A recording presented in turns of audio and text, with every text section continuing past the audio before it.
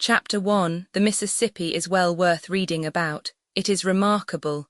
Instead of widening towards its mouth, it grows narrower. It empties 406 million tons of mud. It was first seen in 1542. It is older than some pages in European history. De Soto has the pull, older than the Atlantic coast. Some half-breeds chip in. La Salle thinks he will take a hand. Chapter 2. La Salle again appears, and so does a catfish. Buffaloes also. Some Indian paintings are seen on the rocks. The Father of Waters does not flow into the Pacific. More history and Indians. Some curious performances, not early English. Natchez, or the site of it, is approached. Chapter 3. A little history. Early commerce, coal fleets and timber rafts. We start on a voyage. I seek information, some music, the trouble begins, tall talk, the child of calamity. Ground and lofty tumbling, the wash-up, business and statistics, mysterious band, thunder and lightning, the captain speaks, Albright weeps, the mystery settled, chaff, I am discovered, some artwork proposed. I give an account of myself. Released. Chapter 4. The boy's ambition. Village scenes, steamboat pictures, a heavy swell, a runaway. Chapter 5. A traveller, a lively talker, a wildcat victim. Chapter 6. Besieging the pilot, taken along, spoiling a nap, fishing for a plantation. Points on the river, a gorgeous pilot house. Chapter 7. River inspectors. Cottonwoods and Plum Point, Hat Island crossing, touch and go, it is a go, a lightning pilot. Chapter 8. A heavy loaded big gun, sharp sights in darkness, abandoned to his fate, scraping the banks, learn him or kill him. Chapter 9. Shake the reef. Reason dethroned, the face of the water, a bewitching scene, romance and beauty. Chapter 10. Putting on airs, taken down a bit, learn it as it is, the river rising. Chapter 11. In THG tract business. Effects of the rise, plantations gone, a measureless sea, a somnambulist pilot, supernatural piloting, nobody there, all saved. Chapter 12. Low water, yawl sounding, boys and lanterns, cubs and soundings, the boat sunk, seeking the wrecked. Chapter 13. A pilot's memory. Wages soaring, a universal grasp, skill and nerve, testing a cub, back her for life, a good lesson. Chapter 14. Pilots and captains, high-priced pilots, pilots in demand, a whistler, a cheap trade, $250 speed. Chapter 15. New pilots undermining the Pilots Association. Crutches and wages, putting on airs, the captains weaken, the association laughs. The secret sign, an admirable system, rough on outsiders. A tight monopoly, no loophole. The railroads and the war. Chapter 16. All aboard, a glorious start.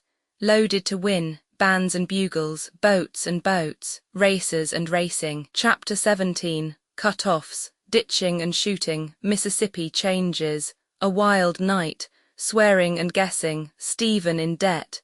He confuses his creditors. He makes a new deal, will pay them alphabetically. Chapter 18. Sharp schooling. Shadows, I am inspected. Where did you get them shoes? Pull her down. I want to kill Brown. I try to run her, I am complimented. Chapter 19. A question of veracity, a little unpleasantness. I have an audience with the captain.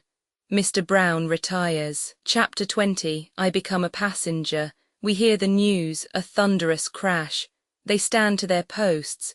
In the blazing sun, a gruesome spectacle. His hour has struck. Chapter 21. I get my license. The war begins. I become a jack of all trades. Chapter 22. I try the alias business. Region of goatees, boots begin to appear. The river man is missing.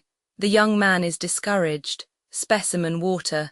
A fine quality of smoke, a supreme mistake. We inspect the town, desolation wait traffic. A wood yard. Chapter 23. Old French settlements. We start for Memphis.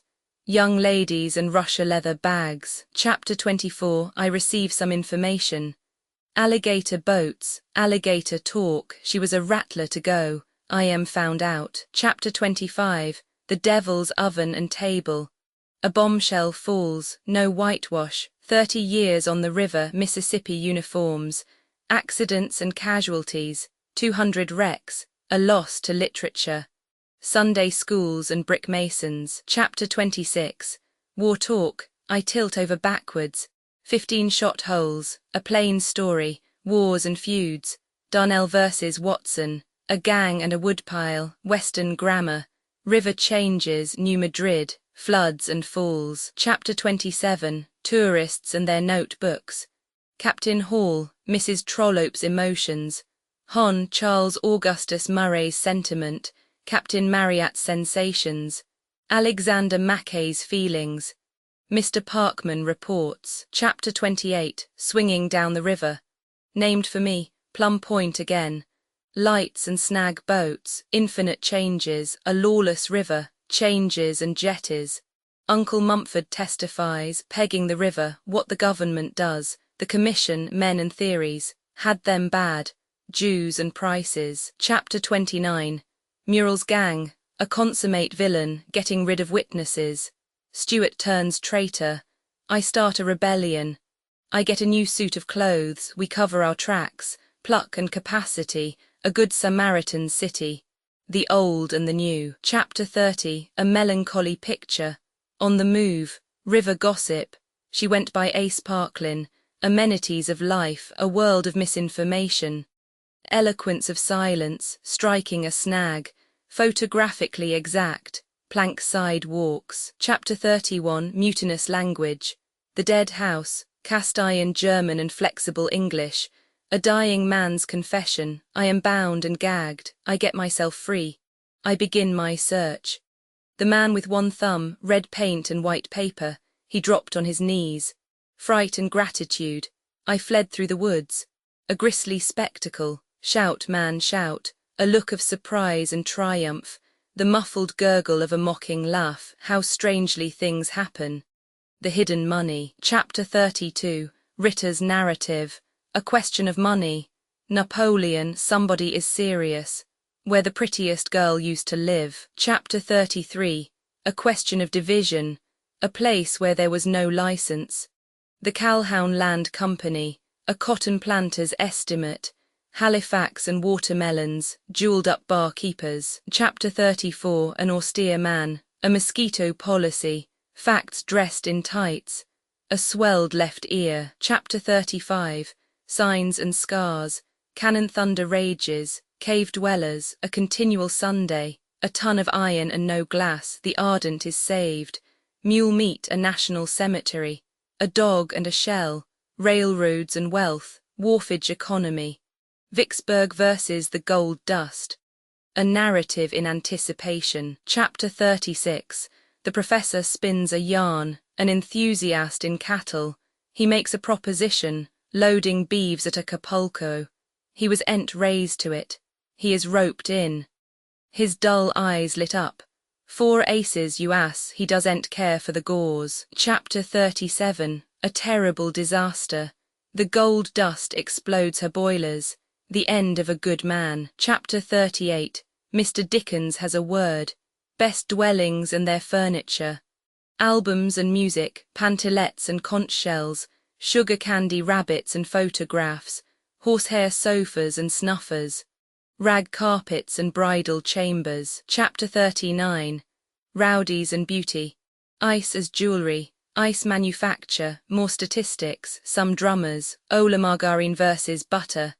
Olive oil versus cotton seed. The answer was not caught. A terrific episode.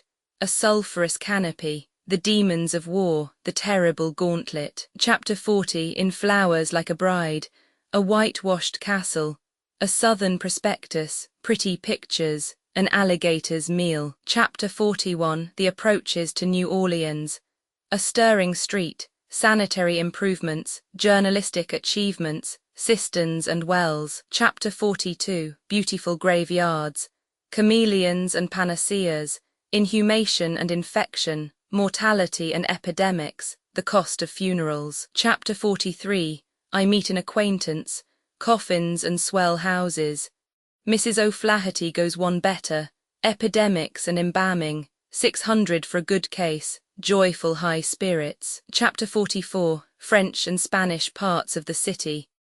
Mr. Cable and the ancient quarter, cabbages and bouquets, cows and children, the Shell Road, the West End, a good square meal, the Pompano, the Broom Brigade, historical painting, southern speech. Lagniappe. Chapter 45. War talk, cockfighting, too much to bear, fine writing, mule racing. Chapter 46. Mardi Gras, the Mystic Crew. Wrecks and relics, Sir Walter Scott. A world set back, titles and decorations. A change. Chapter 47. Uncle Remus. The children disappointed. We read aloud. Mr. Cable and Jean Opoquilin. Involuntary trespass. The Gilded Age. An impossible combination.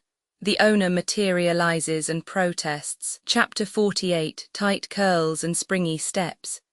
Steam plows. No I, sugar. A Frankenstein laugh, spiritual postage. A place where there are no butchers or plumbers. Idiotic spasms. Chapter 49. Pilot farmers. Working on shares, consequences, men who stick to their posts. He saw what he would do. A day after the fair. Chapter 50. A patriarch, leaves from a diary.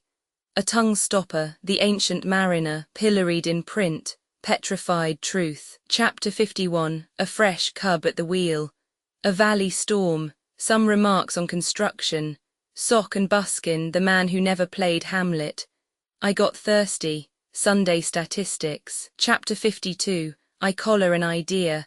A graduate of Harvard. A penitent thief. His story in the pulpit, something symmetrical, a literary artist, a model epistle, pumps again working. The nub of the note. Chapter 53. A masterly retreat, a town at rest, boyhood's pranks, friends of my youth, the refuge for imbeciles. I am presented with my measure. Chapter 54. A special judgment, celestial interest, a night of agony. Another bad attack, I become convalescent, I address a Sunday school, a model boy. Chapter 55. A second generation. 100,000 tons of saddles, a dark and dreadful secret, a large family, a golden-haired darling, the mysterious cross, my idol is broken. A bad season of chills and fever, an interesting cave. Chapter 56. Perverted history, a guilty conscience. A supposititious case, a habit to be cultivated. I drop my burden, difference in time. Chapter 57. A model town. A town that comes up to blow in the summer. The Scarecrow Dean, spouting smoke and flame, an atmosphere that tastes good. The Sunset Land. Chapter 58. An independent race.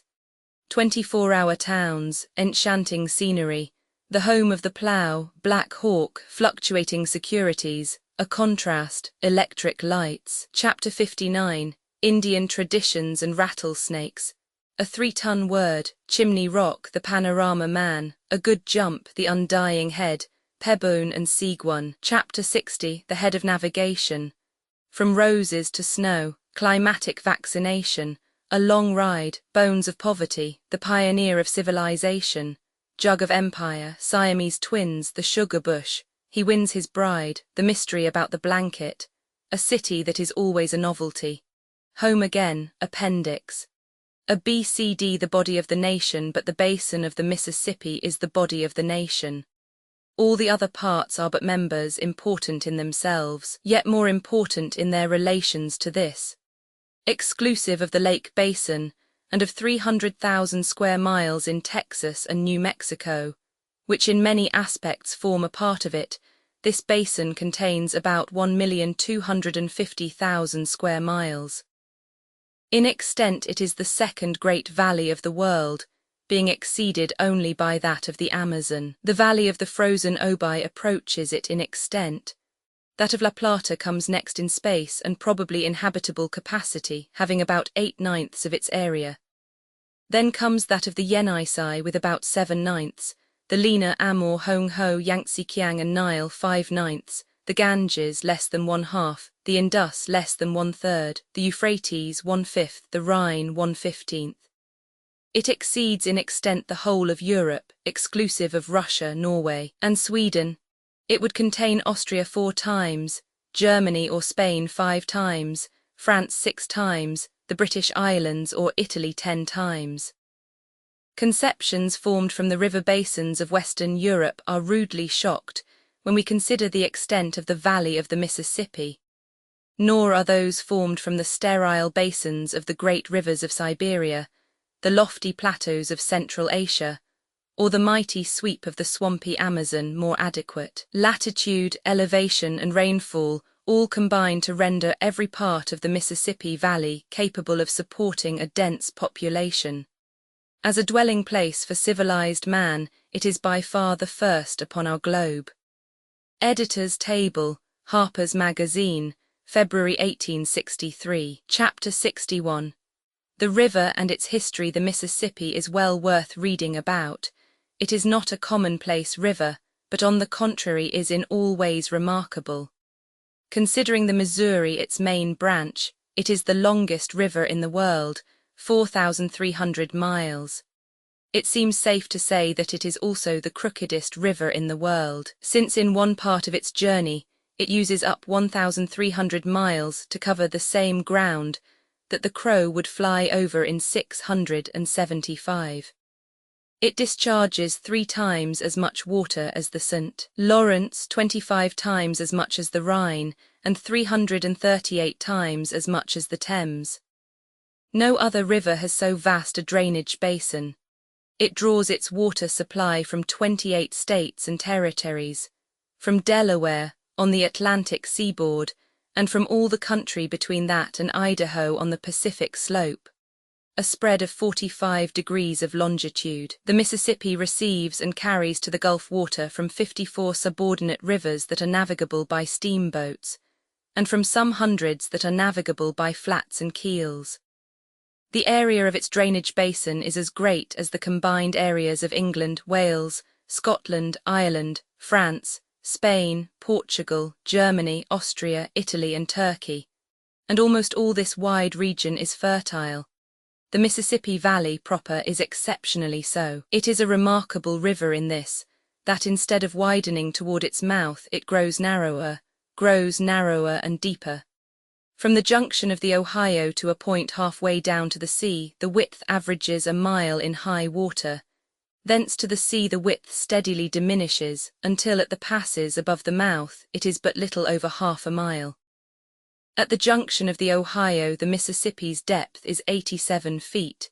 The depth increases gradually, reaching 129 just above the mouth. The difference in rise and fall is also remarkable, not in the upper but in the lower river. The rise is tolerably uniform down to Natchez, 360 miles above the mouth, about 50 feet. But at Bayou La Fourche the river rises only 24 feet, at New Orleans only 15, and just above the mouth only 2 1/2.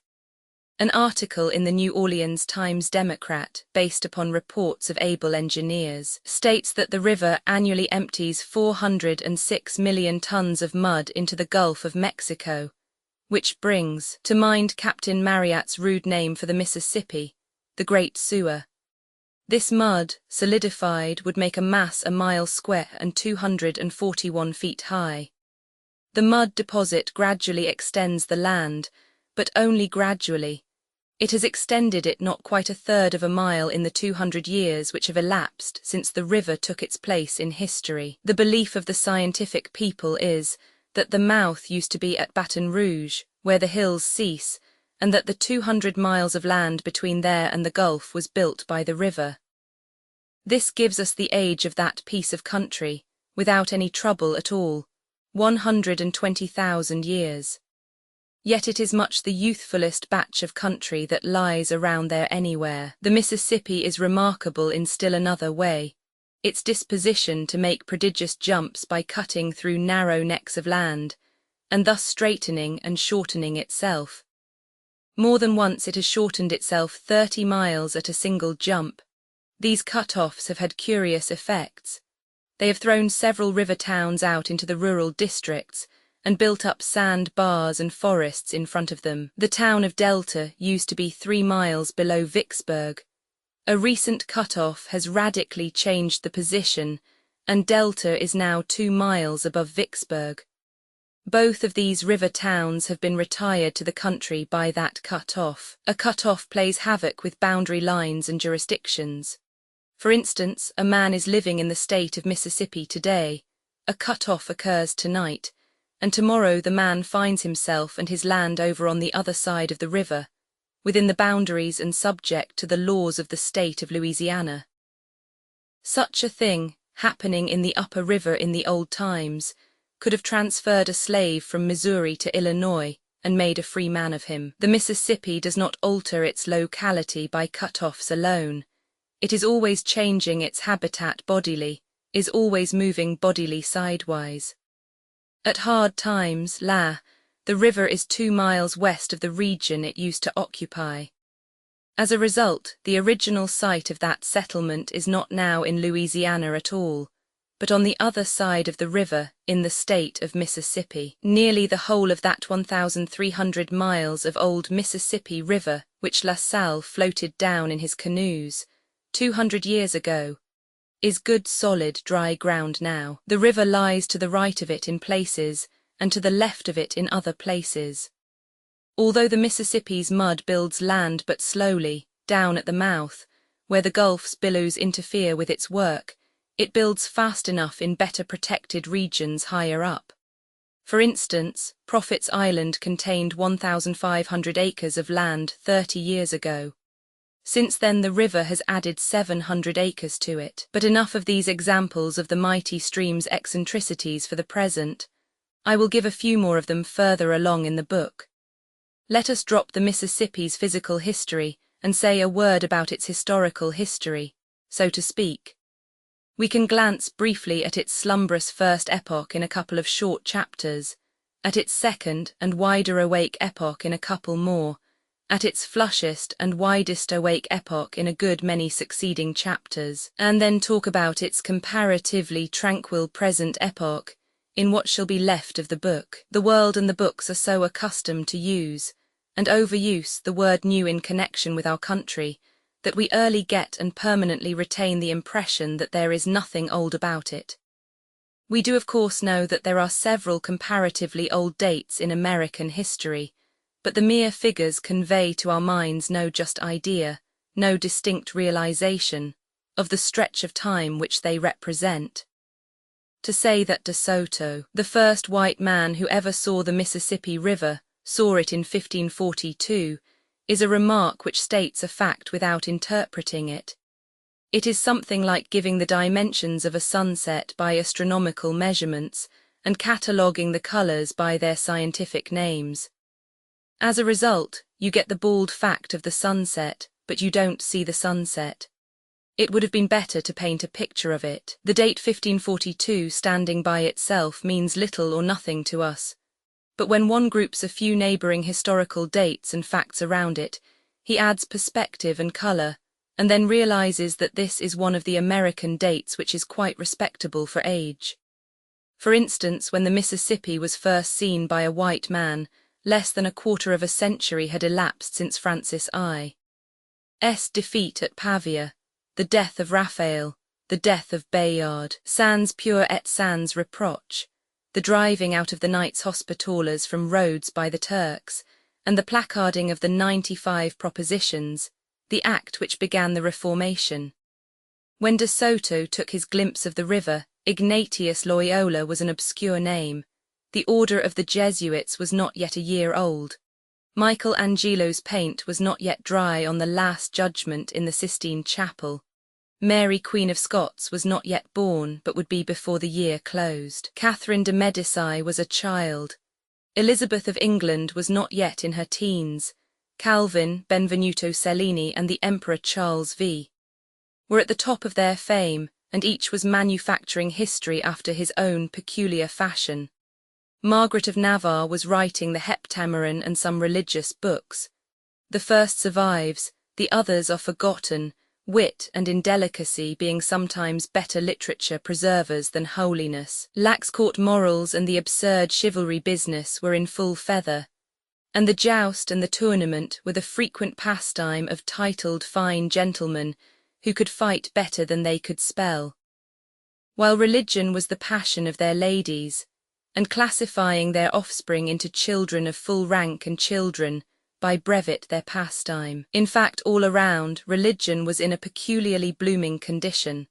The Council of Trent was being called, the Spanish Inquisition was roasting and racking and burning with a free hand. Elsewhere on the continent the nations were being persuaded to holy living by the sword and fire. In England, Henry Roman VIII had suppressed the monasteries, burnt Fisher and another bishop or two, and was getting his English Reformation and his harem effectively started. When De Soto stood on the banks of the Mississippi, it was still 2 years before Luther's death, 11 years before the burning of Servetus, 30 years before the St. Bartholomew slaughter. Rabelais was not yet published, Don Quixote was not yet written, Shakespeare was not yet born.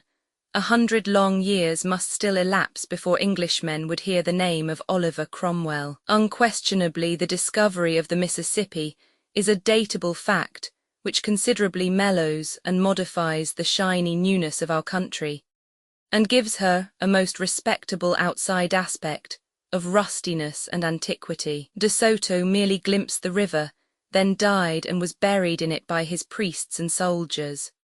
One would expect the priests and the soldiers to multiply the river's dimensions by 10, the Spanish custom of the day, and thus move other adventurers to go at once and explore it. On the contrary, their narratives when they reached home did not excite that amount of curiosity. The Mississippi was left unvisited by whites during a term of years, which seems incredible in our energetic days. One may sense the interval to his mind after a fashion by dividing it up in this way. After De Soto glimpsed the river, a fraction short of a quarter of a century elapsed, and then Shakespeare was born, lived a trifle more than half a century, then died. And when he had been in his grave considerably more than half a century, the second white man saw the Mississippi. In our day we don't allow 130 years to elapse between glimpses of a marvel. If somebody should discover a creek in the county next to the one that the North Pole is in, Europe and America would start 15 costly expeditions thither, one to explore the creek, and the other 14 to hunt for each other.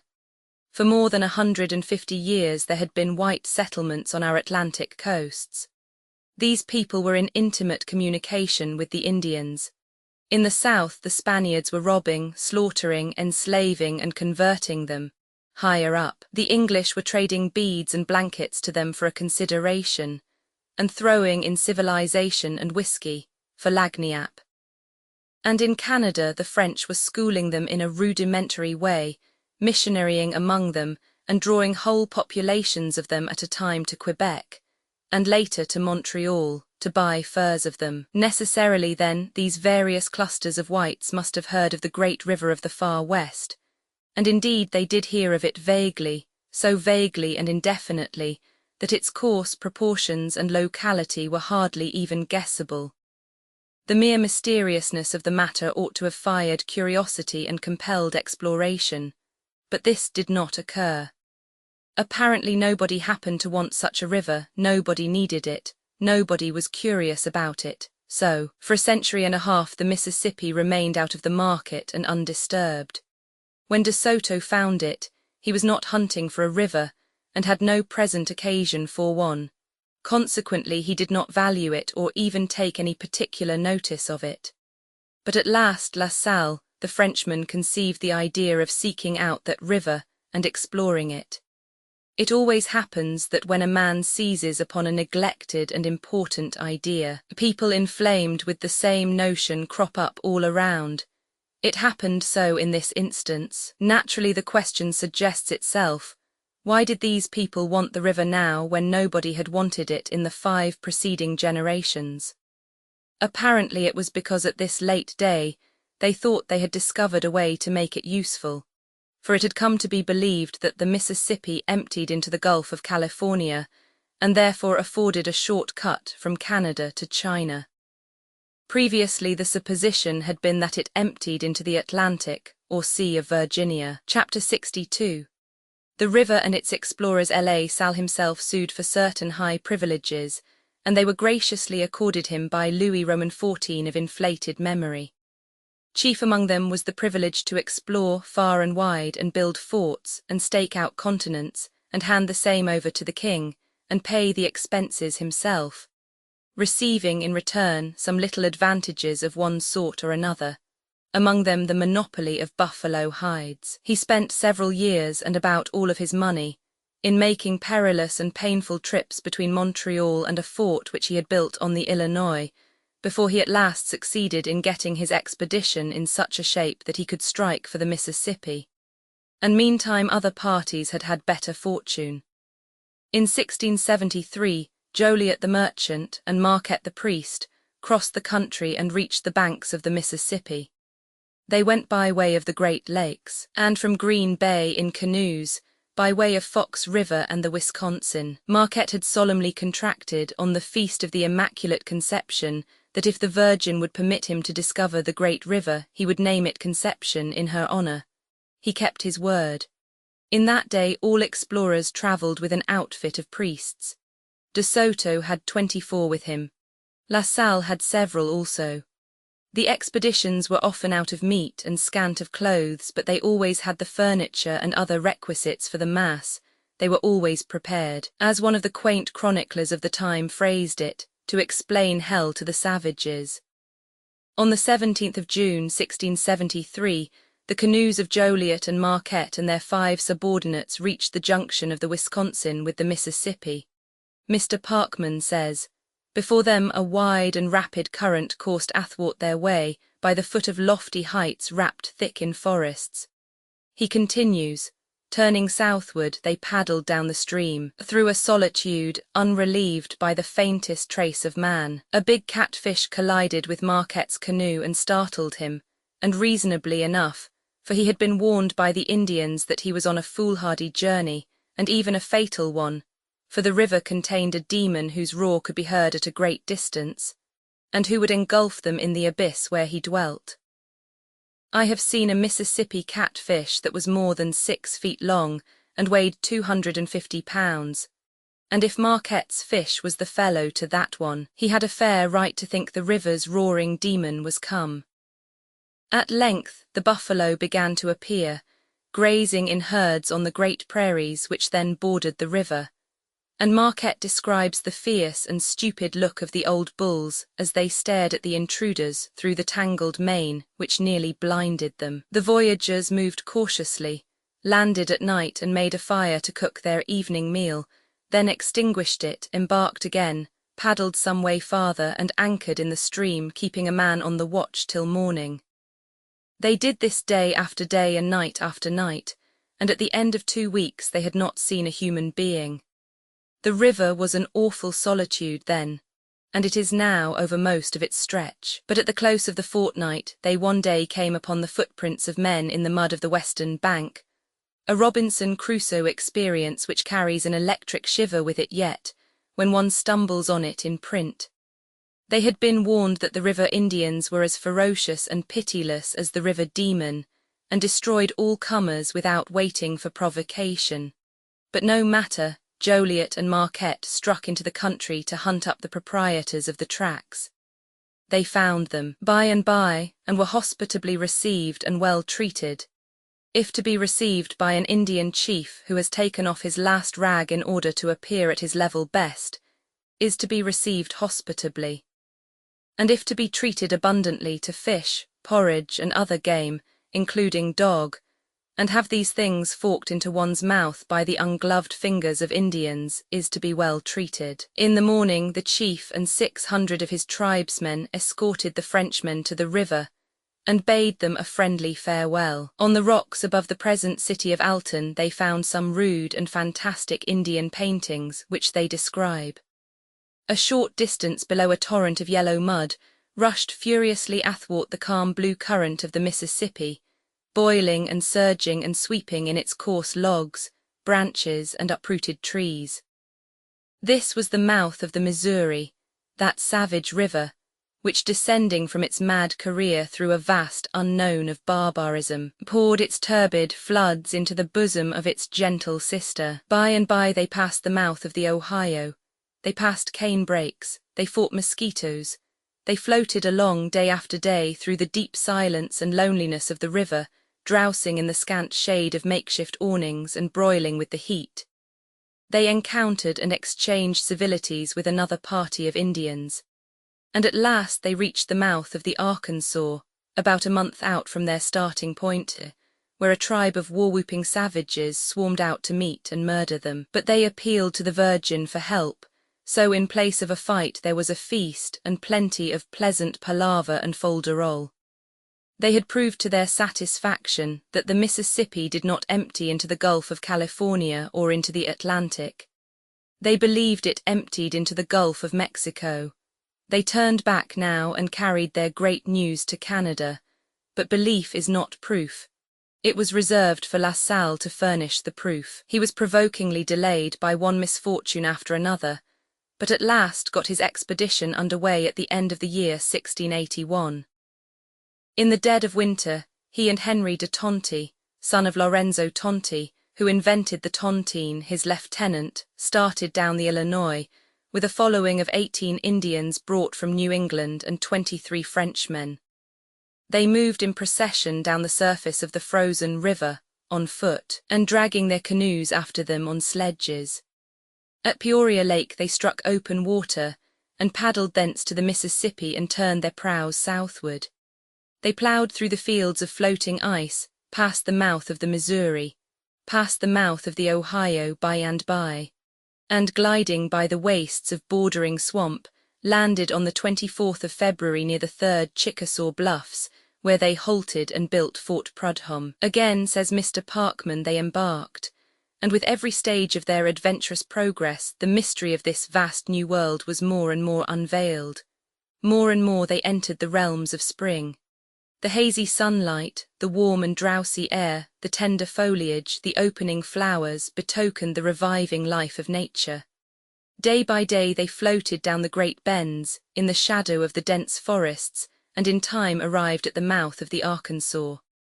First, they were greeted by the natives of this locality, as Marquette had before been greeted by them, with the booming of the war drum and the flourish of arms. The Virgin composed the difficulty in Marquette's case. The pipe of peace did the same office for La Salle. The white man and the red man struck hands and entertained each other during 3 days. Then, to the admiration of the savages, La Salle set up a cross with the arms of France on it, and took possession of the whole country for the king, the cool fashion of the time, while the priest piously consecrated the robbery with a hymn. The priest explained the mysteries of the faith by signs, for the saving of the savages, thus compensating them with possible possessions in heaven for the certain ones on earth which they had just been robbed of. And also, by signs, La Salle drew from these simple children of the forest acknowledgments of fealty to Louis the Putrid over the water. Nobody smiled at these colossal ironies.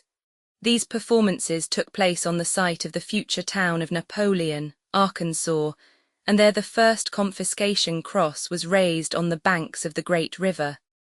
Marquette's and Joliet's voyage of discovery ended at the same spot, the site of the future town of Napoleon. When De Soto took his fleeting glimpse of the river, away back in the dim early days, he took it from that same spot, the site of the future town of Napoleon, Arkansas.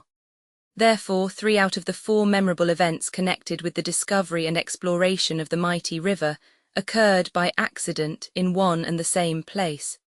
It is a most curious distinction when one comes to look at it and think about it. France stole that vast country on that spot, the future Napoleon, and by Napoleon himself was to give the country back again. Make restitution not to the owners but to their white American heirs. The voyagers journeyed on, touching here and there, past the sites, since become historic, of Vicksburg and Grand Gulf, and visited an imposing Indian monarch in the Tech country, whose capital city was a substantial one of sun-baked bricks mixed with straw. Better houses than many that exist there now. The chief's house contained an audience room 40 feet square, and there he received Tonti in state, surrounded by 60 old men clothed in white cloaks. There was a temple in the town, with a mud wall about it ornamented with skulls of enemies sacrificed to the sun. The voyagers visited the Natchez Indians, near the site of the present city of that name, where they found a religious and political despotism, a privileged class descended from the sun, a temple and a sacred fire. It must have been like getting home again.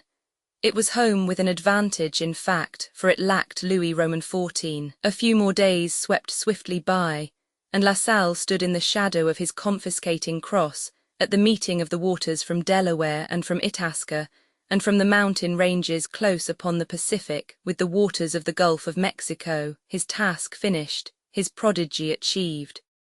Mr. Parkman, in closing his fascinating narrative, thus sums up: on that day the realm of France received on parchment a stupendous accession.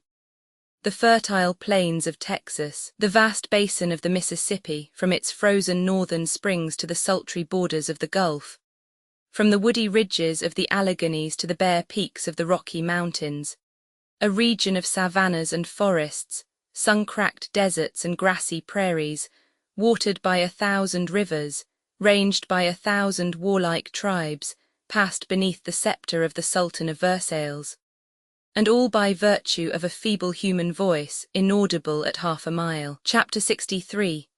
Frescoes from the past. Apparently the river was ready for business now. But no, the distribution of a population along its banks was as calm and deliberate and time-devouring a process as the discovery and exploration had been. 70 years elapsed after the exploration before the river's borders had a white population worth considering, and nearly 50 more before the river had a commerce. Between La Salle's opening of the river and the time when it may be said to have become the vehicle of anything like a regular and active commerce, 7 sovereigns had occupied the throne of England. America had become an independent nation, Louis Roman XIV, and Louis Roman XV had rotted and died. The French monarchy had gone down in the red tempest of the Revolution, and Napoleon was a name that was beginning to be talked about. Truly, there were snails in those days. The river's earliest commerce was in great barges, keelboats, broad horns. They floated and sailed from the upper rivers to New Orleans, changed cargoes there, and were tediously warped and poled back by hand. A voyage down and back sometimes occupied 9 months. In time this commerce increased until it gave employment to hordes of rough and hardy men, rude, uneducated, brave, suffering terrific hardships with sailor-like stoicism, heavy drinkers, coarse frolickers in moral styes like the Natchez under the hill of that day, heavy fighters, reckless fellows, everyone elephantinely jolly, foul-witted, profane, prodigal of their money, bankrupt at the end of the trip, fond of barbaric finery, prodigious braggarts, yet in the main honest, trustworthy, faithful to promises and duty, and often picturesquely magnanimous. By and by the steamboat intruded. Then for 15 or 20 years these men continued to run their keelboats downstream, and the steamers did all of the upstream business, the keelboatmen selling their boats in New Orleans and returning home as deck passengers in the steamers. But after a while the steamboats so increased in number and in speed that they were able to absorb the entire commerce, and then keelboating died a permanent death. The keelboatman became a deckhand, or a mate, or a pilot on the steamer, and when steamer berths were not open to him, he took a berth on a Pittsburgh coal flat, or on a pine raft constructed in the forests up toward the sources of the Mississippi. In the heyday of the steamboating prosperity, the river from end to end was flaked with coal fleets and timber rafts, all managed by hand, and employing hosts of the rough characters whom I have been trying to describe. I remember the annual processions of mighty rafts that used to glide by Hannibal when I was a boy. An acre or so of white, sweet-smelling boards in each raft, a crew of 24 men or more, 3 or 4 wigwams scattered about the raft's vast level space for storm quarters. And I remember the rude ways and the tremendous talk of their big crews, the ex-keelboat men and their admiringly patterning successors, for we used to swim out a quarter or third of a mile and get on these rafts and have a ride, by way of illustrating keelboat talk and manners, and that now departed and hardly remembered raft life. I will throw in this place a chapter from a book which I have been working at, by fits and starts, during the past 5 or 6 years, and may possibly finish in the course of 5 or 6 more. The book is a story which details some passages in the life of an ignorant village boy, Huck Finn, son of the town drunkard of my time out west there. He has run away from his persecuting father, and from a persecuting good widow who wishes to make a nice, truth-telling, respectable boy of him. And with him a slave of the widow's has also escaped. They have found a fragment of a lumber raft, it is high water and dead summer time, and are floating down the river by night and hiding in the willows by day, bound for Cairo, whence the Negro will seek freedom in the heart of the Free States. But in a fog, they pass Cairo without knowing it. By and by they begin to suspect the truth, and Huck Finn is persuaded to end the dismal suspense by swimming down to a huge raft which they have seen in the distance ahead of them, creeping aboard under cover of the darkness, and gathering the needed information by eavesdropping. But you know a young person can't wait very well when he is impatient to find a thing out. We talked it over, and by Jim said it was such a black night now that it wouldn't be no risk to swim down to the big raft and crawl aboard and listen. They would talk about Cairo, because they would be calculating to go ashore there for a spree, maybe, or anyway, they would send boats ashore to buy whiskey or fresh meat or something. Jim had a wonderful level head for a nigger. He could most always start a good plan when you wanted one. I stood up and shook my rags off and jumped into the river and struck out for the raft's light. By and by, when I got down nearly to her, I eased up and went slow and cautious, but everything was all right, nobody at the sweeps. So I swum down along the raft till I was most abreast the camp fire in the middle, then I crawled aboard and inched along and got in amongst some bundles of shingles on the weather side of the fire. There was 13 men there, they was the watch on deck of course, and a mighty rough-looking lot too. They had a jug and tin cups and they kept the jug moving. One man was singing, roaring you may say, and it wasn't a nice song for a parlour anyway. He roared through his nose and strung out the last word of every line very long. When he was done they all fetched a kind of injun war-whoop and then another was sung. It begun. There was a woman in our Toden did dwell, she loved her husband dear Riley, but another man twisty as weddle. Singing too, Rilu, Ritu, Rilu, Rile, she loved her husband dear Riley, but another man twist as weddle, and so on 14 verses. It was kind of poor, and when he was going to start on the next verse one of them said it was the tune the old cow died on, and another one said, oh, give us a rest, and another one told him to take a walk. They made fun of him till he got mad and jumped up and begun to cuss the crowd, and said he could lame any thief in the lot. They was all about to make a break for him, but the biggest man there jumped up and says, set war you are, gentlemen. Leave him to me, he's my meat. Then he jumped up in the air and cracked his heels together again and shouted out, woo-oop. I'm the old original iron-jawed, brass-mounted, copper-bellied corpse-maker from the wilds of Arkansas. Look at me. I'm the man they call sudden death and general desolation. Sired by a hurricane, damned by an earthquake, half-brother to the cholera, nearly related to the smallpox on the mother's side. Look at me. I take 19 alligators and a barrel of whiskey for breakfast when I'm in robust health, and a bushel of rattlesnakes and a dead body when I'm ailing. I split the everlasting rocks with my glance and I squench the thunder when I speak. Woo-oop. Stand back and give me room according to my strength. Blood's my natural drink, and the wails of the dying is music to my ear. Cast your eye on me, gentlemen, and lay low and hold your breath, for I'm bout to turn myself loose. All the time he was getting this off, he was shaking his head and looking fierce, and kind of swelling around, in a little circle, tucking up his wristbands, and now and then straightening up and beating his breast with his fist, saying, look at me, gentlemen. When he got through, he jumped up and cracked his heels together 3 times, and let off a roaring woo-oop. I'm the bloodiest son of a wildcat that lives. Then the man that had started the row tilted his old slouch hat down over his right eye. Then he bent stooping forward with his back sagged and his south end sticking out far, and his fists shoving out and drawing in front of him, and so went around in a little circle about 3 times, swelling himself up and breathing hard. Then he jumped up in the air 3 times and cracked his heels together every time. He flung off a buckskin coat that was all hung with fringes, and says, "You lay thar tell the chawin-up's done," and flung his hat down, which was all over ribbons, and says, "You lay thar tell his sufferins is over." Then he straightened, and jumped up and cracked his heels together 3 times before he lit again, that made them cheer, and he begun to shout like this: "Whoop, bow your neck and spread, for the kingdom of sorrows coming. Hold me down to the earth, for I feel my powers working. Whoop, I'm a child of sin, don't let me get a start. Smoked glass here for all. Don't attempt to look at me with the naked eye, gentlemen. When I'm playful, I use the meridians of longitude and parallels of latitude for a seine, and drag the Atlantic Ocean for whales. I scratch my head with the lightning, and purr myself to sleep with the thunder. When I'm cold, I bile the Gulf of Mexico and bathe in it. When I'm hot, I fan myself with an equinoctial storm.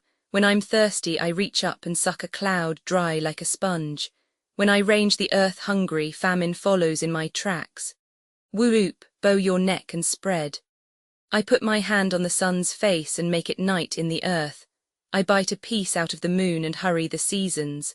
I shake myself and crumble the mountains. Contemplate me through leather, don't use the naked eye. I'm the man with a petrified heart and bilarian bowels. The massacre of isolated communities is the pastime of my idle moments, the destruction of nationalities the serious business of my life. The boundless vastness of the great American desert is my enclosed property, and I bury my dead on my own premises. He jumped up and cracked his heels together 3 times before he lit. They cheered him again, and as he come down he shouted out, "Whoop, bow your neck and spread, for the pet child of calamities coming." Then the other one went to swelling around and blowing again. The first one, the one they called Bob. Next, the child of calamity chipped in again, bigger than ever. Then they both got at it at the same time, swelling round and round each other and punching their fists most into each other's faces, and whooping and jawing like in juns. Then Bob called the child names, and the child called him names back again. Next, Bob called him a heap rougher names, and the child come back at him with the very worst kind of language. Next, Bob knocked the child's hat off, and the child picked it up and kicked Bob's ribbony hat about 6 foot. Bob went and got it and said, "Never mind, this warn't going to be the last of this thing," because he was a man that never forgot and never forgive. And so the child better look out, for there was a time coming, just as sure as he was a living man, that he would have to answer to him with the best blood in his body. The child said no man was willinger than he was for that time to come, and he would give Bob fair warning now never to cross his path again, for he could never rest till he had waded in his blood, for such was his nature, though he was sparing him now on account of his family if he had one. Both of them was edging away in different directions, growling and shaking their heads, and going on about what they was going to do. But a little black-whiskered chap skipped up and says, "Come back here, you couple of chicken-livered cowards, and I'll thrash the 2 of ye." And he done it too. He snatched them, he jerked them this way and that, he booted them around, he knocked them sprawling faster than they could get up. Why, it warn't 2 minutes till they begged like dogs, and how the other lot did yell and laugh and clap their hands all the way through and shout "Sail in, corpse maker." Hi, at him again, child of calamity, bully for you, little Davy.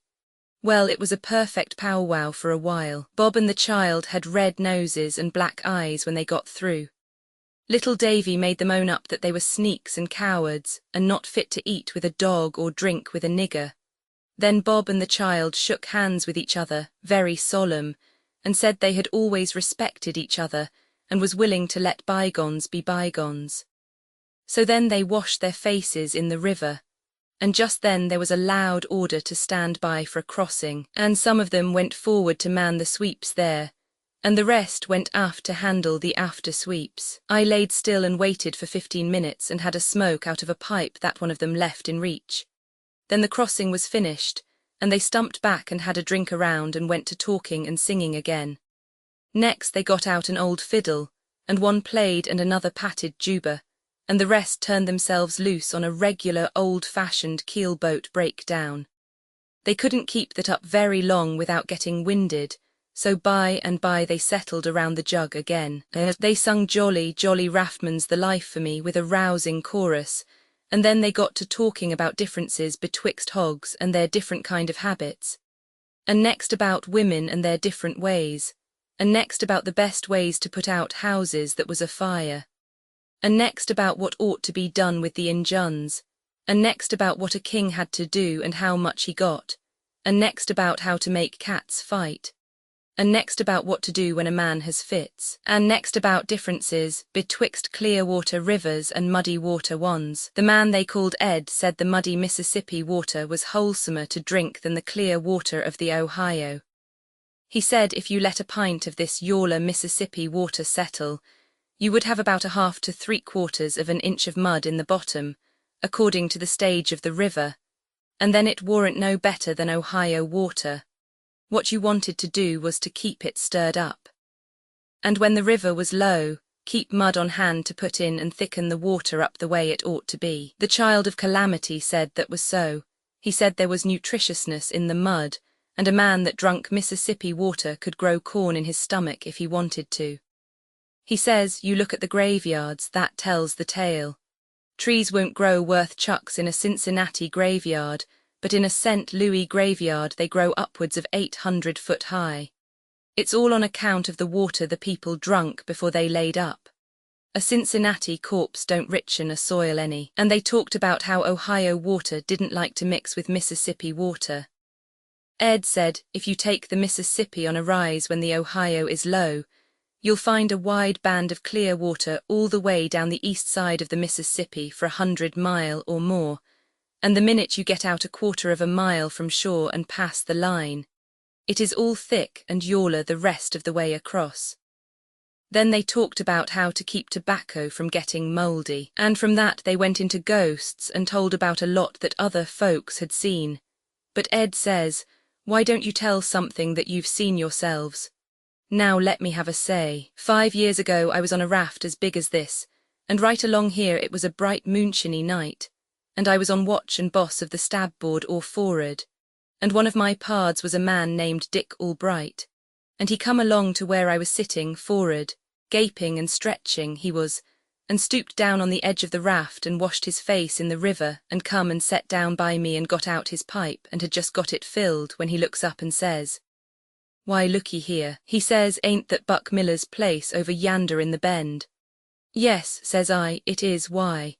He laid his pipe down and leant his head on his hand and says, I thought we'd be further down. I says, I thought it too when I went off watch, we were standing 6 hours on and 6 off. But the boys told me, I says, that the raft didn't seem to hardly move for the last hour, says I, though she's a-slipping along all right now, says I. He give a kind of a groan and says, I've seed a raft act so before along here, he says, 'pears to me the current has most quit above the head of this bend during the last 2 years, he says. Well, he raised up 2 or 3 times and looked away off and around on the water. That started me at it too. A body is always doing what he sees somebody else doing, though there mayn't be no sense in it. Pretty soon I see a black something floating on the water away off to stabboard and quartering behind us. I see he was looking at it too. I says, what's that? He says, sort of pettish, 'tain't nothing but an old empty barrel. An empty barrel, says I, why, says I, a spyglass is a fool to your eyes. How can you tell it's an empty barrel? He says, I don't know, I reckon it ain't a barrel, but I thought it might be, says he. Yes, I says, so it might be, and it might be anything else too. A body can't tell nothing about it, such a distance as that, I says. We hadn't nothing else to do, so we kept on watching it. By and by I says, why looky here, Dick Albright, that thing's gaining on us, I believe. He never said nothing. The thing gained, and I judged it must be a dog that was about tired out. Well, we swung down into the crossing and the thing floated across the bright streak of the moonshine, and by George it was Baal. Says I. Dick Albright, what made you think that thing was a Baal when it was a half a mile off? Says I. Says he, I don't know. Says I, you tell me, Dick Albright. He says, well, I knowed it was a Baal, I've seen it before, lots has seen it, they says it's a haunted Baal. I called the rest of the watch and they come and stood there and I told them what Dick said. It floated right along abreast now and didn't gain any more. It was about 20 foot off. Some was for having it aboard, but the rest didn't want to. Dick Albright said rafts that had fooled with it had got bad luck by it. The captain of the watch said he didn't believe in it. He said he reckoned the Baal gained on us because it was in a little better current than what we was. He said it would leave by and by. So then we went to talking about other things and we had a song and then a breakdown. And after that the captain of the watch called for another song. But it was clouding up now and the Baal stuck right thar in the same place, and the song didn't seem to have much warm-up to it somehow, and so they didn't finish it and there weren't any cheers, but it sort of dropped flat, and nobody said anything for a minute. Then everybody tried to talk at once, and one chap got off a joke, but it warn't no use, they didn't laugh, and even the chap that made the joke didn't laugh at it, which ain't usual. We all just settled down glum and watched the Baal and was wannassy and uncomfortable. Well, sir, it shut down black and still, and then the wind began to moan around, and next the lightning began to play and the thunder to grumble. And pretty soon there was a regular storm, and in the middle of it a man that was running aft stumbled and fell and sprained his ankle so that he had to lay up.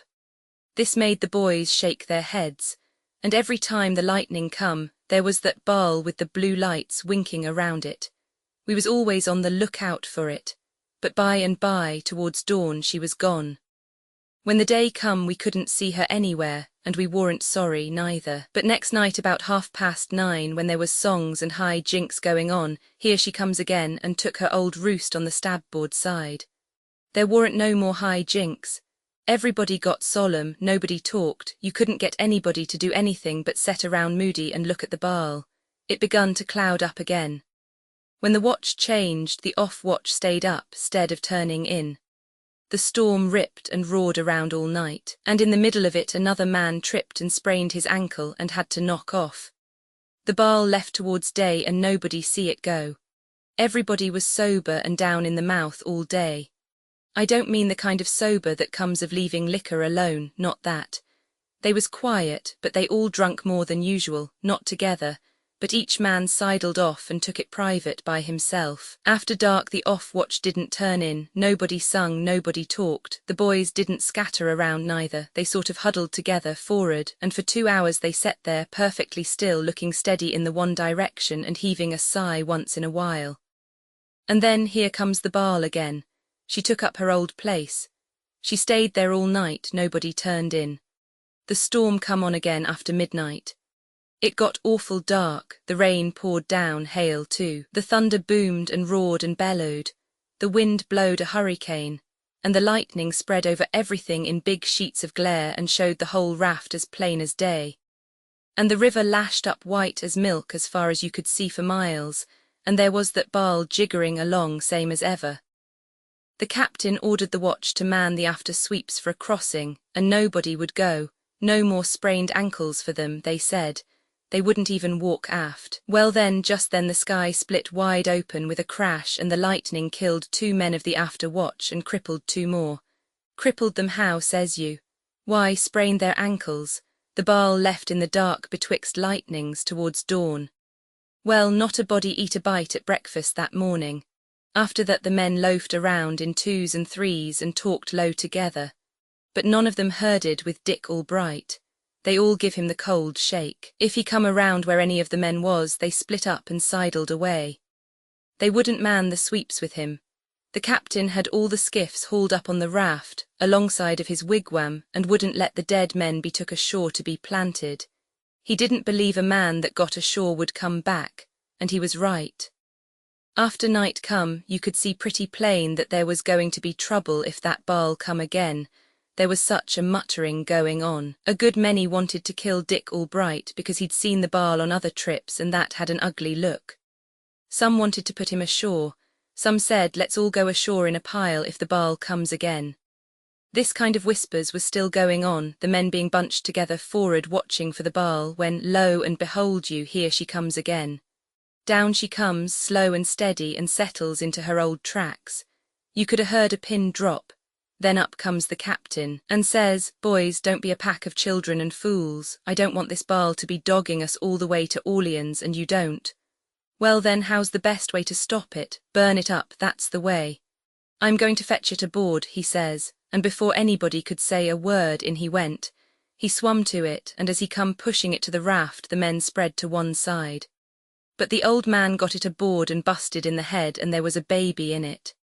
Yes, sir, a stark naked baby. It was Dick Albright's baby. He owned up and said so. Yes, he says, leaning over it. Yes, it is my own lamented darling, my poor lost Charles William Albright deceased, says he. For he could curl his tongue around the bulliest words in the language when he was a mind to, and lay them before you without a jint started anywheres. Yes, he said he used to live up at the head of this bend, and one night he choked his child, which was crying, not intending to kill it, which was probably a lie, and then he was scared, and buried it in a barrel before his wife got home, and off he went and struck the northern trail and went to rafting, and this was the 3rd year that the Baal had chased him. He said the bad luck always begun light, and lasted till 4 men was killed, and then the Baal didn't come any more after that. He said if the men would stand it one more night, and was going on like that, but the men had got enough. They started to get out a boat to take him ashore and lynch him, but he grabbed the little child all of a sudden and jumped overboard with it hugged up to his breast and shedding tears, and we never see him again in this life, poor old suffering soul, nor Charles William neither. Who was shedding tears, says Bob, was it Albright or the baby? Why, Albright, of course, didn't I tell you the baby was dead? Been dead 3 years, how could it cry? Well, never mind how it could cry, how could it keep all that time? Says Davy, you answer me that, I don't know how it done it, says Ed. It done it though, that's all I know about it. Say, what did they do with the Baal, says the child of calamity. Why, they hove it overboard and it sunk like a chunk of lead. Edward, did the child look like it was choked, says one. Did it have its hair parted, says another. What was the brand on that Baal, Eddie, says a fellow they called Bill. Have you got the papers for them statistics, Edmund, says Jimmy. Say, Edwin, was you one of the men that was killed by the lightning? Says Davy. Him, oh no, he was both of 'em, says Bob, then they all haw-hawed. Say, Edward, don't you reckon you'd better take a pill? You look bad, don't you feel pale, says the child of calamity. Oh, come now, Eddie, says Jimmy, show up, you must have kept part of that Baal to prove the thing by. Show us the bunghole, do, and we'll all believe you. Say, boys, says Bill, let's divide it up. Thar's 13 of us. I can swaller a 13th of the yarn if you can worry down the rest. Ed got up mad and said they could all go to some place, which he ripped out pretty savage, and then walked off aft cussing to himself, and they yelling and jeering at him, and roaring and laughing so you could hear them a mile. Boys, we'll split a watermelon on that, says the child of calamity, and he come rummaging around in the dark amongst the shingle bundles where I was and put his hand on me. I was warm and soft and naked, so he says ouch, and jumped back. Fetch a lantern or a chunk of fire here, boys, there's a snake here as big as a cow. So they run there with a lantern and crowded up and looked in on me. Come out of that, you beggar, says one. Who are you, says another. What are you after here? Speak up prompt or overboard you go. Snake him out, boys, snatch him out by the heels. I began to beg and crept out amongst them trembling. They looked me over wondering, and the child of calamity says, a cussed thief, lend a hand and less heave him overboard. No, says Big Bob, let's get out the paint pot and paint him a sky blue all over from head to heel, and then heave him over. Good, that it. Go for the paint, Jimmy. When the paint come and Bob took the brush and was just going to begin, the others laughing and rubbing their hands, I begun to cry, and that sort of worked on Davy, and he says, vast there. He nothing but a cub. I'll paint the man that tetches him. So I looked around on them, and some of them grumbled and growled, and Bob put down the paint and the others didn't take it up. Come here to the fire and let's see what you're up to here, says Davy. Now set down there and give an account of yourself. How long have you been aboard here? Not over a quarter of a minute, sir, says I. How did you get dry so quick? I don't know, sir. I'm always that way mostly. Oh, you are you? What's your name? I warn't going to tell my name. I didn't know what to say, so I just says, Charles William Albright, sir. Then they roared, the whole crowd, and I was mighty glad I said that because maybe laughing would get them in a better humour. When they got done laughing, Davy says, it won't hardly do, Charles William. You couldn't have growed this much in 5 year, and you was a baby when you come out of the ball, you know, and dead at that. Come now, tell a straight story and nobody'll hurt you if you ain't up to anything wrong. What is your name? Alec Hopkins, sir. Alec James Hopkins. Well, Alec, where did you come from here? From a trading scow. She lays up the bend yonder, I was born on her. Pap has traded up and down here all his life, and he told me to swim off here because when you went by he said he would like to get some of you to speak to a Mr. Jonas Turner in Cairo and tell him, oh come. Yes, sir, it's as true as the world. Pap, he says, oh, your grandmother. They all laughed, and I tried again to talk, but they broke in on me and stopped me. Now looky here, says Davy, you're scared, and so you talk wild. Honest now, do you live in a scow, or is it a lie? Yes, sir, in a trading scow. She lays up at the head of the bend, but I warn't born in her. It's our first trip. Now you're talking. What did you come aboard here for? To steal? No, sir, I didn't. It was only to get a ride on the raft. All boys does that. Well, I know that, but what did you hide for? Sometimes they drive the boys off, so they do. They might steal.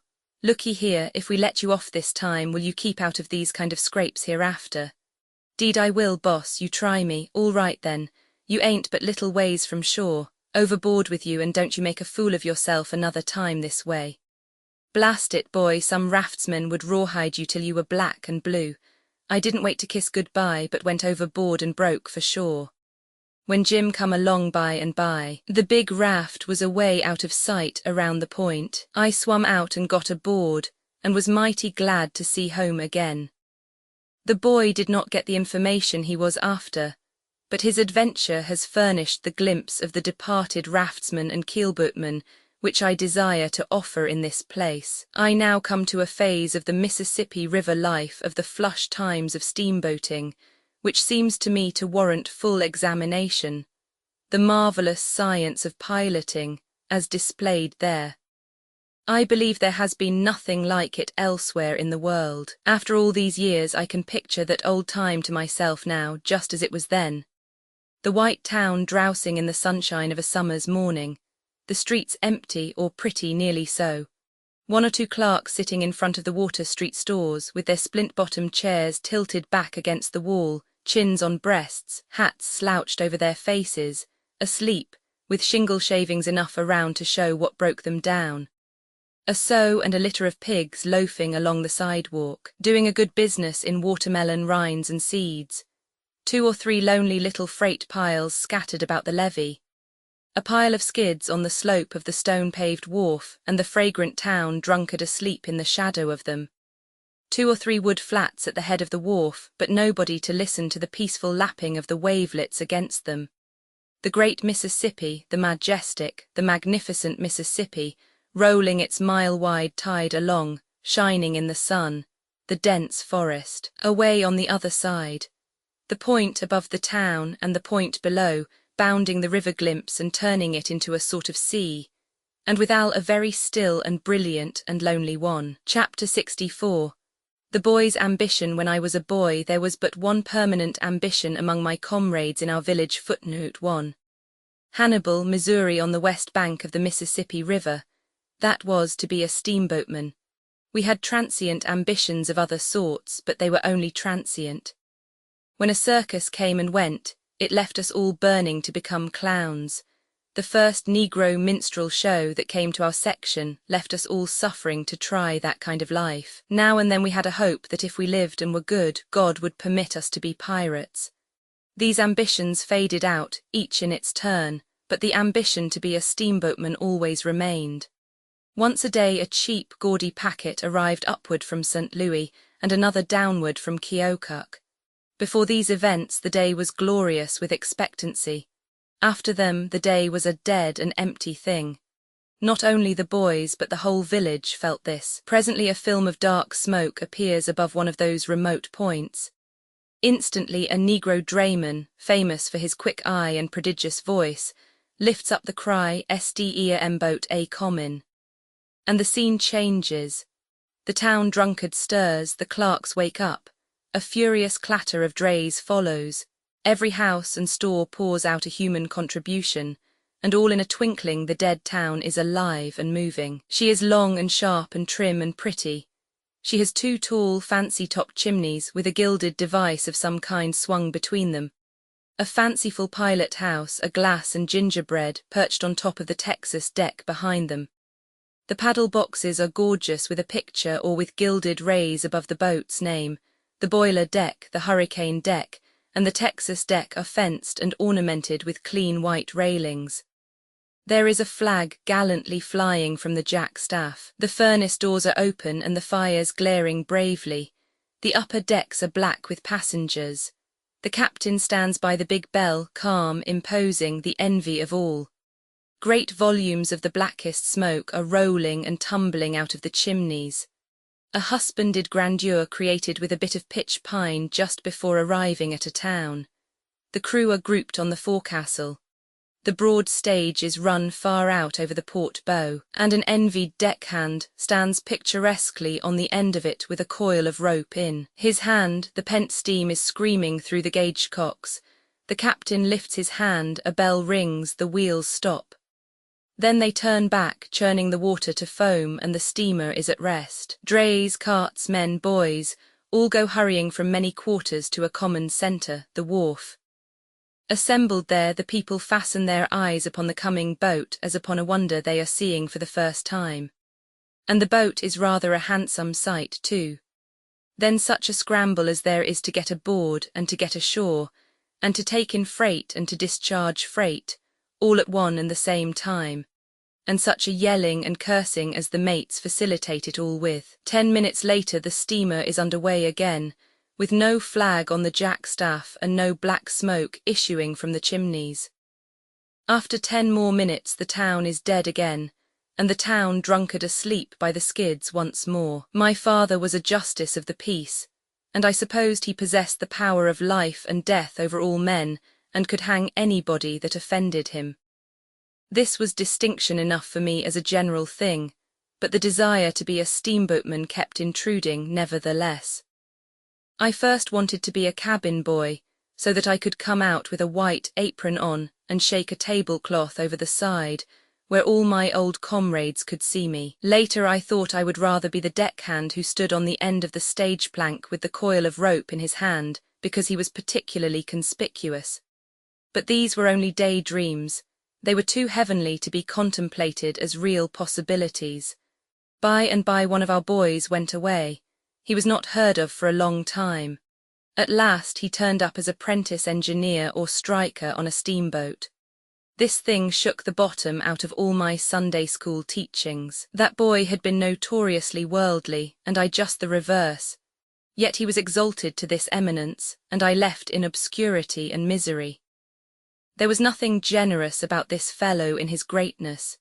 He would always manage to have a rusty bolt to scrub while his boat tarried at our town, and he would sit on the inside guard and scrub it, where we could all see him and envy him and loathe him. And whenever his boat was laid up he would come home and swell around the town in his blackest and greasiest clothes, so that nobody could help remembering that he was a steamboatman.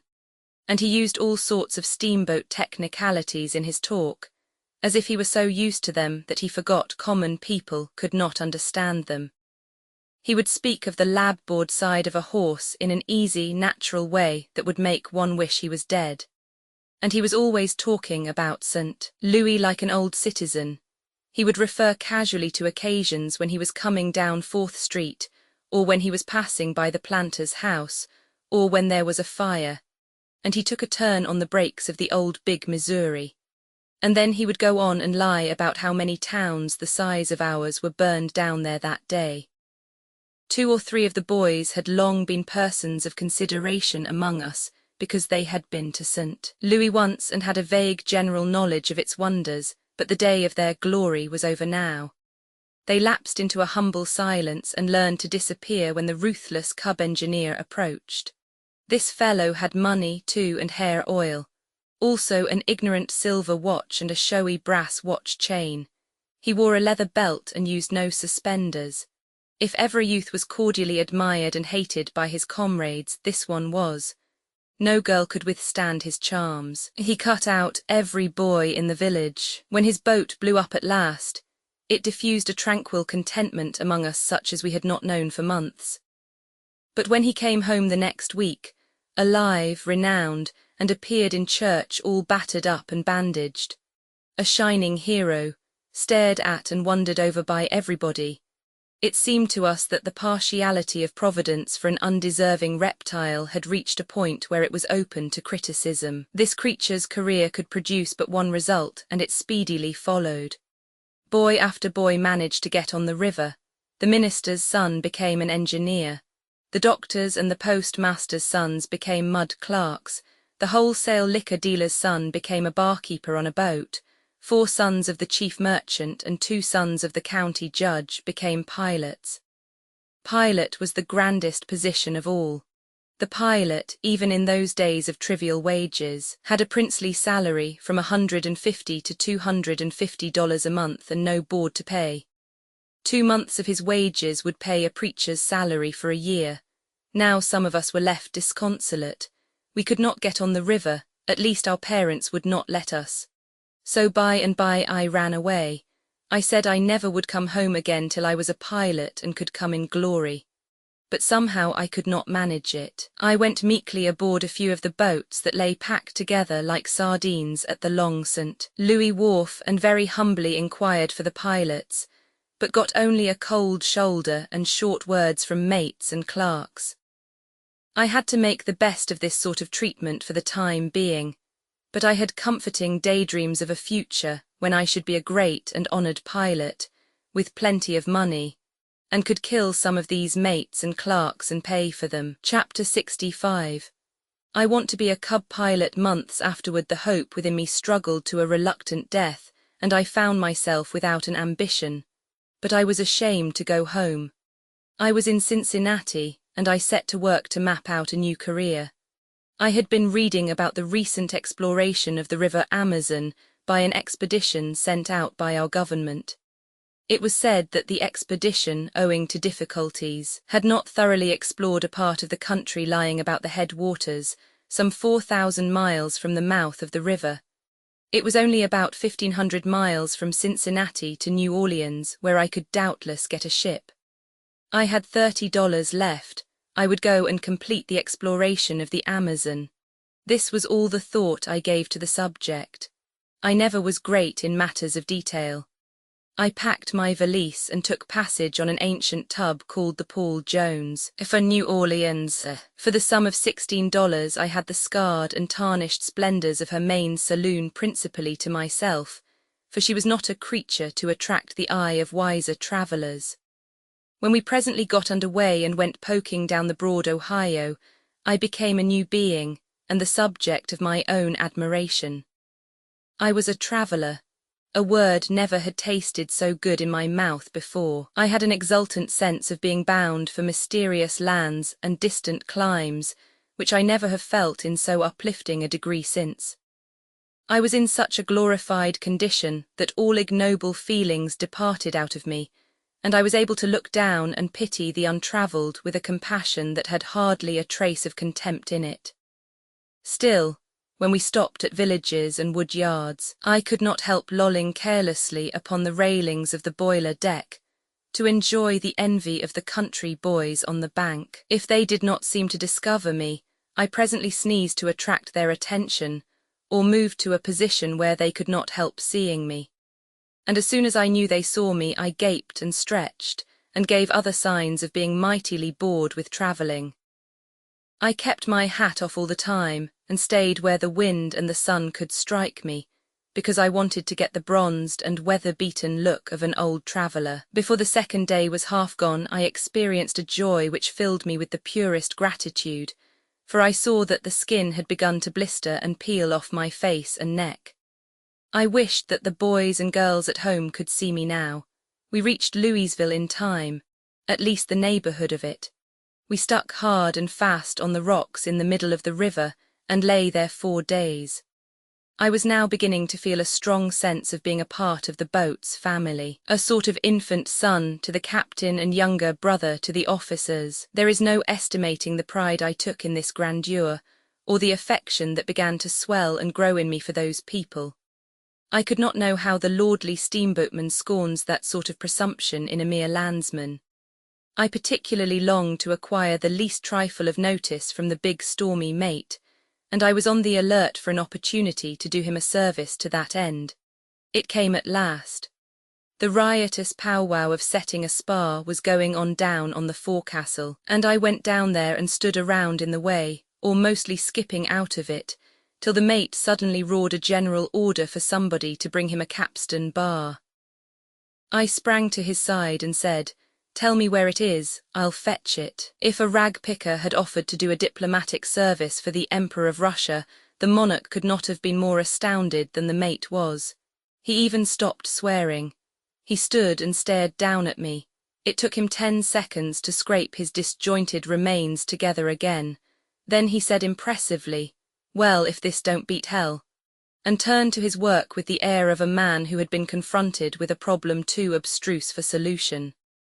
I crept away, and courted solitude for the rest of the day. I did not go to dinner. I stayed away from supper until everybody else had finished. I did not feel so much like a member of the boat's family now as before. However, my spirits returned in installments as we pursued our way down the river. I was sorry I hated the mate so, because it was not in young, human nature not to admire him. He was huge and muscular, his face was bearded and whiskered all over. He had a red woman and a blue woman tattooed on his right arm, one on each side of a blue anchor with a red rope to it, and in the matter of profanity he was sublime. When he was getting out cargo at a landing, I was always where I could see and hear. He felt all the majesty of his great position and made the world feel it too. When he gave even the simplest order, he discharged it like a blast of lightning, and sent a long, reverberating peal of profanity thundering after it. I could not help contrasting the way in which the average landsman would give an order with the mate's way of doing it. If the landsman should wish the gangplank moved a foot farther forward, he would probably say, "James or William, one of you push that plank forward, please," but put the mate in his place and he would roar out, "Here now, start that gangplank forrard. Lively now, what are you about? Snatch it, there, aft again, don't you hear me? Dash it to dash, are you going to sleep over it? Vast heaving, I tell you, going to heave it clear astern. Where are you going with that barrel? Forrard with it, for I make you swallow it, you dashed split between a tired mud turtle and a crippled hearse horse." I wished I could talk like that. When the soreness of my adventure with the mate had somewhat worn off, I began timidly to make up to the humblest official connected with the boat, the night watchman. He snubbed my advances at first, but I presently ventured to offer him a new chalk pipe, and that softened him. So he allowed me to sit with him by the big bell on the hurricane deck, and in time he melted into conversation. He could not well have helped it. I hung with such homage on his words, and so plainly showed that I felt honoured by his notice. He told me the names of dim capes and shadowy islands as we glided by them in the solemnity of the night, under the winking stars, and by got to talking about himself. He seemed over-sentimental for a man whose salary was $6 a week, or rather he might have seemed so to an older person than I. But I drank in his words hungrily, and with a faith that might have moved mountains if it had been applied judiciously. What was it to me that he was soiled and seedy and fragrant with gin? What was it to me that his grammar was bad, his construction worse, and his profanity so void of art that it was an element of weakness rather than strength in his conversation? He was a wronged man, a man who had seen trouble, and that was enough for me. As he mellowed into his plaintive history, his tears dripped upon the lantern in his lap, and I cried too from sympathy. He said he was the son of an English nobleman, either an earl or an alderman, he could not remember which, but believed was both. His father, the nobleman, loved him, but his mother hated him from the cradle. And so while he was still a little boy, he was sent to one of them old, ancient colleges, He couldn't remember which. And by his father died and his mother seized the property and shook him, as he phrased it. After his mother shook him, members of the nobility with whom he was acquainted used their influence to get him the position of loblolly boy in a ship. And from that point, my watchman threw off all trammels of date and locality, and branched out into a narrative that bristled all along with incredible adventures. A narrative that was so reeking with bloodshed, and so crammed with hair-breadth escapes, and the most engaging and unconscious personal villainies, that I sat speechless, enjoying, shuddering, wondering, worshipping.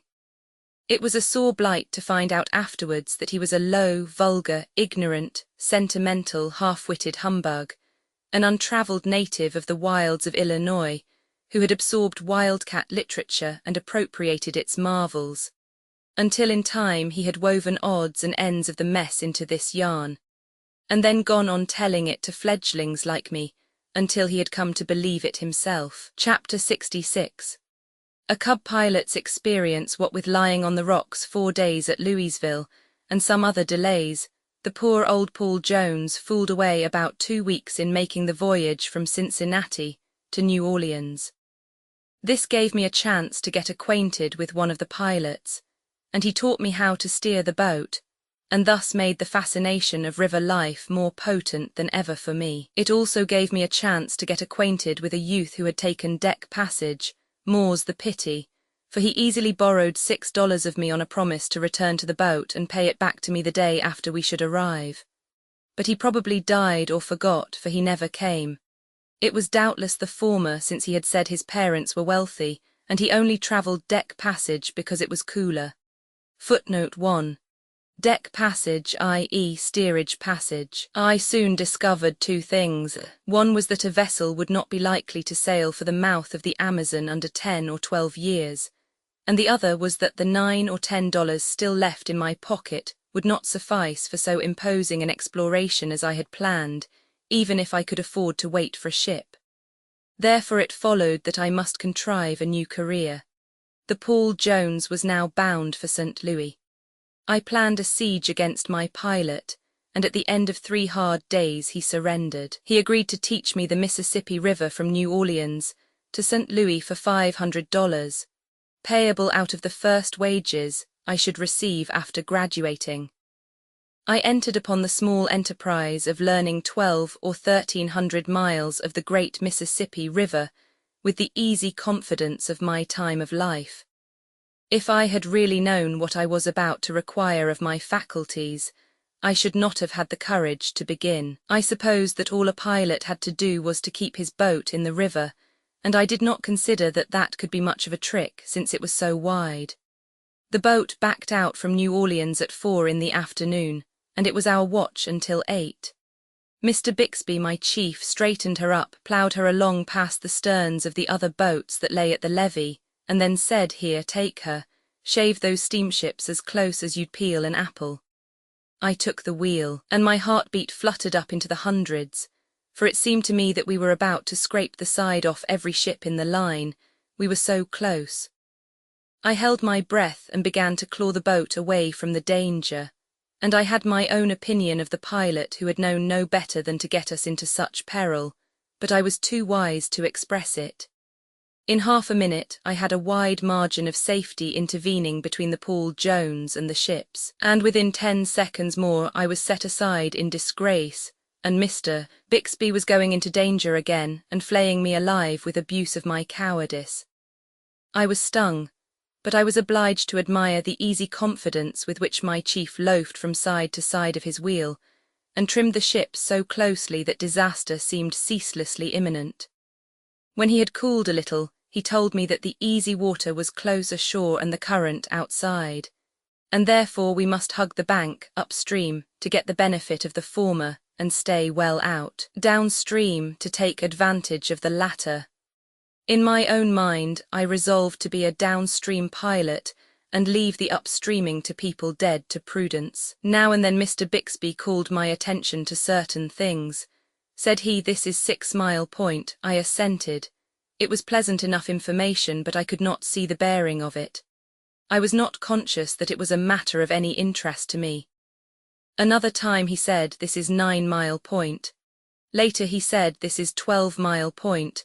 They were all about level with the water's edge. They all looked about alike to me. They were monotonously unpicturesque. I hoped Mr. Bixby would change the subject. But no, he would crowd up around a point, hugging the shore with affection, and then say, the slack water ends here, abreast this bunch of china trees, now we cross over. So he crossed over. He gave me the wheel once or twice, but I had no luck. I either came near chipping off the edge of a sugar plantation, or I yawed too far from shore, and so dropped back into disgrace again and got abused. The watch was ended at last, and we took supper and went to bed. At midnight the glare of a lantern shone in my eyes, and the night watchman said, come, turn out, and then he left. I could not understand this extraordinary procedure, so I presently gave up trying to and dozed off to sleep. Pretty soon the watchman was back again, and this time he was gruff. I was annoyed. I said, what do you want to come bothering around here in the middle of the night for? Now as like as not I'll not get to sleep again tonight. The watchman said, well, if this ain't good, I'm blessed. The off-watch was just turning in, and I heard some brutal laughter from them, and such remarks as, hello, watchman. Ain't the new cub turned out yet? He's delicate, likely. Give him some sugar in a rag and send for the chambermaid to sing Rock-a-Bye Baby to him. About this time Mr. Bixby appeared on the scene. Something like a minute later I was climbing the pilot-house steps with some of my clothes on and the rest in my arms. Mr. Bixby was close behind, commenting, here was something fresh, this thing of getting up in the middle of the night to go to work. It was a detail in piloting that had never occurred to me at all. I knew that boats ran all night, but somehow I had never happened to reflect that somebody had to get up out of a warm bed to run them. I began to fear that piloting was not quite so romantic as I had imagined it was. There was something very real and work-like about this new phase of it. It was a rather dingy night, although a fair number of stars were out. The big mate was at the wheel, and he had the old tub pointed at a star and was holding her straight up the middle of the river. The shores on either hand were not much more than half a mile apart, but they seemed wonderfully far away and ever so vague and indistinct. The mate said, we've got to land at Jones's plantation, sir. The vengeful spirit in me exulted. I said to myself, I wish you joy of your job, Mr. Bixby. You'll have a good time finding Mr. Jones's plantation such a night as this, and I hope you never will find it as long as you live. Mr. Bixby said to the mate, upper end of the plantation or the lower? Upper, I can't do it. The stumps there are out of water at this stage. It's no great distance to the lower and you'll have to get along with that. All right, sir. If Jones don't like it he'll have to lump it, I reckon. And then the mate left. My exultation began to cool and my wonder to come up. Here was a man who not only proposed to find this plantation on such a night, but to find either end of it you preferred. I dreadfully wanted to ask a question, but I was carrying about as many short answers as my cargo room would admit of, so I held my peace. All I desired to ask Mr. Bixby was the simple question whether he was ass enough to really imagine he was going to find that plantation on a night when all plantations were exactly alike and all the same colour. But I held in. I used to have fine inspirations of prudence in those days. Mr. Bixby made for the shore and soon was scraping it, just the same as if it had been daylight. And not only that, but singing, Father in heaven, the day is declining, etc. It seemed to me that I had put my life in the keeping of a peculiarly reckless outcast. Presently he turned on me and said, what's the name of the first point above New Orleans? I was gratified to be able to answer promptly, and I did. I said I didn't know, don't know. This manner jolted me. I was down at the foot again in a moment, but I had to say just what I had said before. Well, you're a smart one, said Mr. Bixby. What's the name of the next point? Once more I didn't know. Well, this beats anything. Tell me the name of any point or place I told you. I studied a while and decided that I couldn't. Look here, what do you start out from above 12 Mile Point to cross over? I don't know, you don't know, mimicking my drawling manner of speech. What do you know? I nothing for certain. By the great Caesar's ghost, I believe you. You're the stupidest dunderhead I ever saw or ever heard of, so help me Moses. The idea of you being a pilot, why? You don't know enough to pilot a cow down a lane. Oh, but his wrath was up.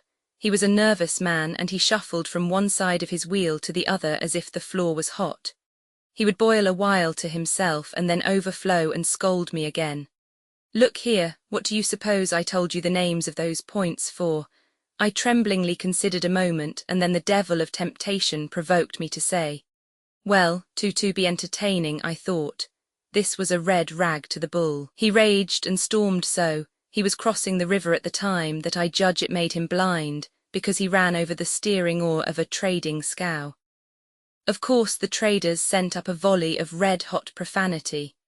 Never was a man so grateful as Mr. Bixby was, because he was brim-full, and here were subjects who would talk back. He threw open a window, thrust his head out, and such an eruption followed as I never had heard before. The fainter and farther away the scowmen's curses drifted, the higher Mr. Bixby lifted his voice, and the weightier his adjectives grew. When he closed the window he was empty. You could have drawn a seine through his system and not caught curses enough to disturb your mother with. Presently he said to me in the gentlest way, my boy, you must get a little memorandum book, and every time I tell you a thing put it down right away. There's only one way to be a pilot, and that is to get this entire river by heart. You have to know it just like a BC. That was a dismal revelation to me, for my memory was never loaded with anything but blank cartridges. However, I did not feel discouraged long. I judged that it was best to make some allowances, for doubtless Mr. Bixby was stretching. Presently he pulled a rope and struck a few strokes on the big bell. The stars were all gone now, and the night was as black as ink. I could hear the wheels churn along the bank, but I was not entirely certain that I could see the shore. The voice of the invisible watchman called up from the hurricane deck, "What's this, sir?" "Jones's plantation." I said to myself, I wish I might venture to offer a small bet that it isn't. But I did not chirp, I only waited to see. Mr. Bixby handled the engine bells, and in due time the boat's nose came to the land, a torch glowed from the forecastle, a man skipped ashore, a darkey's voice on the bank said, "Gimme de yarpit bag, Mars Jones," and the next moment we were standing up the river again, all serene. I reflected deeply a while and then said, but not aloud, well, the finding of that plantation was the luckiest accident that ever happened, but it couldn't happen again in 100 years. And I fully believed it was an accident too. By the time we had gone 700 or 800 miles up the river, I had learned to be a tolerably plucky upstream steersman in daylight, and before we reached St. Louis, I had made a trifle of progress in night work, but only a trifle. I had a notebook that fairly bristled with the names of towns, points, bars, islands, bends, reaches, etc. But the information was to be found only in the notebook. None of it was in my head. It made my heart ache to think I had only got half of the river set down. For as our watch was 4 hours off and 4 hours on, day and night, there was a long 4-hour gap in my book for every time I had slept since the voyage began. My chief was presently hired to go on a big New Orleans boat, and I packed my satchel and went with him. She was a grand affair. When I stood in her pilot house, I was so far above the water that I seemed perched on a mountain, and her deck stretched so far away, fore and aft, below me, that I wondered how I could ever have considered the little Paul Jones a large craft. There were other differences too. The Paul Jones's pilot house was a cheap, dingy, battered rattletrap, cramped for room. But here was a sumptuous glass temple, room enough to have a dance in, showy red and gold window curtains, an imposing sofa, leather cushions, and a back to the high bench where visiting pilots sit to spin yarns and look at the river. Bright, fanciful cuspidors instead of a broad wooden box filled with sawdust. Nice new oilcloth on the floor. A hospitable big stove for winter, a wheel as high as my head, costly with inlaid work, a wire tiller rope, bright brass knobs for the bells, and a tidy, white-aproned black Texas tender to bring up tarts and ices and coffee during mid-watch, day and night. Now this was something like, and so I began to take heart once more to believe that piloting was a romantic sort of occupation after all. The moment we were underway, I began to prowl about the great steamer and fill myself with joy. She was as clean and as dainty as a drawing room. When I looked down her long, gilded saloon, it was like gazing through a splendid tunnel. She had an oil picture by some gifted sign painter on every stateroom door. She glittered with no end of prism-fringed chandeliers. The clerk's office was elegant, the bar was marvellous, and the barkeeper had been barbered and upholstered at incredible cost. The boiler deck, i.e., the second story of the boat, so to speak, was as spacious as a church, it seemed to me, so with the forecastle, and there was no pitiful handful of deckhands, firemen and roustabouts down there, but a whole battalion of men. The fires were fiercely glaring from a long row of furnaces, and over them were 8 huge boilers. This was unutterable pomp. The mighty engines, but enough of this. I had never felt so fine before. And when I found that the regiment of natty servants respectfully served me, my satisfaction was complete. Chapter 67. A daring deed. When I returned to the pilot house, St. Louis was gone and I was lost.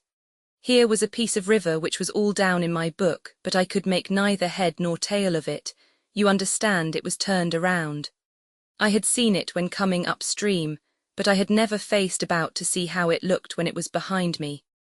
My heart broke again, for it was plain that I had got to learn this troublesome river both ways. The pilot house was full of pilots, going down to look at the river. What is called the upper river, the 200 miles between St. Louis and Cairo, where the Ohio comes in, was low, and the Mississippi changes its channel so constantly that the pilots used to always find it necessary to run down to Cairo to take a fresh look, when their boats were to lie in port a week. That is, when the water was at a low stage. A deal of this looking at the river was done by poor fellows who seldom had a berth, and whose only hope of getting one lay in there being always freshly posted, and therefore ready to drop into the shoes of some reputable pilot, for a single trip, on account of such pilot's sudden illness, or some other necessity. And a good many of them constantly ran up and down inspecting the river, not because they ever really hoped to get a berth, but because, they being guests of the boat, it was cheaper to look at the river than stay ashore and pay board. In time these fellows grew dainty in their tastes, and only infested boats that had an established reputation for setting good tables. All visiting pilots were useful, for they were always ready and willing, winter or summer, night or day, to go out in the yawl and help buoy the channel or assist the boat's pilots in any way they could. They were likewise welcome because all pilots are tireless talkers when gathered together, and as they talk only about the river they are always understood and are always interesting. Your true pilot cares nothing about anything on earth but the river, and his pride in his occupation surpasses the pride of kings. We had a fine company of these river inspectors along this trip. There were 8 or 10, and there was abundance of room for them in our great pilot house. 2 or 3 of them wore polished silk hats, elaborate shirt fronts, diamond breast pins, kid gloves, and patent leather boots. They were choice in their English, and bore themselves with a dignity proper to men of solid means and prodigious reputation as pilots. The others were more or less loosely clad, and wore upon their heads tall felt cones that were suggestive of the days of the Commonwealth. I was a cipher in this august company, and felt subdued, not to say torpid. I was not even of sufficient consequence to assist at the wheel when it was necessary to put the tiller hard down in a hurry. The guest that stood nearest did that when occasion required, and this was pretty much all the time because of the crookedness of the channel and the scant water. I stood in a corner, and the talk I listened to took the hope all out of me. One visitor said to another, "Jim, how did you run Plum Point coming up?" It was in the night there, and I ran it the way one of the boys on the Diana told me. Started out about 50 yards above the wood pile on the false point, and held on the cabin under Plum Point till I raised the reef, quarter less Twain. Then straightened up for the middle bar till I got well abreast the old one-limbed cottonwood in the bend, then got my stern on the cottonwood and head on the low place above the point, and came through a booming 9 1/2. Pretty square crossing, ain't it? Yes, but the upper bar's working down fast. Another pilot spoke up and said I had better water than that and ran it lower down, started out from the false point, Mark Twain, raised the second reef abreast the big snag in the bend and had quarter less Twain. One of the gorgeous ones remarked, I don't want to find fault with your leadsmen, but that's a good deal of water for Plum Point, it seems to me. There was an approving nod all around as this quiet snub dropped on the bowster and settled him. And so they went on talking. Meantime, the thing that was running in my mind was, now if my ears hear aright, I have not only to get the names of all the towns and islands and bends, and so on by heart, but I must even get up a warm personal acquaintanceship with every old snag and one-limbed cottonwood and obscure wood pile that ornaments the banks of this river for 1,200 miles. And more than that, I must actually know where these things are in the dark, unless these guests are gifted with eyes that can pierce through 2 miles of solid blackness. I wish the piloting business was in Jericho, and I had never thought of it. At dusk, Mr. Bixby tapped the big bell 3 times, the signal to land, and the captain emerged from his drawing room in the forward end of the Texas and looked up inquiringly. Mr. Bixby said, "We will lay up here all night, Captain." "Very well, sir," that was all. The boat came to shore and was tied up for the night. It seemed to me a fine thing that the pilot could do as he pleased without asking so grand a captain's permission. I took my supper and went immediately to bed, discouraged by my day's observations and experiences. My late voyage's notebooking was but a confusion of meaningless names. It had tangled me all up in a knot every time I had looked at it in the daytime. I now hoped for respite in sleep, but no, it revelled all through my head till sunrise again, a frantic and tireless nightmare. Life on the Mississippi complete by Mark Twain. Next morning I felt pretty rusty and low-spirited. We went booming along, taking a good many chances, for we were anxious to get out of the river, as getting out to Cairo was called before night should overtake us. But Mr. Bixby's partner, the other pilot, presently grounded the boat, and we lost so much time in getting her off that it was plain that darkness would overtake us a good long way above the mouth. This was a great misfortune, especially to certain of our visiting pilots, whose boats would have to wait for their return, no matter how long that might be. It sobered the pilot-house talk a good deal. Coming upstream, pilots did not mind low water or any kind of darkness. Nothing stopped them but fog. But downstream work was different. A boat was too nearly helpless, with a stiff current pushing behind her, so it was not customary to run downstream at night in low water. There seemed to be one small hope, however. If we could get through the intricate and dangerous Hat Island crossing before night, we could venture the rest, for we would have plainer sailing and better water. But it would be insanity to attempt Hat Island at night. So there was a deal of looking at watches all the rest of the day, and a constant ciphering upon the speed we were making. Hat Island was the eternal subject. Sometimes hope was high, and sometimes we were delayed in a bad crossing, and down it went again. For hours all hands lay under the burden of this suppressed excitement. It was even communicated to me, and I got to feeling so solicitous about Hat Island, and under such an awful pressure of responsibility, that I wished I might have 5 minutes on shore to draw a good, full, relieving breath and start over again. We were standing no regular watches. Each of our pilots ran such portions of the river as he had run when coming upstream, because of his greater familiarity with it, but both remained in the pilot-house constantly. An hour before sunset, Mr. Bixby took the wheel and Mr. W. stepped aside. For the next 30 minutes every man held his watch in his hand and was restless, silent, and uneasy. At last somebody said with a doomful sigh, "Well, yonder's Hat Island, and we can't make it." All the watches closed with a snap, everybody sighed, and muttered something about its being too bad. Ah, if we could only have got here half an hour sooner. And the place was thick with the atmosphere of disappointment. Some started to go out but loitered, hearing no bell tap to land. The sun dipped behind the horizon, the boat went on. Inquiring looks passed from one guest to another, and one who had his hand on the doorknob and had turned it waited, then presently took away his hand and let the knob turn back again. We bore steadily down the bend. More looks were exchanged, and nods of surprised admiration, but no words. Insensibly the men drew together behind Mr. Bixby, as the sky darkened and one or two dim stars came out. The dead silence and sense of waiting became oppressive. Mr. Bixby pulled the cord, and two deep, mellow notes from the big bell floated off on the night, then a pause and one more note was struck. The watchman's voice followed from the hurricane deck, labboard lead there, stabboard lead. The cries of the leadsmen began to rise out of the distance and were gruffly repeated by the word passers on the hurricane deck. Mark 3, Mark 3, quarter less 3, half Twain, quarter Twain, Mark Twain, quarter less. Mr. Bixby pulled two bell ropes and was answered by faint jinglings far below in the engine room, and our speed slackened. The steam began to whistle through the gauge cocks. The cries of the leadsmen went on, and it is a weird sound always in the night. Every pilot in the lot was watching now, with fixed eyes and talking under his breath. Nobody was calm and easy but Mr. Bixby.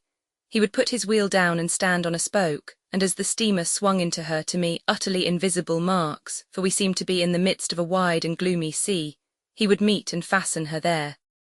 Out of the murmur of half-audible talk, one caught a coherent sentence now and then, such as there, "She's over the first reef all right." After a pause, another subdued voice, "Her stern's coming down just exactly right, by George. Now she's in the marks, over she goes." Somebody else muttered, "Oh, it was done beautiful, beautiful."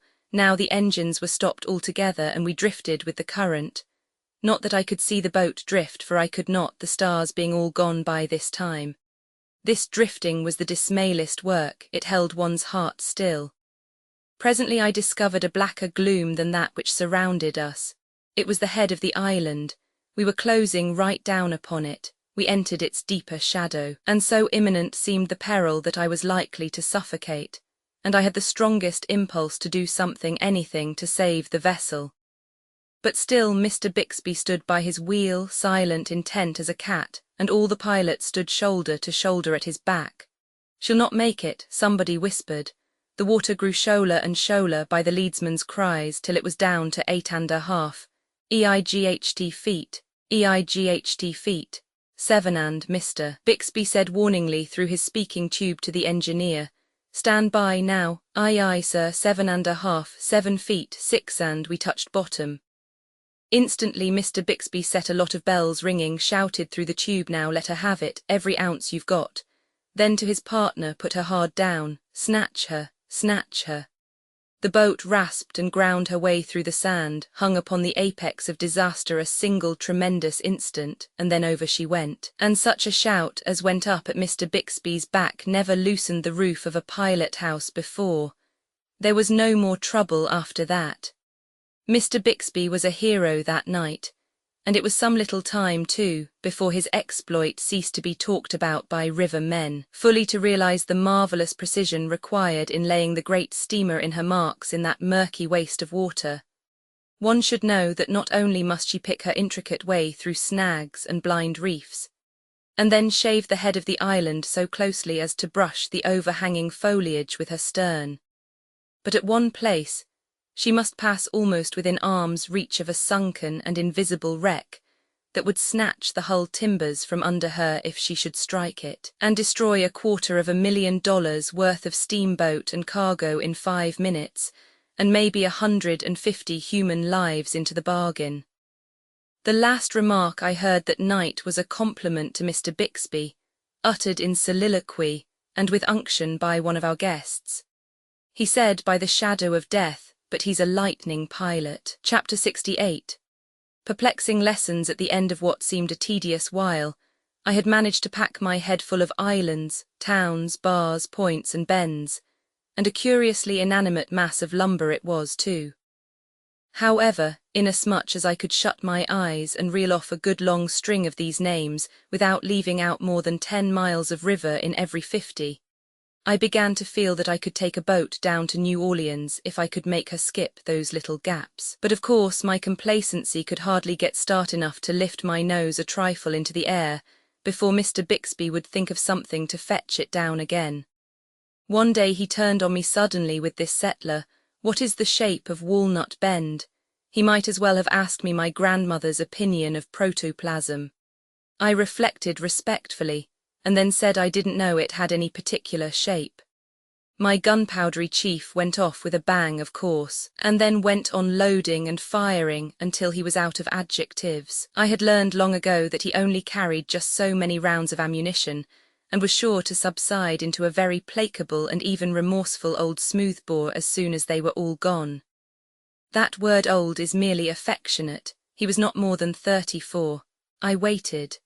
By and by he said, "My boy, you've got to know the shape of the river perfectly. It is all there is left to steer by on a very dark night. Everything else is blotted out and gone. But mind you, it hasn't the same shape in the night that it has in the daytime. How on earth am I ever going to learn it then? How do you follow a hall at home in the dark? Because you know the shape of it. You can't see it. Do you mean to say that I've got to know all the million trifling variations of shape in the banks of this interminable river as well as I know the shape of the front hall at home? On my honor, you've got to know them better than any man ever did know the shapes of the halls in his own house. I wish I was dead. Now I don't want to discourage you, but, well, pile it on me. I might as well have it now as another time. You see, this has got to be learned. There isn't any getting around it. A clear starlight night throws such heavy shadows that if you didn't know the shape of a shore perfectly, you would claw away from every bunch of timber, because you would take the black shadow of it for a solid cape. And you see, you would be getting scared to death every 15 minutes by the watch.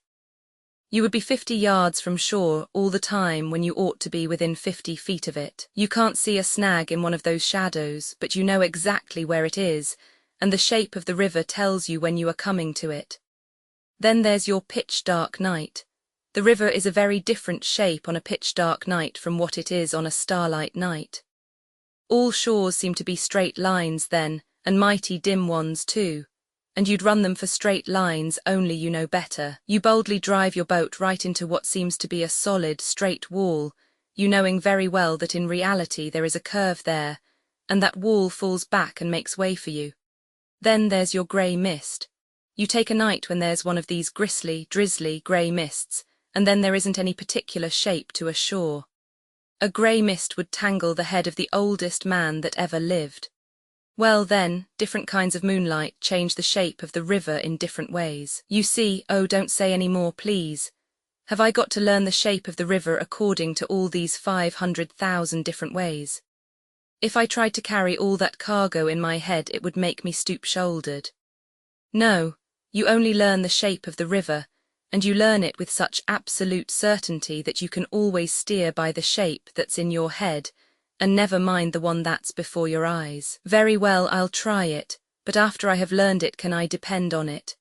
Will it keep the same form and not go fooling around? Before Mr. Bixby could answer, Mr. W. came in to take the watch, and he said, "Bixby, you'll have to look out for President's Island and all that country clear away up above the Old Hen and Chickens. The banks are caving and the shape of the shores changing like everything. Why, you wouldn't know the point above 40. You can go up inside the old sycamore snag now. Footnote 1. It may not be necessary, but still it can do no harm to explain that inside means between the snag and the shore. So that question was answered. Here were leagues of shore changing shape. My spirits were down in the mud again. Two things seemed pretty apparent to me.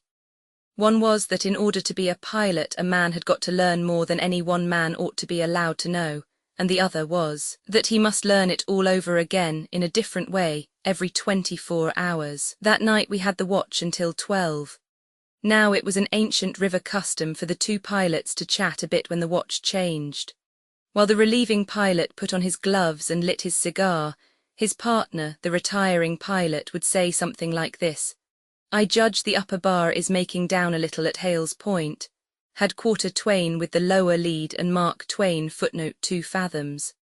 Quarter Twain is 2¼ fathoms, 13½ feet. Mark 3 is 3 fathoms, with the other.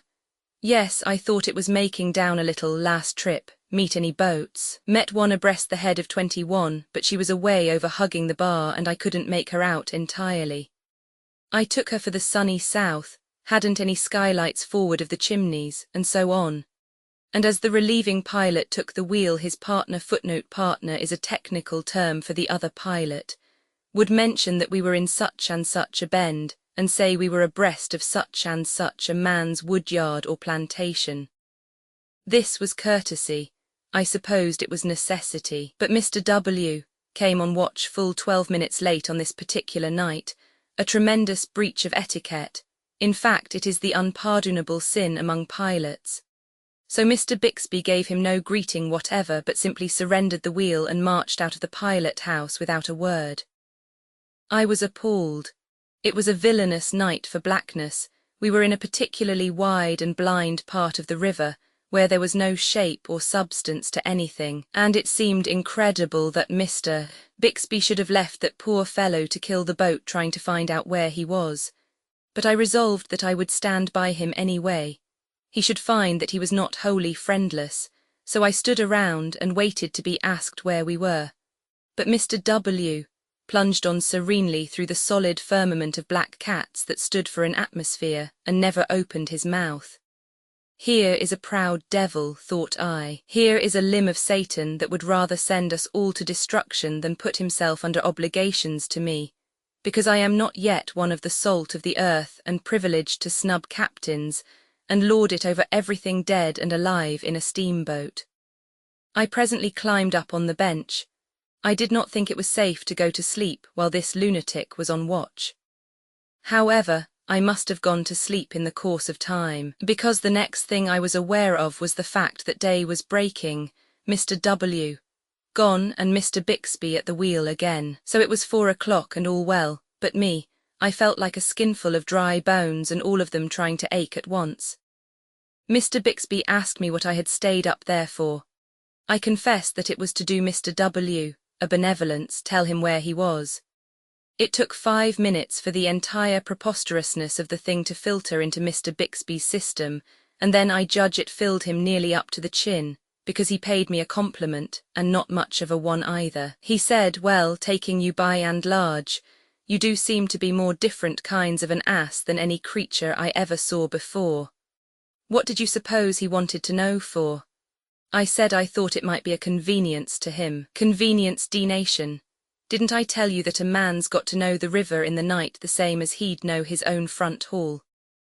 Well, I can follow the front hall in the dark if I know it is the front hall, but suppose you set me down in the middle of it in the dark and not tell me which hall it is.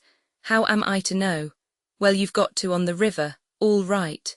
Then I'm glad I never said anything to Mr. W. I should say so. Why, he'd have slammed you through the window and utterly ruined $100 worth of window sash and stuff.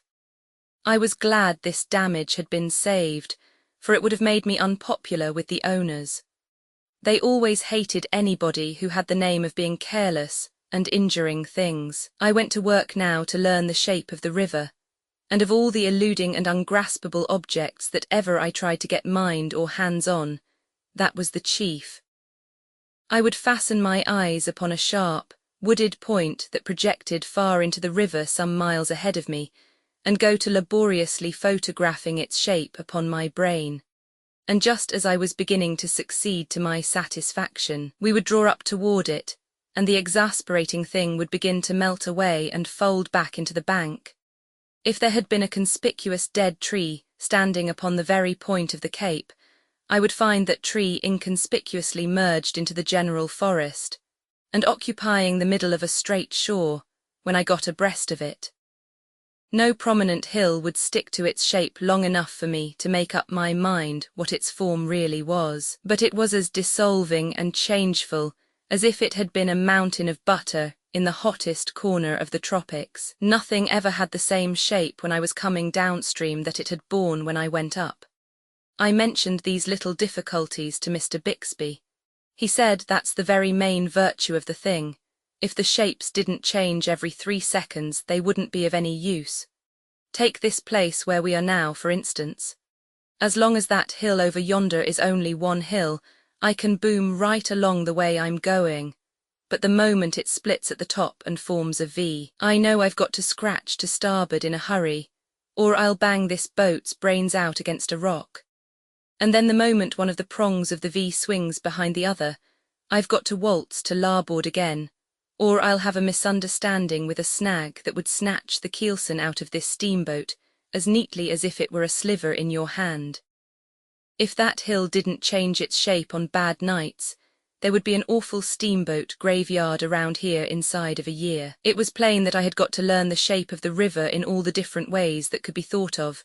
Upside down, wrong end first, inside out, fore and aft, and thwartships, and then know what to do on grey nights when it hadn't any shape at all. So I set about it. In the course of time I began to get the best of this knotty lesson, and my self-complacency moved to the front once more.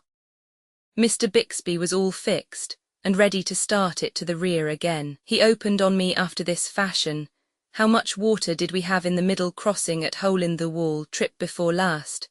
I considered this an outrage. I said, every trip down and up, the leadsmen are singing through that tangled place for 3/4 of an hour on a stretch. How do you reckon I can remember such a mess as that? My boy, you've got to remember it. You've got to remember the exact spot, and the exact marks the boat lay in when we had the shoalest water, in every one of the 500 shoal places between St. Louis and New Orleans. And you mustn't get the shoal soundings and marks of one trip mixed up with the shoal soundings and marks of another either, for they are not often twice alike. You must keep them separate. When I came to myself again, I said, when I get so that I can do that, I'll be able to raise the dead, and then I won't have to pilot a steamboat to make a living. I want to retire from this business. I want a slush bucket and a brush. I'm only fit for a roustabout. I haven't got brains enough to be a pilot, and if I had I wouldn't have strength enough to carry them around unless I went on crutches. Now drop that. When I say I'll learn, footnote teaches not in the river vocabulary. A man the river, I mean it. And you can depend on it, I'll learn him or kill him. Chapter 69. Continued perplexities. There was no use in arguing with a person like this. I promptly put such a strain on my memory that by and by even the shoal water and the countless crossing marks began to stay with me. But the result was just the same. I never could more than get one knotty thing learned before another presented itself. Now I had often seen pilots gazing at the water and pretending to read it as if it were a book, but it was a book that told me nothing. A time came at last, however, when Mr. Bixby seemed to think me far enough advanced to bear a lesson on water reading. So he began, do you see that long slanting line on the face of the water? Now that's a reef. Moreover, it's a bluff reef. There is a solid sandbar under it that is nearly as straight up and down as the side of a house. There is plenty of water close up to it, but mighty little on top of it. If you were to hit it, you would knock the boat's brains out. Do you see where the line fringes out at the upper end and begins to fade away? Yes, sir. Well, that is a low place. That is the head of the reef. You can climb over there and not hurt anything. Cross over now and follow along close under the reef. Easy water there, not much current. I followed the reef along till I approached the fringed end. Then Mr. Bixby said, now get ready. Wait till I give the word. She won't want to mount the reef. A boat hates shoal water. Stand by, wait, keep her well in hand. Now cramp her down, snatch her, snatch her. He seized the other side of the wheel and helped to spin it around until it was hard down, and then we held it so. The boat resisted and refused to answer for a while, and next she came surging to starboard, mounted the reef, and sent a long, angry ridge of water foaming away from her bows.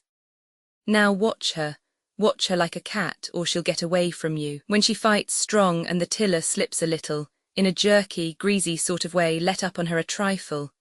It is the way she tells you at night that the water is too shoal, but keep edging her up little by little toward the point. You are well up on the bar now. There is a bar under every point, because the water that comes down around it forms an eddy and allows the sediment to sink. Do you see those fine lines on the face of the water that branch out like the ribs of a fan? Well, those are little reefs. You want to just miss the ends of them but run them pretty close. Now look out, don't you crowd that slick, greasy-looking place, there ain't 9 feet there, she won't stand it. She begins to smell it, look sharp, I tell you. Oh blazes, there you go, stop the starboard wheel, quick, ship up to back, set her back.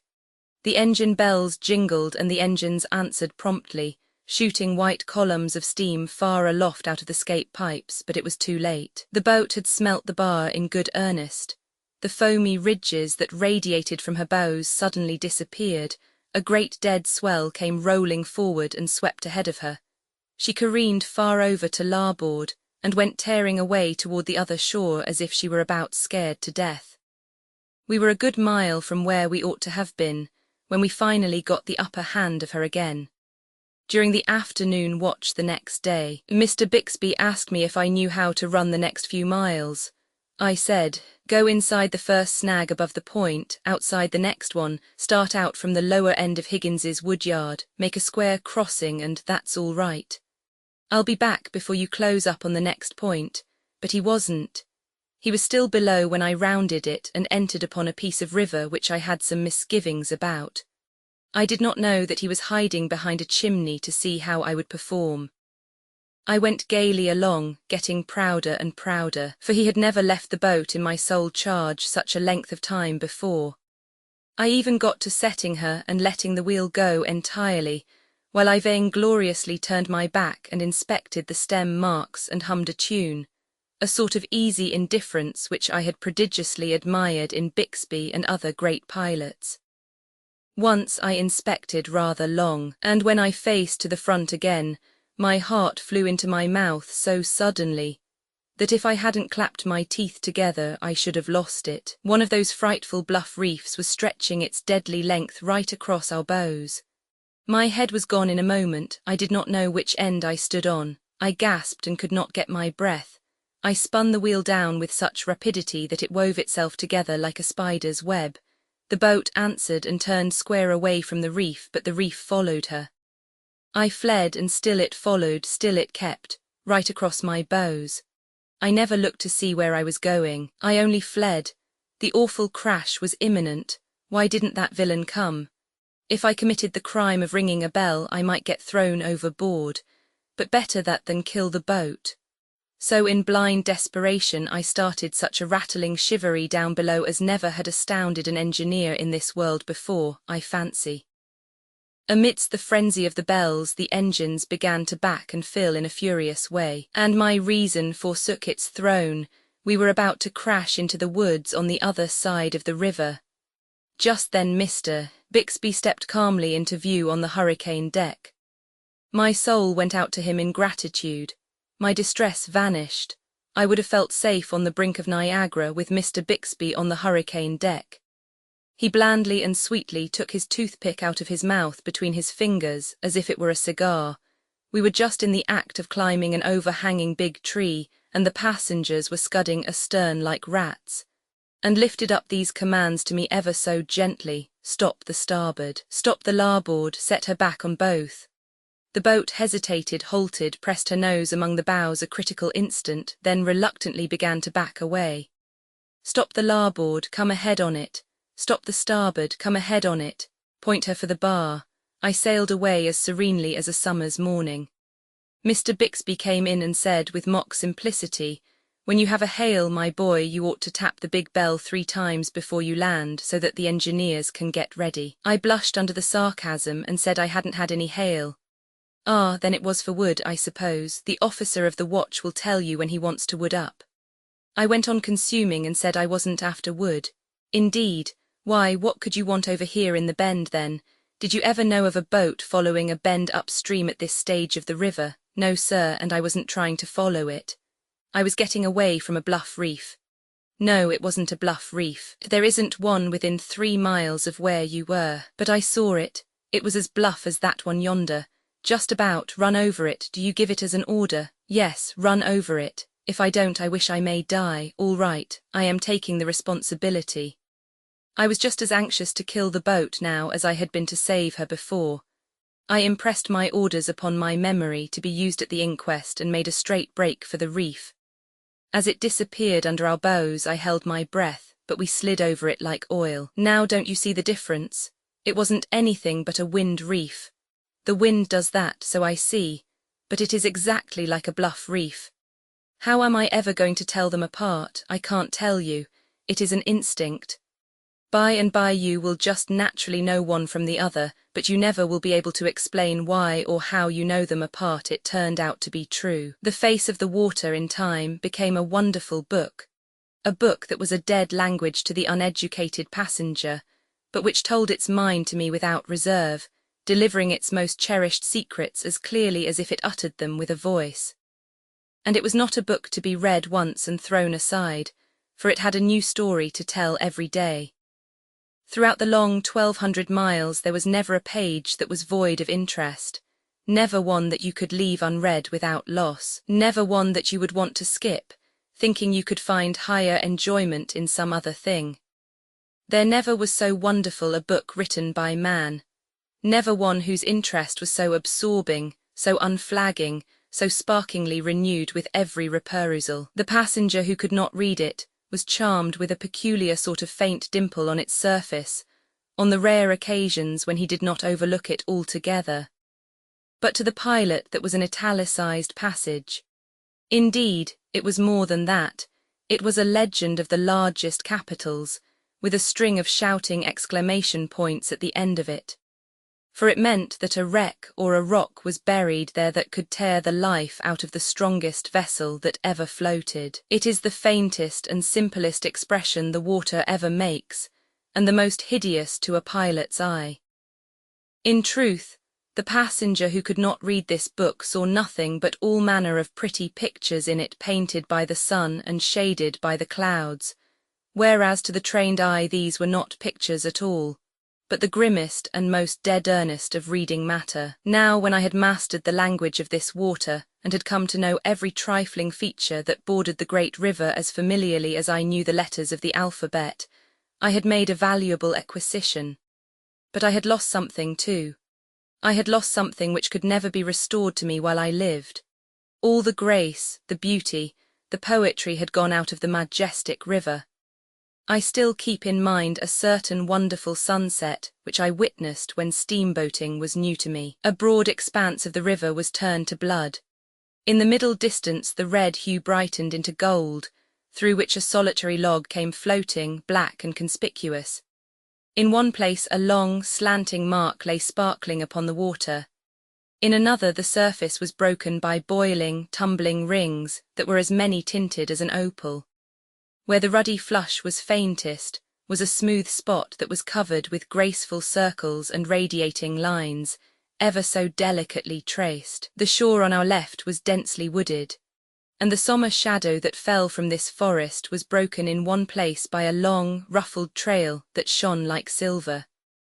And high above the forest wall, a clean-stemmed dead tree waved a single leafy bough that glowed like a flame in the unobstructed splendor that was flowing from the sun. Then, if that sunset scene had been repeated, I should have looked upon it without rapture, and should have commented upon it inwardly after this fashion. This sun means that we are going to have wind tomorrow. That floating log means that the river is rising, small thanks to it. That slanting mark on the water refers to a bluff reef which is going to kill somebody's steamboat one of these nights, if it keeps on stretching out like that. Those tumbling boils show a dissolving bar and a changing channel there. The lines and circles in the slick water over yonder are a warning that that troublesome place is shoaling up dangerously. That silver streak in the shadow of the forest is the break from a new snag, and he has located himself in the very best place he could have found to fish for steamboats.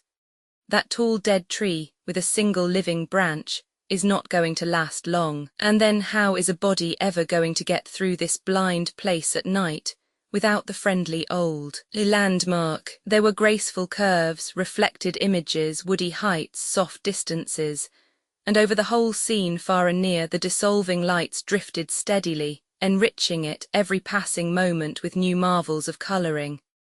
I stood like one bewitched. I drank it in a speechless rapture.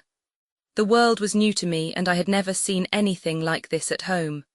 But as I have said, a day came when I began to cease from noting the glories and the charms which the moon and the sun and the twilight wrought upon the river's face. Another day came when I ceased altogether to note them. No, the romance and the beauty were all gone from the river. All the value any feature of it had for me now was the amount of usefulness it could furnish toward compassing the safe piloting of a steamboat. Since those days, I have pitied doctors from my heart. What does the lovely flush in a beauty's cheek mean to a doctor but a break that ripples above some deadly disease? Are not all her visible charms sewn thick with what are to him the signs and symbols of hidden decay? Does he ever see her beauty at all, or doesn't he simply view her professionally and comment upon her unwholesome condition all to himself? And doesn't he sometimes wonder whether he has gained most or lost most by learning his trade? Chapter 70. Completing my education, whosoever has done me the courtesy to read my chapters which have preceded this may possibly wonder that I deal so minutely with piloting as a science. It was the prime purpose of those chapters, and I am not quite done yet. I wish to show in the most patient and painstaking way what a wonderful science it is. Ship channels are buoyed and lighted, and therefore it is a comparatively easy undertaking to learn to run them. Clear water rivers with gravel bottoms change their channels very gradually, and therefore one needs to learn them but once. But piloting becomes another matter when you apply it to vast streams like the Mississippi and the Missouri, whose alluvial banks cave and change constantly, whose snags are always hunting up new quarters, whose sandbars are never at rest, whose channels are forever dodging and shirking, and whose obstructions must be confronted in all nights and all weathers without the aid of a single lighthouse or a single buoy. For there is neither light nor buoy to be found anywhere in all this 3,000 or 4,000 miles of villainous river. Footnote true at the time referred to, not true now, 1882. I feel justified in enlarging upon this great science for the reason that I feel sure no one has ever yet written a paragraph about it who had piloted a steamboat himself, and so had a practical knowledge of the subject. If the theme were hackneyed, I should be obliged to deal gently with the reader, but since it is wholly new, I have felt at liberty to take up a considerable degree of room with it. When I had learned the name and position of every visible feature of the river, when I had so mastered its shape that I could shut my eyes and trace it from St. Louis to New Orleans, when I had learned to read the face of the water as one would cull the news from the morning paper, and finally, when I had trained my dull memory to treasure up an endless array of soundings and crossing marks and keep fast hold of them, I judged that my education was complete. So I got to tilting my cap to the side of my head and wearing a toothpick in my mouth at the wheel. Mr. Bixby had his eye on these airs.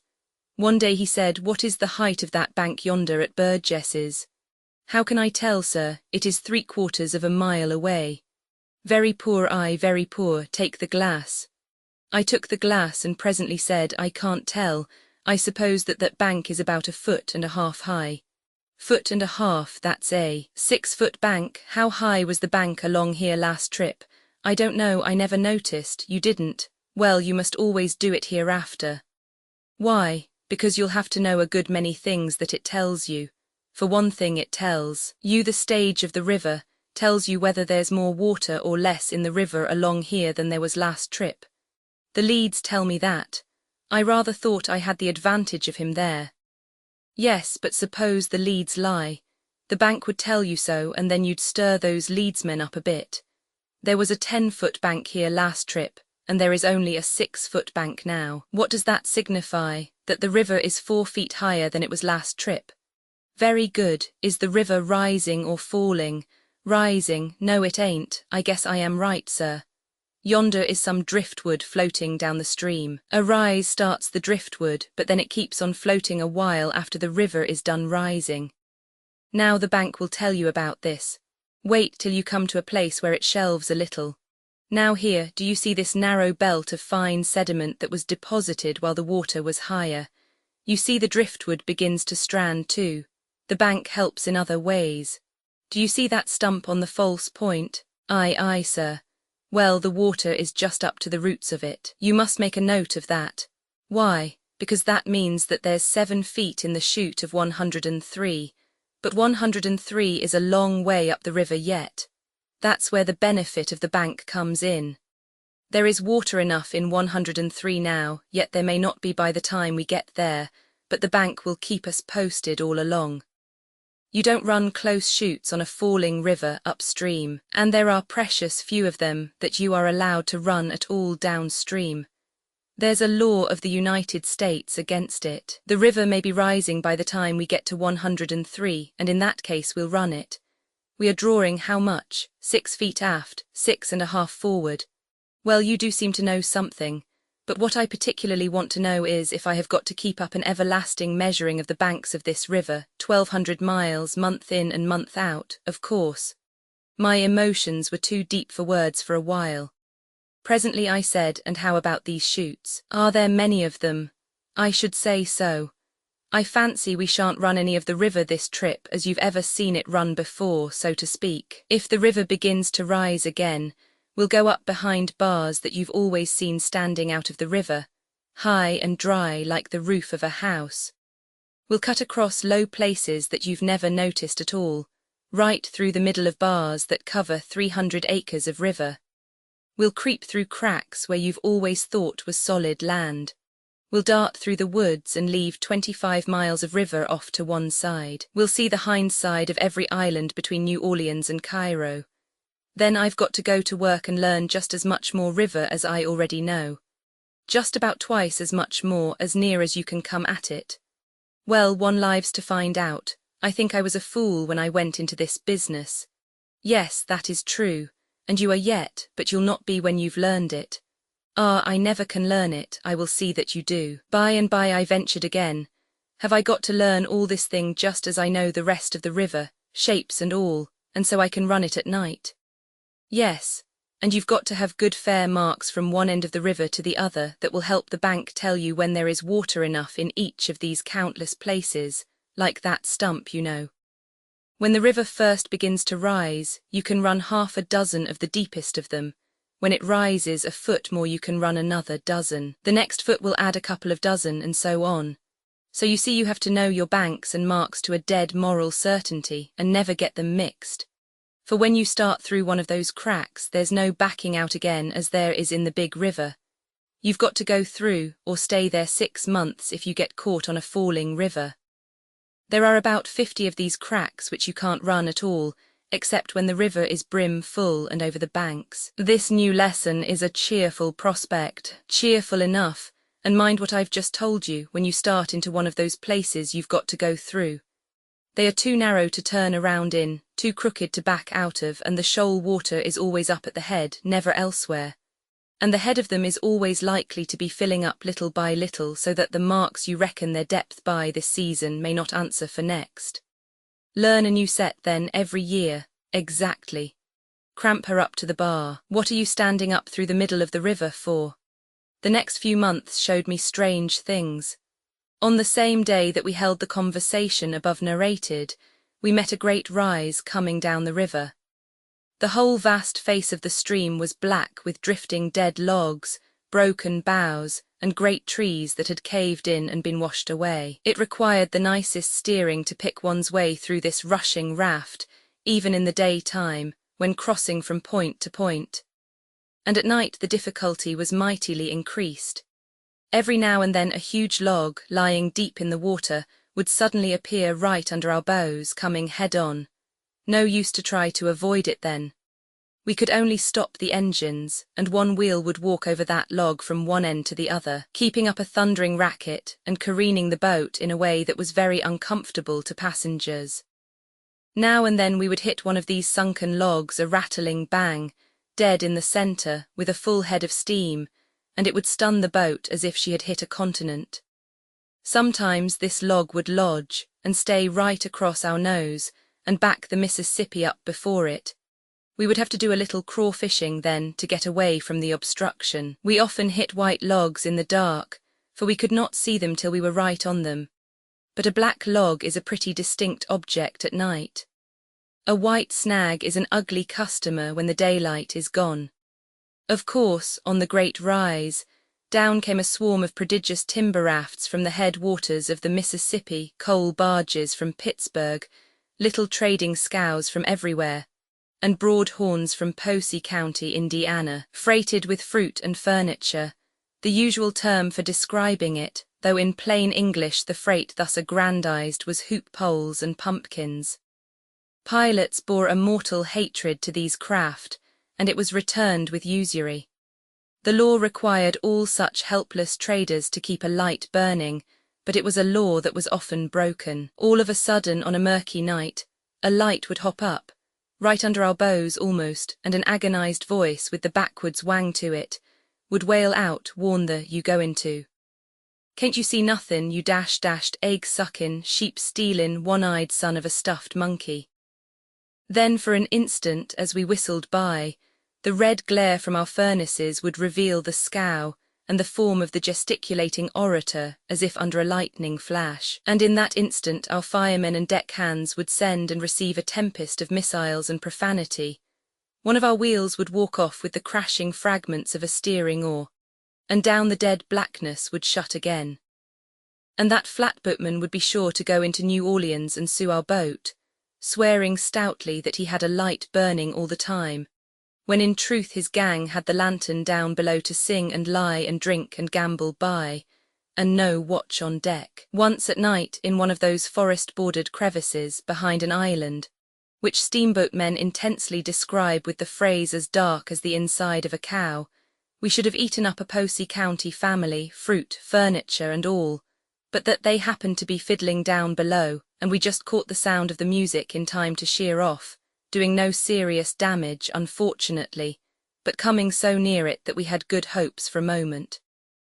These people brought up their lantern. Then, of course, and as we backed and filled to get away, the precious family stood in the light of it, both sexes and various ages, and cursed us till everything turned blue. Once a coal boatman sent a bullet through our pilot house, when we borrowed a steering oar of him in a very narrow place. Chapter 71. The river rises. During this big rise, these small fry craft were an intolerable nuisance. We were running chute after chute, a new world to me, and if there was a particularly cramped place in a chute, we would be pretty sure to meet a broad horn there, and if he failed to be there, we would find him in a still worse locality, namely the head of the chute on the shoal water. And then there would be no end of profane cordialities exchanged.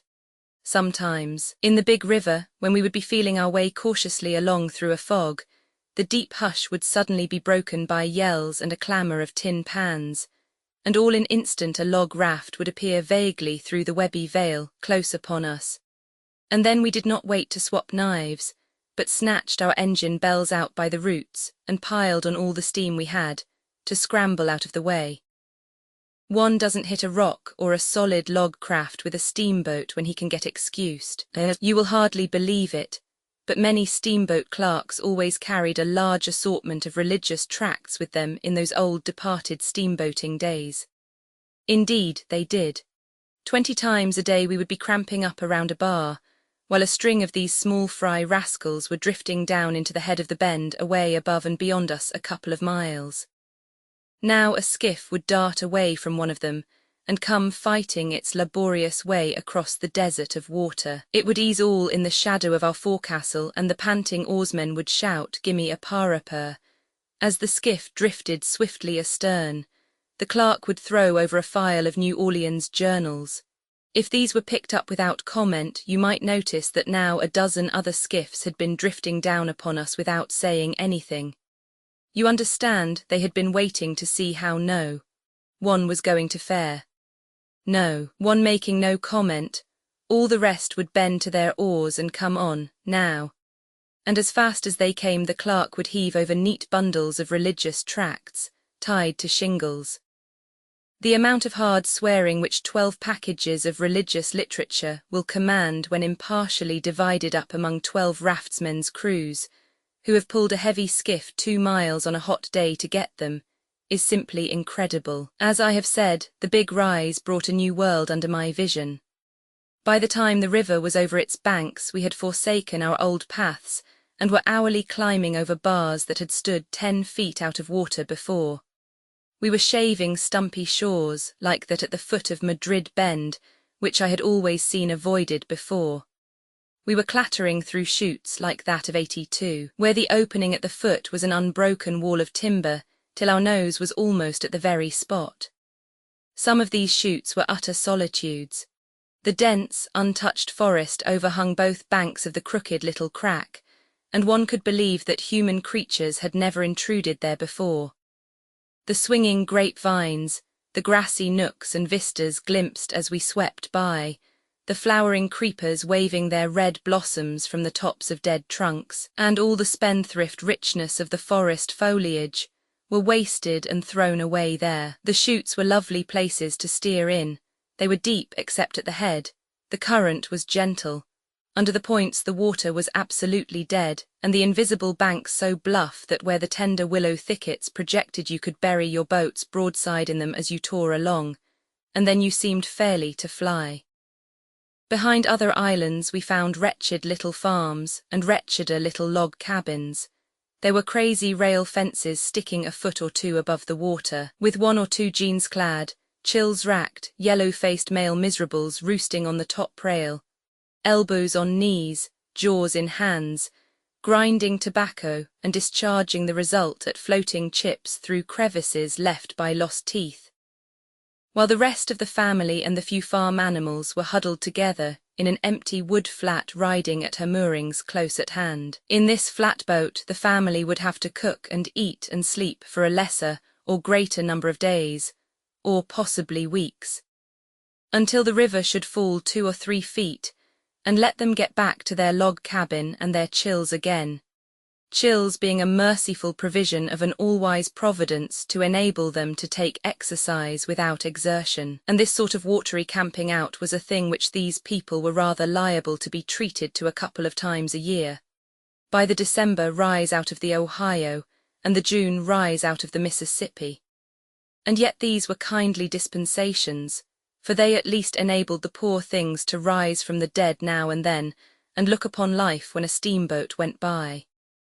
They appreciated the blessing, too, for they spread their mouths and eyes wide open, and made the most of these occasions. Now what could these banished creatures find to do to keep from dying of the blues during the low-water season? Once, in one of these lovely island chutes, we found our course completely bridged by a great fallen tree. This will serve to show how narrow some of the chutes were. The passengers had an hour's recreation in a virgin wilderness, while the boat hands chopped the bridge away, for there was no such thing as turning back, you comprehend. From Cairo to Baton Rouge, when the river is over its banks, you have no particular trouble in the night, for the 1,000-mile wall of dense forest that guards the 2 banks all the way is only gapped with a farm or woodyard opening at intervals. And so you can't get out of the river much easier than you could get out of a fenced lane, but from Baton Rouge to New Orleans it is a different matter. The river is more than a mile wide and very deep, as much as 200 feet in places. Both banks, for a good deal over 100 miles, are shorn of their timber and bordered by continuous sugar plantations, with only here and there a scattering sapling or row of ornamental china trees. The timber is shorn off clear to the rear of the plantations, from 2 to 4 miles. When the first frost threatens to come, the planters snatch off their crops in a hurry. When they have finished grinding the cane, they form the refuse of the stalks, which they call bagasse, into great piles and set fire to them, though in other sugar countries the bagasse is used for fuel in the furnaces of the sugar mills. Now the piles of damp bagasse burn slowly, and smoke like Satan's own kitchen. An embankment 10 or 15 feet high guards both banks of the Mississippi all the way down that lower end of the river, and this embankment is set back from the edge of the shore from 10 to perhaps 100 feet, according to circumstances. Say 30 or 40 feet, as a general thing. Fill that whole region with an impenetrable gloom of smoke from 100 miles of burning bagasse piles, when the river is over the banks, and turn a steamboat loose along there at midnight, and see how she will feel. And see how you will feel too. You find yourself away out in the midst of a vague dim sea that is shoreless, that fades out and loses itself in the murky distances. For you cannot discern the thin rib of embankment, and you are always imagining you see a straggling tree when you don't. The plantations themselves are transformed by the smoke, and look like a part of the sea. All through your watch you are tortured with the exquisite misery of uncertainty. You hope you are keeping in the river, but you do not know. All that you are sure about is that you are likely to be within 6 feet of the bank and destruction, when you think you are a good half-mile from shore. And you are sure also that if you chance suddenly to fetch up against the embankment and topple your chimneys overboard, you will have the small comfort of knowing that it is about what you were expecting to do. One of the great Vicksburg packets darted out into a sugar plantation one night, at such a time, and had to stay there a week. But there was no novelty about it. It had often been done before. I thought I had finished this chapter, but I wish to add a curious thing while it is in my mind. It is only relevant in that it is connected with piloting. There used to be an excellent pilot on the river, a Mr. X, who was a somnambulist. It was said that if his mind was troubled about a bad piece of river, he was pretty sure to get up and walk in his sleep and do strange things. He was once fellow pilot for a trip or two with George Ealer, on a great New Orleans passenger packet. During a considerable part of the first trip George was uneasy, but got over it by and by, as X seemed content to stay in his bed when asleep. Late one night the boat was approaching Helena, Arkansas. The water was low, and the crossing above the town in a very blind and tangled condition. X had seen the crossing since Ealer had, and as the night was particularly drizzly, sullen, and dark, Ealer was considering whether he had not better have X called to assist in running the place, when the door opened and X walked in. Now on very dark nights, light is a deadly enemy to piloting. You are aware that if you stand in a lighted room on such a night, you cannot see things in the street to any purpose. But if you put out the lights and stand in the gloom, you can make out objects in the street pretty well. So, on very dark nights, pilots do not smoke. They allow no fire in the pilot-house stove if there is a crack which can allow the least ray to escape. They order the furnaces to be curtained with huge tarpaulins and the skylights to be closely blinded. Then no light whatever issues from the boat. The undefinable shape that now entered the pilot-house had Mr. X's voice. This said, "Let me take her, George. I've seen this place since you have, and it is so crooked that I reckon I can run it myself easier than I could tell you how to do it. It is kind of you, and I swear I am willing. I haven't got another drop of perspiration left in me. I have been spinning around and around the wheel like a squirrel. It is so dark I can't tell which way she is swinging till she is coming around like a whirligig." So Ealer took a seat on the bench, panting and breathless. The Black Phantom assumed the wheel without saying anything, steadied the waltzing steamer with a turn or two, and then stood at ease, coaxing her a little to this side and then to that, as gently and as sweetly as if the time had been noonday. When Ealer observed this marvel of steering, he wished he had not confessed. He stared and wondered and finally said, "Well, I thought I knew how to steer a steamboat, but that was another mistake of mine." He rang for the leads. He rang to slow down the steam. He worked the boat carefully and neatly into invisible marks, then stood at the center of the wheel and peered blandly out into the blackness, fore and aft, to verify his position. As the leads shoaled more and more, he stopped the engines entirely, and the dead silence and suspense of drifting followed when the shoalest water was struck. He cracked on the steam, carried her handsomely over, and then began to work her warily into the next system of shoal marks. The same patient, heedful use of leads and engines followed. The boat slipped through without touching bottom, and entered upon the third and last intricacy of the crossing. Imperceptibly she moved through the gloom, crept by inches into her marks, drifted tediously till the shoalest water was cried. And then, under a tremendous head of steam, went swinging over the reef and away into deep water and safety. Ela let his long-pent breath pour out in a great, relieving sigh and said, "That's the sweetest piece of piloting that was ever done on the Mississippi River. I wouldn't believed it could be done if I hadn't seen it." X said nothing but went serenely on with his work. There was no reply, and he added, "Just hold her 5 minutes longer, partner, and let me run down and get a cup of coffee." A minute later, Ela was biting into a pie down in the Texas and comforting himself with coffee. Just then the night watchman happened in and was about to happen out again when he noticed Ela and exclaimed, "Who is at the wheel, sir?"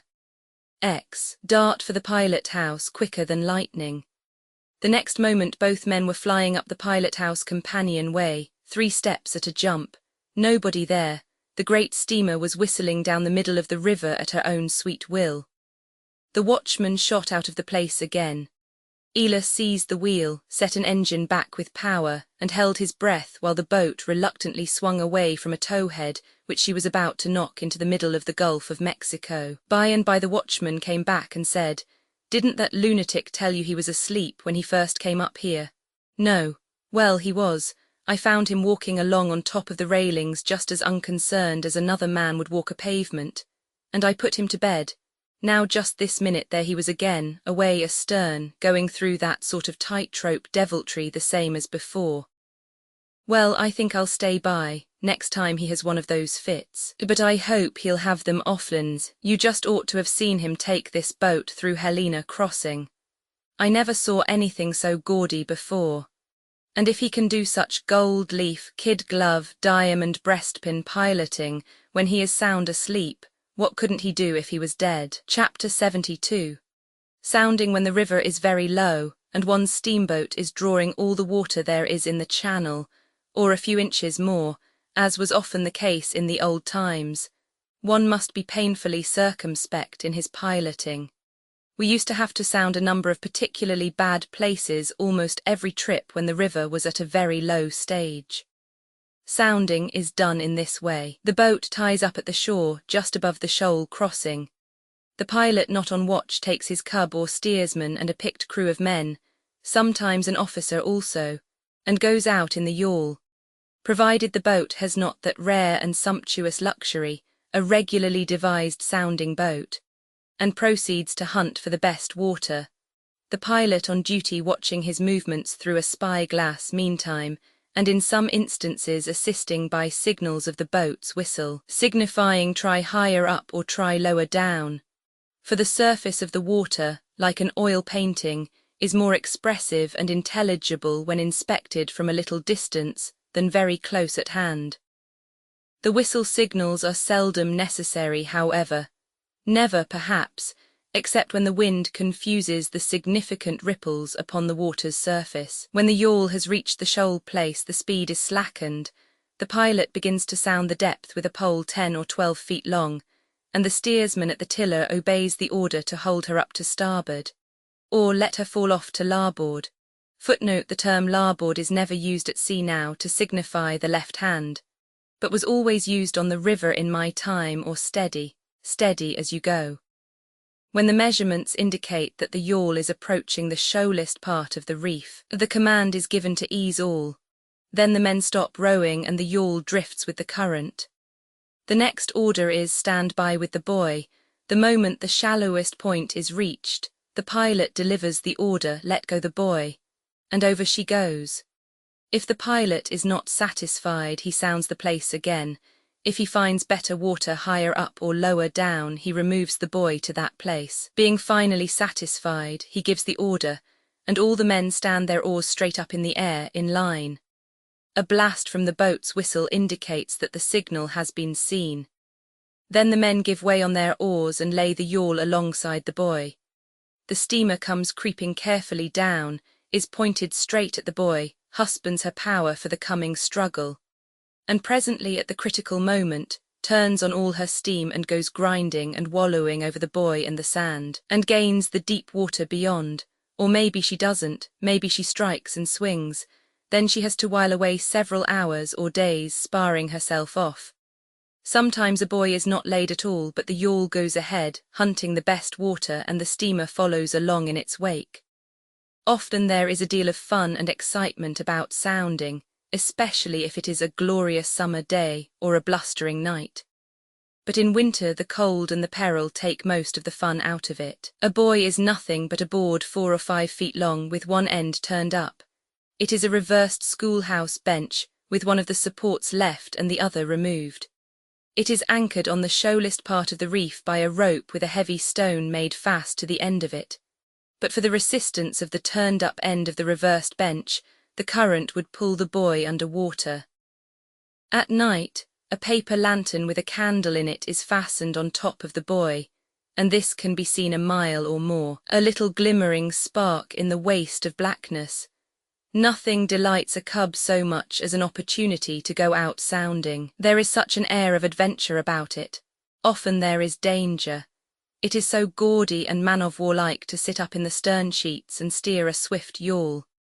There is something fine about the exultant spring of the boat when an experienced old sailor crew throw their souls into the oars.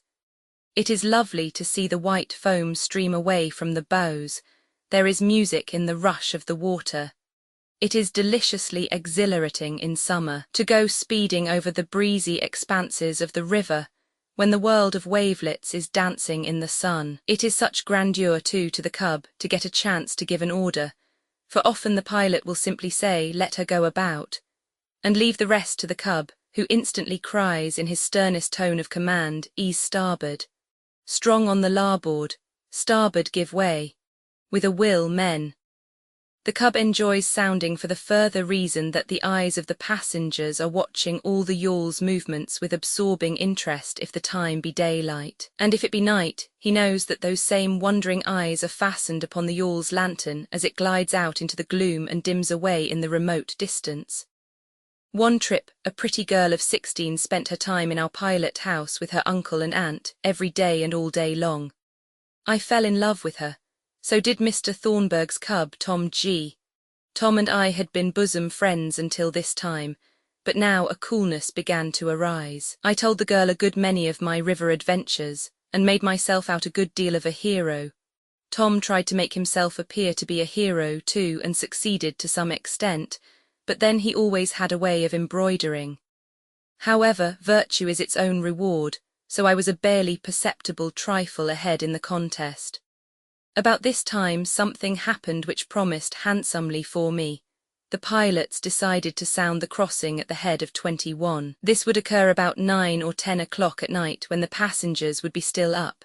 It would be Mr. Thornburg's watch, therefore my chief would have to do the sounding. We had a perfect love of a sounding boat, long, trim, graceful, and as fleet as a greyhound. Her thwarts were cushioned. She carried 12 oarsmen. One of the mates was always sent in her to transmit orders to her crew, for ours was a steamer where no end of style was put on. We tied up at the shore above 21, and got ready. It was a foul night, and the river was so wide there that a landsman's uneducated eyes could discern no opposite shore through such a gloom. The passengers were alert and interested. Everything was satisfactory. As I hurried through the engine room, picturesquely gotten up in storm toggery, I met Tom and could not forbear delivering myself of a mean speech. "Ain't you glad you don't have to go out sounding?" Tom was passing on, but he quickly turned and said, "Now just for that you can go and get the sounding pole yourself. I was going after it, but I'd see you in Halifax now before I'd do it. Who wants you to get it? I don't. It's in the sounding boat. It ain't either. It's been new painted, and it's been up on the ladies' cabin guards 2 days, drying." I flew back and shortly arrived among the crowd of watching and wondering ladies just in time to hear the command, "Give way, men." I looked over, and there was the gallant sounding boat booming away, the unprincipled Tom presiding at the tiller, and my chief sitting by him with the sounding pole which I had been sent on a fool's errand to fetch. Then that young girl said to me, "Oh, how awful to have to go out in that little boat on such a night. Do you think there is any danger? I would rather have been stabbed."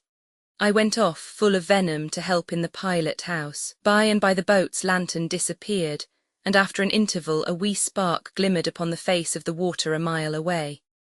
Mr. Thornburg blew the whistle in acknowledgement, backed the steamer out and made for it. We flew along for a while, then slackened steam and went cautiously gliding toward the spark. Presently Mr. Thornburg exclaimed, "Hello, the buoy lantern's out." He stopped the engines. A moment or two later he said, "Why, there it is again." So he came ahead on the engines once more and rang for the leads. Gradually the water shoaled up and then began to deepen again. Mr. Thornburg muttered, "Well, I don't understand this. I believe that buoy has drifted off the reef.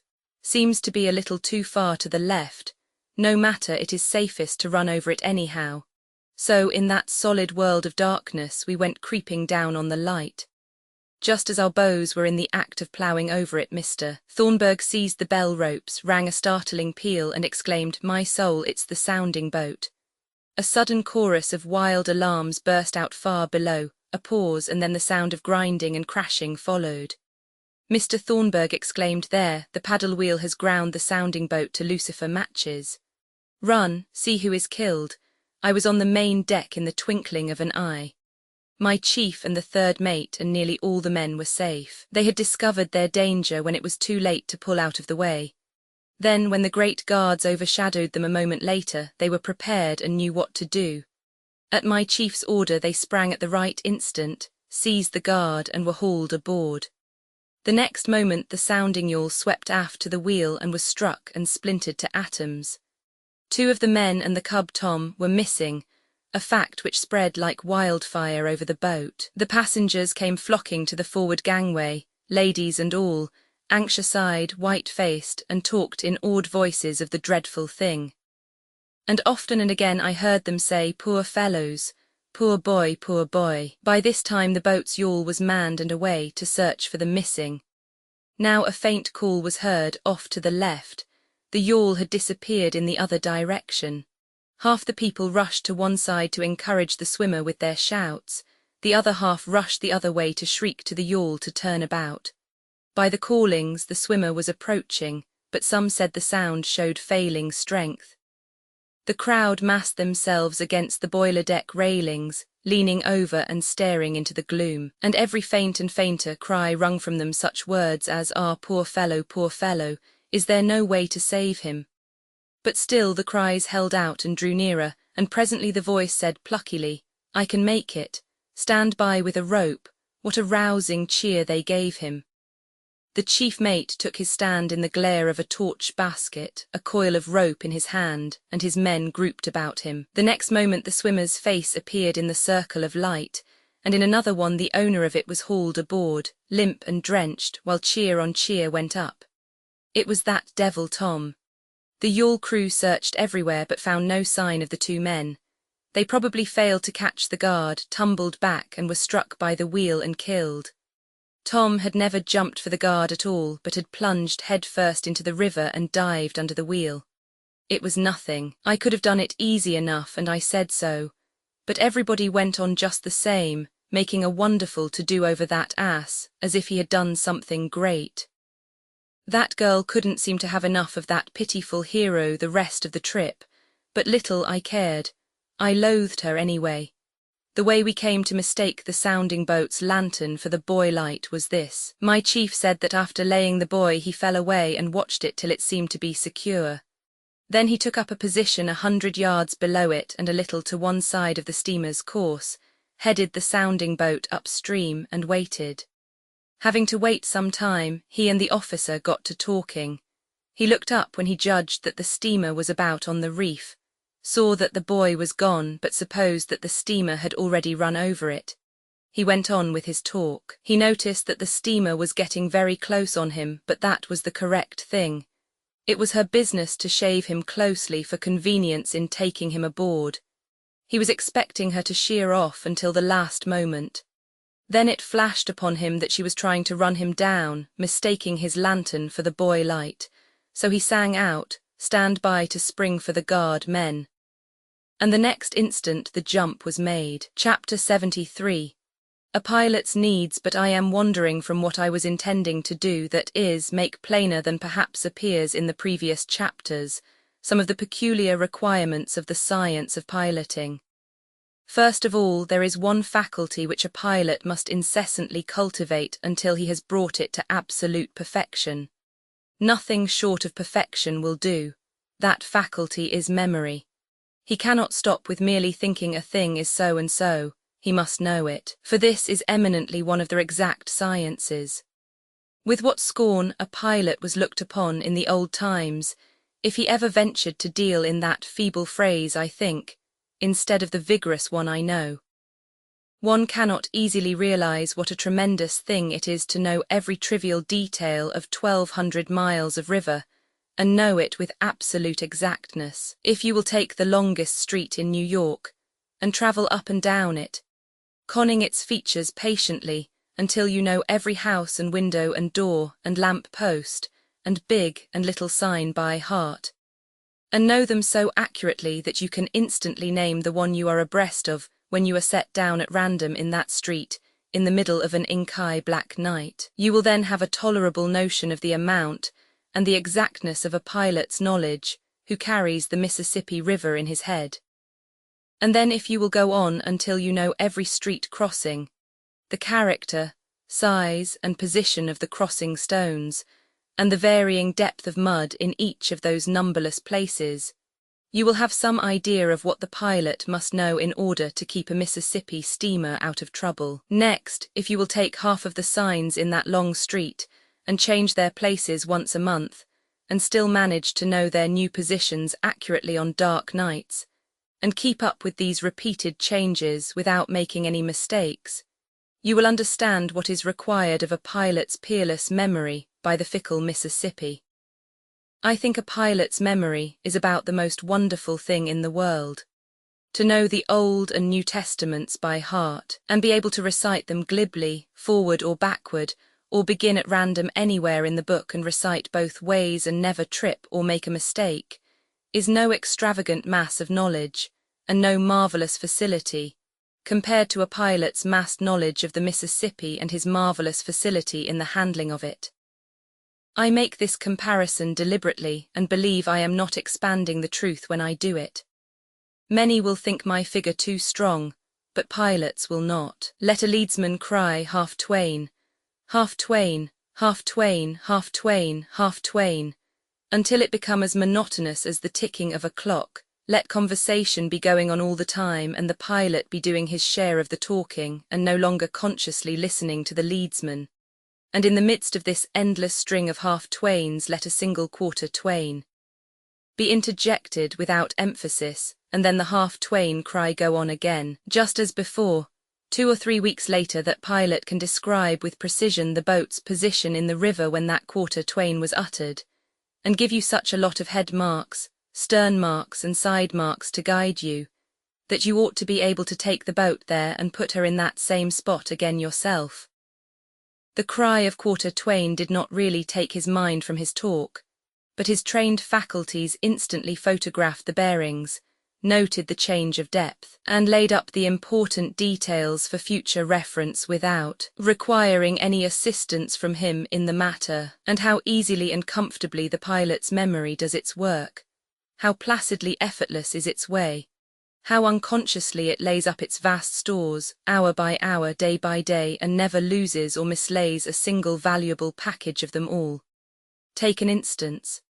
If you were walking and talking with a friend, and another friend at your side kept up a monotonous repetition of the vowel sound A for a couple of blocks, and then in the midst interjected an R, thus, A, R, A, etc., and gave the R no emphasis, you would not be able to state, 2 or 3 weeks afterward, that the R had been put in, nor be able to tell what objects you were passing at the moment it was done. But you could if your memory had been patiently and laboriously trained to do that sort of thing mechanically. Give a man a tolerably fair memory to start with, and piloting will develop it into a very colossus of capability. But only in the matters it is daily drilled in. A time would come when the man's faculties could not help noticing landmarks and soundings, and his memory could not help holding on to them with the grip of a vise. But if you asked that same man at noon what he had had for breakfast, it would be 10 chances to 1 that he could not tell you. Astonishing things can be done with the human memory if you will devote it faithfully to one particular line of business. At the time that wages soared so high on the Missouri River, my chief, Mr. Bixby, went up there and learned more than 1,000 miles of that stream with an ease and rapidity that were astonishing. When he had seen each division once in the daytime and once at night, his education was so nearly complete that he took out a daylight license. A few trips later he took out a full license, and went to piloting day and night, and he ranked a 1-2. Mr. Bixby placed me as steersman for a while under a pilot whose feats of memory were a constant marvel to me. However, his memory was born in him, I think, not built. For instance, somebody would mention a name. Instantly Mr. Brown would break in. Oh, I knew him. Sallow-faced, red-headed fellow with a little scar on the side of his throat like a splinter under the flesh.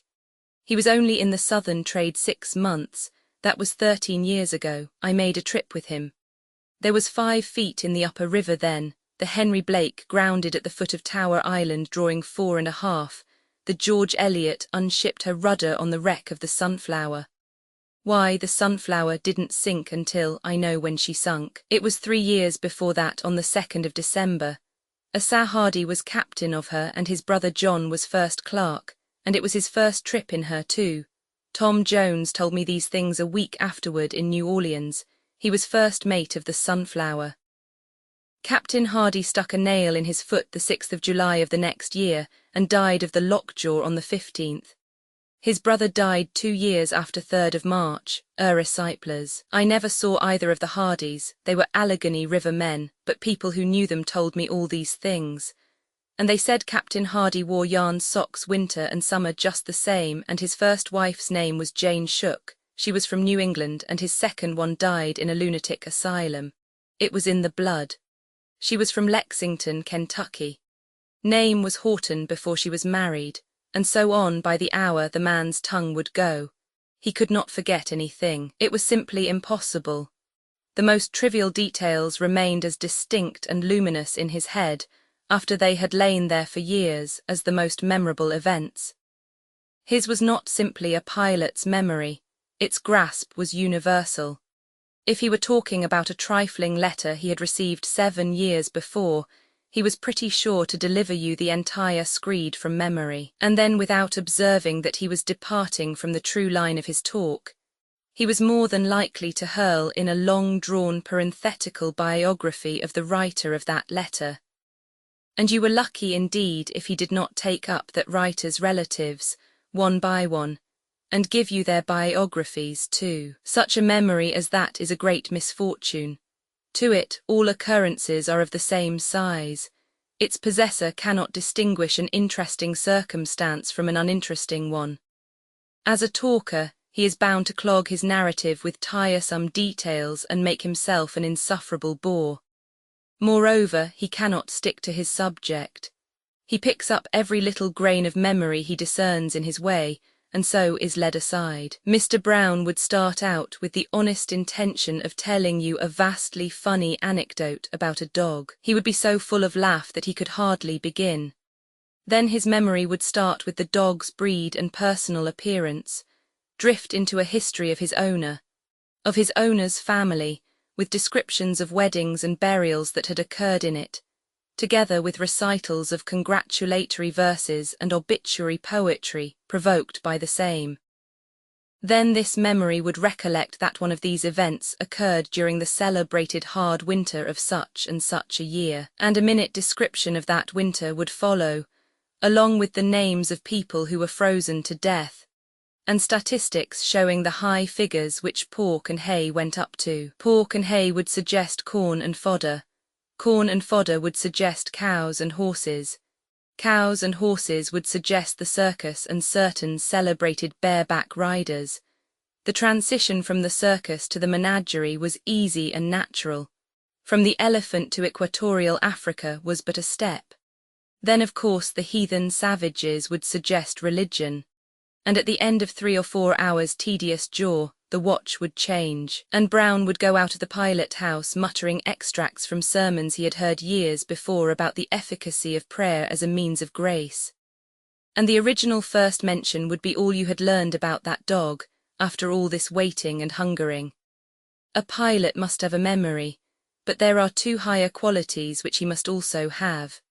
He must have good and quick judgment and decision, and a cool, calm courage that no peril can shake. Give a man the merest trifle of pluck to start with, and by the time he has become a pilot he cannot be unmanned by any danger a steamboat can get into. But one cannot quite say the same for judgment. Judgment is a matter of brains, and a man must start with a good stock of that article, or he will never succeed as a pilot. The growth of courage in the pilot house is steady all the time, but it does not reach a high and satisfactory condition until some time after the young pilot has been standing his own watch, alone and under the staggering weight of all the responsibilities connected with the position. When an apprentice has become pretty thoroughly acquainted with the river, he goes clattering along so fearlessly with his steamboat, night or day, that he presently begins to imagine that it is his courage that animates him. But the first time the pilot steps out and leaves him to his own devices, he finds out it was the other man's. He discovers that the article has been left out of his own cargo altogether. The whole river is bristling with exigencies in a moment. He is not prepared for them. He does not know how to meet them. All his knowledge forsakes him, and within 15 minutes he is as white as a sheet and scared almost to death. Therefore pilots wisely train these cubs by various strategic tricks to look danger in the face a little more calmly. A favourite way of theirs is to play a friendly swindle upon the candidate. Mr. Bixby served me in this fashion once, and for years afterward I used to blush even in my sleep when I thought of it. I had become a good steersman, so good indeed that I had all the work to do on our watch, night and day. Mr. Bixby seldom made a suggestion to me. All he ever did was to take the wheel on particularly bad nights or in particularly bad crossings, land the boat when she needed to be landed, play gentleman of leisure 9/10 of the watch, and collect the wages. The lower river was about bankful, and if anybody had questioned my ability to run any crossing between Cairo and New Orleans without help or instruction, I should have felt irreparably hurt.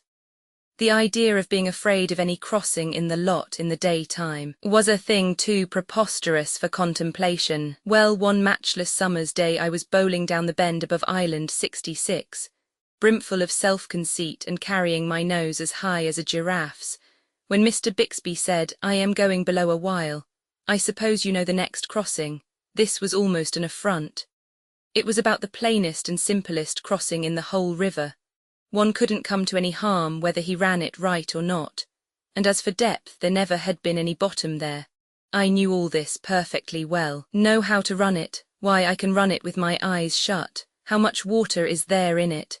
Well, that is an odd question. I couldn't get bottom there with a church steeple. You think so, do you? The very tone of the question shook my confidence. That was what Mr. Bixby was expecting.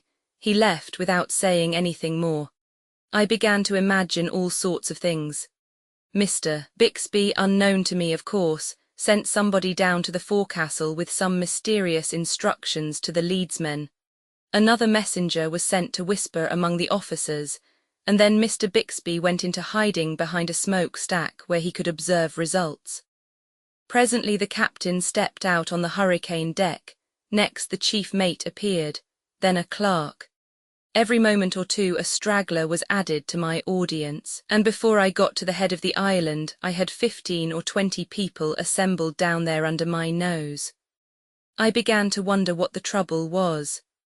As I started across, the captain glanced aloft at me and said, with a sham uneasiness in his voice, "Where is Mr. Bixby?" "Gone below, sir," but that did the business for me. My imagination began to construct dangers out of nothing, and they multiplied faster than I could keep the run of them. All at once I imagined I saw shoal water ahead. The wave of coward agony that surged through me then came near dislocating every joint in me. All my confidence in that crossing vanished. I seized the bell rope, dropped it, ashamed, seized it again, dropped it once more, clutched it tremblingly one again, and pulled it so feebly that I could hardly hear the stroke myself. Captain and mate sang out instantly, and both together, starboard lead there, and quick about it. This was another shock. I began to climb the wheel like a squirrel, but I would hardly get the boat started to port before I would see new dangers on that side, and away I would spin to the other, only to find perils accumulating to starboard and be crazy to get to port again. Then came the leadsman's sepulchral cry, DEEP 4, deep 4 in a bottomless crossing. The terror of it took my breath away. MLRK 3, quarter less 3, half Twain, this was frightful. I seized the bell ropes and stopped the engines. Quarter Twain, Mark Twain. I was helpless. I did not know what in the world to do. I was quaking from head to foot, and I could have hung my hat on my eyes, they stuck out so far. Quarter less Twain. 9.5, we were drawing 9. My hands were in a nerveless flutter. I could not ring a bell intelligibly with them. I flew to the speaking tube and shouted to the engineer, "Oh, Ben, if you love me, back her. Quick, Ben, oh, back the immortal soul out of her." I heard the door close gently. I looked around, and there stood Mr. Bixby, smiling a bland, sweet smile. Then the audience on the hurricane deck sent up a thundergust of humiliating laughter. I saw it all now, and I felt meaner than the meanest man in human history. I laid in the lead, set the boat in her marks, came ahead on the engines, and said it was a fine trick to play on an orphan, wasn't it? I suppose I'll never hear the last of how I was ass enough to heave the lead at the head of 66. Well, no, you won't, maybe. In fact, I hope you won't, for I want you to learn something by that experience. Didn't you know there was no bottom in that crossing? Yes, sir, I did. Very well, then. You shouldn't have allowed me or anybody else to shake your confidence in that knowledge. Try to remember that. And another thing, when you get into a dangerous place, don't turn coward. That isn't going to help matters any. It was a good enough lesson, but pretty hardly learned. Yet about the hardest part of it was that for months I so often had to hear a phrase which I had conceived a particular distaste for. It was, "Oh Ben, if you love me, back her." Chapter 74. Rank and dignity of piloting. In my preceding chapters I have tried, by going into the minutiae of the science of piloting, to carry the reader step by step to a comprehension of what the science consists of. And at the same time I have tried to show him that it is a very curious and wonderful science, too, and very worthy of his attention. If I have seemed to love my subject, it is no surprising thing, for I loved the profession far better than any I have followed since, and I took a measureless pride in it. The reason is plain.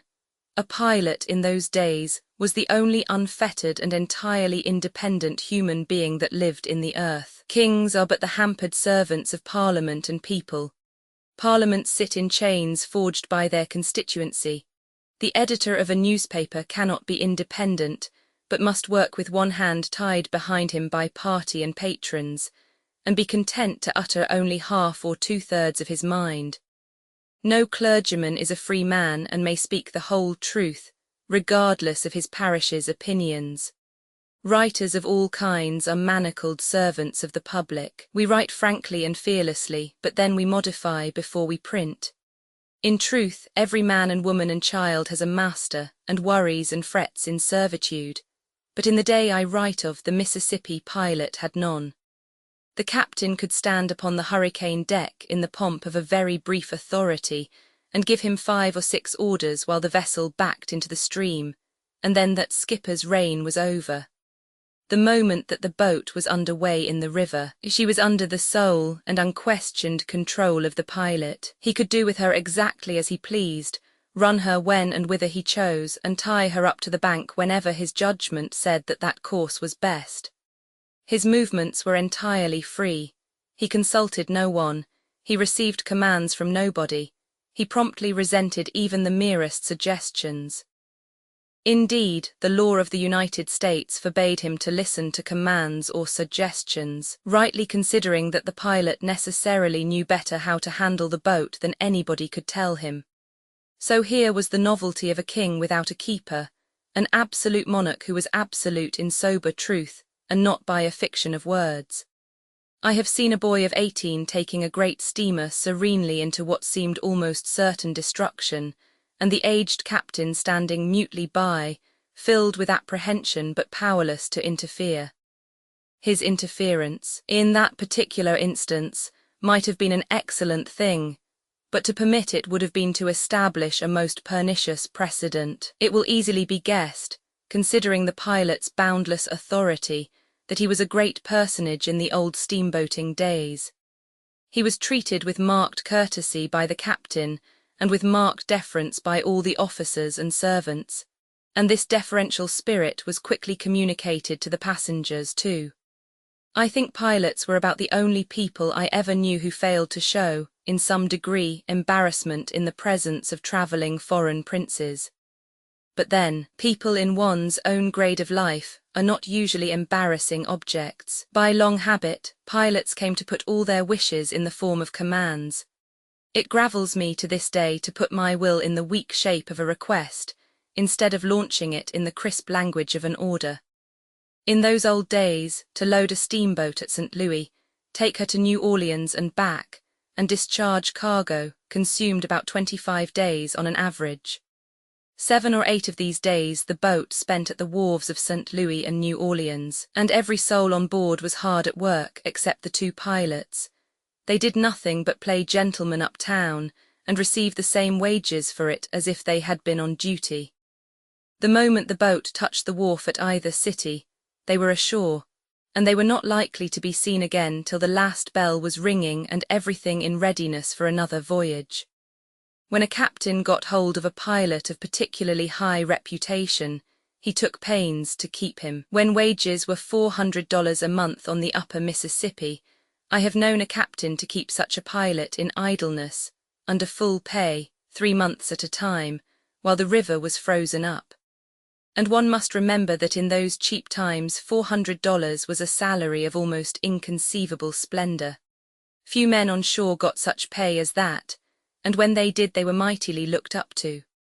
When pilots from either end of the river wandered into our small Missouri village, they were sought by the best and the fairest, and treated with exalted respect.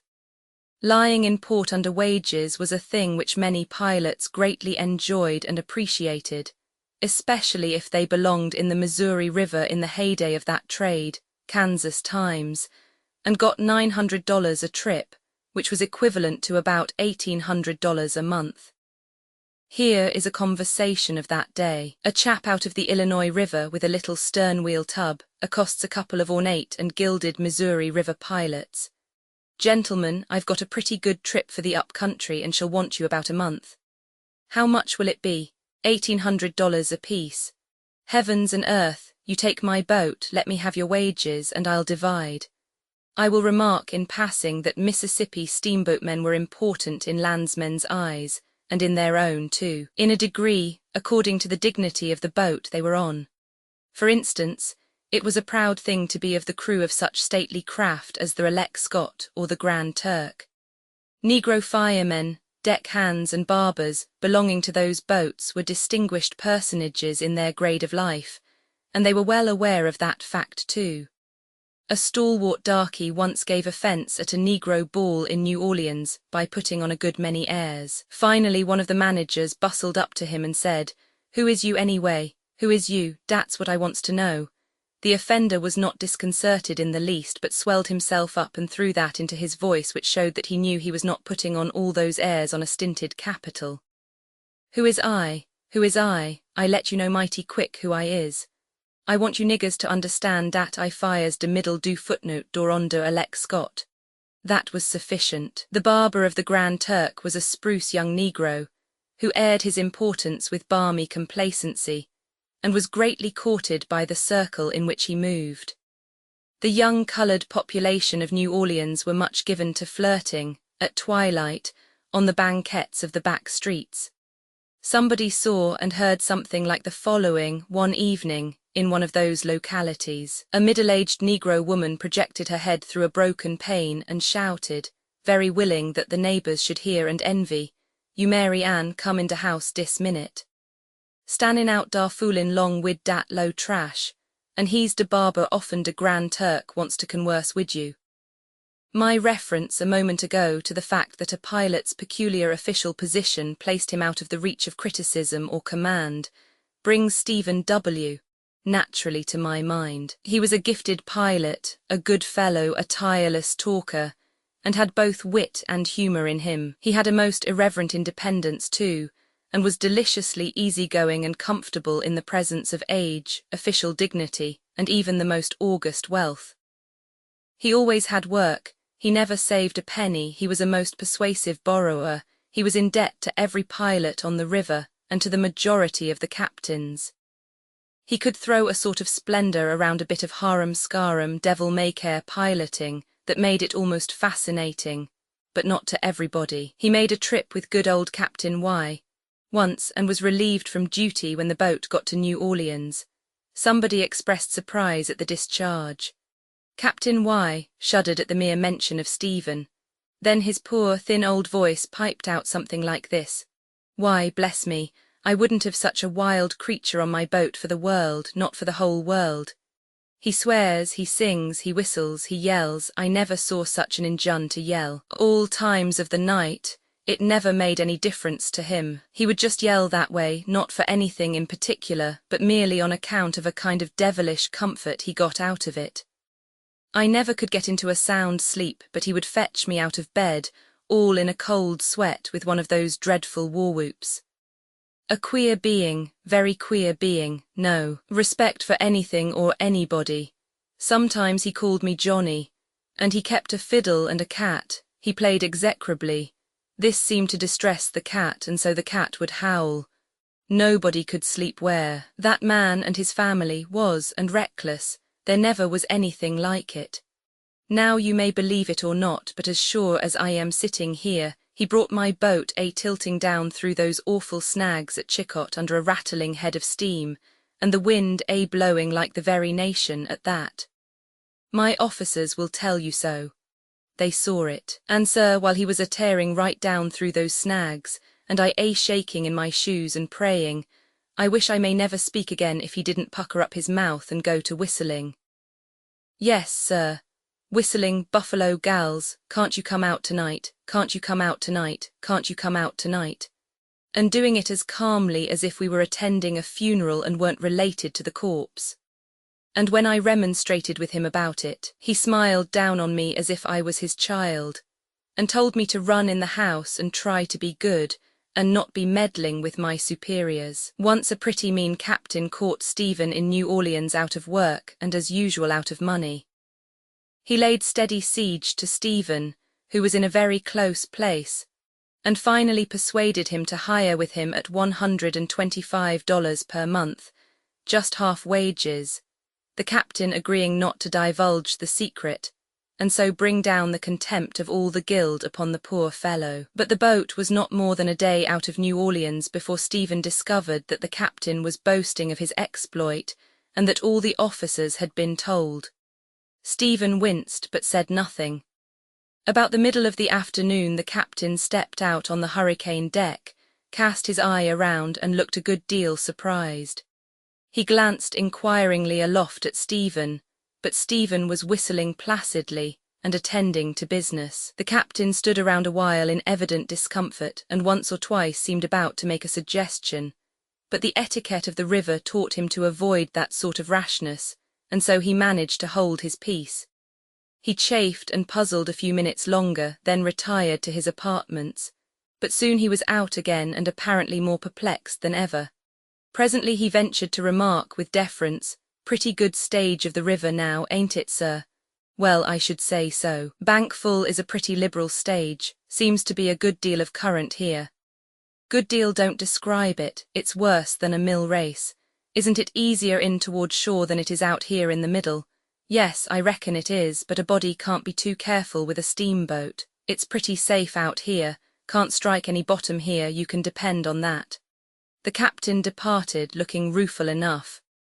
At this rate, he would probably die of old age before his boat got to St. Louis. Next day he appeared on deck and again found Stephen faithfully standing up the middle of the river, fighting the whole vast force of the Mississippi and whistling the same placid tune. This thing was becoming serious. In by the shore was a slower boat clipping along in the easy water and gaining steadily. She began to make for an island shoot. Stephen stuck to the middle of the river. Speech was wrung from the captain. He said, "Mr. W, don't that chute cut off a good deal of distance?" "I think it does, but I don't know. Well, isn't there water enough in it now to go through?" "I expect there is, but I am not certain. Upon my word, this is odd. Why, those pilots on that boat yonder are going to try it." "Do you mean to say that you don't know as much as they do?" Why, they are $250 pilots. But don't you be uneasy, I know as much as any man can afford to know for 125. The captain surrendered. 5 minutes later, Stephen was bowling through the chute and showing the rival boat a $250 pair of heels. Chapter 75. The pilot's monopoly. One day on board the Relic Scott, my chief, Mr. Bixby, was crawling carefully through a close place at Cat Island, both leads going and everybody holding his breath. The captain, a nervous, apprehensive man, kept still as long as he could, but finally broke down and shouted from the hurricane deck, "For gracious sake, give her steam, Mr. Bixby. Give her steam, she'll never raise the reef on this headway." For all the effect that was produced upon Mr. Bixby, one would have supposed that no remark had been made. But 5 minutes later, when the danger was past and the leads laid in, he burst instantly into a consuming fury, and gave the captain the most admirable cursing I ever listened to. No bloodshed ensued, but that was because the captain's cause was weak. For ordinarily he was not a man to take correction quietly. Having now set forth in detail the nature of the science of piloting, and likewise described the rank which the pilot held among the fraternity of steamboat men, this seems a fitting place to say a few words about an organization which the pilots once formed for the protection of their guild. It was curious and noteworthy in this, that it was perhaps the compactest, the completest, and the strongest commercial organization ever formed among men. For a long time wages had been $250 a month, but curiously enough, as steamboats multiplied and business increased, the wages began to fall little by little. It was easy to discover the reason of this. Too many pilots were being made. It was nice to have a cub, a steersman, to do all the hard work for a couple of years gratis, while his master sat on a high bench and smoked. All pilots and captains had sons or nephews who wanted to be pilots. By and by it came to pass that nearly every pilot on the river had a steersman. When a steersman had made an amount of progress that was satisfactory to any two pilots in the trade, they could get a pilot's license for him by signing an application directed to the United States Inspector. Nothing further was needed. Usually no questions were asked. No proofs of capacity required. Very well, this growing swarm of new pilots presently began to undermine the wages in order to get berths. Too late, apparently, the knights of the tiller perceived their mistake. Plainly something had to be done and quickly, but what was to be the needful thing? A close organization. Nothing else would answer. To compass this seemed an impossibility, so it was talked and then dropped. It was too likely to ruin whoever ventured to move in the matter, but at last about a dozen of the boldest, and some of them the best, pilots on the river launched themselves into the enterprise and took all the chances. They got a special charter from the legislature, with large powers under the name of the Pilots' Benevolent Association, elected their officers, completed their organization, contributed capital, put association wages up to $250 at once, and then retired to their homes, for they were promptly discharged from employment. But there were 2 or 3 unnoticed trifles in their bylaws which had the seeds of propagation in them. For instance, all idle members of the association in good standing were entitled to a pension of $25 per month. This began to bring in one straggler after another from the ranks of the new-fledged pilots in the dull summer season. Better have $25 than starve. The initiation fee was only $12, and no dues required from the unemployed. Also, the widows of deceased members in good standing could draw $25 per month, and a certain sum for each of their children. Also, the said deceased would be buried at the association's expense. These things resurrected all the superannuated and forgotten pilots in the Mississippi Valley. They came from farms, They came from interior villages, they came from everywhere. They came on crutches, on drays, in ambulances, anyway, so they got there. They paid in their $12, and straightway began to draw out $25 a month and calculate their burial bills. By and by, all the useless, helpless pilots and a dozen first-class ones were in the association, and 9/10 of the best pilots out of it and laughing at it. It was the laughing-stock of the whole river. Everybody joked about the by-law requiring members to pay 10% of their wages every month into the treasury for the support of the association, whereas all the members were outcast and tabooed, and no one would employ them. Everybody was derisively grateful to the association for taking all the worthless pilots out of the way and leaving the whole field to the excellent and the deserving. And everybody was not only jocularly grateful for that, but for a result which naturally followed, namely, the gradual advance of wages as the busy season approached. Wages had gone up from the low figure of $100 a month to $125, and in some cases to $150. And it was great fun to enlarge upon the fact that this charming thing had been accomplished by a body of men, not one of whom received a particle of benefit from it.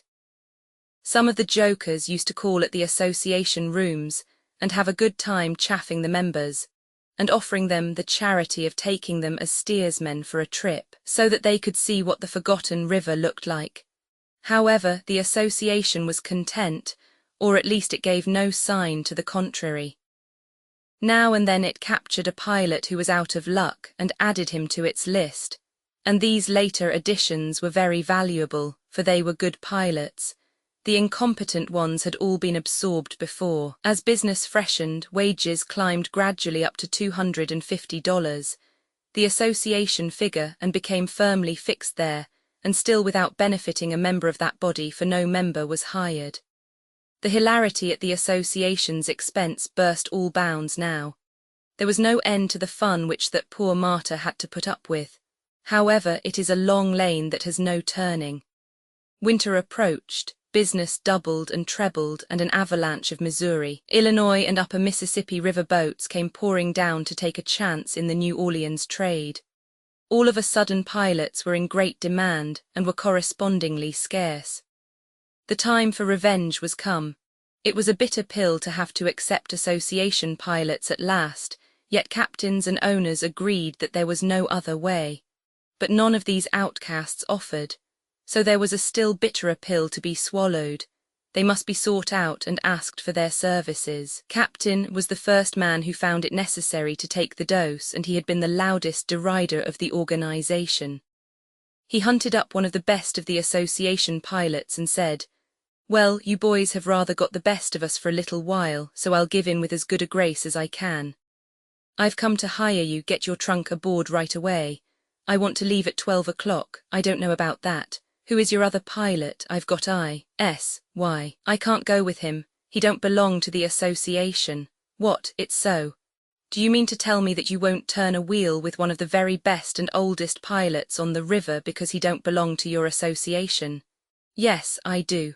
"Well, if this isn't putting on airs. I supposed I was doing you a benevolence, but I begin to think that I am the party that wants a favor done. Are you acting under a law of the concern?" "Yes, show it to me." So they stepped into the association rooms, and the secretary soon satisfied the captain, who said, "Well, what am I to do? I have hired Mr. S. for the entire season." "I will provide for you," said the secretary. "I will detail a pilot to go with you, and he shall be on board at 12 o'clock, but if I discharge S., he will come on me for the whole season's wages. Of course that is a matter between you and Mr. S., Captain. We cannot meddle in your private affairs." The captain stormed, but to no purpose. In the end he had to discharge S., pay him about $1,000, and take an association pilot in his place. The laugh was beginning to turn the other way now. Every day thenceforward a new victim fell. Every day some outraged captain discharged a non-association pet, with tears and profanity, and installed a hated association man in his berth. In a very little while, idle non-associationists began to be pretty plenty, brisk as business was, and much as their services were desired. The laugh was shifting to the other side of their mouths most palpably. These victims, together with the captains and owners, presently ceased to laugh altogether, and began to rage about the revenge they would take when the passing business spurt was over. Soon all the laughers that were left were the owners and crews of boats that had 2 non-association pilots. Their triumph was not very long-lived. For this reason, it was a rigid rule of the association that its members should never, under any circumstances whatever, give information about the channel to any outsider. By this time about half the boats had none but association pilots, and the other half had none but outsiders.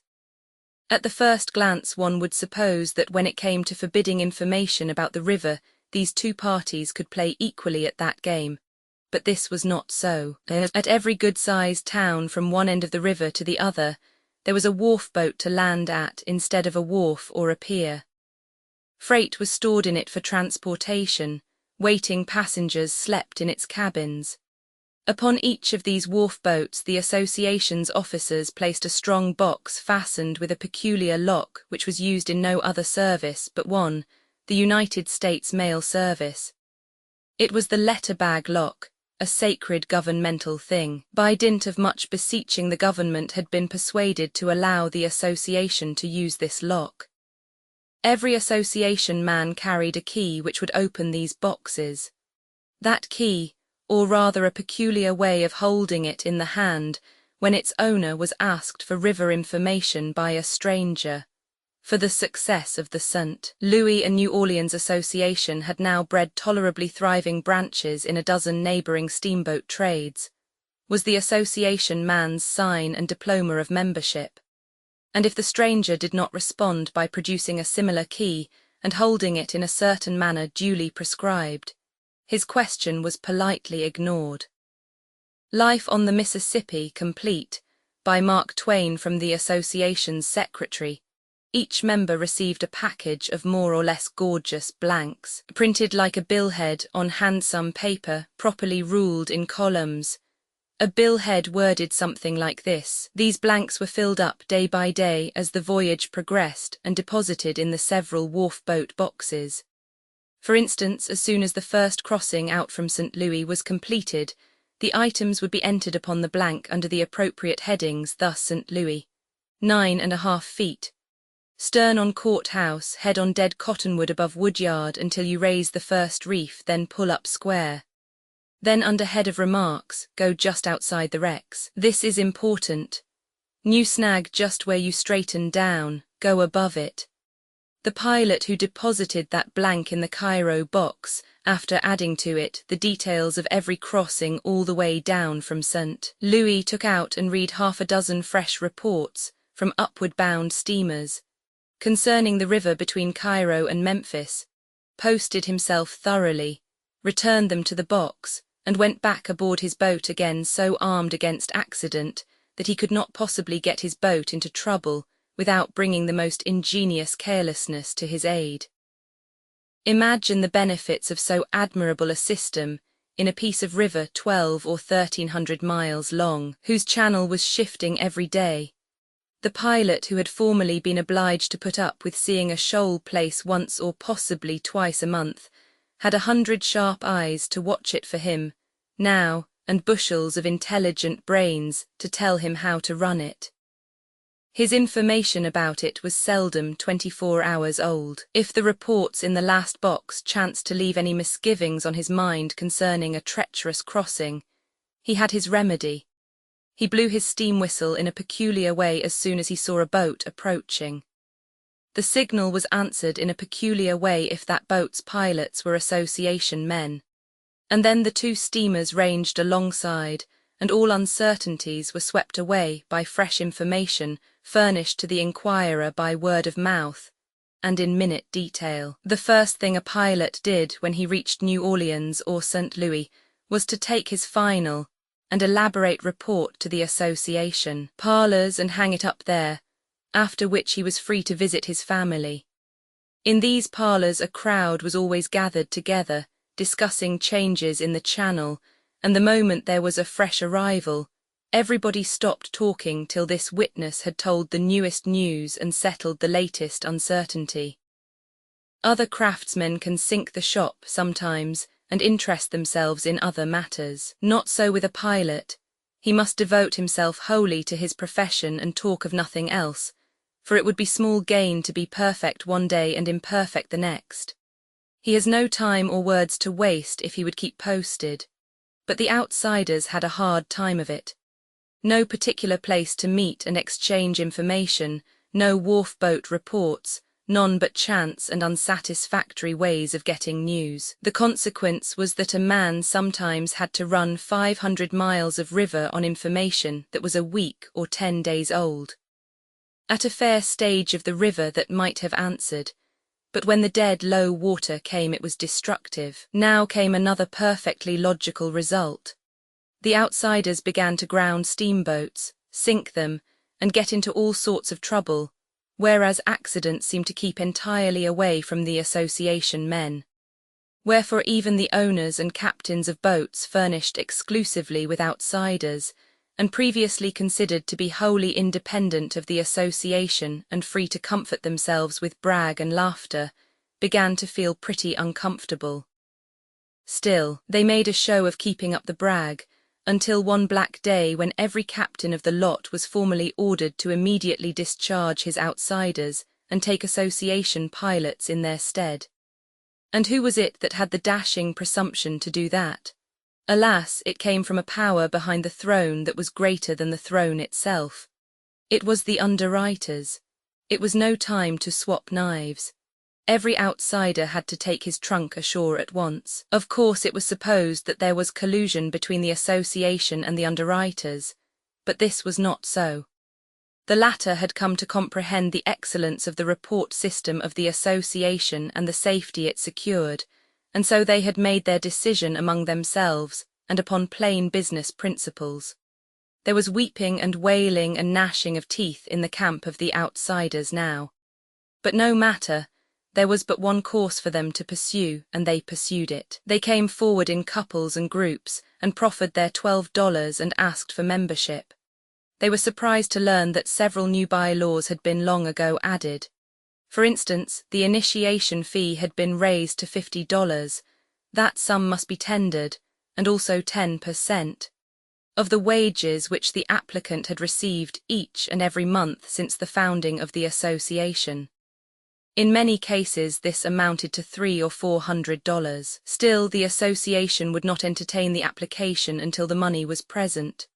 Even then, a single adverse vote killed the application. Every member had to vote yes or no in person and before witnesses, so it took weeks to decide a candidacy, because many pilots were so long absent on voyages. However, the repentant sinners scraped their savings together, and one, by our tedious voting process, they were added to the fold. A time came at last when only about 10 remained outside. They said they would starve before they would apply. They remained idle a long while, because of course nobody could venture to employ them. By and by the association published the fact that upon a certain date the wages would be raised to $500 per month. All the branch associations had grown strong now, and the Red River one had advanced wages to $700 a month. Reluctantly the 10 outsiders yielded in view of these things and made application. There was another new bylaw by this time, which required them to pay dues not only on all the wages they had received since the association was born, but also on what they would have received if they had continued at work up to the time of their application, instead of going off to pout in idleness. It turned out to be a difficult matter to elect them, but it was accomplished at last. The most virulent sinner of this batch had stayed out, and allowed dues to accumulate against him so long that he had to send in $625 with his application. The association had a good bank account now and was very strong. There was no longer an outsider. A bylaw was added forbidding the reception of any more cubs or apprentices for 5 years, after which time a limited number would be taken, not by individuals, but by the association upon these terms. The applicant must not be less than 18 years old and of respectable family and good character. He must pass an examination as to education, pay $1,000 in advance for the privilege of becoming an apprentice, and must remain under the commands of the association until a great part of the membership, more than half, I think, should be willing to sign his application for a pilot's license. All previously articled apprentices were now taken away from their masters and adopted by the association. The president and secretary detailed them for service on one boat or another, as they chose, and changed them from boat to boat according to certain rules. If a pilot could show that he was in infirm health and needed assistance, one of the cubs would be ordered to go with him. The widow and orphan list grew, but so did the association's financial resources. The association attended its own funerals in state and paid for them.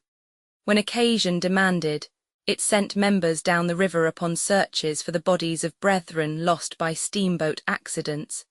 A search of this kind sometimes cost $1,000. The association procured a charter and went into the insurance business also. It not only insured the lives of its members but took risks on steamboats. The organization seemed indestructible. It was the tightest monopoly in the world. By the United States law, no man could become a pilot unless 2 duly licensed pilots signed his application, and now there was nobody outside of the association competent to sign. Consequently, the making of pilots was at an end. Every year some would die and others become incapacitated by age and infirmity. There would be no new ones to take their places. In time, the association could put wages up to any figure it chose, and as long as it should be wise enough not to carry the thing too far and provoke the national government into amending the licensing system, steamboat owners would have to submit, since there would be no help for it. The owners and captains were the only obstruction that lay between the association and absolute power, and at last this one was removed. Incredible as it may seem, the owners and captains deliberately did it themselves. When the Pilots' Association announced, months beforehand, that on the first day of September 1861, wages would be advanced to $500 per month, the owners and captains instantly put freights up a few cents, and explained to the farmers along the river the necessity of it, by calling their attention to the burdensome rate of wages about to be established. It was a rather slender argument, but the farmers did not seem to detect it. It looked reasonable to them that to add 5 cents freight on a bushel of corn was justifiable under the circumstances, overlooking the fact that this advance on a cargo of 40,000 sacks was a good deal more than necessary to cover the new wages. So straightway the captains and owners got up an association of their own, and proposed to put captains' wages up to $500 too, and move for another advance in freights. It was a novel idea, but of course an effect which had been produced once could be produced again. The new association decreed, for this was before all the outsiders had been taken into the Pilots' Association, that if any captain employed a non-association pilot, he should be forced to discharge him, and also pay a fine of $500. Several of these heavy fines were paid before the captain's organization grew strong enough to exercise full authority over its membership, but that all ceased, presently. The captains tried to get the pilots to decree that no member of their corporation should serve under a non-association captain, but this proposition was declined. The pilots saw that they would be backed up by the captains and the underwriters anyhow, and so they wisely refrained from entering into entangling alliances. As I have remarked, the Pilots' Association was now the compactest monopoly in the world perhaps, and seemed simply indestructible. And yet the days of its glory were numbered. First, the new railroad stretching up through Mississippi, Tennessee, and Kentucky to northern railway centers began to divert the passenger travel from the steamers. Next, the war came and almost entirely annihilated the steamboating industry during several years, leaving most of the pilots idle, and the cost of living advancing all the time. Then the treasurer of the St. Louis Association put his hand into the till and walked off with every dollar of the ample fund. And finally, the railroads intruding everywhere, there was little for steamers to do when the war was over but carry freights. So straightway some genius from the Atlantic coast introduced the plan of towing a dozen steamer cargoes down to New Orleans at the tail of a vulgar little tugboat. And behold, in the twinkling of an eye, as it were, the association and the noble science of piloting were things of the dead and pathetic past. 2 or 3 miles of mates were commanding and swearing with more than usual emphasis. Countless processions of freight barrels and boxes were spinning athwart the levee and flying aboard the stage planks. Belated passengers were dodging and skipping among these frantic things, hoping to reach the forecastle companionway alive, but having their doubts about it. Women with reticules and bandboxes were trying to keep up with husbands freighted with carpet sacks and crying babies, and making a failure of it by losing their heads in the whirl and roar and general distraction. Drays and baggage vans were clattering hither and thither in a wild hurry, every now and then getting blocked and jammed together, and then during 10 seconds one could not see them for the profanity, except vaguely and dimly. Every windlass connected with every forehatch, from one end of that long array of steamboats to the other, was keeping up a deafening whiz and whir, lowering freight into the hold, and the half-naked crews of perspiring negroes that worked them were roaring such songs as de la Sac.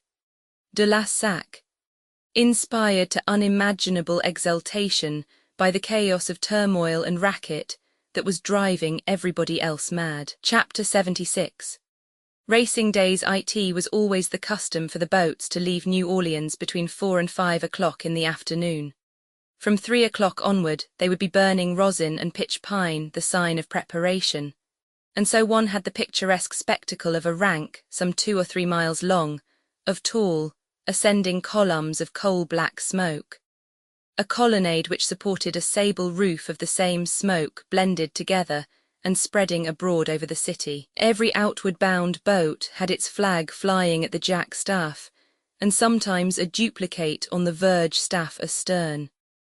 By this time, the hurricane and boiler decks of the steamers would be packed and black with passengers. The last bells would begin to clang all down the line, and then the powwow seemed to double. In a moment or two the final warning came, a simultaneous din of Chinese gongs, with the cry, "All dat ain't goin', please to git a show." And behold, the powwow quadrupled. People came swarming ashore, overturning excited stragglers that were trying to swarm aboard. One more moment later a long array of stage planks was being hauled in, each with its customary latest passenger clinging to the end of it with teeth, nails, and everything else, and the customary latest procrastinator making a wild spring shoreward over his head.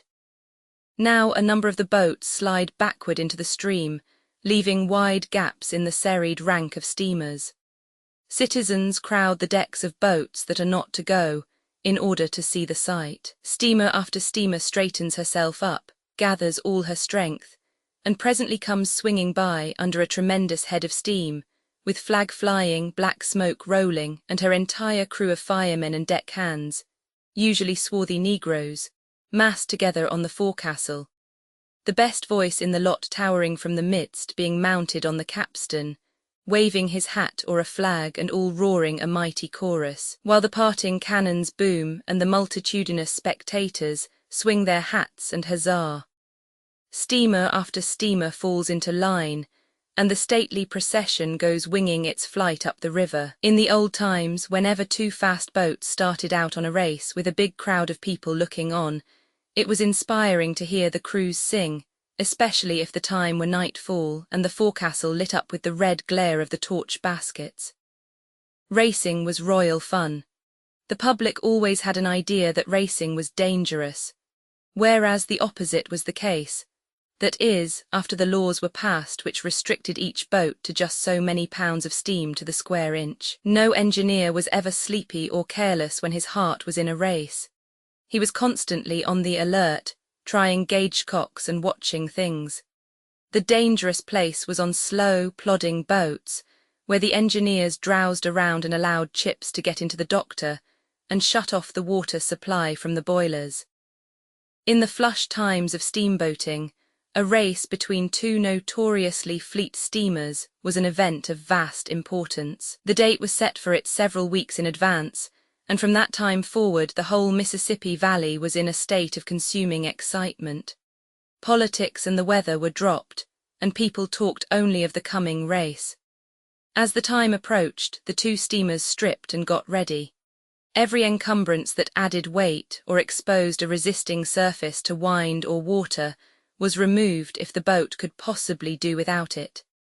The spars, and sometimes even their supporting derricks, were sent ashore, and no means left to set the boat afloat in case she got aground. When the Eclipse and the A.L. Shotwell ran their great race many years ago, it was said that pains were taken to scrape the gilding off the fanciful device which hung between the Eclipse's chimneys, and that for that one trip the captain left off his kid gloves and had his head shaved. But I always doubted these things. If the boat was known to make her best speed when drawing 5.5 feet forward and 5 feet aft, she was carefully loaded to that exact figure. She wouldn't enter a dose of homeopathic pills on her manifest after that. Hardly any passengers were taken, because they not only add weight but they never will trim boat. They always run to the side when there is anything to see, whereas a conscientious and experienced steamboatman would stick to the centre of the boat and part his hair in the middle with a spirit level. No way freights and no way passengers were allowed, for the racers would stop only at the largest towns, and then it would be only touch and go. Coal flats and wood flats were contracted for beforehand, and these were kept ready to hitch on to the flying steamers at a moment's warning.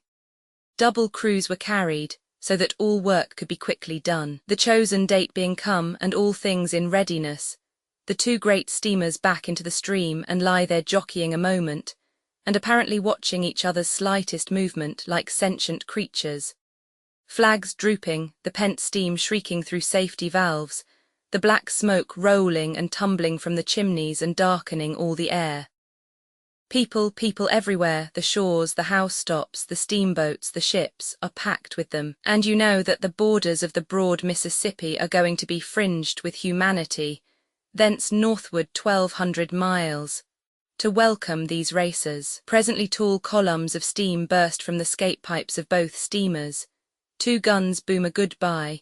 2 red-shirted heroes mounted on capstans wave their small flags above the massed crews on the forecastles.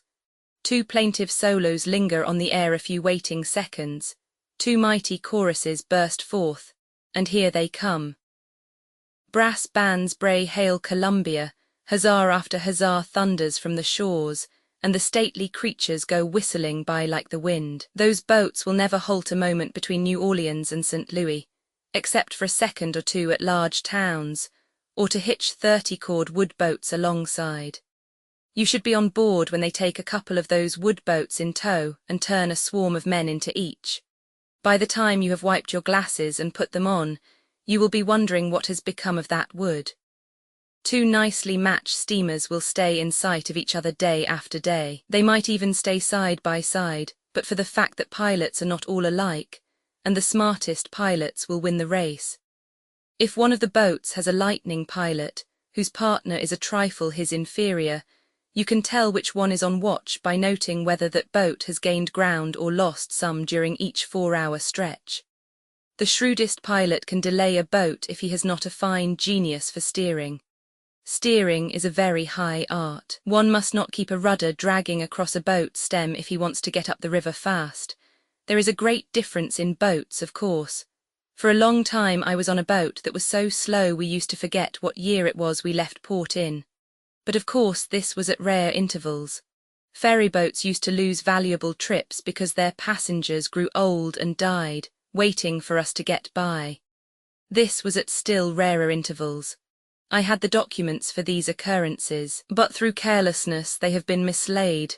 This boat, the John J. Roe, was so slow that when she finally sunk in Madrid Bend, it was 5 years before the owners heard of it. That was always a confusing fact to me, but it is according to the record anyway. She was dismally slow, Still, we often had pretty exciting times racing with islands and rafts and such things. One trip, however, we did rather well. We went to St. Louis in 16 days, but even at this rattling gait, I think we changed watches 3 times in Fort Adams Reach, which is 5 miles long. A reach is a piece of straight river, and of course the current drives through such a place in a pretty lively way. That trip we went to Grand Gulf from New Orleans in 4 days, 340 miles. The Eclipse and Shotwell did it in 1. We were 9 days out in the chute of 700 miles. The Eclipse and Shotwell went there in 2 days. Something over a generation ago, a boat called the J.M. White went from New Orleans to Cairo in 3 days, 6 hours and 44 minutes. In 1853, the Eclipse made the same trip in 3 days, 3 hours and 20 minutes. Footnote: time disputed. Some authorities add 1 hour and 16 minutes to this. In 1870, the R.E. Lee did it in 3 days and 1 hour. This last is called the fastest trip on record. I will try to show that it was not. For this reason, the distance between New Orleans and Cairo when the J.M. White ran it was about 1,106 miles. Consequently, her average speed was a trifle over 14 miles per hour. In the Eclipse's day, the distance between the 2 ports had become reduced to 1,080 miles. Consequently, her average speed was a shade under 14 3/8 miles per hour. In the R.E. Lee's time, the distance had diminished to about 1,030 miles. Consequently, her average was about 14 1/8 miles per hour. Therefore, the Eclipse's was conspicuously the fastest time that has ever been made. Chapter 77. Cut-offs and Stephen. These dry details are of importance in one particular. They give me an opportunity of introducing one of the Mississippi's oddest peculiarities, that of shortening its length from time to time. If you will throw a long, pliant apple paring over your shoulder, it will pretty fairly shape itself into an average section of the Mississippi River. That is, the 900 or 1,000 miles stretching from Cairo, Illinois, southward to New Orleans, the same being wonderfully crooked, with a brief straight bit here and there at wide intervals. The 200-mile stretch from Cairo northward to St. Louis is by no means so crooked, that being a rocky country which the river cannot cut much, the water cuts the alluvial banks of the lower river into deep horseshoe curves.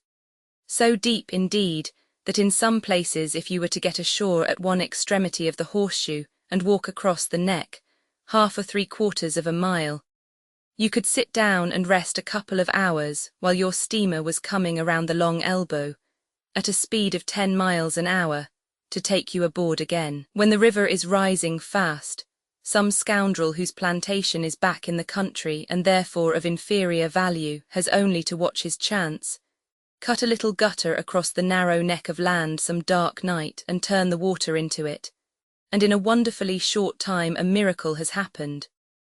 To wit, the whole Mississippi has taken possession of that little ditch and placed the countryman's plantation on its bank, quadrupling its value, and that other party's formerly valuable plantation finds itself away out yonder on a big island.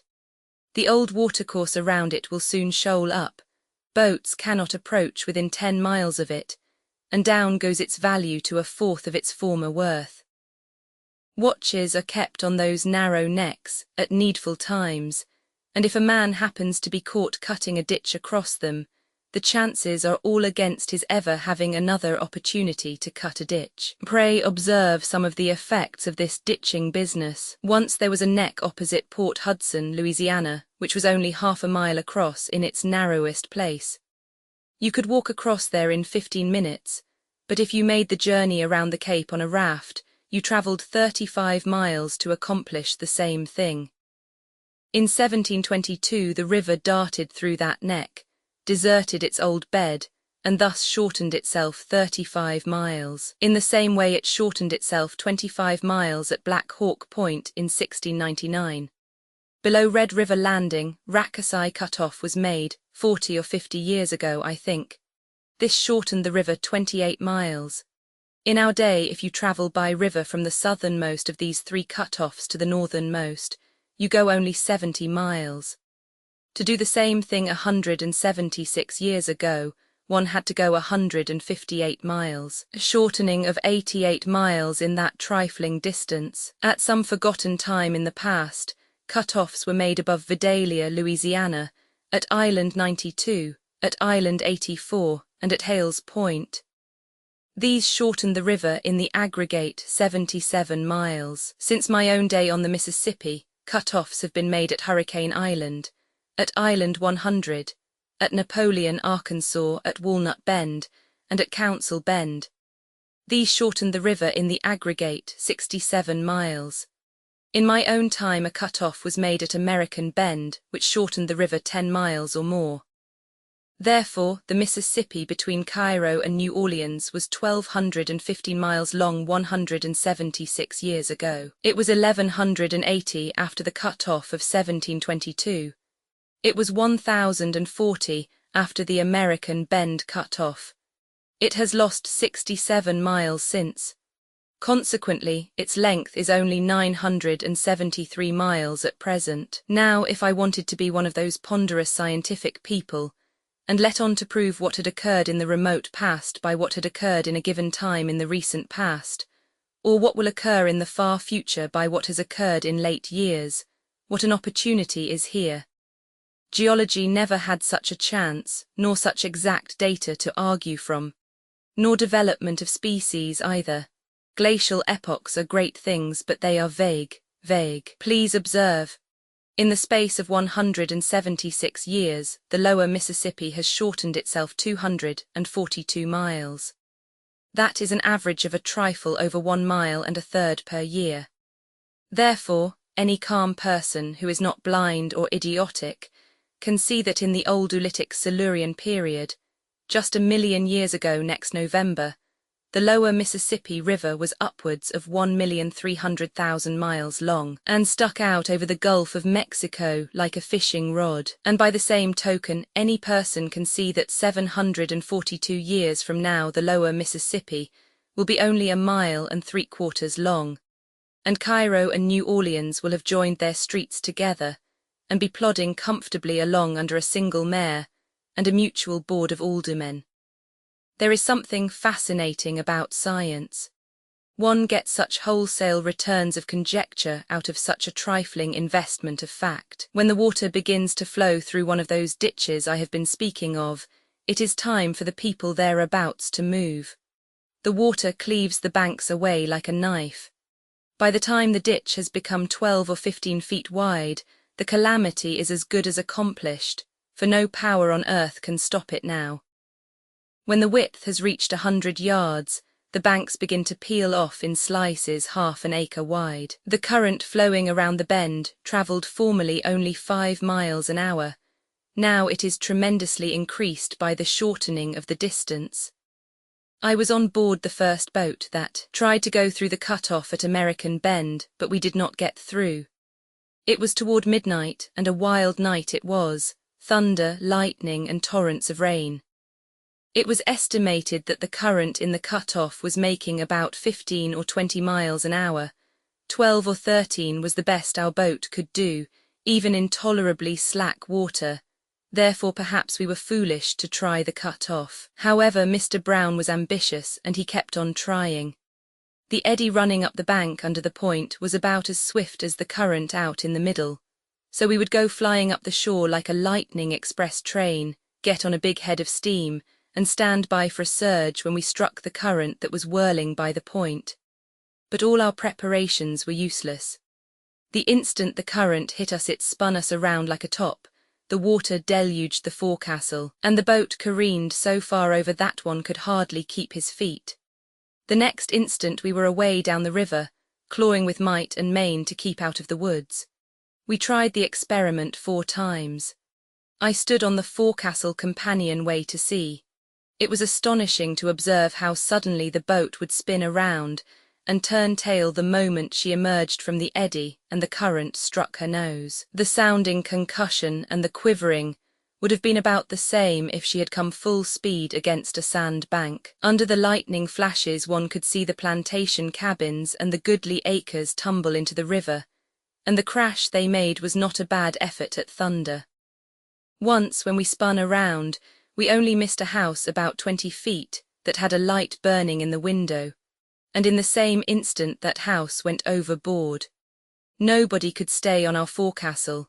The water swept across it in a torrent every time we plunged athwart the current. At the end of our fourth effort, we brought up in the woods 2 miles below the cut-off. All the country there was overflowed, of course. A day or two later, the cut-off was 3/4 of a mile wide, and boats passed up through it without much difficulty, and so saved 10 miles. The old Rakasai cut-off reduced the river's length 28 miles. There used to be a tradition connected with it. It was said that a boat came along there in the night and went around the enormous elbow the usual way, the pilots not knowing that the cut-off had been made.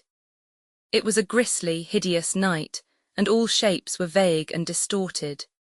The old bend had already begun to fill up, and the boat got to running away from mysterious reefs and occasionally hitting one. The perplexed pilots fell to swearing, and finally uttered the entirely unnecessary wish that they might never get out of that place. As always happens in such cases, that particular prayer was answered, and the others neglected. So to this day that phantom steamer is still butting around in that deserted river, trying to find her way out. More than one grave watchman has sworn to me that on drizzly, dismal nights, he has glanced fearfully down that forgotten river as he passed the head of the island, and seen the faint glow of the spectre steamer's lights drifting through the distant gloom, and heard the muffled cough of her scape pipes and the plaintive cry of her leadsmen. In the absence of further statistics, I beg to close this chapter with one more reminiscence of Stephen. Most of the captains and pilots held Stephen's note for borrowed sums, ranging from $250 upward. Stephen never paid one of these notes, but he was very prompt and very zealous about renewing them every 12 months. Of course, there came a time at last when Stephen could no longer borrow of his ancient creditors, so he was obliged to lie in wait for new men who did not know him. Such a victim was good-hearted, simple-natured young Yates. I use a fictitious name, but the real name began as this one does with a Y. Young Yates graduated as a pilot, got a berth, and when the month was ended and he stepped up to the clerk's office and received his $250 in crisp new bills, Stephen was there. His silvery tongue began to wag, and in a very little while Yates's $250 had changed hands. The fact was soon known at pilot headquarters, and the amusement and satisfaction of the old creditors were large and generous. But innocent Yates never suspected that Stephen's promise to pay promptly at the end of the week was a worthless one. Yates called for his money at the stipulated time. Stephen sweetened him up and put him off a week. He called then, according to agreement, and came away sugar-coated again, but suffering under another postponement. So the thing went on. Yates haunted Stephen week after week, to no purpose, and at last gave it up. And then straightway Stephen began to haunt Yates. Wherever Yates appeared, there was the inevitable Stephen, and not only there, but beaming with affection and gushing with apologies for not being able to pay. By and by, whenever poor Yates saw him coming, he would turn and fly and drag his company with him if he had company, but it was of no use. His debtor would run him down and corner him. Panting and red-faced, Stephen would come, with outstretched hands and eager eyes, invade the conversation, shake both of Yates's arms loose in their sockets and begin, "My, what a race I've had. I saw you didn't see me and so I clapped on all steam for fear I'd miss you entirely. And here you are, there just stand so and let me look at you, just the same old noble countenance." To Yates's friend, "Just look at him, ain't it just good to look at him? Ain't it now, ain't he just a picture? Some call him a picture, I call him a panorama, that's what he is, an entire panorama. And now I'm reminded, how I do wish I could have seen you an hour earlier. For 24 hours I've been saving up that $250 for you, been looking for you everywhere. I waited at the Planters from 6 yesterday evening till 2 o'clock this morning without rest or food. My wife says, 'Where have you been all night?' I said, 'This debt lies heavy on my mind.' She says, 'In all my days I never saw a man take a debt to heart the way you do.' I said, "It's my nature. How can I change it?" She says, "Well, do go to bed and get some rest." I said, "Not till that poor, noble young man has got his money." So I sat up all night, and this morning out I shot, and the first man I struck told me you had shipped on the Grand Turk and gone to New Orleans. Well, sir, I had to lean up against a building and cry. So help me goodness, I couldn't help it. The man that owned the place come out cleaning up with a rag, and said he didn't like to have people cry against his building. And then it seemed to me that the whole world had turned against me, and it wasn't any use to live any more. And coming along an hour ago, suffering no man knows what agony, I met Jim Wilson and paid him the $250 on account. And to think that here you are now, and I haven't got a cent. But as sure as I am standing here on this ground on this particular brick, there I've scratched a mark on the brick to remember it by, I'll borrow that money and pay it over to you at 12 o'clock sharp tomorrow. Now stand so, let me look at you just once more, and so on. Yates's life became a burden to him. He could not escape his debtor and his debtor's awful sufferings on account of not being able to pay. He dreaded to show himself in the street, lest he should find Stephen lying in wait for him at the corner. Bogart's billiard saloon was a great resort for pilots in those days. They met there about as much to exchange river news as to play. One morning Yates was there. Stephen was there too, but kept out of sight. But by and by, when about all the pilots had arrived who were in town, Stephen suddenly appeared in the midst, and rushed for Yates as for a long-lost brother. "Oh, I am so glad to see you. Oh, my soul, the sight of you is such a comfort to my eyes. Gentlemen, I owe all of you money. Among you I owe probably $40,000. I want to pay it. I intend to pay it, every last cent of it. You all know, without my telling you, what sorrow it has cost me to remain so long under such deep obligations to such patient and generous friends. But the sharpest pang I suffer, by far the sharpest, is from the debt I owe to this noble young man here. And I have come to this place this morning especially to make the announcement that I have at last found a method whereby I can pay off all my debts. And most especially I wanted him to be here when I announced it. Yes, my faithful friend, my benefactor, I've found the method. I've found the method to pay off all my debts, and you'll get your money." Hope dawned in Yates's eye. Then Stephen, beaming benignantly and placing his hand upon Yates's head, added, "I am going to pay them off in alphabetical order." Then he turned and disappeared. The full significance of Stephen's method did not dawn upon the perplexed and musing crowd for some 2 minutes. And then Yates murmured with a sigh, "Well, the Y-tickets stand a gaudy chance. He won't get any further than the C-tickets in this world, and I reckon that after a good deal of eternity has wasted away in the next one, I'll still be referred to up there as that poor, ragged pilot that came here from St. Louis in the early days." Chapter 78. I take a few extra lessons during the 2.5 years of my apprenticeship. I served under many pilots and had experience of many kinds of steamboatmen and many varieties of steamboats. For it was not always convenient for Mr. Bixby to have me with him, and in such cases he sent me with somebody else. I am to this day profiting somewhat by that experience, for in that brief, sharp schooling, I got personally and familiarly acquainted with about all the different types of human nature that are to be found in fiction, biography, or history. The fact is daily borne in upon me that the average shore employment requires as much as 40 years to equip a man with this sort of an education. When I say I am still profiting by this thing, I do not mean that it has constituted me a judge of men. No, it has not done that. For judges of men are born, not made. My profit is various in kind and degree, but the feature of it which I value most is the zest which that early experience has given to my later reading. When I find a well-drawn character in fiction or biography, I generally take a warm personal interest in him, for the reason that I have known him before, met him on the river. The figure that comes before me oftenest out of the shadows of that vanished time is that of Brown, of the steamer Pennsylvania, the man referred to in a former chapter, whose memory was so good and tiresome. He was a middle-aged, long, slim, bony, smooth-shaven, horse-faced, ignorant, stingy, malicious, snarling, fault-hunting, moat-magnifying tyrant.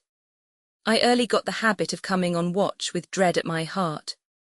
No matter how good a time I might have been having with the off-watch below, and no matter how high my spirits might be when I started aloft, my soul became lead in my body the moment I approached the pilot house. I still remember the first time I ever entered the presence of that man. The boat had backed out from St. Louis and was straightening down. I ascended to the pilot house in high feather, and very proud to be semi-officially a member of the executive family of so fast and famous a boat. Brown was at the wheel. I paused in the middle of the room, all fixed to make my bow, but Brown did not look around. I thought he took a furtive glance at me out of the corner of his eye, but as not even this notice was repeated, I judged I had been mistaken. By this time he was picking his way among some dangerous breaks abreast the woodyards. Therefore it would not be proper to interrupt him, so I stepped softly to the high bench and took a seat. There was silence for 10 minutes. Then my new boss turned and inspected me deliberately and painstakingly from head to heel for about, as it seemed to me, a quarter of an hour, after which he removed his countenance and I saw it no more for some seconds. Then it came around once more and this question greeted me, "Are you Horace Bigsby's cub?" "Yes, sir." After this there was a pause and another inspection. Then, "What's your name?" I told him. He repeated it after me. It was probably the only thing he ever forgot, for although I was with him many months he never addressed himself to me in any other way than here. And then his command followed. "Where was you born?" "In Florida, Missouri." A pause. Then, darn sight better stayed there. By means of a dozen or so of pretty direct questions, he pumped my family history out of me. The leads were going now in the first crossing. This interrupted the inquest. When the leads had been laid in, he resumed, "How long you been on the river?" I told him. After a pause, "Where'd you get them shoes?" I gave him the information. "Hold up your foot." I did so.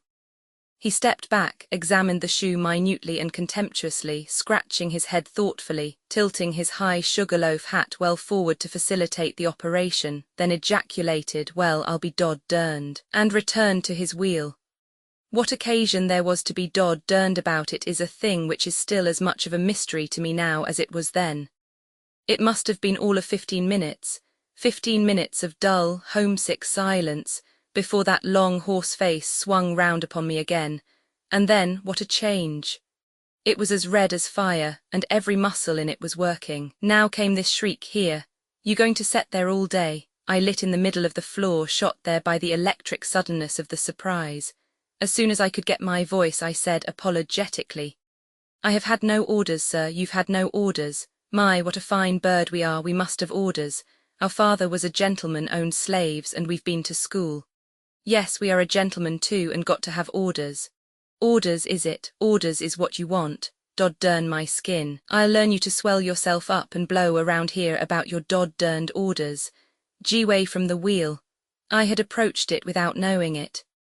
I moved back a step or two, and stood as in a dream, all my senses stupefied by this frantic assault. "What you standing there for? Take that ice pitcher down to the Texas tender, come, move along, and don't you be all day about it."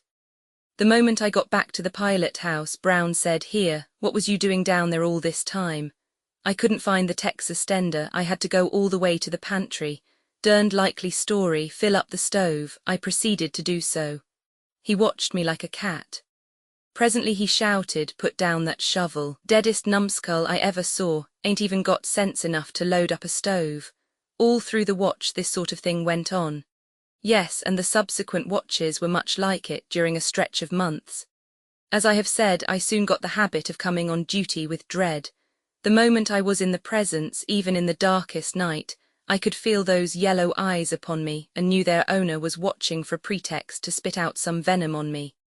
Preliminarily he would say, "Here, to take the wheel." 2 minutes later, "Where in the nation you going to? Pull her down, pull her down." After another moment say, "You going to hold her all day? Let her go, meet her, meet her." Then he would jump from the bench, snatch the wheel from me and meet her himself, pouring out wrath upon me all the time. George Ritchie was the other pilot's cub. He was having good times now, for his boss, George Ealer, was as kind-hearted as Brown wasn't. Ritchie had steeled for Brown the season before, consequently he knew exactly how to entertain himself and plague me, all by the one operation. Whenever I took the wheel for a moment on Ealer's watch, Ritchie would sit back on the bench and play Brown with continual ejaculations of snatch her. Snatch her. Derndest mud cat I ever saw. Here. Where you going now? Going to run over that snag? Pull her down, don't you hear me? Pull her down, there she goes, just as I expected. I told you not to cramp that reef. Gee way from the wheel, so I always had a rough time of it, no matter whose watch it was. And sometimes it seemed to me that Ritchie's good-natured badgering was pretty nearly as aggravating as Brown's dead-earnest nagging. I often wanted to kill Brown, but this would not answer. A cub had to take everything his boss gave, in the way of vigorous comment and criticism. And we all believed that there was a United States law making it a penitentiary offense to strike or threaten a pilot who was on duty. However, I could imagine myself killing Brown. There was no law against that. And that was the thing I used always to do the moment I was abed. Instead of going over my river in my mind as was my duty, I threw business aside for pleasure, and killed Brown. I killed Brown every night for months, not in old, stale, commonplace ways, but in new and picturesque ones. Ways that were sometimes surprising for freshness of design and ghastliness of situation and environment. Brown was always watching for a pretext to find fault, and if he could find no plausible pretext, he would invent one. He would scold you for shaving ashore and for not shaving it, for hugging a bar and for not hugging it, for pulling down when not invited and for not pulling down when not invited, for firing up without orders and for waiting for orders. In a word, it was his invariable rule to find fault with everything you did, and another invariable rule of his was to throw all his remarks to you into the form of an insult. One day we were approaching New Madrid, bound down and heavily laden. Brown was at one side of the wheel steering, I was at the other standing by to pull down or shove up. He cast a furtive glance at me every now and then. I had long ago learned what that meant, viz., he was trying to invent a trap for me. I wondered what shape it was going to take. By and by he stepped back from the wheel and said in his usual snarly way, "Here, see if you've got gumption enough to round her too." This was simply bound to be a success. Nothing could prevent it, for he had never allowed me to round the boat to before. Consequently, no matter how I might do the thing, he could find free fault with it. He stood back there with his greedy eye on me, and the result was what might have been foreseen. I lost my head in a quarter of a minute and didn't know what I was about. I started too early to bring the boat around, but detected a green gleam of joy in Brown's eye, and corrected my mistake. I started around once more while too high up, but corrected myself again in time. I made other false moves and still managed to save myself. But at last I grew so confused and anxious that I tumbled into the very worst blunder of all. I got too far down before beginning to fetch the boat around. Brown's chance was come. His face turned red with passion. He made one bound, hurled me across the house with a sweep of his arm, spun the wheel down, and began to pour out a stream of vituperation upon me which lasted till he was out of breath. In the course of this speech he called me all the different kinds of hard names he could think of, and once or twice I thought he was even going to swear, but he didn't this time. Dod Dern was the nearest he ventured to the luxury of swearing, for he had been brought up with a wholesome respect for future fire and brimstone. That was an uncomfortable hour, for there was a big audience on the hurricane deck. When I went to bed that night, I killed Brown in 17 different ways, all of them new. Chapter 79. Brown and I exchanged compliments. 2 trips later, I got into serious trouble. Brown was steering, I was pulling down. My younger brother appeared on the hurricane deck and shouted to Brown to stop at some landing or other a mile or so below. Brown gave no intimation that he had heard anything, but that was his way. He never condescended to take notice of an under-clerk. The wind was blowing. Brown was deaf, although he always pretended he wasn't, and I very much doubted if he had heard the order. If I had two heads I would have spoken, but as I had only one, it seemed judicious to take care of it, so I kept still. Presently, sure enough, we went sailing by that plantation. Captain Klinefelter appeared on the deck and said, "Let her come around, sir, let her come around." "Didn't Henry tell you to land here?"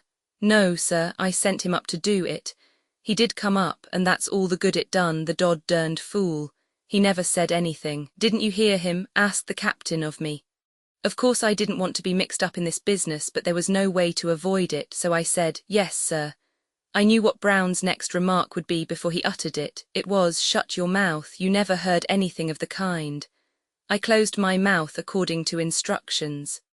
An hour later, Henry entered the pilot house, unaware of what had been going on. He was a thoroughly inoffensive boy, and I was sorry to see him come, for I knew Brown would have no pity on him. Brown began straightway, "Here, why didn't you tell me we'd got to land at that plantation?" "I did tell you, Mr. Brown." "It's a lie." I said. "You lie yourself. He did tell you." Brown glared at me in unaffected surprise, and for as much as a moment he was entirely speechless. Then he shouted to me, "I'll attend to your case in half a minute." Then to Henry, "And you leave the pilot house, out with you." It was pilot law, and must be obeyed. The boy started out, and even had his foot on the upper step outside the door, when Brown, with a sudden access of fury, picked up a 10-pound lump of coal and sprang after him. But I was between with a heavy stool, and I hit Brown a good honest blow which stretched him out. I had committed the crime of crimes. I had lifted my hand against a pilot on duty. I supposed I was booked for the penitentiary sure, and couldn't be booked any surer if I went on and squared my long account with this person while I had the chance. Consequently, I stuck to him and pounded him with my fists a considerable time. I do not know how long. The pleasure of it probably made it seem longer than it really was, but in the end he struggled free and jumped up and sprang to the wheel. A very natural solicitude, for all this time here was this steamboat tearing down the river at the rate of 15 miles an hour and nobody at the helm. However, Eagle Bend was 2 miles wide at this bank-full stage, and correspondingly long and deep, and the boat was steering herself straight down the middle and taking no chances. Still, that was only luck. A body might have found her charging into the woods. Perceiving at a glance that the Pennsylvania was in no danger, Brown gathered up the big spy-glass, war-club fashion, and ordered me out of the pilot house with more than Comanche bluster. But I was not afraid of him now. So instead of going, I tarried and criticized his grammar. I reformed his ferocious speeches for him and put them into good English, calling his attention to the advantage of pure English over the bastard dialect of the Pennsylvanian collieries whence he was extracted. He could have done his part to admiration in a crossfire of mere vituperation, of course, but he was not equipped for this species of controversy, so he presently laid aside his glass and took the wheel, muttering and shaking his head, and I retired to the bench. The racket had brought everybody to the hurricane deck, and I trembled when I saw the old captain looking up from the midst of the crowd. I said to myself, now I am done for although, as a rule, he was so fatherly and indulgent toward the boat's family, and so patient of minor shortcomings, he could be stern enough when the fault was worth it. I tried to imagine what he would do to a cub pilot who had been guilty of such a crime as mine, committed on a boat guard deep with costly freight and alive with passengers. Our watch was nearly ended. I thought I would go and hide somewhere till I got a chance to slide ashore, so I slipped out of the pilot house and down the steps and around to the Texas door, and was in the act of gliding within when the captain confronted me. I dropped my head, and he stood over me in silence a moment or two, then said impressively, "Follow me." I dropped into his wake. He led the way to his parlor in the forward end of the Texas. We were alone now. He closed the after door, then moved slowly to the forward one and closed that. He sat down. I stood before him. He looked at me some little time, then said, "So you have been fighting, Mr. Brown?" I answered meekly, "Yes, sir. Do you know that that is a very serious matter?" Yes, sir. Are you aware that this boat was ploughing down the river fully 5 minutes with no one at the wheel? Yes, sir. Did you strike him first? Yes, sir. What with? A stool, sir. Hard, middling, sir. Did it knock him down? He fell, sir. Did you follow it up? Did you do anything further? Yes, sir. What did you do? Pounded him, sir. Pounded him. Yes, sir. Did you pound him much? That is, severely, one might call it that, sir, maybe. I'm deuced glad of it. Hark ye, never mention that I said that. You have been guilty of a great crime, and don't you ever be guilty of it again on this boat, but lay for him ashore, give him a good sound thrashing, do you hear? I'll pay the expenses. Now go, and mind you not a word of this to anybody. Clear out with you. You've been guilty of a great crime, you whelp. I slid out, happy with the sense of a close shave and a mighty deliverance. And I heard him laughing to himself and slapping his fat thighs after I had closed his door. When Brown came off watch he went straight to the captain, who was talking with some passengers on the boiler deck, and demanded that I be put ashore in New Orleans, and added, I'll never turn a wheel on this boat again while that cub stays. The captain said, but he needn't come round when you are on watch, Mr. Brown. I won't even stay on the same boat with him. One of us has got to go ashore. Very well, said the captain, let it be yourself, and resumed his talk with the passengers. During the brief remainder of the trip, I knew how an emancipated slave feels, for I was an emancipated slave myself. While we lay at landings, I listened to George Ealer's flute, or to his readings from his 2 Bibles, that is to say, Goldsmith and Shakespeare, or I played chess with him, and would have beaten him sometimes, only he always took back his last move and ran the game out differently. Chapter 80. A catastrophe. We lay 3 days in New Orleans, but the captain did not succeed in finding another pilot, so he proposed that I should stand a daylight watch and leave the night watches to George Ealer. But I was afraid. I had never stood a watch of any sort by myself, and I believed I should be sure to get into trouble in the head of some chute, or ground the boat in a near cut through some bar or other. Brown remained in his place, but he would not travel with me. So the captain gave me an order on the captain of the A.T. Lacey for a passage to St. Louis, and said he would find a new pilot there and my steersman's berth could then be resumed. The Lacey was to leave a couple of days after the Pennsylvania. The night before the Pennsylvania left, Henry and I sat chatting on a freight pile on the levee till midnight.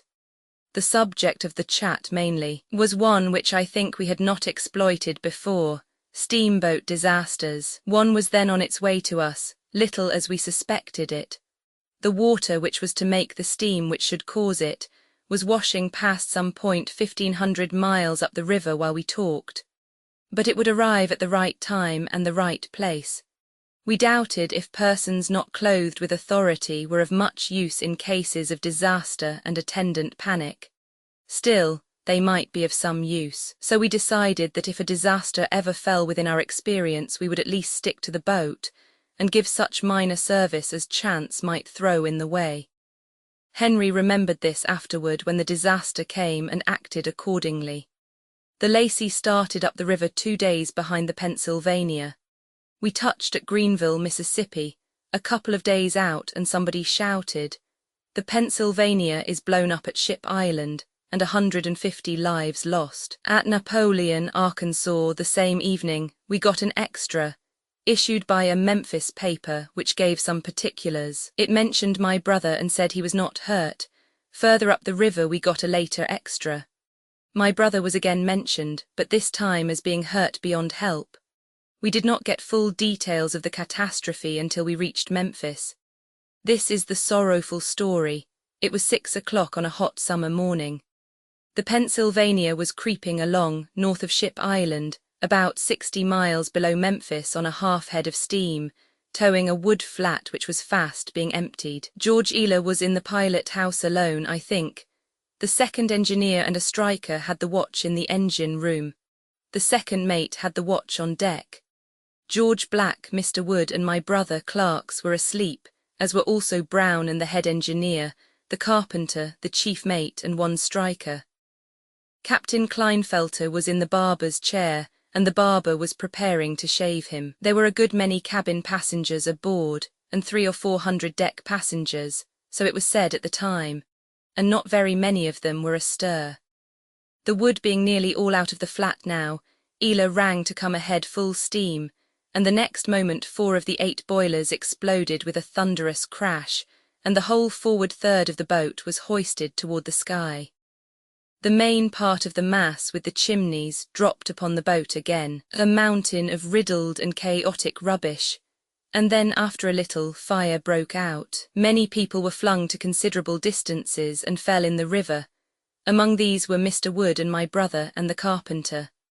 The carpenter was still stretched upon his mattress when he struck the water 75 feet from the boat. Brown, the pilot, and George Black, chief clerk, were never seen or heard of after the explosion. The barber's chair, with Captain Klinefelter in it and unhurt, was left with its back overhanging vacancy.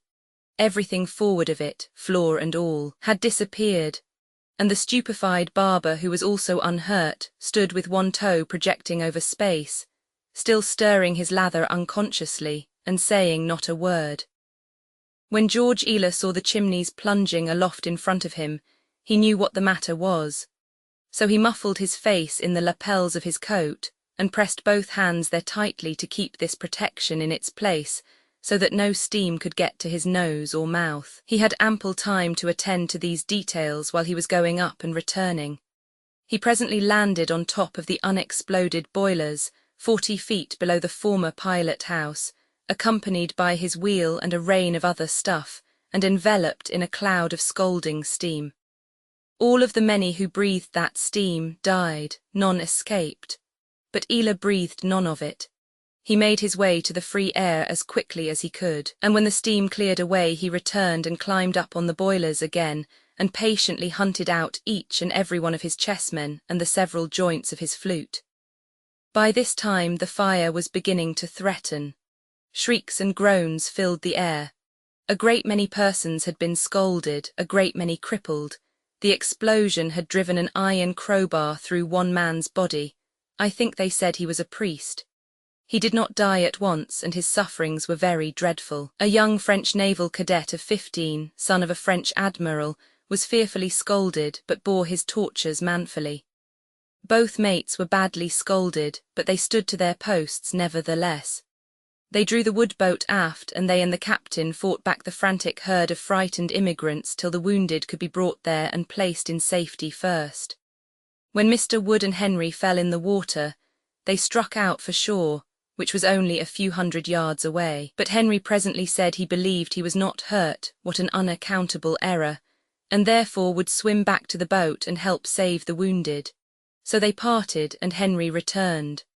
By this time the fire was making fierce headway, and several persons who were imprisoned under the ruins were begging piteously for help. All efforts to conquer the fire proved fruitless, so the buckets were presently thrown aside, and the officers fell to with axes and tried to cut the prisoners out. A striker was one of the captives. He said he was not injured but could not free himself, and when he saw that the fire was likely to drive away the workers, he begged that someone would shoot him and thus save him from the more dreadful death.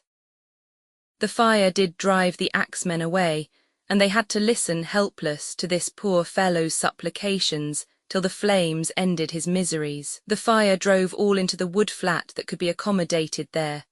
It was cut adrift then, and it and the burning steamer floated down the river toward Ship Island.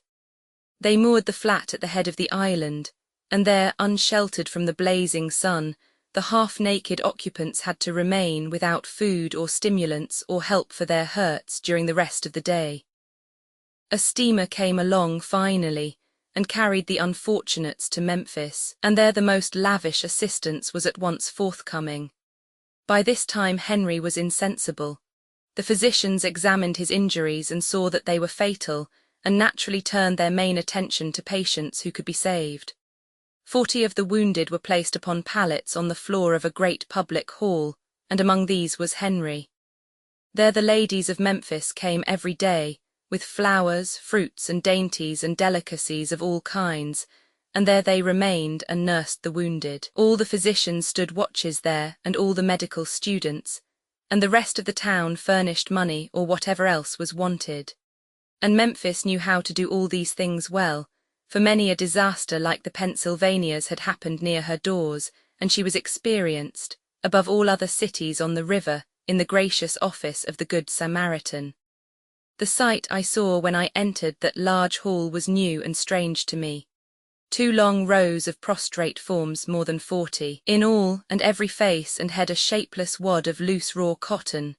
It was a gruesome spectacle.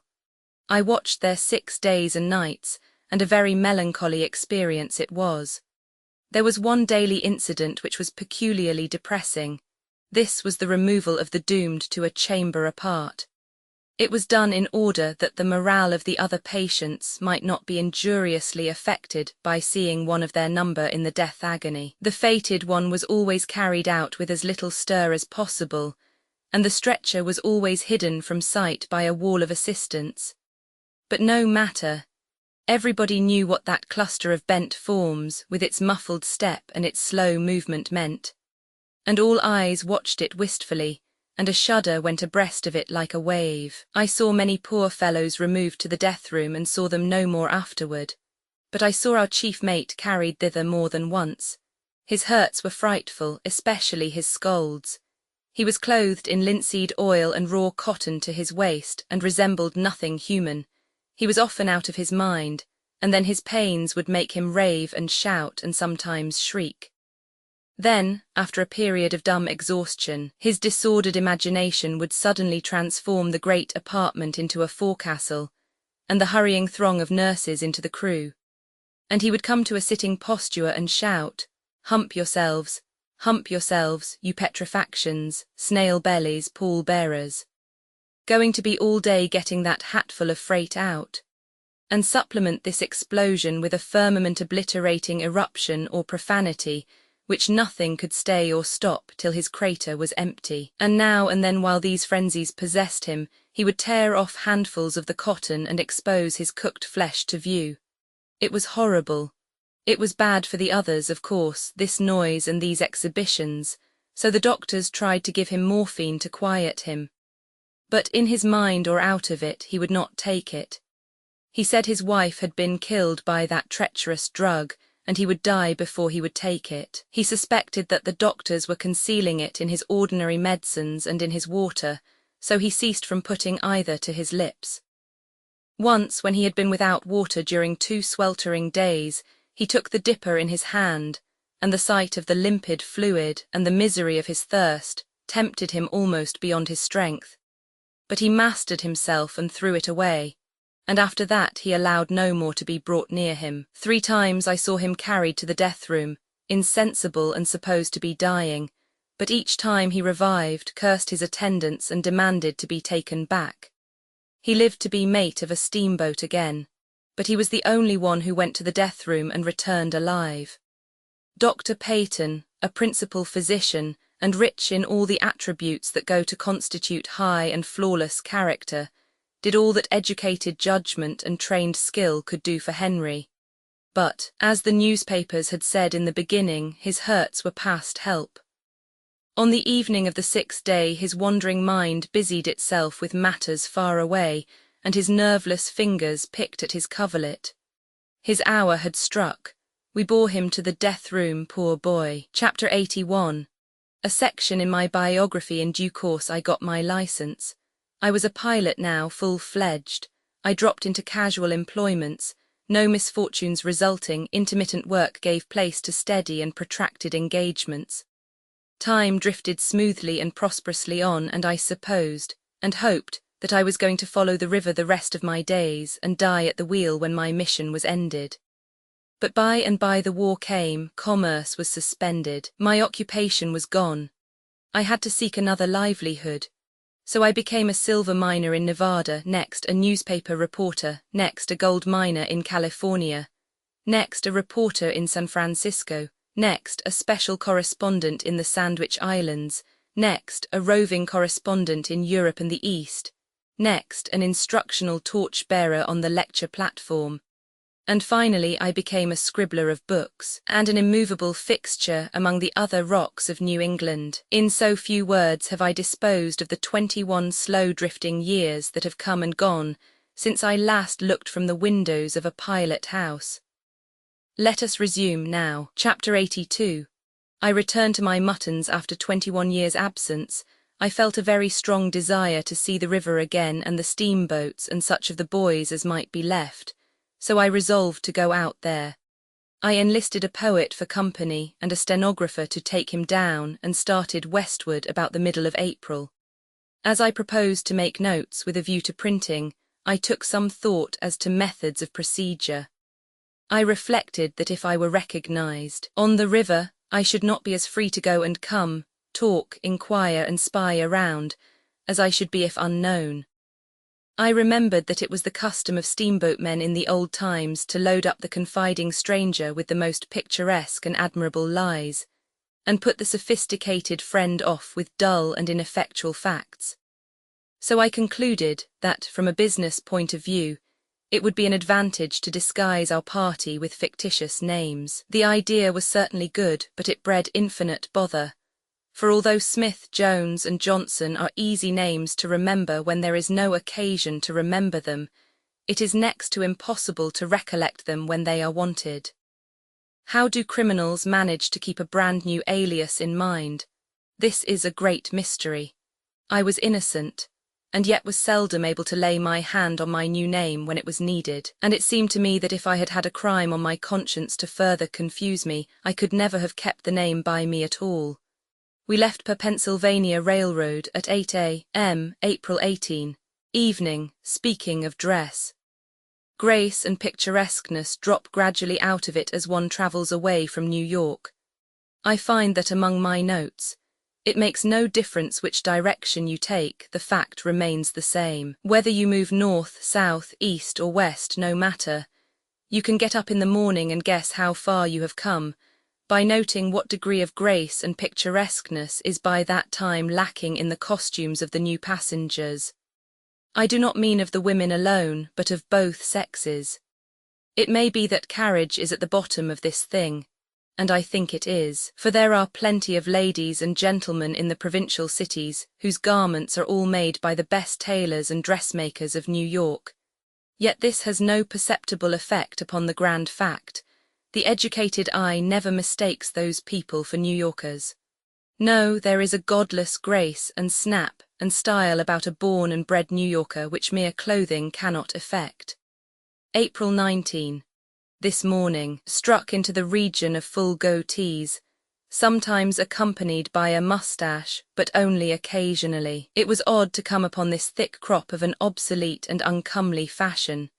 It was like running suddenly across a forgotten acquaintance whom you had supposed dead for a generation. The goatee extends over a wide extent of country, and is accompanied by an ironclad belief in Adam and the biblical history of creation, which has not suffered from the assaults of the scientists. Afternoon. At the railway stations, the loafers carry both hands in their breeches pockets. It was observable, heretofore, that one hand was sometimes out of doors, here never. This is an important fact in geography. If the loafers determined the character of a country, it would be still more important, of course. Heretofore, all along, the station loafer has been often observed to scratch one shin with the other foot. Here these remains of activity are wanting. This has an ominous look. By and by we entered the tobacco-chewing region. 50 years ago the tobacco-chewing region covered the Union. It is greatly restricted now. Next, boots began to appear, not in strong force, however. Later, away down the Mississippi, they became the rule. They disappeared from other sections of the Union with the mud. No doubt they will disappear from the river villages also when proper pavements come in.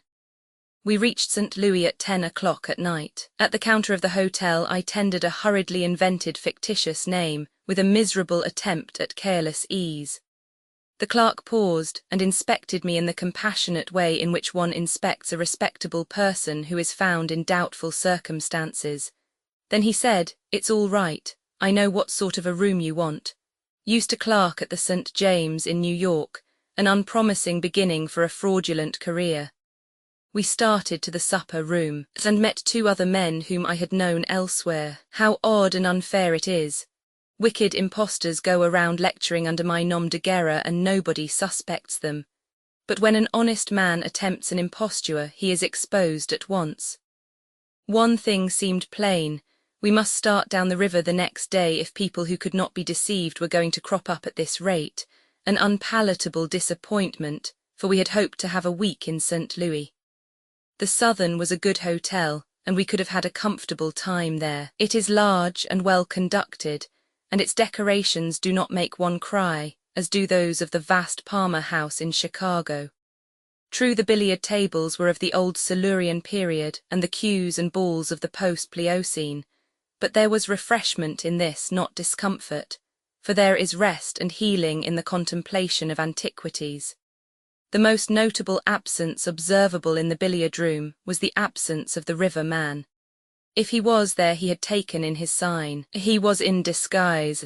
I saw there none of the swell airs and graces and ostentatious displays of money and pompous squanderings of it, which used to distinguish the steamboat crowd from the dry land crowd in the bygone days, in the thronged billiard rooms of St. Louis. In those times the principal saloons were always populous with river men. Given 50 players present, 30 or 35 were likely to be from the river. But I suspected that the ranks were thin now, and the steamboat men no longer an aristocracy. Why, in my time they used to call the barkeep Bill or Joe or Tom and slap him on the shoulder. I watched for that. But none of these people did it. Manifestly a glory that once was had dissolved and vanished away in these 21 years. When I went up to my room, I found there the young man called Rogers, crying. Rogers was not his name, neither was Jones, Brown, Dexter, Ferguson, Bascom, nor Thompson, but he answered to either of these that a body found handy in an emergency, or to any other name, in fact, if he perceived that you meant him. He said, "What is a person to do here when he wants a drink of water? Drink this slush. Can't you drink it? I could if I had some other water to wash it with." Here was a thing which had not changed. A score of years had not affected this water's mulatto complexion in the least. A score of centuries would succeed no better, perhaps. It comes out of the turbulent, bank-caving Missouri, and every tumblerful of it holds nearly an acre of land in solution. I got this fact from the bishop of the diocese. If you will let your glass stand half an hour, you can separate the land from the water as easy as Genesis, and then you will find them both good, the one good to eat, the other good to drink. The land is very nourishing, the water is thoroughly wholesome, the one appeases hunger, the other thirst. But the natives do not take them separately but together as nature mixed them. When they find an inch of mud in the bottom of a glass, they stir it up and then take the draught as they would gruel. It is difficult for a stranger to get used to this batter, but once used to it he will prefer it to water. This is really the case. It is good for steamboating and good to drink, but it is worthless for all other purposes except baptizing. Next morning we drove around town in the rain. The city seemed but little changed. It was greatly changed, but it did not seem so, because in St. Louis, as in London and Pittsburgh, you can't persuade a new thing to look new. The coal smoke turns it into an antiquity the moment you take your hand off it. The place had just about doubled its size since I was a resident of it, and was now become a city of 400,000 inhabitants. Still, in the solid business parts it looked about as it had looked formerly. Yet I am sure there is not as much smoke in St. Louis now as there used to be. The smoke used to bank itself in a dense, billowy black canopy over the town and hide the sky from view. This shelter is very much thinner now. Still, there is a sufficiency of smoke there, I think. I heard no complaint. However, on the outskirts changes were apparent enough, notably in dwelling-house architecture. The fine new homes are noble and beautiful and modern. They stand by themselves too, with green lawns around them, whereas the dwellings of a former day are packed together in blocks and are all of one pattern with windows all alike, set in an arched framework of twisted stone, a sort of house which was handsome enough when it was rarer. There was another change, the forest park. This was new to me. It is beautiful and very extensive, and has the excellent merit of having been made mainly by nature. There are other parks and fine ones, notably Tower Grove and the Botanical Gardens. for St. Louis interested herself in such improvements at an earlier day than did the most of our cities. The first time I ever saw St. Louis, I could have bought it for $6 million, and it was the mistake of my life that I did not do it. It was bitter now to look abroad over this domed and steepled metropolis, this solid expanse of bricks and mortar stretching away on every hand into dim, measure-defying distances, and remember that I had allowed that opportunity to go by. Why I should have allowed it to go by seems, of course, foolish and inexplicable today at a first glance. Yet there were reasons at the time to justify this course. A Scotchman, Hon. Charles Augustus Murray, writing some 45 or 50 years ago, said, "The streets are narrow, ill-paved and ill-lighted." Those streets are narrow still, of course. Many of them are ill-paved yet, but the reproach of ill-lighting cannot be repeated now. The Catholic New Church was the only notable building then, and Mr. Murray was confidently called upon to admire it, with its species of Grecian portico, surmounted by a kind of steeple, much too diminutive in its proportions, and surmounted by sundry ornaments which the unimaginative Scotchman found himself quite unable to describe, and therefore was grateful when a German tourist helped him out with the exclamation, "By, they look exactly like bedposts." St. Louis is well equipped with stately and noble public buildings now, and the little church, which the people used to be so proud of, lost its importance a long time ago. Still, this would not surprise Mr. Murray if he could come back, for he prophesied the coming greatness of St. Louis with strong confidence. The further we drove in our inspection tour, the more sensibly I realized how the city had grown since I had seen it last. Changes in detail became steadily more apparent and frequent than at first, too. Changes uniformly evidencing progress, energy, prosperity. But the change of changes was on the levee. This time, a departure from the rule. Half a dozen sound-asleep steamboats where I used to see a solid mile of wide-awake ones. This was melancholy, this was woeful. The absence of the pervading and jocund steamboatman from the billiard saloon was explained. He was absent because he is no more. His occupation is gone, his power has passed away, he is absorbed into the common herd, he grinds at the mill, a shorn Samson and inconspicuous. Half a dozen lifeless steamboats, a mile of empty wharves, a negro fatigued with whiskey stretched asleep, in a wide and soundless vacancy where the serried hosts of commerce used to contend. Footnote capped. Marryat, writing 45 years ago, says, St. Louis has 20,000 inhabitants. The river abreast of the town is crowded with steamboats lying in 2 or 3 tiers. Here was desolation indeed. The old sea as one in tears comes murmuring with foamy lips, and knocking at the vacant piers calls for his long-lost multitude of ships. The towboat and the railroad had done their work, and done it well and completely. The mighty bridge, stretching along over our heads, had done its share in the slaughter and spoliation. Remains of former steamboatmen told me with wan satisfaction that the bridge doesn't pay. Still, it can be no sufficient compensation to a corpse to know that the dynamite that laid him out was not of as good quality as it had been supposed to be. The pavements along the river front were bad. The sidewalks were rather out of repair. There was a rich abundance of mud. All this was familiar and satisfying, but the ancient armies of drays and struggling throngs of men and mountains of freight were gone, and Sabbath reigned in their stead. The immemorial mile of cheap foul doggeries remained, but business was dull with them.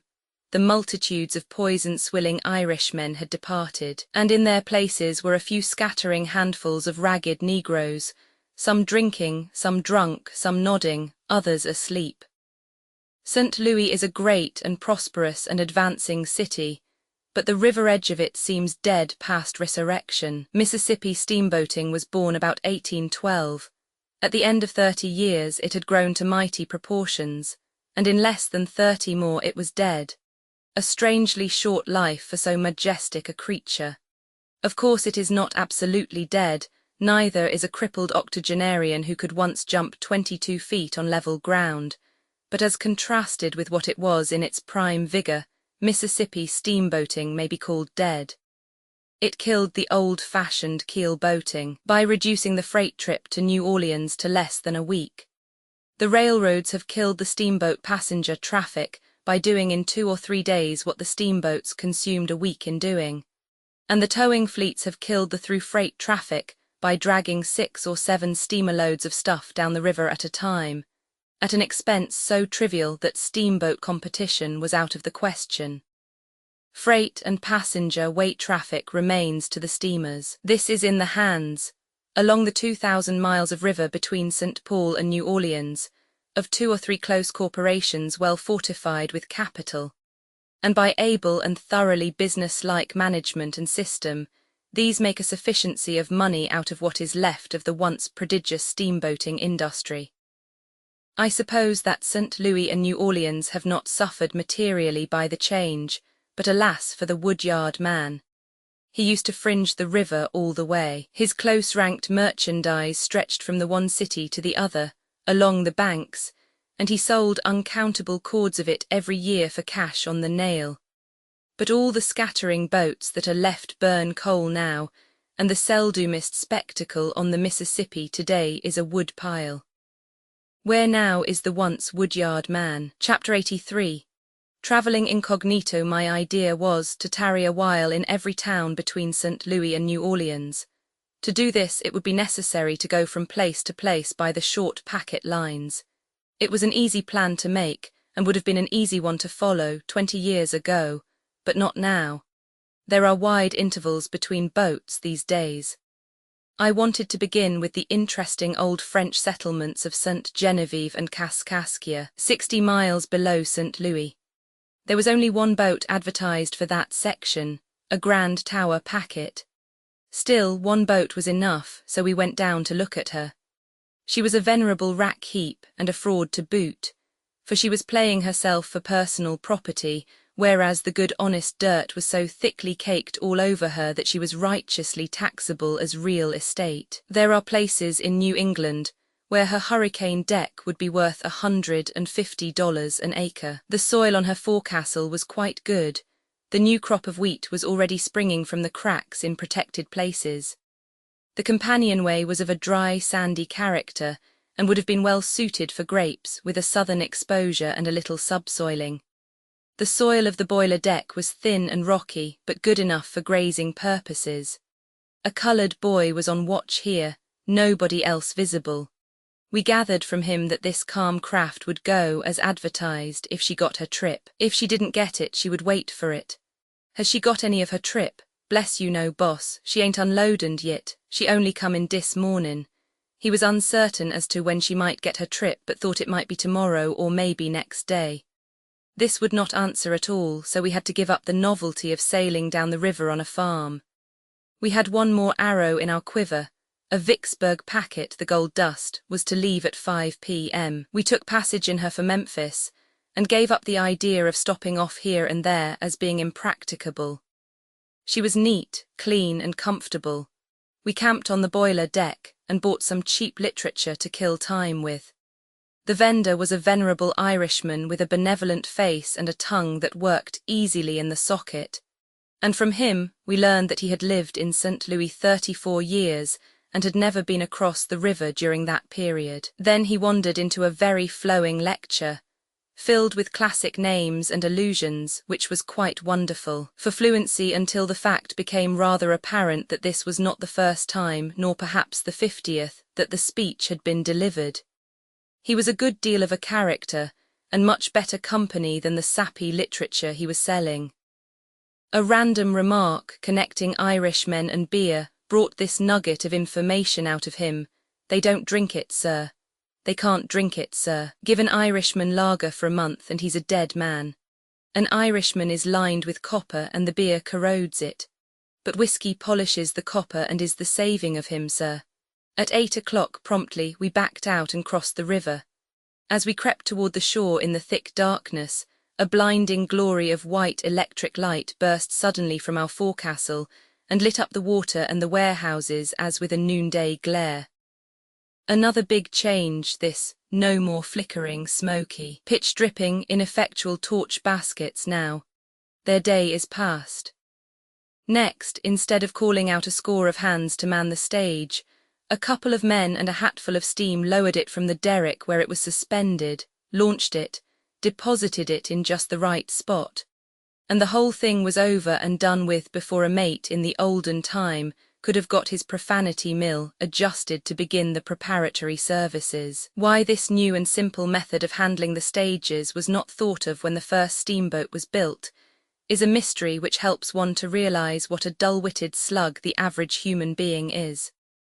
We finally got away at 2 in the morning, and when I turned out at 6, we were rounding to at a rocky point where there was an old stone warehouse. At any rate, the ruins of it. 2 or 3 decayed dwelling houses were nearby, in the shelter of the leafy hills, but there were no evidences of human or other animal life to be seen. I wondered if I had forgotten the river, for I had no recollection whatever of this place. The shape of the river, too, was unfamiliar. There was nothing in sight anywhere that I could remember ever having seen before. I was surprised, disappointed, and annoyed.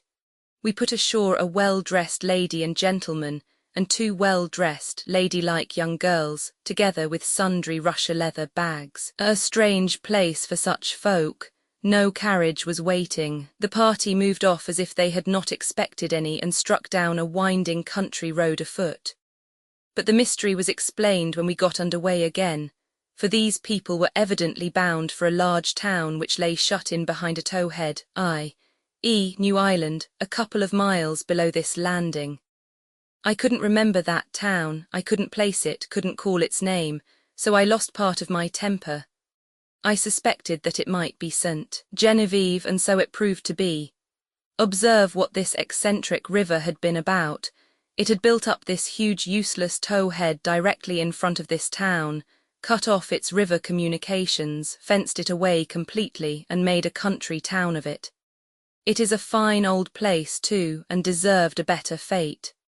It was settled by the French, and is a relic of a time when one could travel from the mouths of the Mississippi to Quebec and be on French territory, and under French rule all the way. Presently I ascended to the hurricane deck and cast a longing glance toward the pilot house. Chapter 84. My incognito is exploded after a close study of the face of the pilot on watch.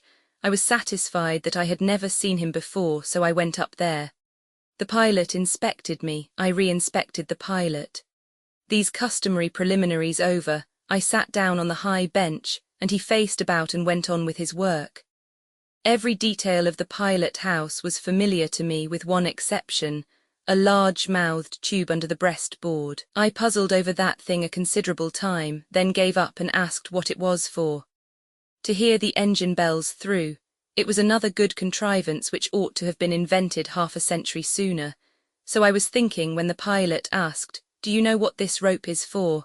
I managed to get around this question without committing myself. "Is this the first time you were ever in a pilot house?" I crept under that one. "Where are you from?" "New England." "First time you have ever been west?" I climbed over this one. "If you take an interest in such things, I can tell you what all these things are for." I said I should like it. This, putting his hand on a backing bell rope, is to sound the fire alarm. This, putting his hand on a go-ahead bell, is to call the tech suspender. This one, indicating the whistle lever, is to call the captain. And so he went on, touching one object after another and reeling off his tranquil spool of lies. I had never felt so like a passenger before. I thanked him, with emotion, for each new fact, and wrote it down in my notebook. The pilot warmed to his opportunity, and proceeded to load me up in the good old-fashioned way. At times I was afraid he was going to rupture his invention, but it always stood the strain, and he pulled through all right.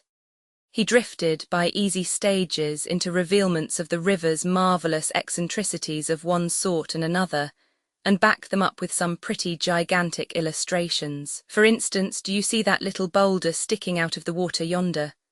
Well, when I first came on the river, that was a solid ridge of rock, over 60 feet high and 2 miles long. All washed away but that. This with a sigh. I had a mighty impulse to destroy him, but it seemed to me that killing in any ordinary way would be too good for him.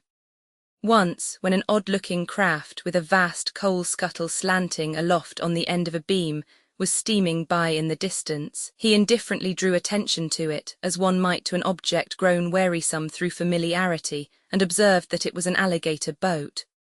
An alligator boat, what's it for? To dredge out alligators with? Are they so thick as to be troublesome?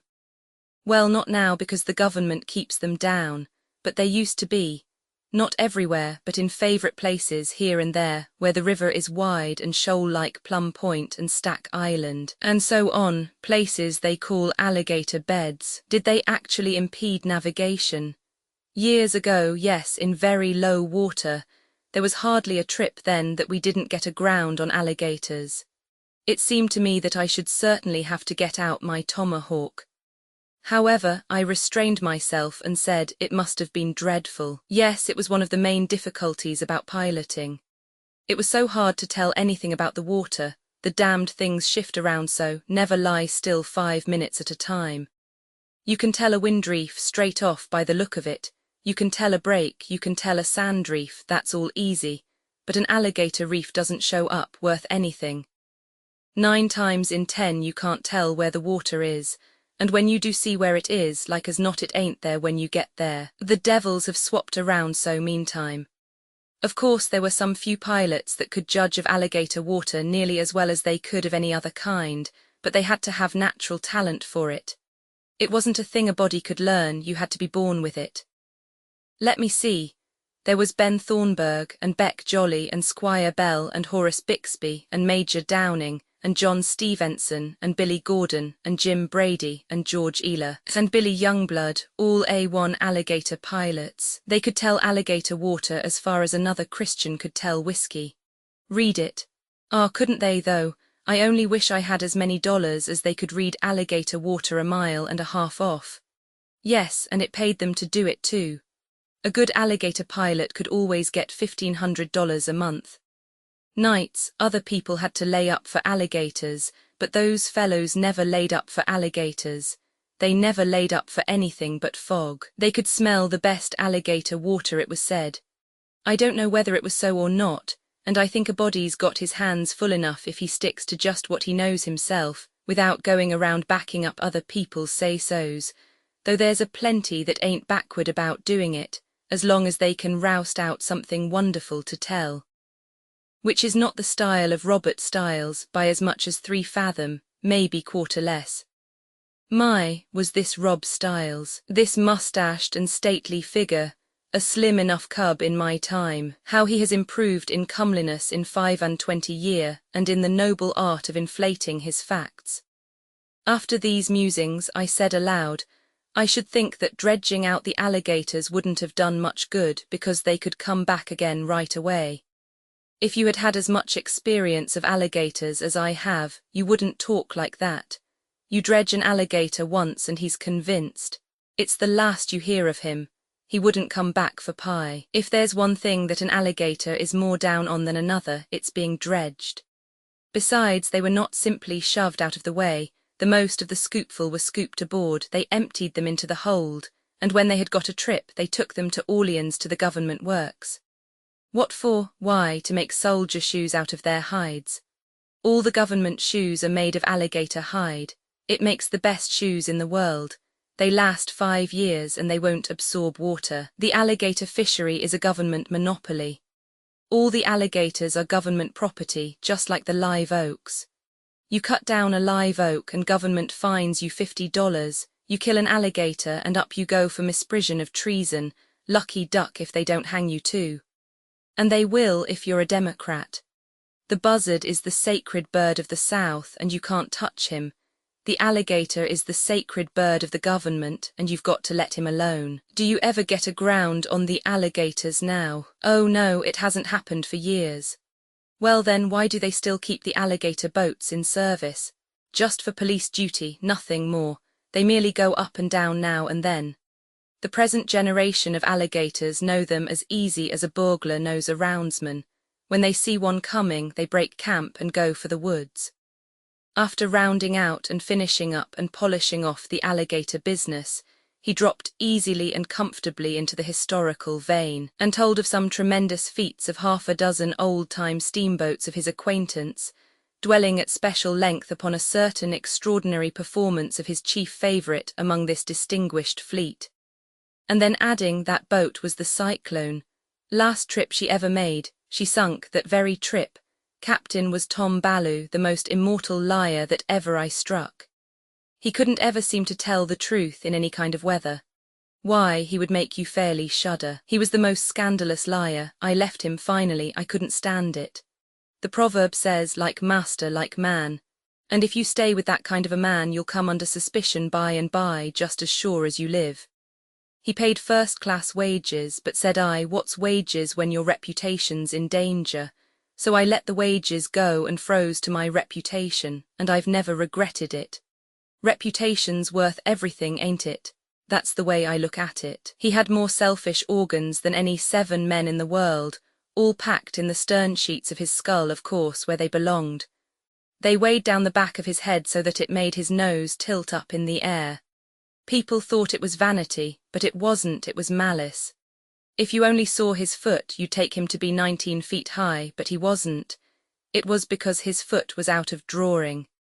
He was intended to be 19 feet high, no doubt, if his foot was made first. But he didn't get there, he was only 5 feet 10. That's what he was, and that's what he is.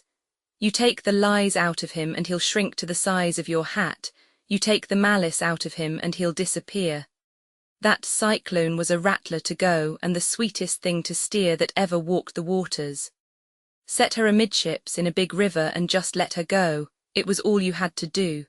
She would hold herself on a star all night if you let her alone. You couldn't ever feel her rudder. It wasn't any more labour to steer her than it is to count the Republican vote in a South Carolina election. One morning, just at daybreak, the last trip she ever made, they took her rudder aboard to mend it. I didn't know anything about it. I backed her out from the woodyard and went weaving down the river all serene. When I had gone about 23 miles and made 4 horribly crooked crossings, without any rudder. Yes, old capped. Tom appeared on the roof and began to find fault with me for running such a dark night, such a dark night. Why, you said, never mind what I said, 'twas as dark as Egypt now, though pretty soon the moon began to rise, and you mean the sun, because you started out just at break of, look here. Was this before you quitted the captain on account of his lying, or it was before, oh, a long time before? And as I was saying but was this the trip she sunk, or was, oh no, months afterward? And so the old man, then she made 2 last trips because you said. He stepped back from the wheel, swabbing away his perspiration, and said, here, calling me by name, you take her and lie a while, you're handier at it than I am, trying to play yourself for a stranger and an innocent. Why, I knew you before you had spoken 7 words, and I made up my mind to find out what was your little game. It was to draw me out. Well, I let you, didn't I? Now take the wheel and finish the watch, and next time play fair, and you won't have to work your passage. Thus ended the fictitious name business, and not 6 hours out from St. Louis. But I had gained a privilege anyway, for I had been itching to get my hands on the wheel from the beginning. I seemed to have forgotten the river, but I hadn't forgotten how to steer a steamboat, nor how to enjoy it either. Chapter 85. From Cairo to Hickman, the scenery from St. Louis to Cairo, 200 miles, is varied and beautiful. The hills were clothed in the fresh foliage of spring now, and were a gracious and worthy setting for the broad river flowing between. Our trip began auspiciously, with a perfect day, as to breeze and sunshine, and our boat threw the miles out behind her with satisfactory dispatch. We found a railway intruding at Chester, Illinois. Chester has also a penitentiary now, and is otherwise marching on. At Grand Tower, too, there was a railway, and another at Cape Girardeau.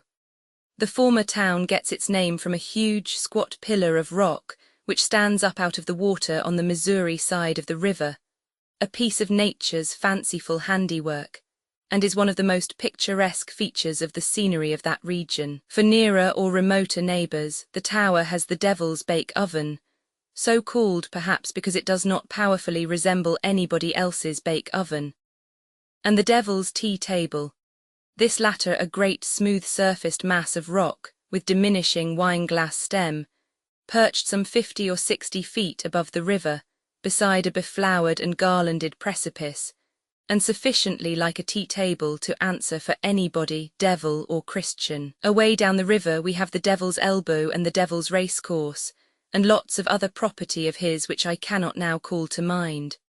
The town of Grand Tower was evidently a busier place than it had been in old times, but it seemed to need some repairs here and there, and a new coat of whitewash all over. Still, it was pleasant to me to see the old coat once more. Uncle Mumford, our second officer, said the place had been suffering from high water, and consequently was not looking its best now, but he said it was not strange that it didn't waste whitewash on itself, for more lime was made there, and of a better quality than anywhere in the West, and added, on a dairy farm you never can get any milk for your coffee, nor any sugar for it on a sugar plantation, and it is against sense to go to a lime town to hunt for whitewash. In my own experience I knew the first two items to be true, and also that people who sell candy don't care for candy. Therefore there was plausibility in Uncle Mumford's final observation that people who make lime run more to religion than whitewash. Uncle Mumford said further that Grand Tower was a great coaling centre and a prospering place. Cape Girardeau is situated on a hillside and makes a handsome appearance. There is a great Jesuit school for boys at the foot of the town by the river. Uncle Mumford said it had as high a reputation for thoroughness as any similar institution in Missouri. There was another college higher up on an airy summit, a bright new edifice, picturesquely and peculiarly towered and pinnacled, a sort of gigantic casters, with the croutes all complete. Uncle Mumford said that Cape Girardeau was the Athens of Missouri, and contained several colleges besides those already mentioned, and all of them on a religious basis of one kind or another. He directed my attention to what he called the strong and pervasive religious look of the town, but I could not see that it looked more religious than the other hill towns with the same slope and built of the same kind of bricks. Partialities often make people see more than really exists. Uncle Mumford has been 30 years a mate on the river.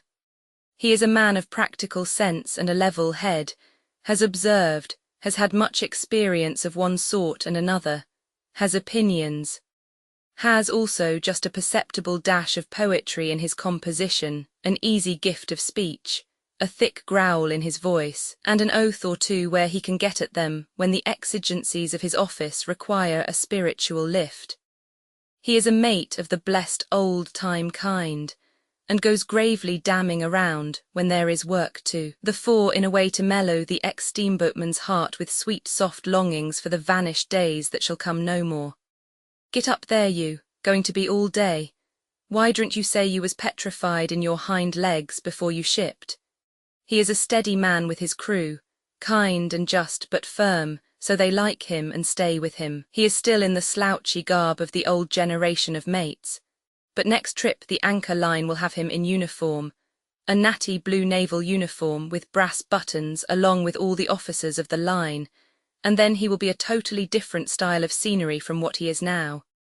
Uniforms on the Mississippi, it beats all the other changes put together for surprise. Still, there is another surprise that it was not made 50 years ago. It is so manifestly sensible that it might have been thought of earlier, one would suppose. During 50 years out there, the innocent passenger in need of help and information has been mistaking the mate for the cook and the captain for the barber, and being roughly entertained for it too. But his troubles are ended now. And the greatly improved aspect of the boat's staff is another advantage achieved by the dress reform period. Steered down the bend below Cape Girardeau. They used to call it Steersman's Bend, plain sailing and plenty of water in it always, about the only place in the upper river that a new cub was allowed to take a boat through, in low water. Thebes, at the head of the Grand Chain, and Commerce at the foot of it, were towns easily rememberable, as they had not undergone conspicuous alteration. Nor the chain either, in the nature of things, for it is a chain of sunken rocks admirably arranged to capture and kill steamboats on bad nights.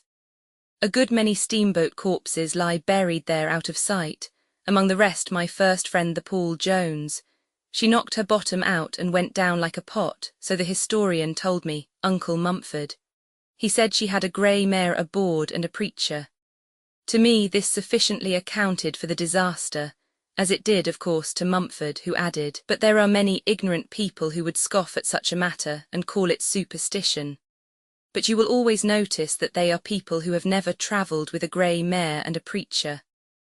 I went down the river once in such company. We grounded at Bloody Island, we grounded at Hanging Dog, we grounded just below this same commerce, we jolted Beaver Dam Rock, we hit one of the worst breaks in the graveyard behind Goose Island, we had a roustabout killed in a fight, we burnt a boiler, broke a shaft, collapsed a flue, and went into Cairo with 9 feet of water in the hold, may have been more, may have been less. I remember it as if it were yesterday. The men lost their heads with terror. They painted the mare blue in sight of town and threw the preacher overboard, or we should not have arrived at all. The preacher was fished out and saved. He acknowledged himself that he had been to blame. I remember it all as if it were yesterday. Life on the Mississippi Complete by Mark Twain, that this combination of preacher and grey mare should breed calamity seems strange and at first glance unbelievable. But the fact is fortified by so much unassailable proof that to doubt is to dishonour reason. I myself remember a case where a captain was warned by numerous friends against taking a grey mare and a preacher with him, but persisted in his purpose in spite of all that could be said. And the same day, it may have been the next, and some say it was, though I think it was the same day, he got drunk and fell down the hatchway and was borne to his home a corpse. This is literally true. No vestige of Hat Island is left now, every shred of it is washed away. I do not even remember what part of the river it used to be in, except that it was between St. Louis and Cairo somewhere. It was a bad region, all around and about Hat Island in early days. A farmer who lived on the Illinois shore there said that 29 steamboats had left their bones strung along within sight from his house.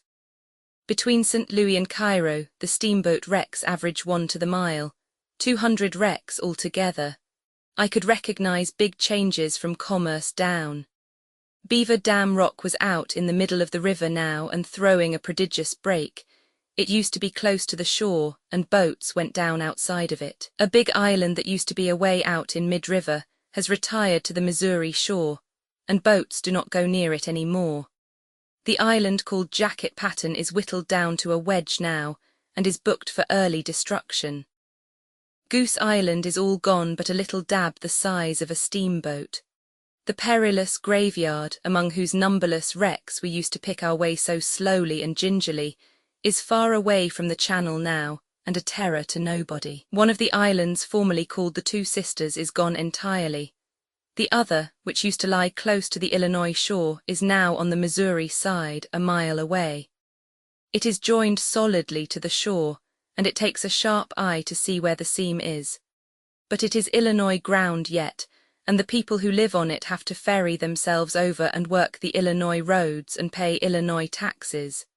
Singular state of things. Near the mouth of the river several islands were missing, washed away.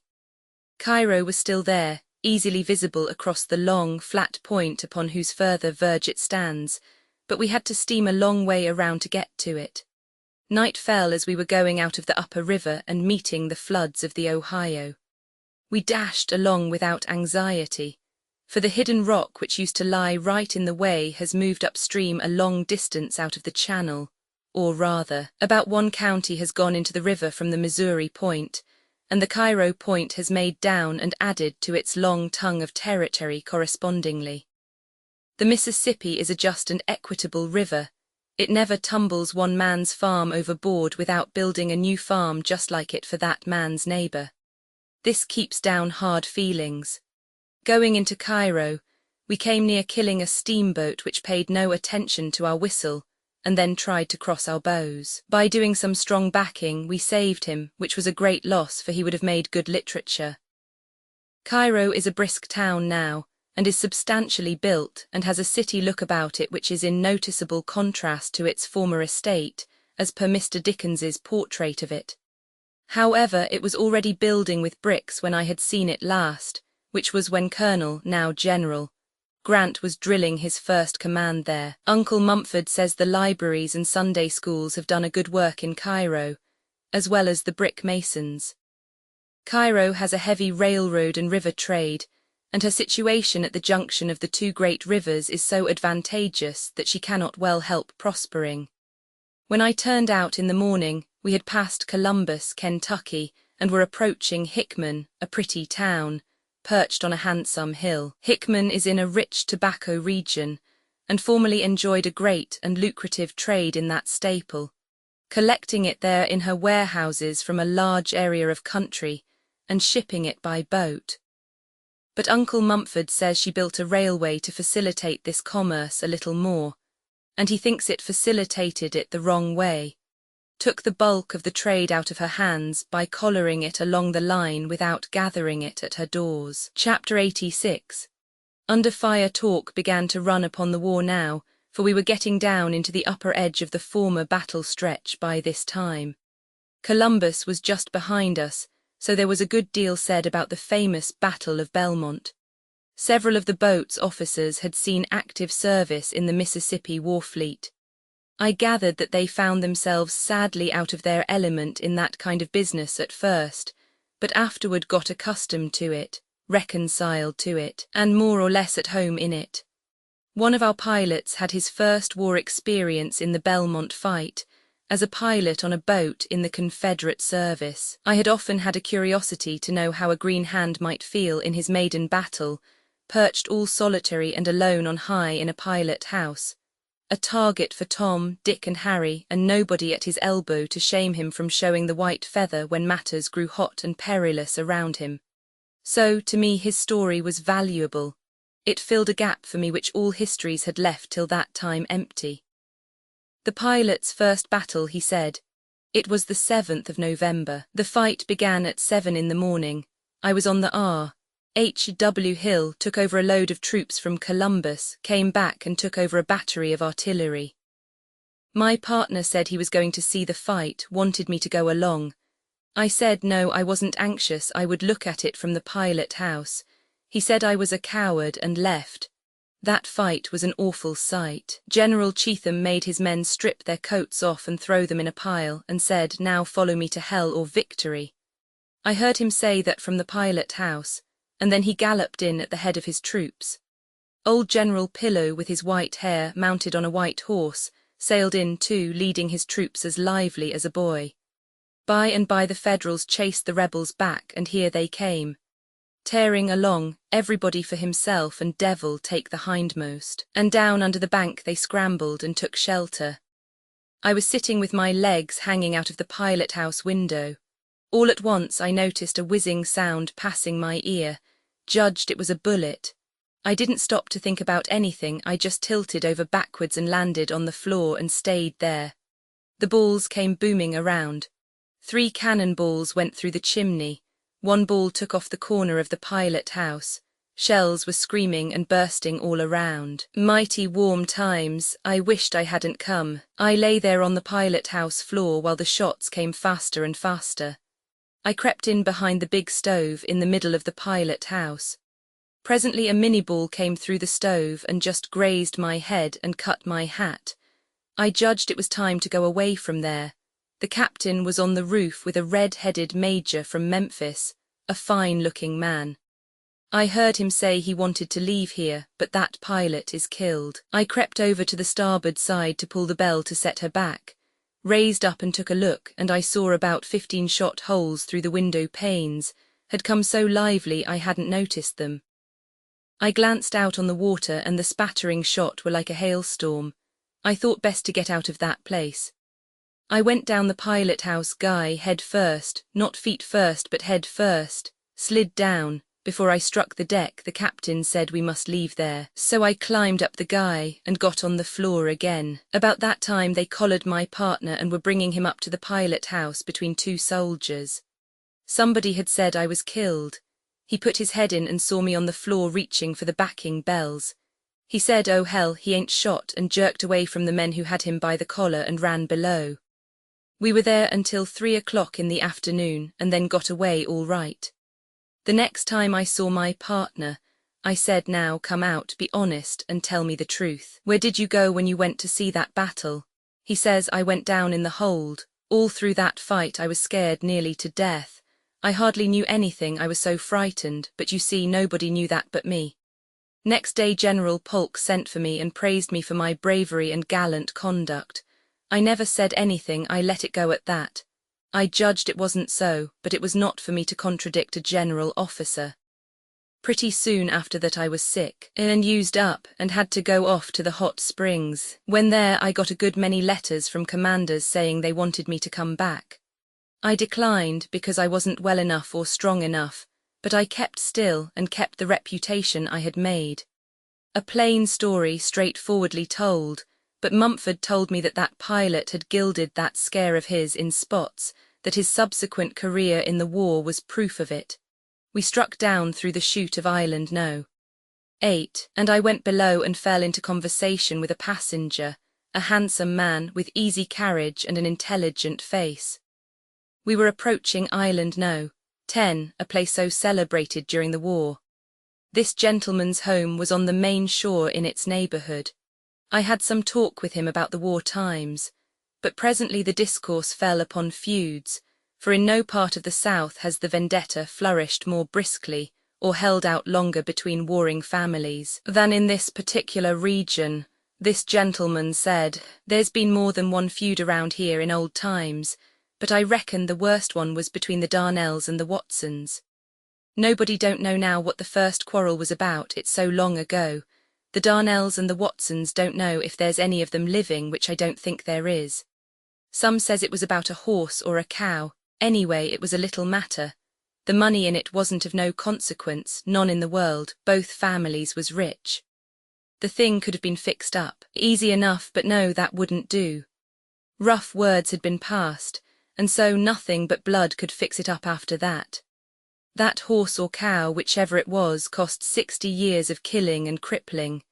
Every year or so somebody was shot on one side or the other, and as fast as one generation was laid out, their sons took up the feud and kept it going. And it's just as I say, they went on shooting each other, year in and year out, making a kind of a religion of it, you see, till they'd done forgot long ago what it was all about.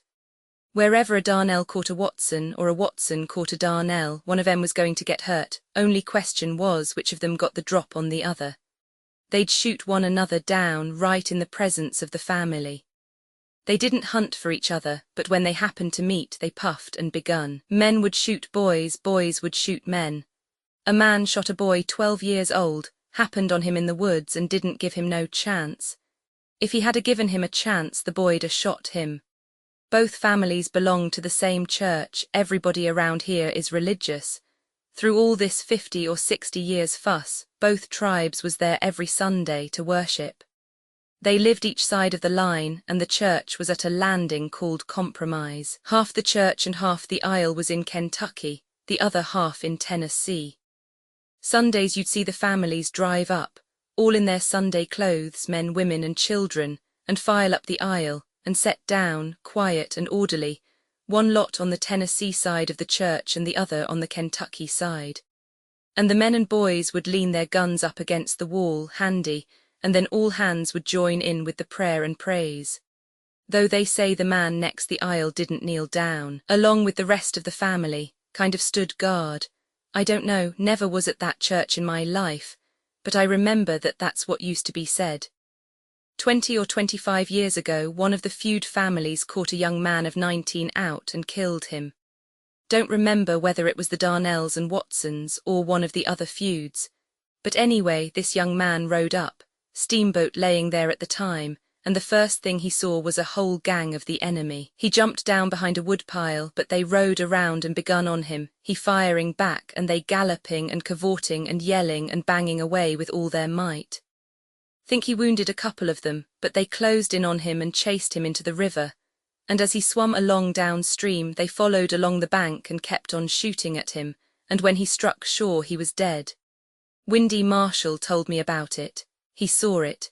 He was captain of the boat. Years ago the Darnells were so thinned out that the old man and his 2 sons concluded they'd leave the country. They started to take steamboat just above No. 10, But the Watsons got wind of it, and they arrived just as the two young Darnells was walking up the companion-way with their wives on their arms.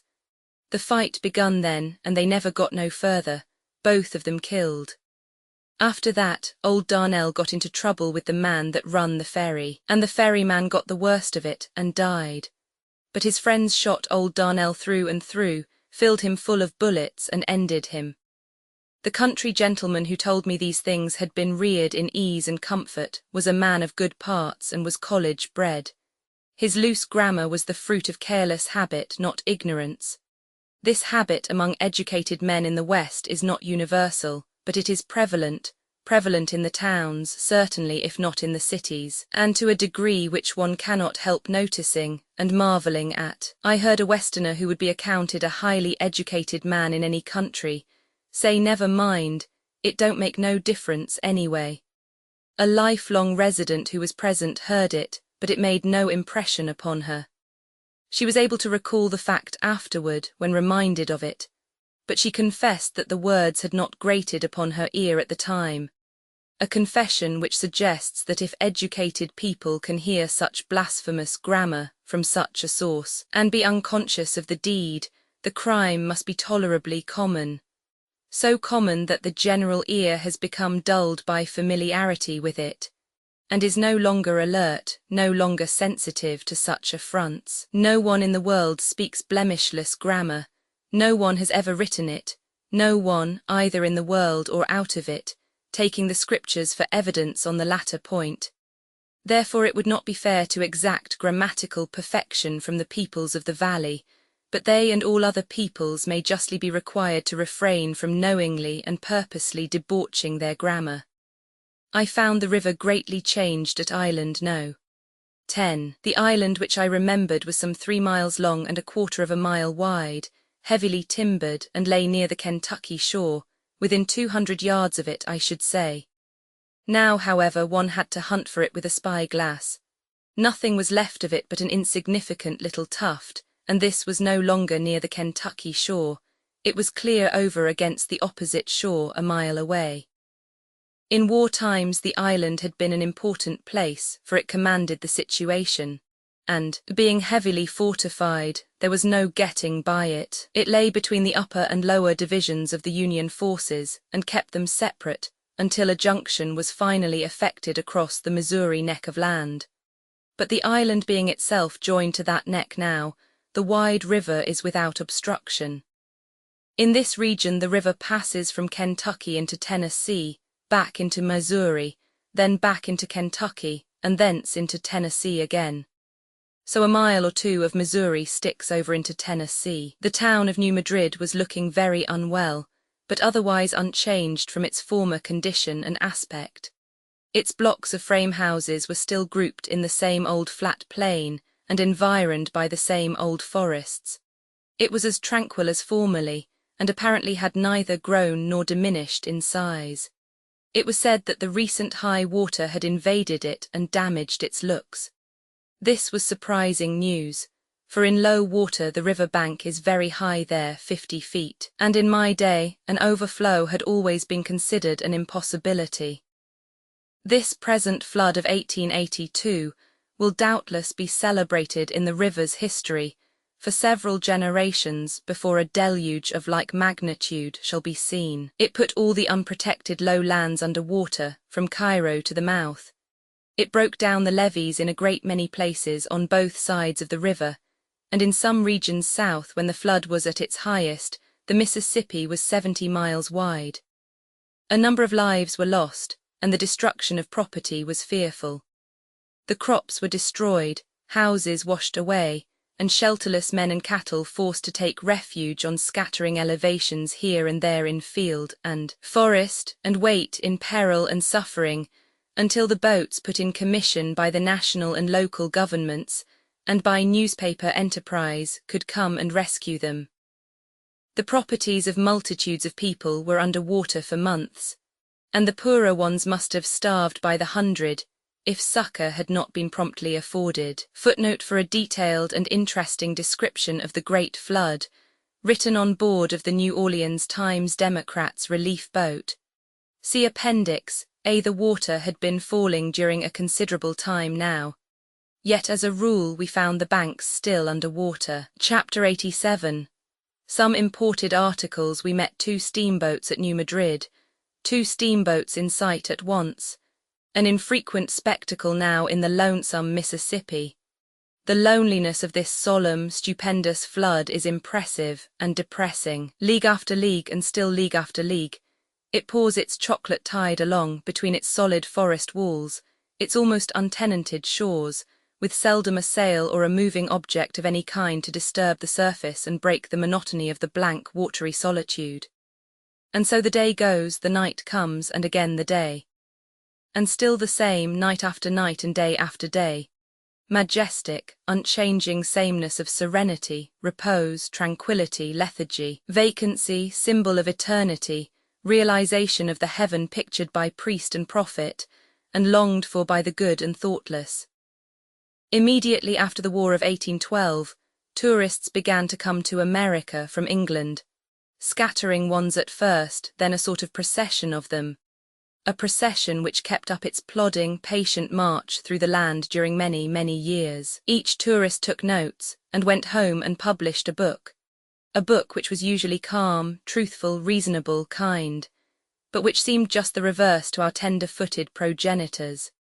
A glance at these tourist books shows us that in certain of its aspects the Mississippi has undergone no change since those strangers visited it, but remains today about as it was then. The emotions produced in those foreign breasts by these aspects were not all formed on one pattern, of course. They had to be various along at first because the earlier tourists were obliged to originate their emotions, whereas in older countries one can always borrow emotions from one's predecessors. And mind you, emotions are among the toughest things in the world to manufacture out of whole cloth. It is easier to manufacture 7 facts than 1 emotion. Captain Basil Hall, R.N., writing 55 years ago, says, "Here I caught the first glimpse of the object I had so long wished to behold, and felt myself amply repaid at that moment for all the trouble I had experienced in coming so far, and stood looking at the river flowing past till it was too dark to distinguish anything. But it was not till I had visited the same spot a dozen times that I came to a right comprehension of the grandeur of the scene." Following are Mrs. Trollope's emotions. She is writing a few months later in the same year, 1827, and is coming in at the mouth of the Mississippi. The first indication of our approach to land was the appearance of this mighty river pouring forth its muddy mass of waters, and mingling with the deep blue of the Mexican Gulf. I never beheld a scene so utterly desolate as this entrance of the Mississippi. Had Dante seen it, he might have drawn images of another Borgia from its horrors. One only object rears itself above the eddying waters. This is the mast of a vessel long since wrecked in attempting to cross the bar, and it still stands, a dismal witness of the destruction that has been, and a boding prophet of that which is to come. Emotions of Hon. Charles Augustus Murray near St. Louis, 7 years later. It is only when you ascend the mighty current for 50 or 100 miles, and use the eye of imagination as well as that of nature, that you begin to understand all his might and majesty. You see him fertilizing a boundless valley, bearing along in his course the trophies of his 1,000 victories over the shattered forest, here carrying away large masses of soil with all their growth, and there forming islands, destined at some future period to be the residence of man. And while indulging in this prospect, it is then time for reflection to suggest that the current before you has flowed through 2,000 or 3,000 miles, and has yet to travel 1,300 more before reaching its ocean destination. Receive now the emotions of Captain Marryat, R.N., author of the Sea Tales, writing in 1837, 3 years after Mr. Murray. Never, perhaps in the records of nations, was there an instance of a century of such unvarying and unmitigated crime as is to be collected from the history of the turbulent and blood-stained Mississippi. The stream itself appears as if appropriate for the deeds which have been committed. It is not like most rivers, beautiful to the sight, bestowing fertility in its course, not one that the eye loves to dwell upon as it sweeps along, nor can you wander upon its banks, or trust yourself without danger to its stream. It is a furious, rapid, desolating torrent, loaded with alluvial soil, and few of those who are received into its waters ever rise again. Footnote: there was a foolish superstition of some little prevalence in that day, that the Mississippi would neither buoy up a swimmer, nor permit a drowned person's body to rise to the surface, or can support themselves long upon its surface without assistance from some friendly log. It contains the coarsest and most uneatable of fish, such as the catfish and such genus, and as you descend, its banks are occupied with the fetid alligator, while the panther basks at its edge in the canebrakes, almost impervious to man, pouring its impetuous waters through wild tracts covered with trees of little value except for firewood. It sweeps down whole forests in its course, which disappear in tumultuous confusion, whirled away by the stream now loaded with the masses of soil which nourished their roots, often blocking up and changing for a time the channel of the river, which, as if in anger at its being opposed, inundates and devastates the whole country round, and as soon as it forces its way through its former channel, plants in every direction the uprooted monarchs of the forest, upon whose branches the bird will never again perch, or the raccoon, the opossum, or the squirrel climb, as traps to the adventurous navigators of its waters by steam, who, borne down upon these concealed dangers which pierce through the planks, very often have not time to steer for and gain the shore before they sink to the bottom. There are no pleasing associations connected with the great common sewer of the Western America, which pours out its mud into the Mexican Gulf, polluting the clear blue sea for many miles beyond its mouth. It is a river of desolation, and instead of reminding you, like other beautiful rivers, of an angel which has descended for the benefit of man, you imagine it a devil, whose energies have been only overcome by the wonderful power of steam. It is pretty crude literature for a man accustomed to handling a pen. Still, as a panorama of the emotions sent weltering through this noted visitor's breast by the aspect and traditions of the great common sewer, it has a value. A value, though marred in the matter of statistics by inaccuracies. For the catfish is a plenty good enough fish for anybody, and there are no panthers that are impervious to man. Later still comes Alexander Mackay of the Middle Temple, barrister at law, with a better digestion and no catfish dinner aboard, and feels as follows: the Mississippi. It was with indescribable emotions that I first felt myself afloat upon its waters. How often in my schoolboy dreams and in my waking visions afterwards had my imagination pictured to itself the lordly stream, rolling with tumultuous current through the boundless region to which it has given its name, and gathering into itself, in its course to the ocean, the tributary waters of almost every latitude in the temperate zone. Here it was then in its reality, and I, at length, steaming against its tide. I looked upon it with that reverence with which everyone must regard a great feature of external nature. So much for the emotions. The tourists, one and all, remark upon the deep, brooding loneliness and desolation of the vast river. Captain Basil Hall, who saw it at flood stage, says, "Sometimes we passed along distances of 20 or 30 miles without seeing a single habitation."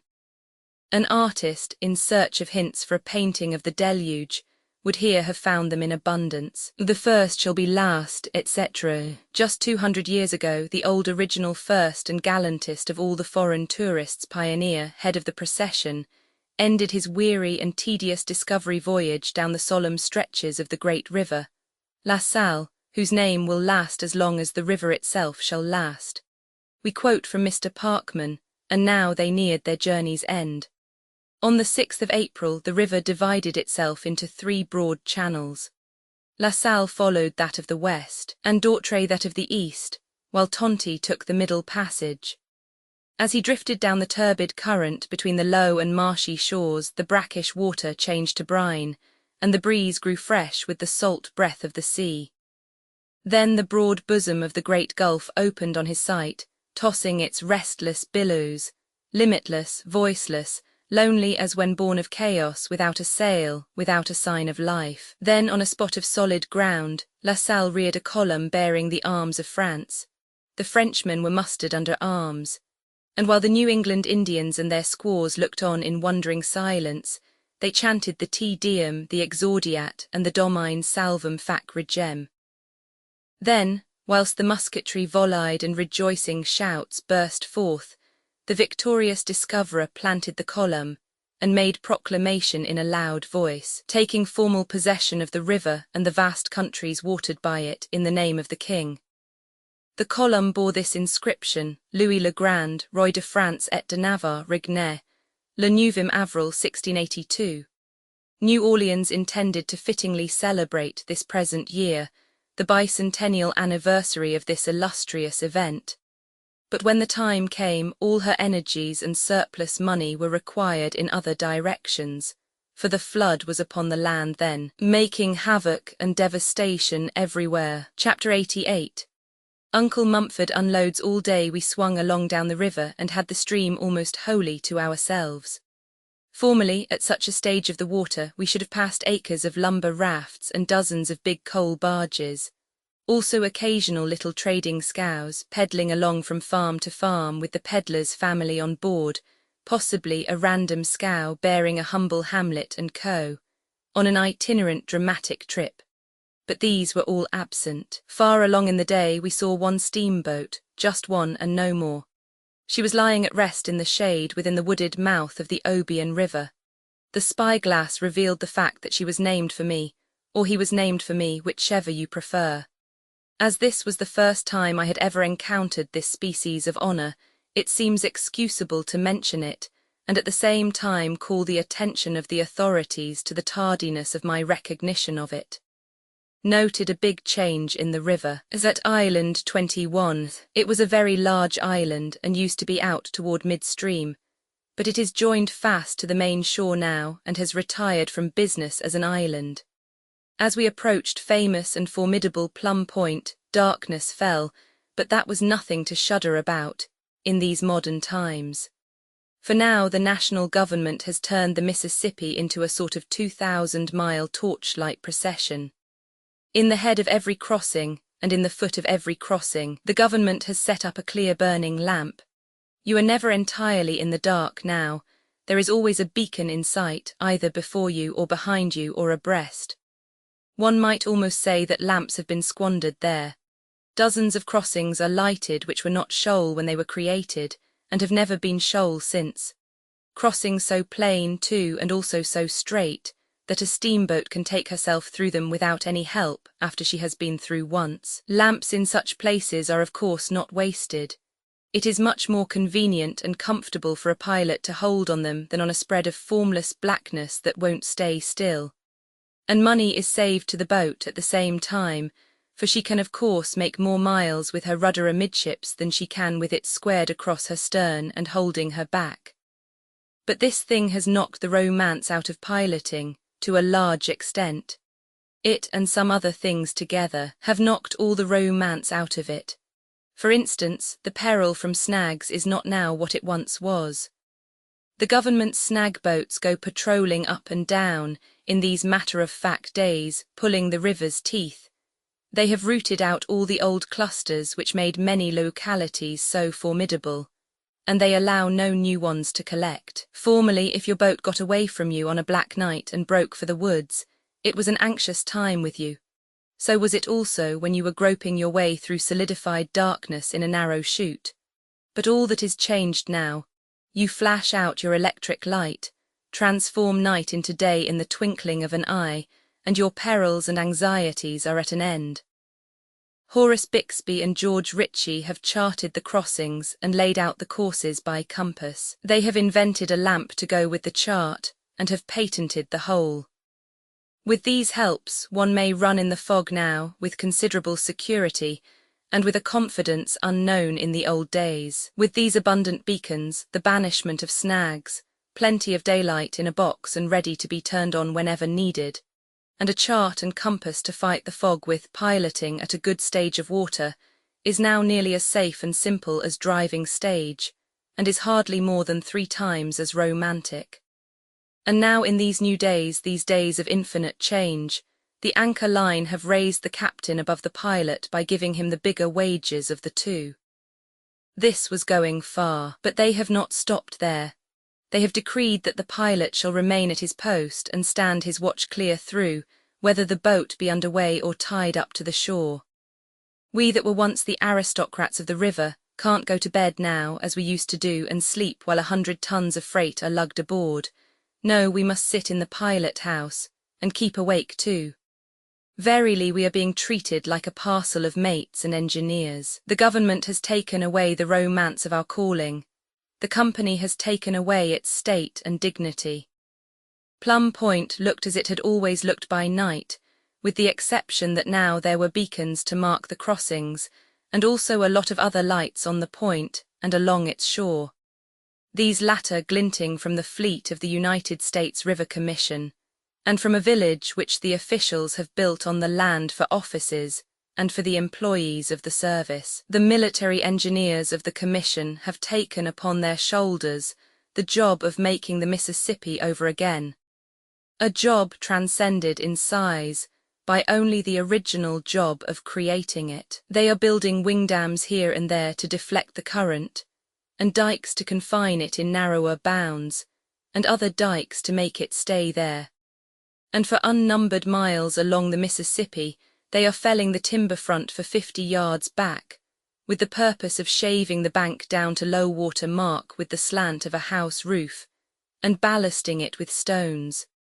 And in many places they have protected the wasting shores with rows of piles. One who knows the Mississippi will promptly aver, not aloud but to himself, that 10,000 river commissions with the minds of the world at their back cannot tame that lawless stream, cannot curb it or confine it, cannot say to it, go here or go there and make it obey, cannot save a shore which it has sentenced, cannot bar its path with an obstruction which it will not tear down, dance over, and laugh at. But a discreet man will not put these things into spoken words.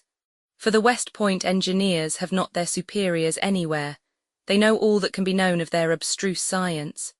And so, since they conceive that they can fetter and handcuff that river and boss him, it is but wisdom for the unscientific man to keep still, lie low, and wait till they do it.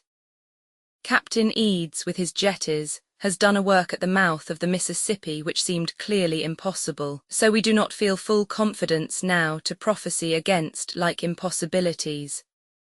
Otherwise one would pipe out and say the Commission might as well bully the comets in their courses and undertake to make them behave, as try to bully the Mississippi into right and reasonable conduct. I consulted Uncle Mumford concerning this and cognate matters, and I give here the result, stenographically reported, and therefore to be relied on as being full and correct. Except that I have here and there left out remarks which were addressed to the men, such as where in blazes are you going with that barrel now, and which seem to me to break the flow of the written statement, without compensating by adding to its information or its clearness. Not that I have ventured to strike out all such interjections. I have removed only those which were obviously irrelevant. Wherever one occurred which I felt any question about, I have judged it safest to let it remain. Uncle Mumford's impressions. Uncle Mumford said, as long as I have been mate of a steamboat, 30 years, I have watched this river and studied it. Maybe I could have learnt more about it at West Point, but if I believe it, I wish I may be. What are you sucking your fingers there for? Collar that cag of nails.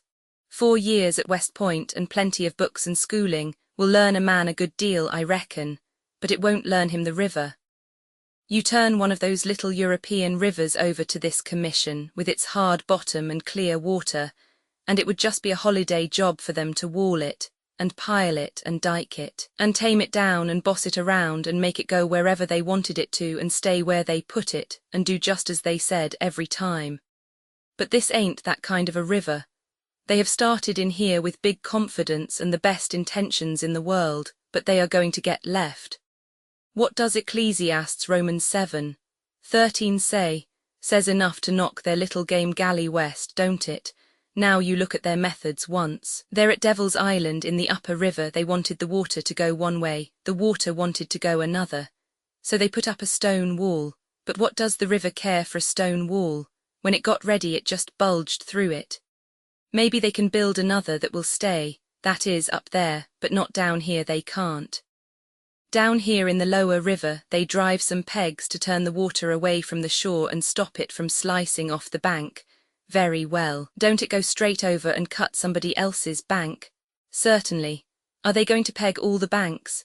Why, they could buy ground and build a new Mississippi cheaper. They are pegging Bulletin Towhead now. It won't do any good. If the river has got a mortgage on that island it will foreclose, sure, pegs or no pegs. Away down yonder they have driven 2 rows of piles straight through the middle of a dry bar half a mile long, which is 40 foot out of the water when the river is low. What do you reckon that is for? If I know, I wish I may land in. Hump yourself, you son of an undertaker. Out with that coal oil now, lively, lively, and just look at what they are trying to do down there at Milliken's Bend. There's been a cut-off in that section and Vicksburg is left out in the cold. It's a country town now. The river strikes in below it, and a boat can't go up to the town except in high water. Well, they are going to build wing dams in the bend opposite the foot of 103, and throw the water over and cut off the foot of the island and plough down into an old ditch where the river used to be in ancient times. And they think they can persuade the water around that way and get it to strike in above Vicksburg, as it used to do, and fetch the town back into the world again. That is, they are going to take this whole Mississippi and twist it around and make it run several miles upstream. Well, you've got to admire men that deal in ideas of that size and can tote them around without crutches, but you haven't got to believe they can do such miracles, have you? And yet you ain't absolutely obliged to believe they can't. I reckon the safe way, where a man can afford it, is to copper the operation, and at the same time buy enough property in Vicksburg to square you up in case they win. Government is doing a deal for the Mississippi now, spending loads of money on her, when there used to be 4,000 steamboats and 10,000 acres of coal barges, and rafts and trading scows. There wasn't a lantern from St. Paul to New Orleans, and the snags were thicker than bristles on a hog's back. And now when there's 36 steamboats and nary barge or raft, government has snatched out all the snags and lit up the shores like Broadway, and a boat's as safe on the river as she'd be in heaven. And I reckon that by the time there ain't any boats left at all, the commission will have the old thing all reorganized and dredged out and fenced in and tidied up to a degree that will make navigation just simply perfect and absolutely safe and profitable. And all the days will be Sundays, and all the mates will be Sunday school Sue. What in the nation you fooling around there for, you sons of unrighteousness, heirs of perdition? Going to be a year getting that hogshead ashore. During our trip to New Orleans and back, we had many conversations with river men, planters, journalists and officers of the River Commission, with conflicting and confusing results. To wit, 1. Some believed in the Commission's scheme to arbitrarily and permanently confine, and thus deepen the channel, preserve threatened shores, etc. 2. Some believed that the Commission's money ought to be spent only on building and repairing the great system of levees. 3. Some believed that the higher you build your levee, the higher the river's bottom will rise, and that consequently the levee system is a mistake. 4. Some believed in the scheme to relieve the river, in flood time, by turning its surplus waters off into Lake Borgne, etc. 5.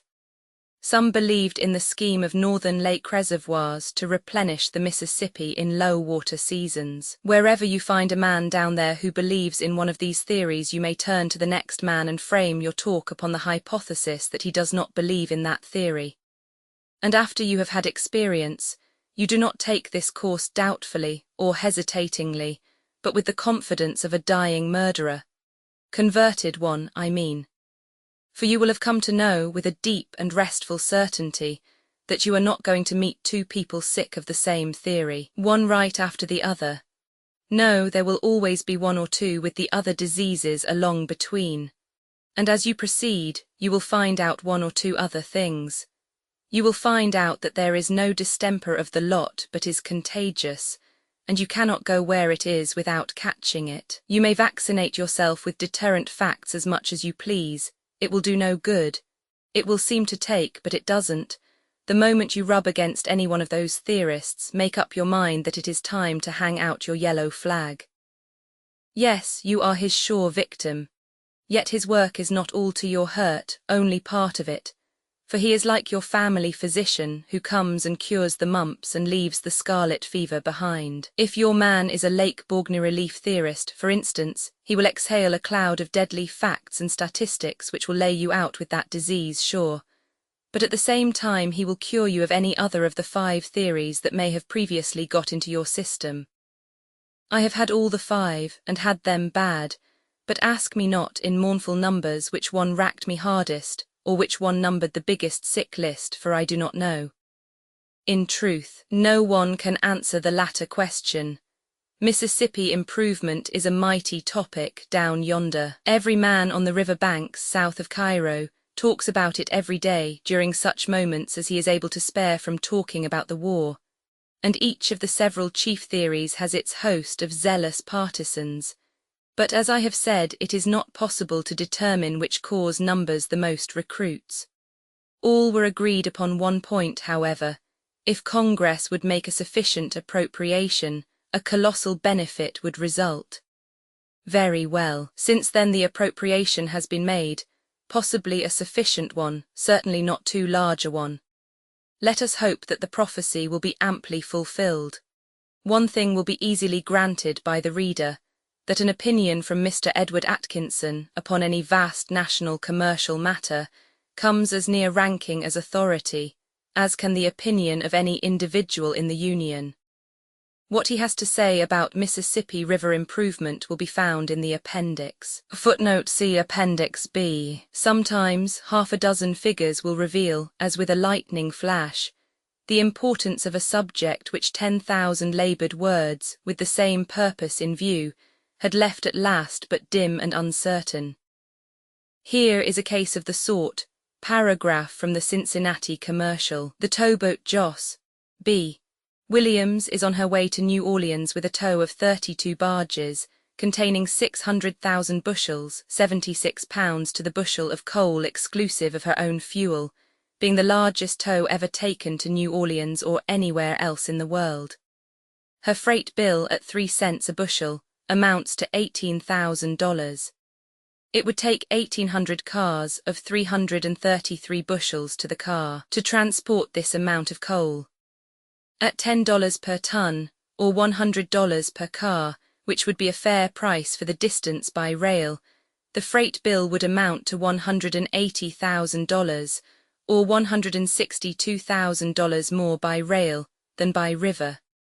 The tow will be taken from Pittsburgh to New Orleans in 14 or 15 days. It would take 100 trains of 18 cars to the train to transport this one tow of 600,000 bushels of coal. And even if it made the usual speed of fast freight lines, it would take 1 whole summer to put it through by rail. When a river in good condition can enable one to save $162,000, and a whole summer's time, on a single cargo, the wisdom of taking measures to keep the river in good condition is made plain to even the uncommercial mind. Chapter 89. A few specimen bricks we passed through the Plum Point region, turned Craighead's Point, and glided unchallenged by what was once the formidable Fort Pillow, memorable because of the massacre perpetrated there during the war. Massacres are sprinkled with some frequency through the histories of several Christian nations, but this is almost the only one that can be found in American history. Perhaps it is the only one which rises to a size correspondent to that huge and sombre title. We have the Boston Massacre, where 2 or 3 people were killed, but we must bunch Anglo-Saxon history together to find the fellow to the Fort Pillow tragedy.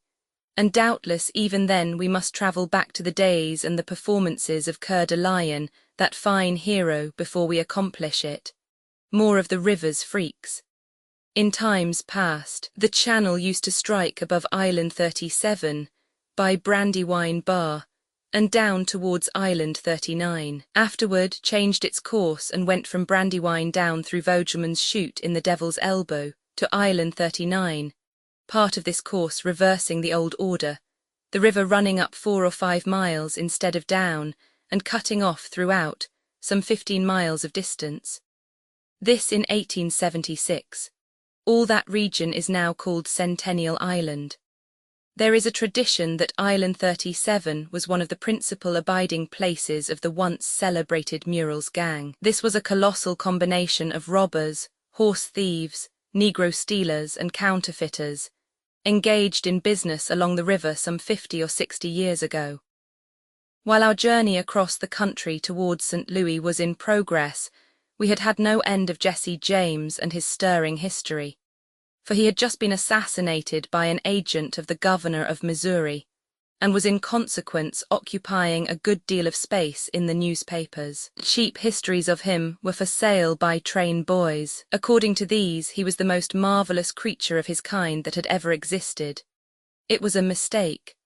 Murrell was his equal in boldness, in pluck, in rapacity, in cruelty, brutality, heartlessness, treachery, and in general and comprehensive vileness and shamelessness, and very much his superior in some larger aspects. James was a retail rascal, Murrell wholesale. James's modest genius dreamed of no loftier flight than the planning of raids upon cars, coaches, and country banks. Murrell projected Negro insurrections and the capture of New Orleans. And furthermore, on occasion, this Murrell could go into a pulpit and edify the congregation. What are James and his half-dozen vulgar rascals compared with this stately old-time criminal, with his sermons, his meditated insurrections and city captures, and his majestic following of 100 men, sworn to do his evil will? Here is a paragraph or two concerning this big operator, from a now forgotten book which was published half a century ago. He appears to have been a most dexterous as well as consummate villain. When he travelled, his usual disguise was that of an itinerant preacher, and it is said that his discourses were very soul-moving, interesting the hearers so much that they forgot to look after their horses, which were carried away by his confederates while he was preaching. But the stealing of horses in one state and selling them in another was but a small portion of their business. The most lucrative was the enticing slaves to run away from their masters, that they might sell them in another quarter. This was arranged as follows. They would tell a Negro that if he would run away from his master and allow them to sell him, he should receive a portion of the money paid for him, and that upon his return to them, a second time they would send him to a free state, where he would be safe. The poor wretches complied with this request, hoping to obtain money and freedom. They would be sold to another master and run away again to their employers. Sometimes they would be sold in this manner 3 or 4 times, until they had realized $3,000 or $4,000 by them. But as after this there was fear of detection, the usual custom was to get rid of the only witness that could be produced against them, which was the Negro himself, by murdering him and throwing his body into the Mississippi. Even if it was established that they had stolen a Negro before he was murdered, they were always prepared to evade punishment, for they concealed the Negro who had run away until he was advertised, and a reward offered to any man who would catch him. An advertisement of this kind warrants the person to take the property if found, and then the Negro becomes a property in trust. When therefore they sold the Negro, it only became a breach of trust, not stealing. And for a breach of trust, the owner of the property can only have redress by a civil action, which was useless as the damages were never paid. It may be inquired how it was that Murrell escaped lynch law under such circumstances. This will be easily understood when it is stated that he had more than 1,000 sworn confederates, all ready at a moment's notice to support any of the gang who might be in trouble. The names of all the principal confederates of Murrell were obtained from himself, in a manner which I shall presently explain. The gang was composed of 2 classes, the heads or council as they were called, who planned and concerted but seldom acted. They amounted to about 400. The other class were the active agents and were termed strikers, and amounted to about 650. These were the tools in the hands of the others. They ran all the risk, and received but a small portion of the money. They were in the power of the leaders of the gang, who would sacrifice them at any time by handing them over to justice, or sinking their bodies in the Mississippi.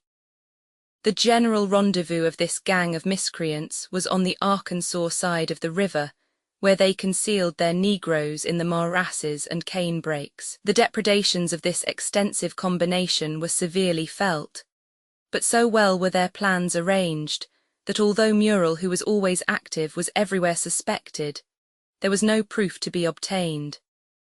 It so happened, however, that a young man of the name of Stewart, who was looking after 2 slaves which Muriel had decoyed away, fell in with him and obtained his confidence, took the oath, and was admitted into the gang as one of the general council. By this means all was discovered, for Stewart turned traitor, although he had taken the oath and, having obtained every information, exposed the whole concern, the names of all the parties, and finally succeeded in bringing home sufficient evidence against Muriel to procure his conviction and sentence to the penitentiary.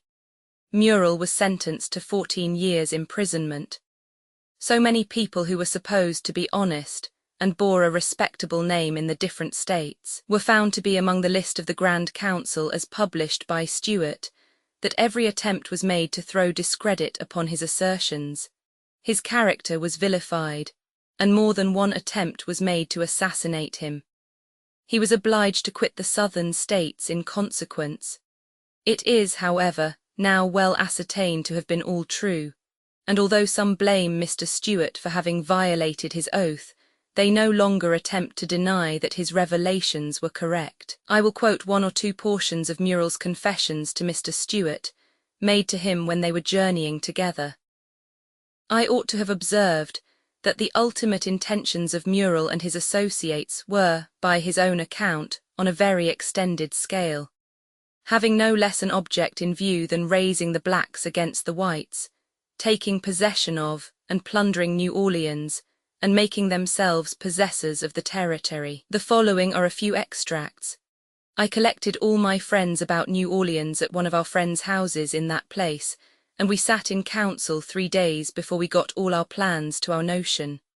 We then determined to undertake the rebellion at every hazard, and make as many friends as we could for that purpose.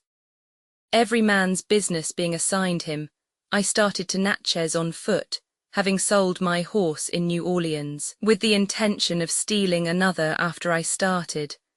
I walked 4 days, and no opportunity offered for me to get a horse. The 5th day about 12 I had become tired, and stopped at a creek to get some water and rest a little. While I was sitting on a log looking down the road the way that I had come, a man came in sight riding on a good-looking horse. The very moment I saw him, I was determined to have his horse if he was in the garb of a traveller. He rode up, and I saw from his equipage that he was a traveller. I arose and drew an elegant rifle pistol on him and ordered him to dismount. He did so, and I took his horse by the bridle and pointed down the creek and ordered him to walk before me. He went a few 100 yards and stopped. I hitched his horse and then made him undress himself all to his shirt and drawers and ordered him to turn his back to me. He said, "If you are determined to kill me, let me have time to pray before I die." I told him I had no time to hear him pray. He turned around and dropped on his knees, and I shot him through the back of the head. I ripped open his belly and took out his entrails and sunk him in the creek. I then searched his pockets and found $400.37 and a number of papers that I did not take time to examine. I sunk the pocketbook and papers and his hat in the creek. His boots were brand new and fitted me genteelly, and I put them on and sunk my old shoes in the creek to atone for them. I rolled up his clothes and put them into his portmanteau, as they were brand new cloth of the best quality. I mounted as fine a horse as ever I straddled, and directed my course for Natchez in much better style than I had been for the last 5 days. Myself and a fellow by the name of Crenshaw gathered 4 good horses and started for Georgia. We got in company with a young South Carolinian just before we got to Cumberland Mountain, and Crenshaw soon knew all about his business. He had been to Tennessee to buy a drove of hogs, but when he got there pork was dearer than he calculated, and he declined purchasing. We concluded he was a prize. Crenshaw winked at me. I understood his idea. Crenshaw had travelled the road before, but I never had. We had travelled several miles on the mountain when he passed near a great precipice. Just before we passed it, Crenshaw asked me for my whip, which had a pound of lead in the butt. I handed it to him, and he rode up by the side of the South Carolinian and gave him a blow on the side of the head and tumbled him from his horse. We lit from our horses and fingered his pockets. We got $1,262. Crenshaw said he knew a place to hide him, and he gathered him under his arms and I by his feet, and conveyed him to a deep crevice in the brow of the precipice, and tumbled him into it, and he went out of sight. We then tumbled in his saddle, and took his horse with us, which was worth $200. We were detained a few days, and during that time our friend went to a little village in the neighborhood and saw the Negro advertised, a Negro in our possession, and a description of the two men of whom he had been purchased, and giving his suspicions of the men. It was rather squally times, but any port in a storm. We took the Negro that night on the bank of a creek which runs by the farm of our friend, and Crenshaw shot him through the head. We took out his entrails and sunk him in the creek. He had sold the other Negro the third time on Arkansas River for upwards of $500, and then stole him and delivered him into the hand of his friend, who conducted him to a swamp, and veiled the tragic scene, and got the last gleanings and sacred pledge of secrecy. As a game of that kind will not do unless it ends in a mystery to all but the fraternity. He sold the Negro, first and last, for nearly $2,000, and then put him forever out of the reach of all pursuers. And they can never graze him unless they can find the Negro, and that they cannot do, for his carcass has fed many a tortoise and catfish before this time, and the frogs have sung this many a long day to the silent repose of his skeleton. We were approaching Memphis, in front of which city, and witnessed by its people, was fought the most famous of the river battles of the Civil War. Two men whom I had served under in my river days took part in that fight, Mr. Bixby, head pilot of the Union fleet, and Montgomery, Commodore of the Confederate fleet. Both saw a great deal of active service during the war, and achieved high reputations for pluck and capacity.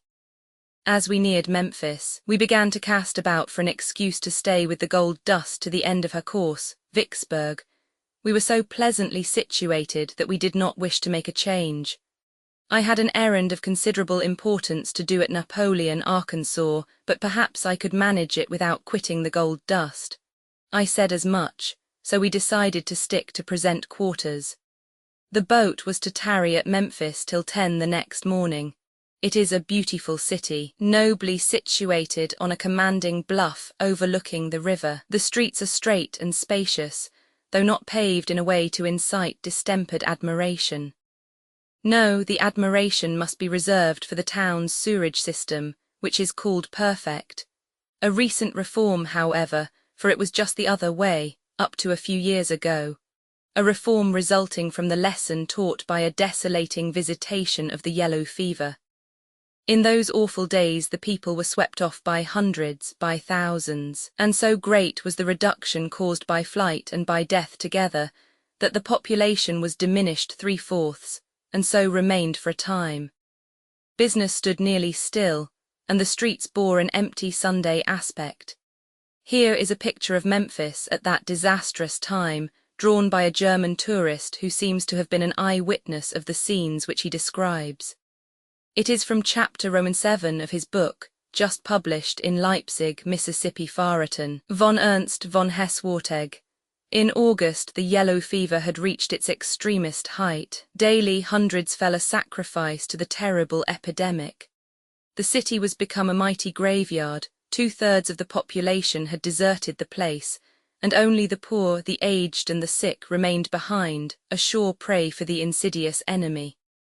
The houses were closed, little lamps burned in front of many, a sign that here death had entered.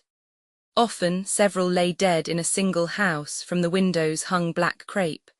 The stores were shut up, for their owners were gone away or dead. Fearful evil. In the briefest space it struck down and swept away even the most vigorous victim. A slight indisposition, then an hour of fever, then the hideous delirium, then the yellow death. On the street corners and in the squares lay sick men suddenly overtaken by the disease, and even corpses distorted and rigid. Food failed. Meat spoiled in a few hours in the fetid and pestiferous air and turned black. Fearful clamours issue from many houses. Then after a season they cease and all is still. Noble, self-sacrificing men come with the coffin, nail it up and carry it away to the graveyard. In the night stillness reigns. Only the physicians and the hearses hurry through the streets, and out of the distance, at intervals, comes the muffled thunder of the railway train, which with the speed of the wind, and as if hunted by furies, flies by the pest-ridden city without halting. But there is life enough there now. The population exceeds 40,000 and is augmenting, and trade is in a flourishing condition. We drove about the city, visited the park and the sociable horde of squirrels there, saw the fine residences, rose-clad and in other ways enticing to the eye, and got a good breakfast at the hotel. A thriving place is the Good Samaritan city of the Mississippi, has a great wholesale jobbing trade, foundries, machine shops, and manufactories of wagons, carriages, and cottonseed oil, and is shortly to have cotton mills and elevators. Her cotton receipts reached 500,000 bales last year, an increase of 60,000 over the year before. Out from her healthy commercial heart issue 5 trunk lines of railway, and a 6th is being added. This is a very different Memphis from the one which the vanished and unremembered procession of foreign tourists used to put into their books long time ago. In the days of the now forgotten but once renowned and vigorously hated Mrs. Trollope, Memphis seems to have consisted mainly of one long street of log houses, with some outlying cabins sprinkled around rearward toward the woods, and now and then a pig and no end of mud. That was 55 years ago. She stopped at the hotel. Plainly it was not the one which gave us our breakfast. She says the table was laid for 50 persons and was nearly full. They ate in perfect silence, and with such astonishing rapidity that their dinner was over literally before ours was begun. The only sounds heard were those produced by the knives and forks, with the unceasing chorus of coughing, etc. coughing, etc. The etc. stands for an unpleasant word there, a word which she does not always charitably cover up, but sometimes prints. You will find it in the following description of a steamboat dinner which she ate in company with a lot of aristocratic planters. Wealthy, well-born, ignorant swells they were, tinselled with the usual harmless military and judicial titles of that old day of cheap shams and windy pretence, the total want of all the usual courtesies of the table, the voracious rapidity with which the viands were seized and devoured, the strange uncouth phrases and pronunciation, the loathsome spitting, from the contamination of which it was absolutely impossible to protect our dresses, the frightful manner of feeding with their knives, till the whole blade seemed to enter into the mouth, and the still more frightful manner of cleaning the teeth afterward with a pocket knife, soon forced us to feel that we were not surrounded by the generals, colonels, and majors of the old world, and that the dinner hour was to be anything rather than an hour of enjoyment. Chapter 90. Sketches by the way. It was a big river below Memphis, banks brimming full everywhere and very frequently more than full, the waters pouring out over the land, flooding the woods and fields for miles into the interior, and in places to a depth of 15 feet, signs all about of men's hard work gone to ruin and all to be done over again with straitened means and a weakened courage. A melancholy picture and a continuous one, hundreds of miles of it. Sometimes the beacon light stood in water 3 feet deep, in the edge of dense forests which extended for miles without farm, woodyard, clearing or break of any kind, which meant that the keeper of the light must come in a skiff a great distance to discharge his trust, and often in desperate weather. Yet I was told that the work is faithfully performed in all weathers, And not always by men, sometimes by women if the man is sick or absent. The government furnishes oil and pays $10 or $15 a month for the lighting and tending. A government boat distributes oil and pays wages once a month. The ship island region was as woodsy and tenantless as ever. The island has ceased to be an island, has joined itself compactly to the main shore, and wagons travel now where the steamboats used to navigate. No signs left of the wreck of the Pennsylvania. Some farmer will turn up her bones with his plough one day, no doubt, and be surprised. We were getting down now into the migrating Negro region. These poor people could never travel when they were slaves, so they make up for the privation now. They stay on a plantation till the desire to travel seizes them, then they pack up, hail a steamboat, and clear out. Not for any particular place, no, nearly any place will answer. They only want to be moving. The amount of money on hand will answer the rest of the conundrum for them. If it will take them 50 miles, very well, let it be 50. If not, a shorter flight will do. During a couple of days we frequently answered these hails. Sometimes there was a group of high-water stained, tumble-down cabins, populous with coloured folk and no whites visible, with grassless patches of dry ground here and there. A few felled trees with skeleton cattle, mules and horses, eating the leaves and gnawing the bark. No other food for them in the flood-wasted land. Sometimes there was a single lonely landing cabin. Near it the coloured family that had hailed us. Little and big, old and young, roosting on the scant pile of household goods. These consisting of a rusty gun, some bed ticks, chests, tinware, stools, a crippled looking-glass, a venerable armchair, and 6 or 8 base-born and spiritless yellow curs, attached to the family by strings. They must have their dogs, can't go without their dogs. Yet the dogs are never willing, they always object. So one after another in ridiculous procession they are dragged aboard, all 4 feet braced and sliding along the stage, head likely to be pulled off. But the tugger marching determinedly forward, bending to his work with the rope over his shoulder for better purchase. Sometimes a child is forgotten and left on the bank, but never a dog. The usual river gossip going on in the pilot house. Island no, 63, an island with a lovely chute or passage behind it in the former times. They said Jesse Jamison in the Skylark had a visiting pilot with him one trip. A poor old broken-down, superannuated fellow, left him at the wheel at the foot of 63 to run off the watch. The ancient mariner went up through the chute and down the river outside, and up the chute and down the river again, and yet again and again, and handed the boat over to the relieving pilot at the end of 3 hours of honest endeavour, at the same old foot of the island where he had originally taken the wheel. A darky on shore who had observed the boat go by about 13 times, said, Clarta gracious, I wouldn't be esprised if days a whole line o' dem esque illarks. Anecdote illustrative of influence of reputation in the changing of opinion. The Eclipse was renowned for her swiftness. One day she passed along, an old darky on shore absorbed in his own matters did not notice what steamer it was. Presently someone asked, any boat gone up? Yes, sir, was she going fast? Oh, so, loafing along. Now, do you know what boat that was? No, sir. Why, uncle, that was the Eclipse. No, is dat so? Well, I bet it was, 'cause she jest went by here a sparklin'. Piece of history illustrative of the violent style of some of the people down along here. During the early weeks of high water, A's fence rails washed down on Beatakess ground, and Beatakess rails washed up in the eddy and landed on A's ground. I said, let the thing remain so, I will use your rails and you use mine. But B objected, wouldn't of it so. One day I came down on Beatakess ground to get his rails. B said, I'll kill you, and proceeded for him with his revolver. I said, I'm not armed. So B, who wished to do only what was right, threw down his revolver, then pulled a knife and cut A's throat all around, but gave his principal attention to the front, and so failed to sever the jugular.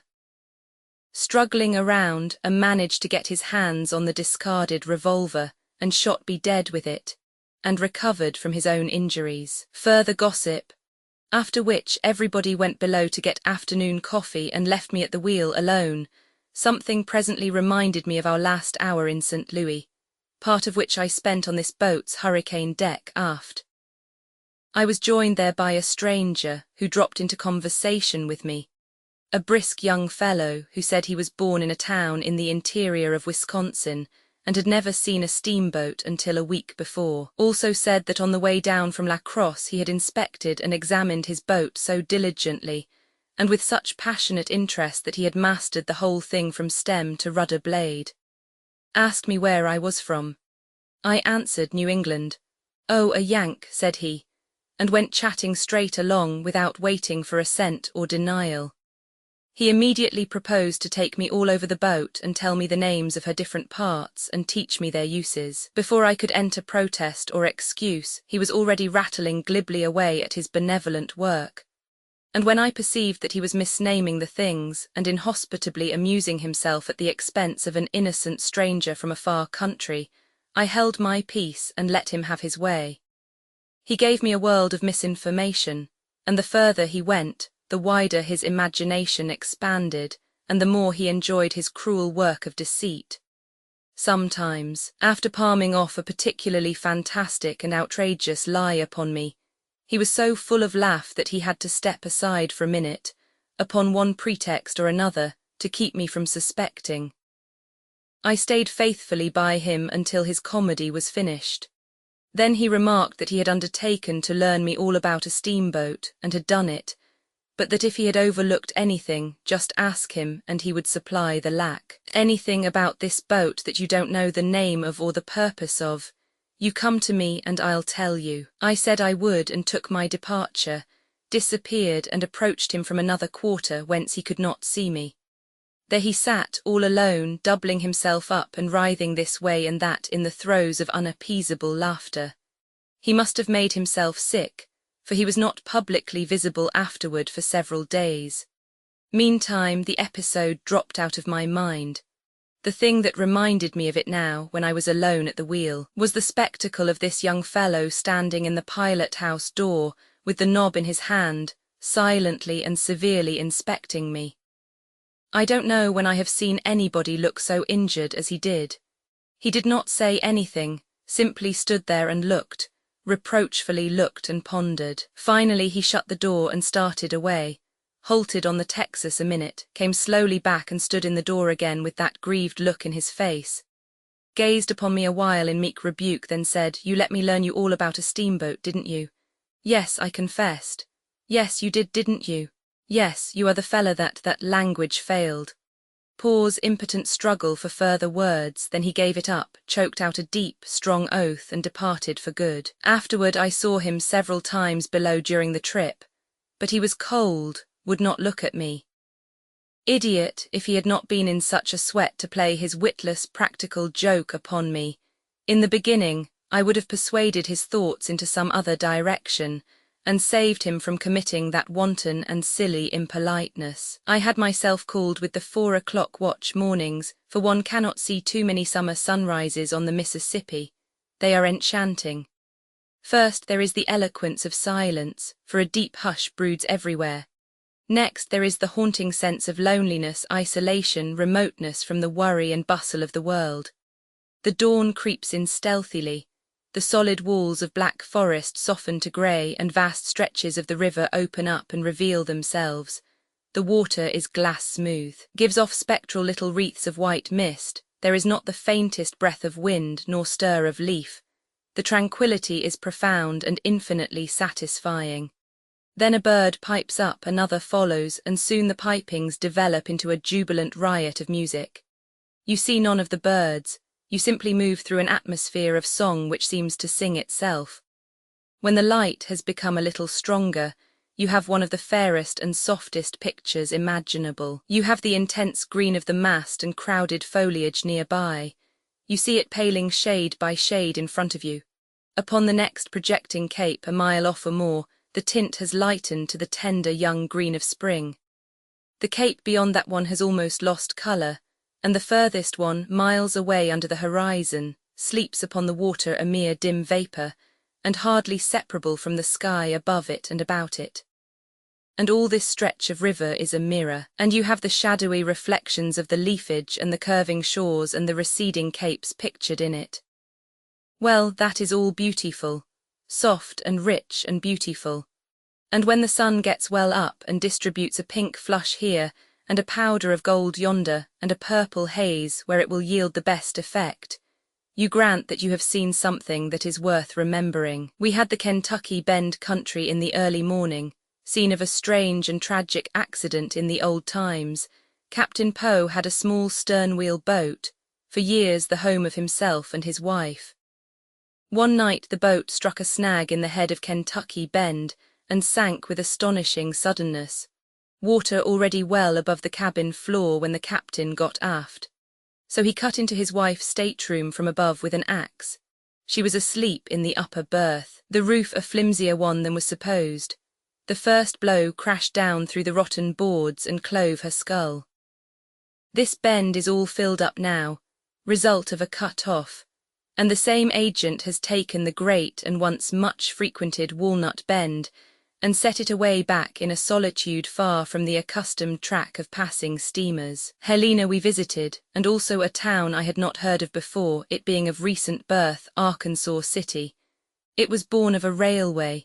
The Little Rock, Mississippi River and Texas Railroad touches the river there. We asked a passenger who belonged there what sort of a place it was. Well, said he after considering, and with the air of one who wishes to take time and be accurate, it's a hell of a place. A description which was photographic for exactness. There were several rows and clusters of shabby frame houses, and a supply of mud sufficient to insure the town against a famine in that article for 100 years. For the overflow had but lately subsided.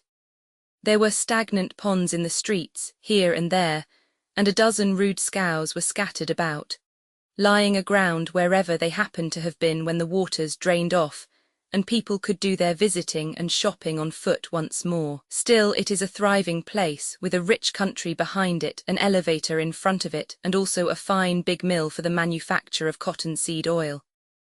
I had never seen this kind of a mill before. Cottonseed was comparatively valueless in my time, but it is worth $12 or $13 a ton now, and none of it is thrown away. The oil made from it is colorless, tasteless, and almost if not entirely odorless. It is claimed that it can, by proper manipulation, be made to resemble and perform the office of any and all oils, and be produced at a cheaper rate than the cheapest of the originals. Sagacious people shipped it to Italy, doctored it, labeled it, and brought it back as olive oil. This trade grew to be so formidable that Italy was obliged to put a prohibitory impost upon it to keep it from working serious injury to her oil industry. Helena occupies one of the prettiest situations on the Mississippi. Her perch is the last, the southernmost group of hills, which one sees on that side of the river. In its normal condition it is a pretty town, but the flood, or possibly the seepage, had lately been ravaging it. Whole streets of houses had been invaded by the muddy water, and the outsides of the buildings were still belted with a broad stain extending upwards from the foundations. Stranded and discarded scows lay all about. Plank sidewalks on stilts 4 feet high were still standing. The board sidewalks on the ground level were loose and ruinous. A couple of men trotting along them could make a blind man think a cavalry charge was coming.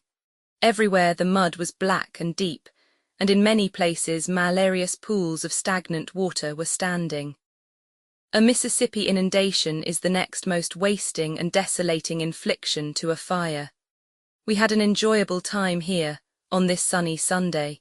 2 full hours' liberty ashore while the boat discharged freight. In the back streets but few white people were visible, but there were plenty of coloured folk, mainly women and girls, and almost without exception upholstered in bright new clothes of swell and elaborate style and cut, a glaring and hilarious contrast to the mournful mud and the pensive puddles. Helena is the second town in Arkansas in point of population, which is placed at 5,000. The country about it is exceptionally productive. Helena has a good cotton trade, handles from 40 to 60,000 bales annually. She has a large lumber and grain commerce, has a foundry, oil mills, machine shops and wagon factories. In brief, has $1 million invested in manufacturing industries. She has 2 railways, and is the commercial centre of a broad and prosperous region. Her gross receipts of money, annually from all sources, are placed by the New Orleans Times-Democrat at $4 million. Chapter 91. A thumbprint and what came of it. We were approaching Napoleon, Arkansas, so I began to think about my errand there. Time noonday and bright and sunny. This was bad, not best anyway, for mine was not preferably a noonday kind of errand. The more I thought, the more that fact pushed itself upon me, now in one form, now in another. Finally, it took the form of a distinct question. Is it good common sense to do the errand in daytime when, by a little sacrifice of comfort and inclination, you can have night for it and no inquisitive eyes around? This settled it. Plain question and plain answer make the shortest road out of most perplexities. I got my friends into my stateroom and said I was sorry to create annoyance and disappointment, but that upon reflection it really seemed best that we put our luggage ashore and stop over at Napoleon.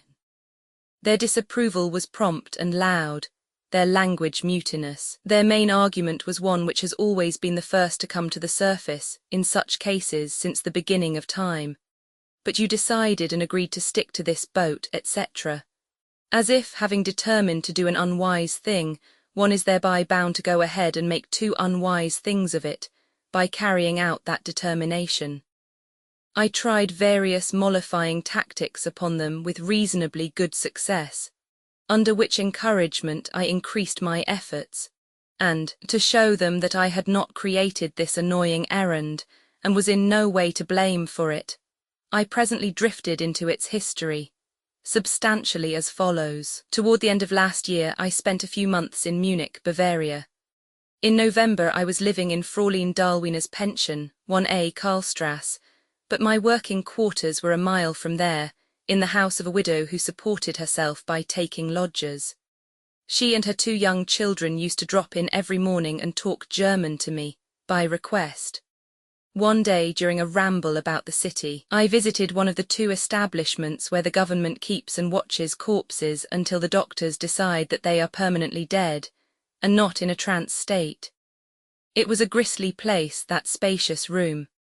There were 36 corpses of adults in sight, stretched on their backs on slightly slanted boards in 3 long rows, all of them with wax-white, rigid faces, and all of them wrapped in white shrouds. Along the sides of the room were deep alcoves, like bay windows, and in each of these lay several marble-visaged babes, utterly hidden and buried under banks of fresh flowers, all but their faces and crossed hands.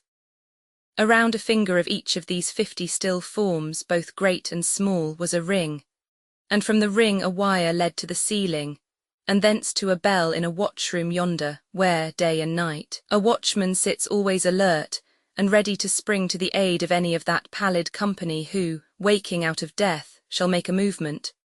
For any, even the slightest, movement will twitch the wire and ring that fearful bell. I imagined myself a death sentinel drowsing there alone, far in the dragging watches of some wailing, gusty night, and having in a twinkling all my body stricken to quivering jelly by the sudden clamour of that awful summons. So I inquired about this thing, asked what resulted usually. If the watchman died, and the restored corpse came and did what it could to make his last moments easy. But I was rebuked for trying to feed an idle and frivolous curiosity in so solemn and so mournful a place, and went my way with a humbled crest. Next morning I was telling the widow my adventure, when she exclaimed, "Come with me, I have a lodger who shall tell you all you want to know. He has been a night watchman there. He was a living man, but he did not look it. He was abed and had his head propped high on pillows. His face was wasted and colourless. His deep sunken eyes were shut. His hand, lying on his breast, was talon-like. It was so bony and long-fingered. The widow began her introduction of me. The man's eyes opened slowly and glittered wickedly out from the twilight of their caverns. He frowned a black frown. He lifted his lean hand and waved us peremptorily away. But the widow kept straight on till she had got out the fact that I was a stranger and an American. The man's face changed at once, brightened, became even eager, and the next moment he and I were alone together. I opened up in cast iron German. He responded in quite flexible English. Thereafter we gave the German language a permanent rest. This consumptive and I became good friends.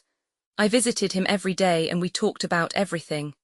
At least about everything but wives and children. Let anybody's wife or anybody's child be mentioned, and three things always followed. The most gracious and loving and tender light glimmered in the man's eyes for a moment, faded out the next, and in its place came that deadly look which had flamed there the first time I ever saw his lids unclose. Thirdly, he ceased from speech. There and then for that day, lay silent, abstracted and absorbed, apparently heard nothing that I said, took no notice of my goodbyes, and plainly did not know by either sight or hearing when I left the room. When I had been this Karl Ritter's daily and sole intimate during 2 months, he one day said abruptly, "I will tell you my story." A dying man's confession. Then he went on as follows: "I have never given up until now. But now I have given up.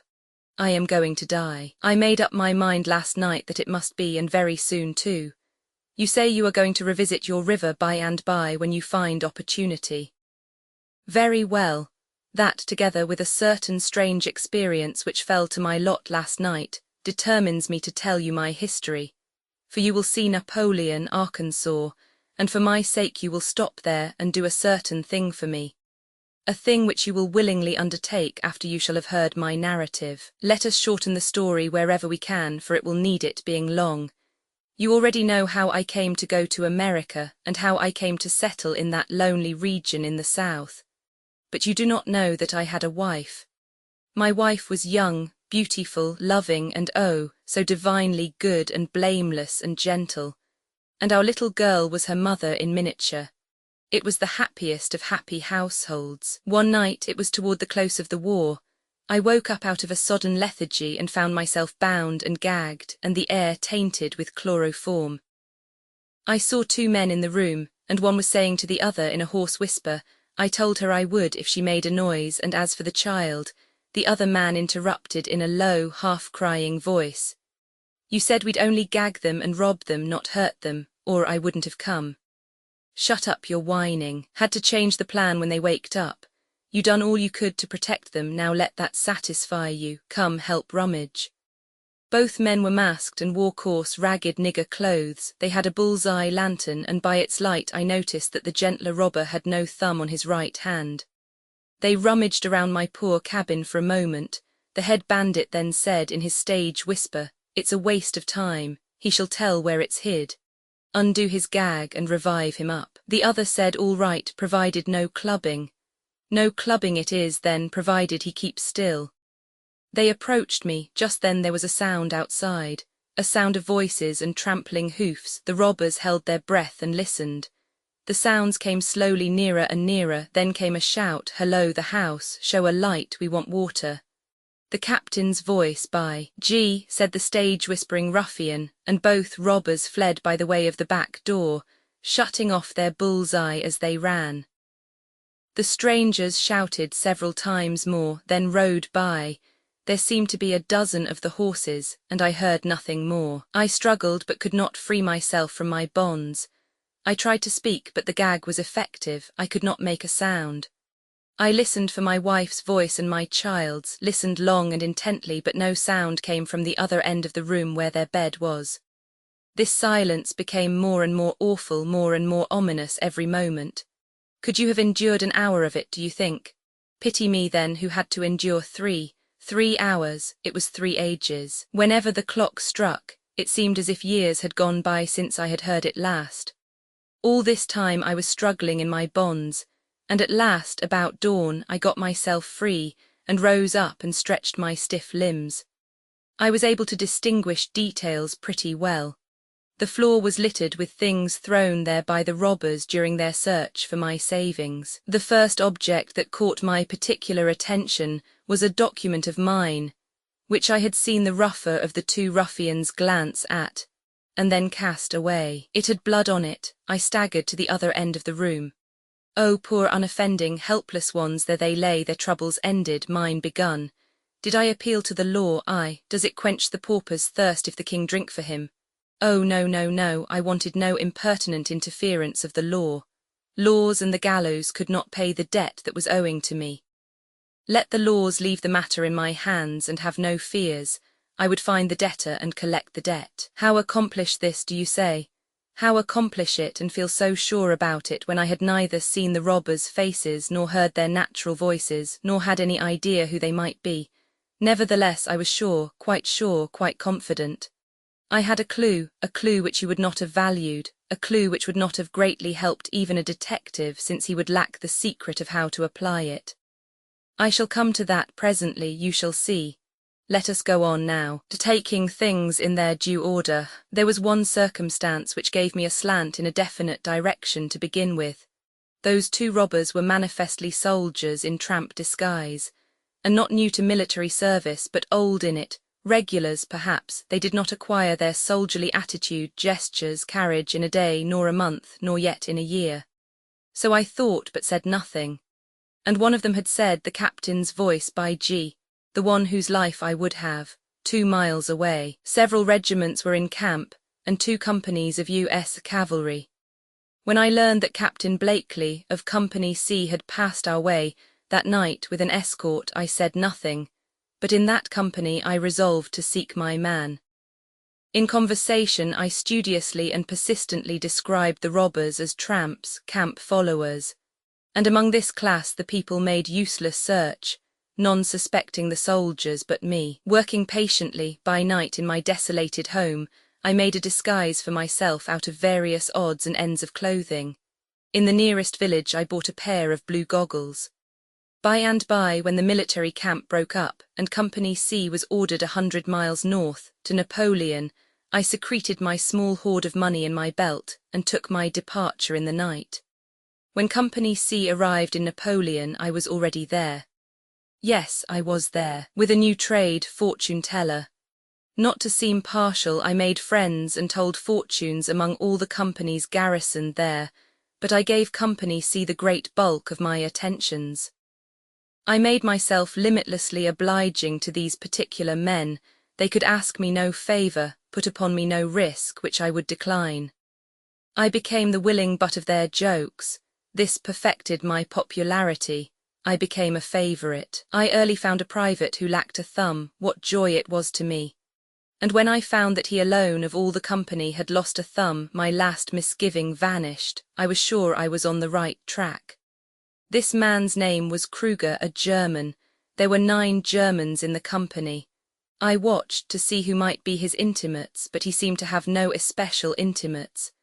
But I was his intimate, and I took care to make the intimacy grow. Sometimes I so hungered for my revenge that I could hardly restrain myself from going on my knees and begging him to point out the man who had murdered my wife and child, but I managed to bridle my tongue.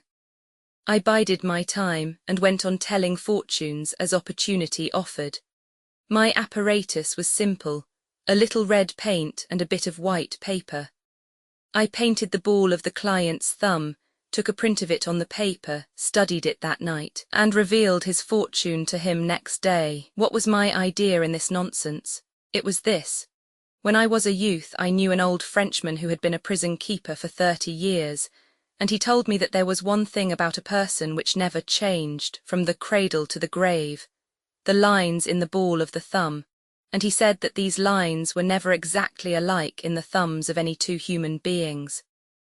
In these days, we photograph the new criminal and hang his picture in the rogues' gallery for future reference. But that Frenchman in his day used to take a print of the ball of a new prisoner's thumb and put that away for future reference. He always said that pictures were no good, future disguises could make them useless. The thumb's the only sure thing, said he, you can't disguise that. And he used to prove his theory too on my friends and acquaintances. It always succeeded. I went on telling fortunes.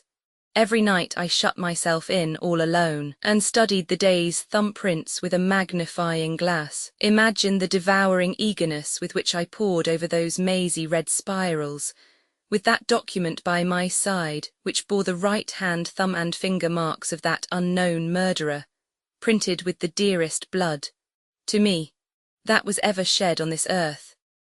And many a time I had to repeat the same old disappointed remark, will they never correspond? But my reward came at last. It was the print of the thumb of the 43rd man of company C whom I had experimented on, Private Franz Adler. An hour before I did not know the murderer's name or voice or figure or face or nationality, but now I knew all these things. I believed I might feel sure, the Frenchman's repeated demonstrations being so good a warranty. Still, there was a way to make sure. I had an impression of Kruger's left thumb. In the morning I took him aside when he was off duty, and when we were out of sight and hearing of witnesses, I said impressively, "A part of your fortune is so grave that I thought it would be better for you if I did not tell it in public. You and another man whose fortune I was studying last night, Private Adler, have been murdering a woman and a child. You are being dogged. Within 5 days both of you will be assassinated." He dropped on his knees, frightened out of his wits. And for 5 minutes he kept pouring out the same set of words like a demented person, and in the same half-crying way which was one of my memories of that murderous night in my cabin. I didn't do it, upon my soul I didn't do it, and I tried to keep him from doing it. I did as God is my witness. He did it alone. This was all I wanted. And I tried to get rid of the fool, but no, he clung to me, imploring me to save him from the assassin. He said, "I have money, $10,000, hid away, the fruit of loot and thievery. Save me, tell me what to do, and you shall have it, every penny. 2/3 of it is my cousin Adler's, but you can take it all. We hid it when we first came here, but I hid it in a new place yesterday and have not told him, shall not tell him.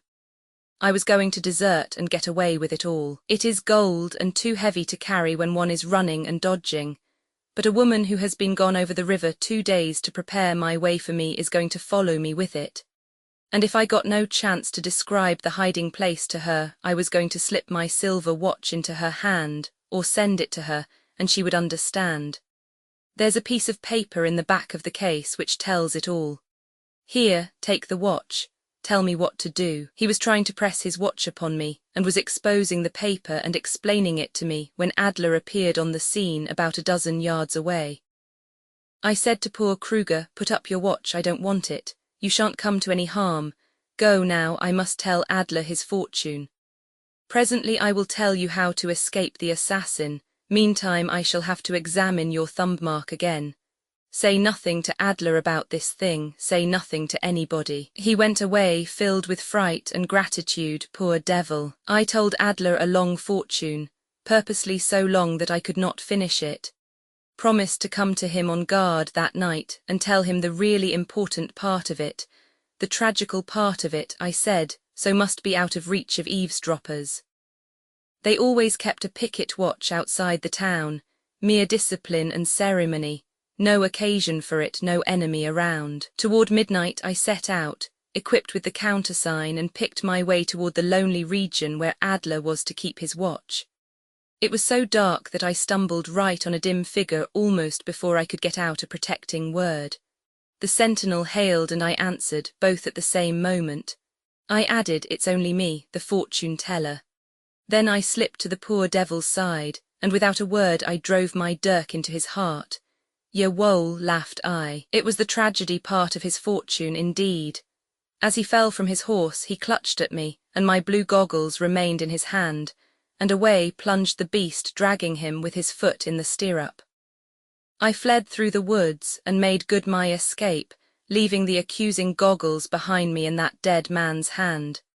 This was 15 or 16 years ago. Since then I have wandered aimlessly about the earth, sometimes at work, sometimes idle, sometimes with money, sometimes with none, but always tired of life and wishing it was done, for my mission here was finished with the act of that night. And the only pleasure, solace, satisfaction I had in all those tedious years was in the daily reflection, I have killed him.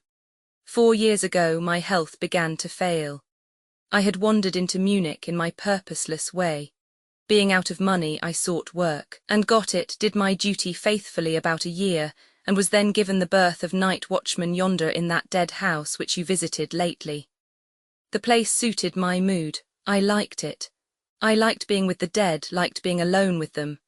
I used to wander among those rigid corpses and peer into their austere faces by the hour. The later the time, the more impressive it was. I preferred the late time. Sometimes I turned the lights low. This gave perspective, you see, and the imagination could play. Always the dim receding ranks of the dead inspired one with weird and fascinating fancies. 2 years ago, I had been there a year then. I was sitting all alone in the watchroom, one gusty winter's night, chilled, numb, comfortless, drowsing gradually into unconsciousness. The sobbing of the wind and the slamming of distant shutters falling fainter and fainter upon my dulling ear each moment, when sharp and suddenly that dead bell rang out a blood-curdling alarum over my head. The shock of it nearly paralyzed me, for it was the first time I had ever heard it. I gathered myself together and flew to the corpse room. About midway down the outside rank, a shrouded figure was sitting upright, wagging its head slowly from one side to the other, a grisly spectacle. Its side was toward me. I hurried to it and peered into its face. Heavens, it was Adler. Can you divine what my first thought was?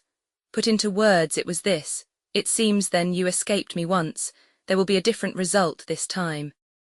Evidently this creature was suffering unimaginable terrors. Think what it must have been to wake up in the midst of that voiceless hush, and look out over that grim congregation of the dead. What gratitude shone in his skinny white face when he saw a living form before him, and how the fervency of this mute gratitude was augmented when his eyes fell upon the life-giving cordials which I carried in my hands. Then imagine the horror which came into this pinched face when I put the cordials behind me and said mockingly, "Speak up, Franz Adler, call upon these dead. Doubtless they will listen and have pity, but here there is none else that will." He tried to speak, but that part of the shroud which bound his jaws held firm and would not let him. He tried to lift imploring hands, but they were crossed upon his breast and tied. I said, "Shout, Franz Adler, make the sleepers in the distant streets hear you and bring help. Shout, and lose no time, for there is little to lose. What you cannot, that is a pity, but it is no matter, it does not always bring help. When you and your cousin murdered a helpless woman and child in a cabin in Arkansas, my wife it was and my child. They shrieked for help, you remember, but it did no good. You remember that it did no good, is it not so? Your teeth chatter, then why cannot you shout? Loosen the bandages with your hands, then you can. Ah, I see, your hands are tied, they cannot aid you. How strangely things repeat themselves after long years, for my hands were tied that night, you remember. Yes, tied much as yours are now, how odd that is.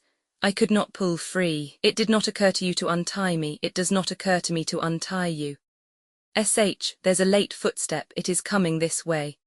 Hark, how near it is, one can count the footfalls, 1, 2, 3, there it is just outside. Now is the time, shout man shout. It is the one sole chance between you and eternity. Ah, you see you have delayed too long, it is gone by.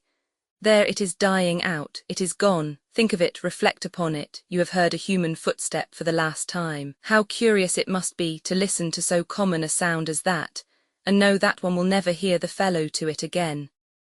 Oh, my friend, the agony in that shrouded face was ecstasy to see. I thought of a new torture and applied it, assisting myself with a trifle of lying invention that poor Kruger tried to save my wife and child, and I did him a grateful good turn for it when the time came. I persuaded him to rob you, and I and a woman helped him to desert, and got him away in safety. A look as of surprise and triumph shone out dimly through the anguish in my victim's face. I was disturbed, disquieted. I said, "What then, didn't he escape?" A negative shake of the head. No, what happened then? The satisfaction in the shrouded face was still plainer. The man tried to mumble out some words, could not succeed, tried to express something with his obstructed hands, failed, paused a moment, then feebly tilted his head in a meaning way toward the corpse that lay nearest him. Dead, I asked, failed to escape, caught in the act and shot. Negative shake of the head, how then? Again the man tried to do something with his hands. I watched closely but could not guess the intent. I bent over and watched still more intently. He had twisted a thumb around and was weakly punching at his breast with it. Ah, stabbed, do you mean? Affirmative nod, accompanied by a spectral smile of such peculiar devilishness, that it struck an awakening light through my dull brain, and I cried, "Did I stab him, mistaking him for you?" For that stroke was meant for none but you. The affirmative nod of the redying rascal was as joyous as his failing strength was able to put into its expression. Oh, miserable, miserable me to slaughter the pitying soul that stood a friend to my darlings when they were helpless, and would have saved them if he could. Miserable, oh, miserable, miserable me. I fancied I heard the muffled gurgle of a mocking laugh. I took my face out of my hands and saw my enemy sinking back upon his inclined board. He was a satisfactory long time dying. He had a wonderful vitality, an astonishing constitution. Yes, he was a pleasant long time at it. I got a chair and a newspaper and sat down by him and read. Occasionally I took a sip of brandy.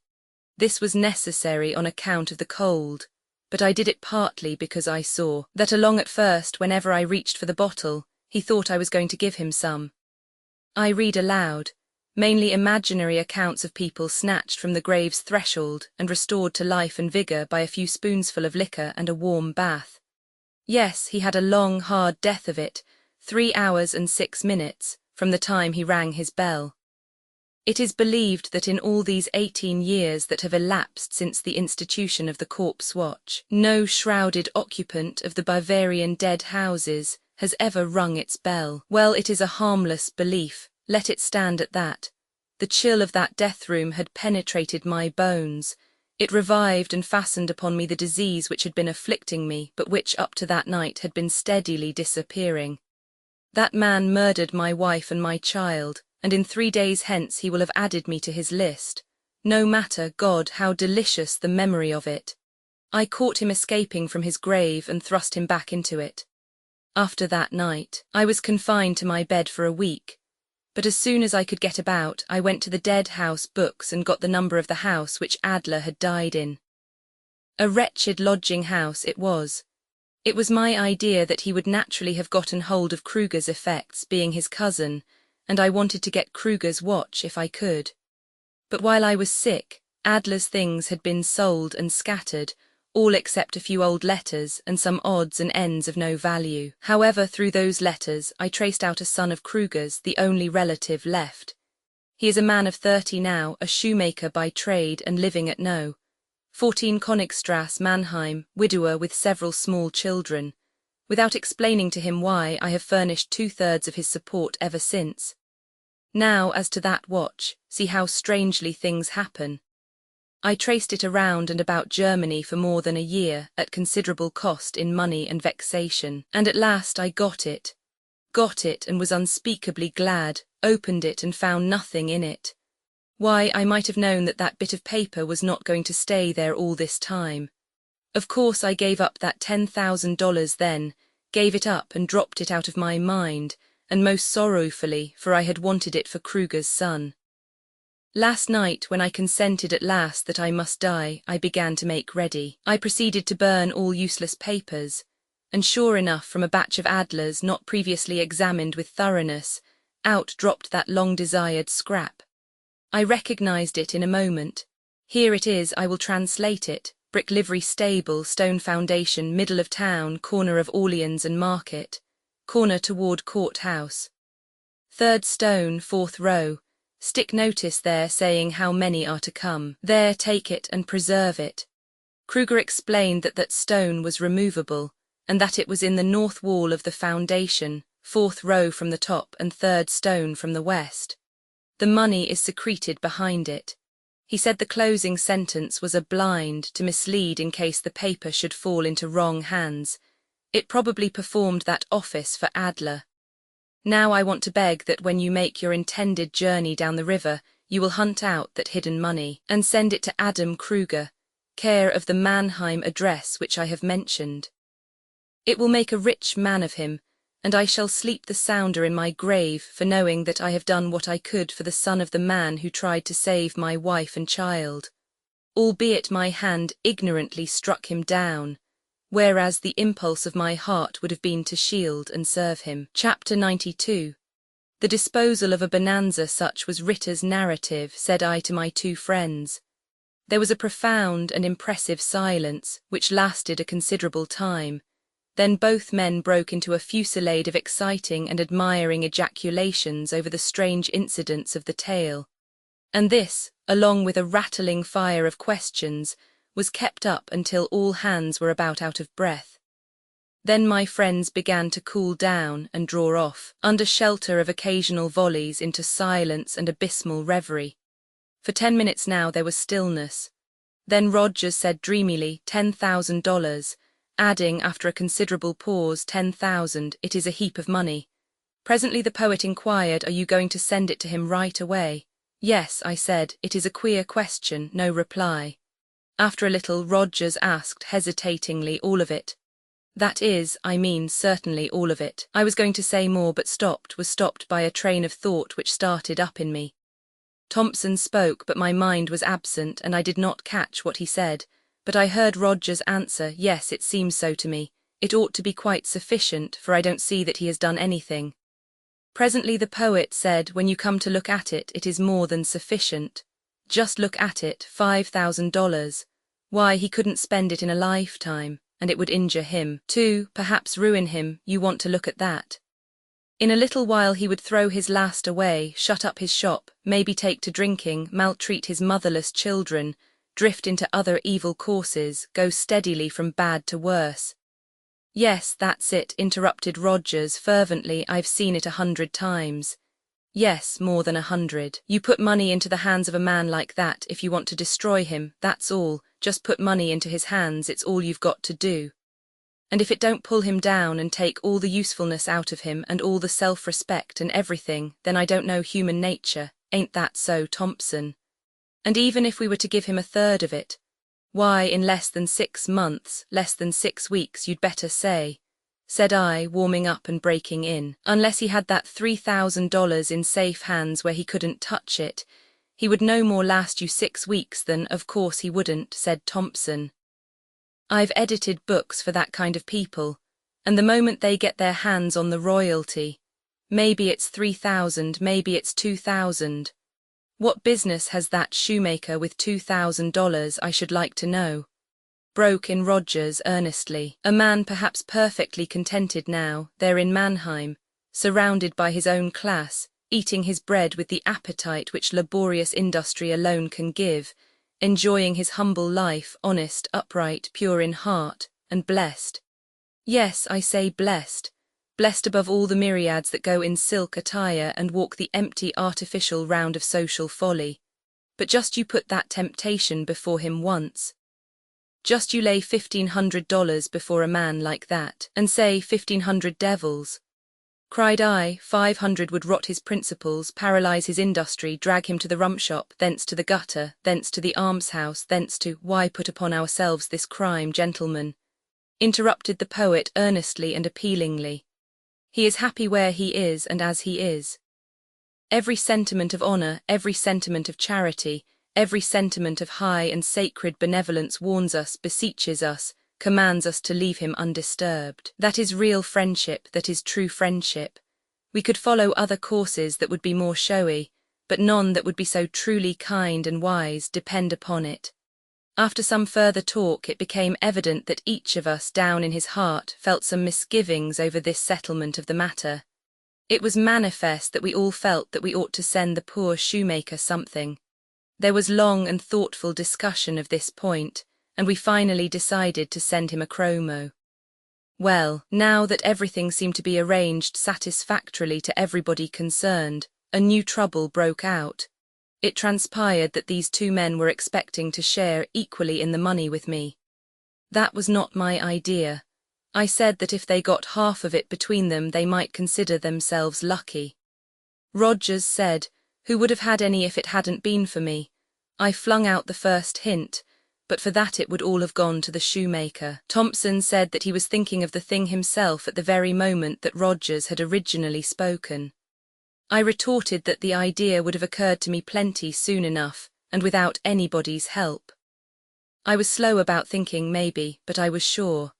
This matter warmed up into a quarrel, then into a fight, and each man got pretty badly battered. As soon as I had got myself mended up after a fashion, I ascended to the hurricane deck in a pretty sour humour. I found Captain McCord there and said, as pleasantly as my humour would permit, "I have come to say goodbye, Captain. I wish to go ashore at Napoleon." "Go ashore where, Napoleon?" The captain laughed, but seeing that I was not in a jovial mood, stopped that and said, "But are you serious?" "Serious, I certainly am." The captain glanced up at the pilot house and said, "He wants to get off at Napoleon." "Napoleon, that's what he says."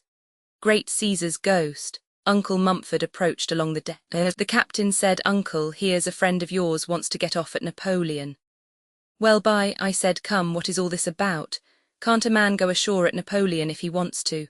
"Why, hang it, don't you know, there isn't any Napoleon anymore. Hasn't been for years and years. The Arkansas River burst through it, tore it all to rags, and emptied it into the Mississippi.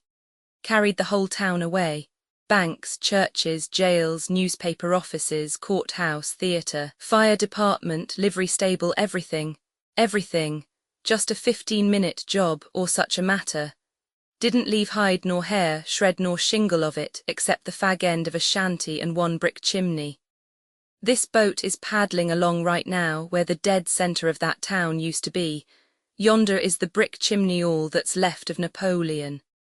These dense woods on the right used to be a mile back of the town. Take a look behind you, upstream. Now you begin to recognize this country, don't you? Yes, I do recognize it now. It is the most wonderful thing I ever heard of, by a long shot the most wonderful and unexpected. Mr. Thompson and Mr. Rogers had arrived meantime with satchels and umbrellas and had silently listened to the captain's news. Thompson put $50 in my hand and said softly, "For my share of the chromo." Rogers followed suit. Life on the Mississippi, complete, by Mark Twain, yes. It was an astonishing thing to see the Mississippi rolling between unpeopled shores and straight over the spot where I used to see a good big self-complacent town 20 years ago. Town that was county seat of a great and important county. Town with a big United States Marine Hospital. Town of innumerable fights, an inquest every day. Town where I had used to know the prettiest girl and the most accomplished in the whole Mississippi Valley. Town where we were handed the first printed news of the Pennsylvania's mournful disaster a quarter of a century ago. A town no more, swallowed up, vanished, gone to feed the fishes. Nothing left but a fragment of a shanty and a crumbling brick chimney. Chapter 93. Refreshments and Ethics in regard to Island 74, which is situated not far from the former Napoleon. A freak of the river here has sorely perplexed the laws of men and made them a vanity and a jest. When the state of Arkansas was chartered, she controlled to the center of the river, a most unstable line. The state of Mississippi claimed to the channel, another shifty and unstable line. No, 74 belonged to Arkansas, by and by a cut-off through this big island out of Arkansas, and yet not within Mississippi. Middle of the river on one side of it, channel on the other. That is as I understand the problem. Whether I have got the details right or wrong, this fact remains, that here is this big and exceedingly valuable island of 4,000 acres, thrust out in the cold and belonging to neither the one state nor the other, paying taxes to neither, owing allegiance to neither. One man owns the whole island, and of right is the man without a country. Island 92 belongs to Arkansas. The river moved it over and joined it to Mississippi. A chap established a whiskey shop there without a Mississippi license and enriched himself upon Mississippi custom under Arkansas protection, where no license was in those days required. We glided steadily down the river in the usual privacy, steamboat or other moving thing seldom seen. Scenery, as always, stretch upon stretch of almost unbroken forest on both sides of the river, soundless solitude. Here and there a cabin or two, standing in small openings on the grey and grassless banks, cabins which had formerly stood a quarter or half-mile farther to the front, and gradually been pulled farther and farther back as the shores caved in. As at Pilcher's Point, for instance, where the cabins had been moved back 300 yards in 3 months, so we were told. But the caving banks had already caught up with them, and they were being conveyed rearward once more. Napoleon had but small opinion of Greenville, Mississippi in the old times, but behold, Napoleon is gone to the catfishes. and here is Greenville full of life and activity, and making a considerable flourish in the valley, having 3,000 inhabitants, it is said, and doing a gross trade of $2,500,000 annually. A growing town. There was much talk on the boat about the Calhoun Land Company, an enterprise which is expected to work wholesome results. Colonel Calhoun, a grandson of the statesman, went to Boston and formed a syndicate which purchased a large tract of land on the river in Chillicothe County, Arkansas, some 10,000 acres for cotton growing. The purpose is to work on a cash basis, buy at first hands and handle their own product, supply their Negro laborers with provisions and necessaries at a trifling profit, say 8 or 10%. Furnish them comfortable quarters, etc., and encourage them to save money and remain on the place. If this proves a financial success, as seems quite certain, they propose to establish a banking house in Greenville and lend money at an unburdensome rate of interest. 6% is spoken of. The trouble heretofore has been, I am quoting remarks of planters and steamboat men, that the planters, although owning the land, were without cash capital, had to hypothecate both land and crop to carry on the business. Consequently, the commission dealer who furnishes the money takes some risk and demands big interest, usually 10% and 2.5%, for negotiating the loan. The planter has also to buy his supplies through the same dealer, paying commissions and profits. Then when he ships his crop, the dealer adds his commissions, insurance, etc. So, taking it by and large, and first and last, the dealer's share of that crop is about 25%. Footnote: but what can the state do where the people are under subjection to rates of interest ranging from 18 to 30%, and are also under the necessity of purchasing their crops in advance even of planting, at these rates, for the privilege of purchasing all their supplies at 100% profit? Edward Atkinson, a cotton planter's estimate of the average margin of profit on planting in his section. One man and mule will raise 10 acres of cotton, giving 10 bales cotton, worth, say, $500. Cost of producing, say, $350. Net profit, $150 or $15 per acre. There is also a profit now from the cotton seed, which formerly had little value, none where much transportation was necessary. In 1,600 pounds crude cotton 400 a lint, worth, say, 10 cents a pound, and 1,200 pounds of seed, worth $12 or $13 per ton. Maybe in future even the stems will not be thrown away.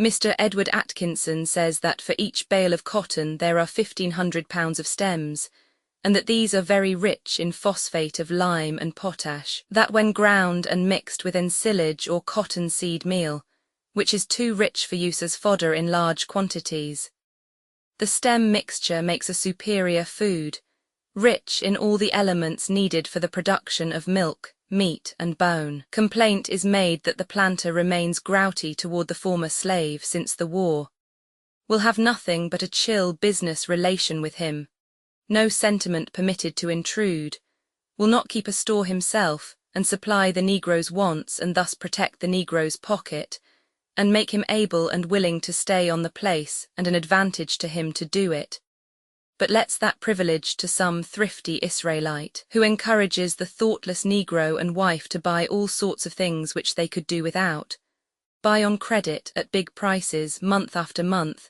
credit based on the Negro's share of the growing crop.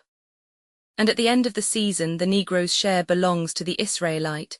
The Negro is in debt besides, is discouraged, dissatisfied, restless, and both he and the planter are injured. For he will take steamboat and migrate, and the planter must get a stranger in his place who does not know him, does not care for him, will fatten the Israelite a season and follow his predecessor per steamboat. Heretofore the stems have been considered a nuisance. It is hoped that the Calhoun Company will show, by its humane and protective treatment of its laborers, that its method is the most profitable for both planter and Negro, and it is believed that a general adoption of that method will then follow. And where so many are saying their say, shall not the barkeeper testify? He is thoughtful, observant, never drinks, endeavors to earn his salary and would earn it if there were custom enough. He says the people along here in Mississippi and Louisiana will send up the river to buy vegetables rather than raise them, and they will come aboard at the landings and buy fruits of the barkeeper. Thinks they don't know anything but cotton, believes they don't know how to raise vegetables and fruit, at least the most of them. Says a nigger will go to H for a watermelon. H is all I find in the stenographer's report, means Halifax probably, though that seems a good way to go for a watermelon. Barkeeper buys watermelons for 5 cents up the river, brings them down and sells them for 50. Why does he mix such elaborate and picturesque drinks for the nigger hands on the boat? Because they won't have any other. They want a big drink. Don't make any difference what you make it of, they want the worth of their money. You give a nigger a plain gill of $half brandy for 5 cents, will he touch it? No, ain't size enough to it. But you put up a pint of all kinds of worthless rubbish and heave in some red stuff to make it beautiful. Red's the main thing, and he wouldn't put down that glass to go to a circus. All the bars on this anchor line are rented and owned by one firm. They furnish the liquors from their own establishment and hire the barkeepers on salary. Good liquors? Yes, on some of the boats where there are the kind of passengers that want it and can pay for it. On the other boats, no, nobody but the deck hands and firemen to drink it. Brandy. Yes, I've got brandy, plenty of it, but you don't want any of it unless you've made your will. It isn't as it used to be in the old times. Then everybody travelled by steamboat, everybody drank, and everybody treated everybody else. Now most everybody goes by railroad and the rest don't drink. In the old times the barkeeper owned the bar himself and was gay and smarty and talky and all jewelled up, and was the toniest aristocrat on the boat, used to make $2,000 on a trip. A father who left his son a steamboat bar left him a fortune. Now he leaves him board and lodging, yes, and washing if a shirt a trip will do. Yes, indeedy, times are changed. Why do you know? On the principal line of boats on the upper Mississippi, they don't have any bar at all.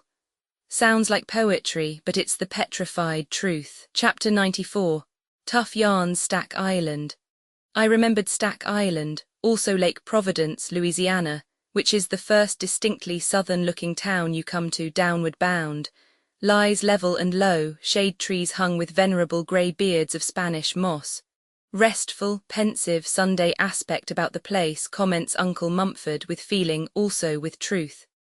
A Mr. H. furnished some minor details of fact concerning this region which I would have hesitated to believe if I had not known him to be a steamboat mate. He was a passenger of ours, a resident of Arkansas City, and bound to Vicksburg to join his boat, a little sunflower packet. He was an austere man, and had the reputation of being singularly unworldly for a river man. Among other things, he said that Arkansas had been injured and kept back by generations of exaggerations concerning the mosquitoes here. One may smile, said he, and turn the matter off as being a small thing. But when you come to look at the effects produced, in the way of discouragement of immigration and diminished values of property, it was quite the opposite of a small thing, or thing in any wise to be coughed down or sneered at. These mosquitoes had been persistently represented as being formidable and lawless, whereas the truth is, they are feeble, insignificant in size, diffident to a fault, sensitive, and so on. And so on, you would have supposed he was talking about his family. But if he was soft on the Arkansas mosquitoes, he was hard enough on the mosquitoes of Lake Providence to make up for it, those Lake Providence colossi, as he finely called them. He said that 2 of them could whip a dog and that 4 of them could hold a man down, and except help come they would kill him, butcher him as he expressed it, referred in a sort of casual way, and yet significant way, to the fact that the life policy in its simplest form is unknown in Lake Providence. They take out a mosquito policy besides. He told many remarkable things about those lawless insects. Among others, said he had seen them try to vote. Noticing that this statement seemed to be a good deal of a strain on us, he modified it a little. Said he might have been mistaken as to that particular, but knew he had seen them around the polls canvassing. There was another passenger, friend of H.S., who backed up the harsh evidence against those mosquitoes and detailed some stirring adventures which he had had with them. The stories were pretty sizable, merely pretty sizable, yet Mr. H. was continually interrupting with a cold, inexorable wait. Knock off 25% of that, now go on. Or wait, you are getting that too strong. Cut it down, you get a little too much costumery onto your statements. Always dress a fact in tights, never in an ulster, or pardon once more. If you are going to load anything more onto that statement, you want to get a couple of lighters and tow the rest because it's drawing all the water there is in the river already. Stick to facts, just stick to the cold facts. What these gentlemen want for a book is the frozen truth. Ain't that so, gentlemen? He explained privately that it was necessary to watch this man all the time and keep him within bounds. It would not do to neglect this precaution, as he, Mr. H., knew to his sorrow. Said he, I will not deceive you. He told me such a monstrous lie once, that it swelled my left ear up and spread it so that I was actually not able to see out around it. It remained so for months, and people came miles to see me fan myself with it. Life in Vicksburg during the 6 weeks was perhaps, but wait. Here are some materials out of which to reproduce it. Population, 27,000 soldiers and 3,000 non-combatants. The city utterly cut off from the world, walled solidly in, the frontage by gunboats, the rear by soldiers and batteries. Hence no buying and selling with the outside, no passing to and fro, no God-speeding a parting guest, no welcoming a coming one, no printed acres of worldwide news to be read at breakfast, mornings, a tedious, dull absence of such matter instead. Hence also no running to sea, steamboats smoking into view in the distance up or down and ploughing toward the town. For none came, the river lay vacant and undisturbed.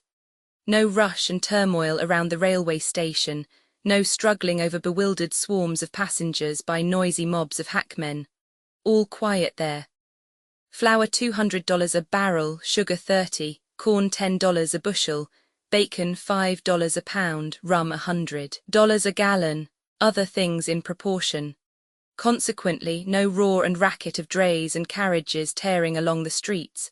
Nothing for them to do among that handful of non-combatants of exhausted means. At 3 o'clock in the morning, silence. Silence so dead that the measured tramp of a sentinel can be heard a seemingly impossible distance. Out of hearing of this lonely sound, perhaps the stillness is absolute. All in a moment come ground-shaking thunder crashes of artillery. The sky is cobwebbed with the criss-crossing red lines streaming from soaring bombshells, and a rain of iron fragments descends upon the city, descends upon the empty streets.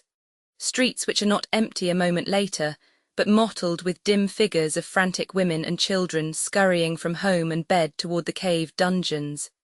Encouraged by the humorous grim soldiery who shout rats to your holes and laugh. Chapter 95.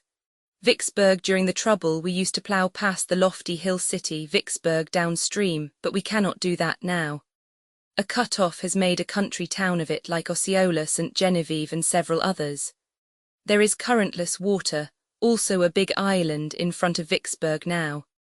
You come down the river the other side of the island, then turn and come up to the town, that is in high water. In low water you can't come up, but must land some distance below it.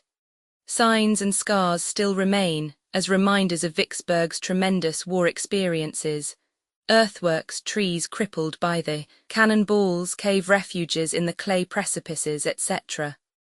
The caves did good service during the 6 weeks' bombardment of the city, May 8 to July 4, 1863. They were used by the non-combatants, mainly by the women and children, not to live in constantly but to fly to for safety on occasion. They were mere holes, tunnels, driven into the perpendicular clay bank, then branched Y-shape within the hill. The cannon thunder rages, shells scream and crash overhead. The iron rain pours down 1 hour, 2 hours, 3, possibly 6, then stops. Silence follows, but the streets are still empty. The silence continues. By and by a head projects from a cave here and there and yonder and reconnoitres cautiously. The silence still continuing, bodies follow heads, and jaded, half-smothered creatures group themselves about, stretch their cramped limbs, draw in deep draughts of the grateful fresh air, gossip with the neighbours from the next cave. Maybe straggle off home presently, or take a lounge through the town if the stillness continues. And will scurry to the holes again by and by, when the war tempest breaks forth once more. There being but 3,000 of these cave dwellers, merely the population of a village, would they not come to know each other after a week or two and familiarly? Insomuch that the fortunate or unfortunate experiences of one would be of interest to all. Those are the materials furnished by history. From them might not almost anybody reproduce for himself the life of that time in Vicksburg? Could you, who did not experience it, come nearer to reproducing it to the imagination of another non-participant than could a Vicksburger who did experience it? It seems impossible, and yet there are reasons why it might not really be. When one makes his first voyage in a ship, it is an experience which multitudinously bristles with striking novelties. Novelties which are in such sharp contrast with all this person's former experiences that they take a seemingly deathless grip upon his imagination and memory. By tongue or pen he can make a landsman live that strange and stirring voyage over with him, make him see it all and feel it all. But if he wait, if he make 10 voyages in succession, what then? Why, the thing has lost colour, snap, surprise, and has become commonplace. The man would have nothing to tell that would quicken a landsman's pulse. Years ago I talked with a couple of the Vicksburg non-combatants, a man and his wife.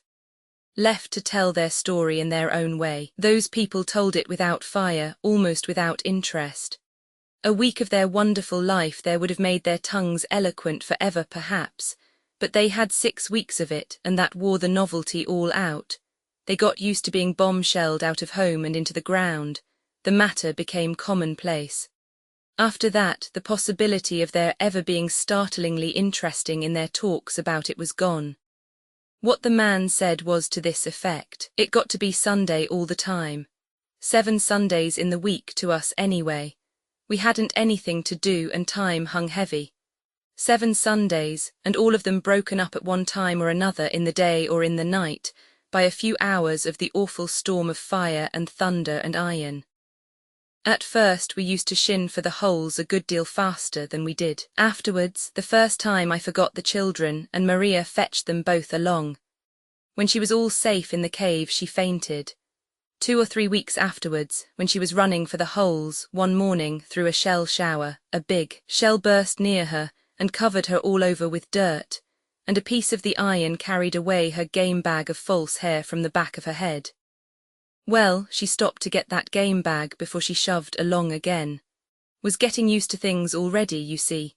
We all got so that we could tell a good deal about shells, and after that we didn't always go under shelter if it was a light shower. Us men would loaf around and talk, and a man would say, "There she goes," and name the kind of shell it was from the sound of it and go on talking if there wasn't any danger from it.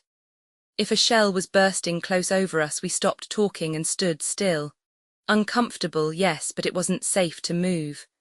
When it let go we went on talking again if nobody hurt, maybe saying that was a ripper, or some such commonplace comment before we resumed. Or maybe we would see a shell poising itself away high in the air overhead. In that case every fellow just whipped out a sudden, "See you again, gents," and shoved. Often and often I saw gangs of ladies promenading the streets, looking as cheerful as you please and keeping an eye canted up watching the shells. And I've seen them stop still when they were uncertain about what a shell was going to do and wait and make certain. And after that they santered along again or lit out for shelter, according to the verdict. Streets in some towns have a litter of pieces of paper and odds and ends of one sort or another lying around. Ours hadn't, they had iron litter. Sometimes a man would gather up all the iron fragments and unbursted shells in his neighbourhood and pile them into a kind of monument in his front yard, a ton of it sometimes. No glass left, glass couldn't stand such a bombardment, it was all shivered out. Windows of the houses vacant looked like eye holes in a skull. Whole panes were as scarce as news. We had church Sundays. Not many there along at first, but by and by pretty good turnouts. I've seen service stop a minute and everybody sit quiet, no voice heard, pretty funeral-like then, and all the more so on account of the awful boom and crash going on outside and overhead. And pretty soon, when a body could be heard, service would go on again. Organs and church music mixed up with a bombardment is a powerful queer combination, along at first. Coming out of church, one morning we had an accident, the only one that happened around me on a Sunday. I was just having a hearty handshake with a friend I hadn't seen for a while, and saying, drop into our cave tonight after bombardment, we've got hold of a pint of prime WH. Whiskey, I was going to say, you know, but a shell interrupted. A chunk of it cut the man's arm off and left it dangling in my hand. And do you know the thing that is going to stick the longest in my memory and outlast everything else, little and big, I reckon, is the mean thought I had then. It was the whiskey is saved. And yet, don't you know, it was kind of excusable, because it was as scarce as diamonds and we had only just that little, never had another taste during the siege. Sometimes the caves were desperately crowded and always hot and close. Sometimes a cave had 20 or 25 people packed into it, no turning room for anybody, air so foul sometimes you couldn't have made a candle burn in it. A child was born in one of those caves one night, think of that. Why, it was like having it born in a trunk. Twice we had 16 people in our cave, and a number of times we had a dozen, pretty suffocating in there. We always had 8 belonged there. Hunger and misery and sickness and fright and sorrow and I don't know what all got so loaded into them that none of them were ever rightly their old selves after the siege. They all died but 3 of us within a couple of years. One night a shell burst in front of the hole and caved it in and stopped it up. It was lively times for a while digging out. Some of us came near smothering. After that we made 2 openings, ought to have thought of it at first. Mule meat. No, we only got down to that the last day or 2. Of course it was good, anything is good when you are starving. This man had kept a diary during 6 weeks, no, only the first 6 days. The first day 8 close pages, the second 5, the third 1 loosely written, the fourth 3 or 4 lines, a line or 2 the 5th and 6th days. 7th day, diary abandoned. Life in terrific Vicksburg having now become commonplace and matter of course. The war history of Vicksburg has more about it to interest the general reader than that of any other of the river towns. It is full of variety, full of incident, full of the picturesque. Vicksburg held out longer than any other important river town, and saw warfare in all its phases, both land and water. The siege, the mine, the assault, the repulse, the bombardment, sickness, captivity, famine. The most beautiful of all the national cemeteries is here. Over the great gateway is this inscription: Here rest in peace 16,600, who died for their country in the years 1861 to 1865. The grounds are nobly situated, being very high and commanding a wide prospect of land and river. They are tastefully laid out in broad terraces with winding roads and paths, and there is profuse adornment in the way of semi-tropical shrubs and flowers, and in one part is a piece of native wild wood, left just as it grew, and therefore perfect in its charm. Everything about this cemetery suggests the hand of the national government. The government's work is always conspicuous for excellence, solidity, thoroughness, neatness. The government does its work well in the first place, and then takes care of it. By winding roads, which were often cut to so great a depth between perpendicular walls that they were mere roofless tunnels. We drove out a mile or 2 and visited the monument which stands upon the scene of the surrender of Vicksburg to General Grant by General Pemberton. Its metal will preserve it from the hackings and chippings which so defaced its predecessor, which was of marble, but the brick foundations are crumbling, and it will tumble down by and by. It overlooks a picturesque region of wooded hills and ravines, and is not unpicturesque itself, being well smothered in flowering weeds. The battered remnant of the marble monument has been removed to the National Cemetery. On the road, a quarter of a mile townward, an aged coloured man showed us, with pride, an unexploded bombshell which has lain in his yard since the day it fell there during the siege. I was a stannin' he and de dog was a stannin' he. De dog he went for de shell, gwine to pick a fuss wid it. But I didn't, I says, Jess make yousef at home he. Lay still while you is or bust up de place Jess as you's a mind to, but I's got business out in de woods, I has. Vicksburg is a town of substantial business streets and pleasant residences. It commands the commerce of the Yazoo and Sunflower Rivers, is pushing railways in several directions through rich agricultural regions, and has a promising future of prosperity and importance. Apparently, nearly all the river towns, big and little, have made up their minds that they must look mainly to railroads for wealth and upbuilding henceforth. They are acting upon this idea. The signs are that the next 20 years will bring about some noteworthy changes in the valley, in the direction of increased population and wealth, and in the intellectual advancement and the liberalizing of opinion which go naturally with these. And yet, if one may judge by the past, the river towns will manage to find and use a chance here and there to cripple and retard their progress. They kept themselves back in the days of steamboating supremacy by a system of wharfage dues so stupidly graded as to prohibit what may be called small retail traffic in freights and passengers. Boats were charged such heavy wharfage that they could not afford to land for 1 or 2 passengers or a light lot of freight. Instead of encouraging the bringing of trade to their doors, the towns diligently and effectively discouraged it. They could have had many boats and low rates, but their policy rendered few boats and high rates compulsory. It was a policy which extended, and extends, from New Orleans to St. Paul. We had a strong desire to make a trip up the Yazoo and the Sunflower, an interesting region at any time, but additionally interesting at this time, because up there the great inundation was still to be seen in force, but we were nearly sure to have to wait a day or more for a New Orleans boat on our return, so we were obliged to give up the project. Here is a story which I picked up on board the boat that night. I insert it in this place merely because it is a good story, not because it belongs here, for it doesn't. It was told by a passenger, a college professor, and was called to the surface in the course of a general conversation which began with talk about horses, drifted into talk about astronomy, then into talk about the lynching of the gamblers in Vicksburg half a century ago, then into talk about dreams and superstitions, and ended after midnight in a dispute over free trade and protection. Chapter 96. The professor's yarn it was in the early days. I was not a college professor then. I was a humble-minded young land surveyor with the world before me to survey in case anybody wanted it done. I had a contract to survey a route for a great mining ditch in California, and I was on my way thither by sea, a 3 or 4 weeks' voyage. There were a good many passengers, but I had very little to say to them. Reading and dreaming were my passions, and I avoided conversation in order to indulge these appetites. There were 3 professional gamblers on board, rough, repulsive fellows.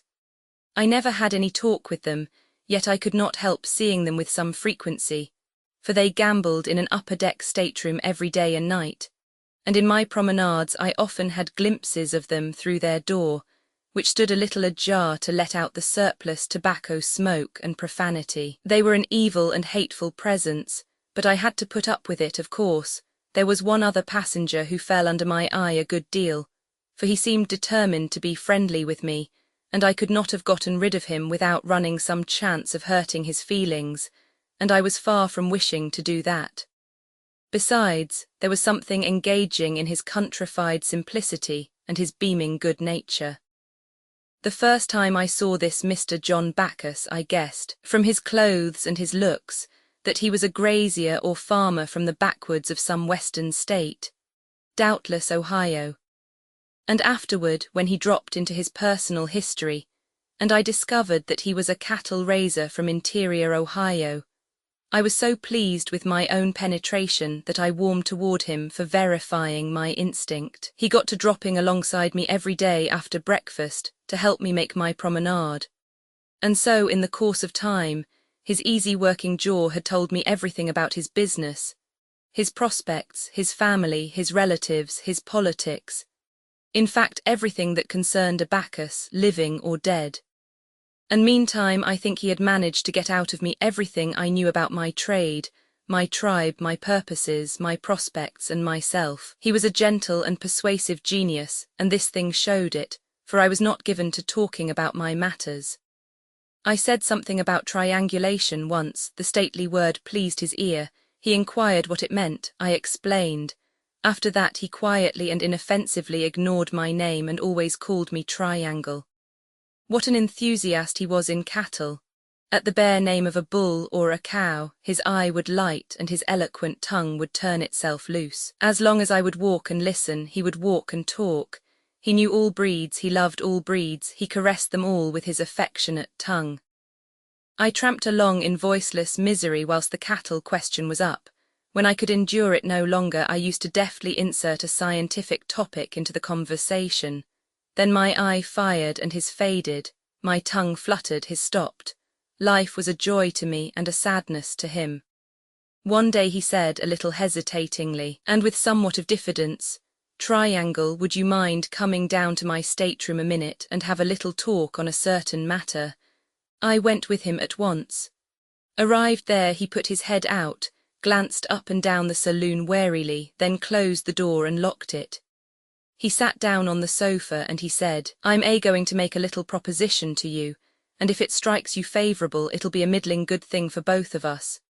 You ain't going out to Californy for fun, nother am I, it's business, ain't that so? Well, you can do me a good turn, and so can I you if we see fit. I've raked and scraped and saved a considerable many years, and I've got it all here." He unlocked an old hair trunk, tumbled a chaos of shabby clothes aside, and drew a short stout bag into view for a moment, then buried it again and relocked the trunk. Dropping his voice to a cautious low tone, he continued, "She's all there, around $10,000 in yellow boys. Now this is my little idea. What I don't know about raising cattle ain't worth knowing. There's mints of money in it in Californy. Well, I know and you know that all along a line that being surveyed, there little dabs of land that they call gauze, that fall to the surveyor free gratis for nothing. All you've got to do on your side is to survey in such a way that the gauze will fall on good fat land, then you turn him over to me. I stock him with cattle, enrolls the cash. I plank out your share of the dollars regular, right along." And I was sorry to wither his blooming enthusiasm, but it could not be helped. I interrupted and said severely, "I am not that kind of a surveyor. Let us change the subject, Mr. Bacchus." It was pitiful to see his confusion and hear his awkward and shamefaced apologies. I was as much distressed as he was, especially as he seemed so far from having suspected that there was anything improper in his proposition. So I hastened to console him and lead him on to forget his mishap in a conversational orgy about cattle and butchery. We were lying at Acapulco, and as we went on deck, it happened luckily that the crew were just beginning to hoist some beeves aboard in slings. Bacchus's melancholy vanished instantly, and with it the memory of his late mistake. "Now only look at that," cried he. "My goodness, Triangle, what would they say to it in Ohio? Wouldn't their eyes bug out to see 'em handled like that? Wouldn't they, though? All the passengers were on deck to look, even the gamblers, and Bacchus knew them all and had afflicted them all with his pet topic. As I moved away, I saw one of the gamblers approach and accost him, then another of them, then the third. I halted, waited, watched. The conversation continued between the four men. It grew earnest. Bacchus drew gradually away. The gamblers followed and kept at his elbow. I was uncomfortable. However, as they passed me presently, I heard Bacchus say with a tone of persecuted annoyance, "But it ain't any use, gentlemen.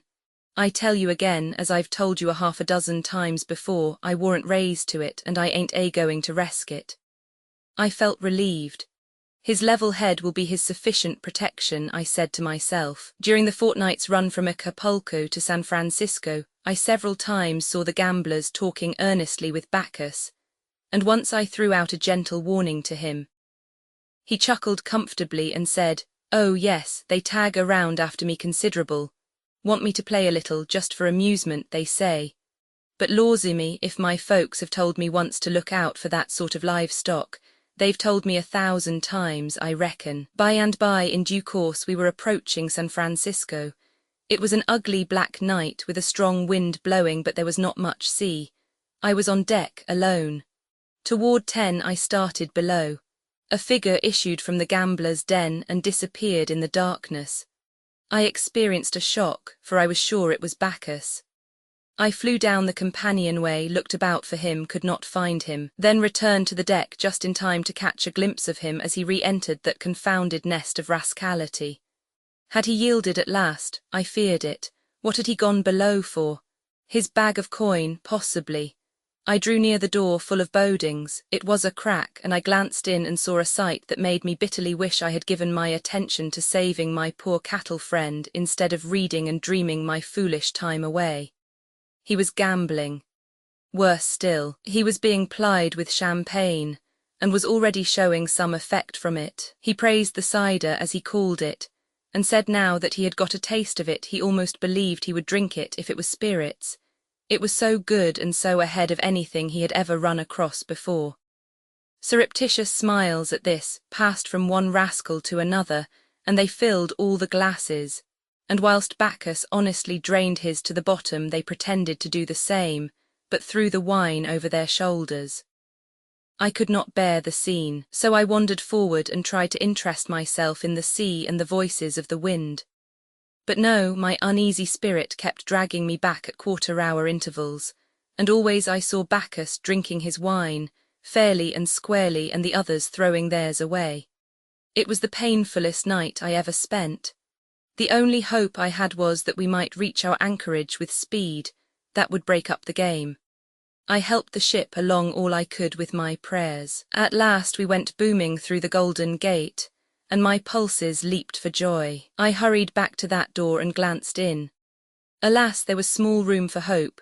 Bacchus's eyes were heavy and bloodshot, his sweaty face was crimson, his speech maudlin and thick, his body soared drunkenly about with the weaving motion of the ship. He drained another glass to the dregs whilst the cards were being dealt. He took his hand, glanced at it, and his dull eyes lit up for a moment. The gamblers observed it and showed their gratification by hardly perceptible signs. How many cards? None, said Bacchus. One villain named Hank Wiley discarded one card, the others 3 each. The betting began. Heretofore the bets had been trifling, $1 or 2, but Bacchus started off with an eagle now. Wiley hesitated a moment, then saw it and went $10 better. The other 2 threw up their hands. Bacchus went 20 better.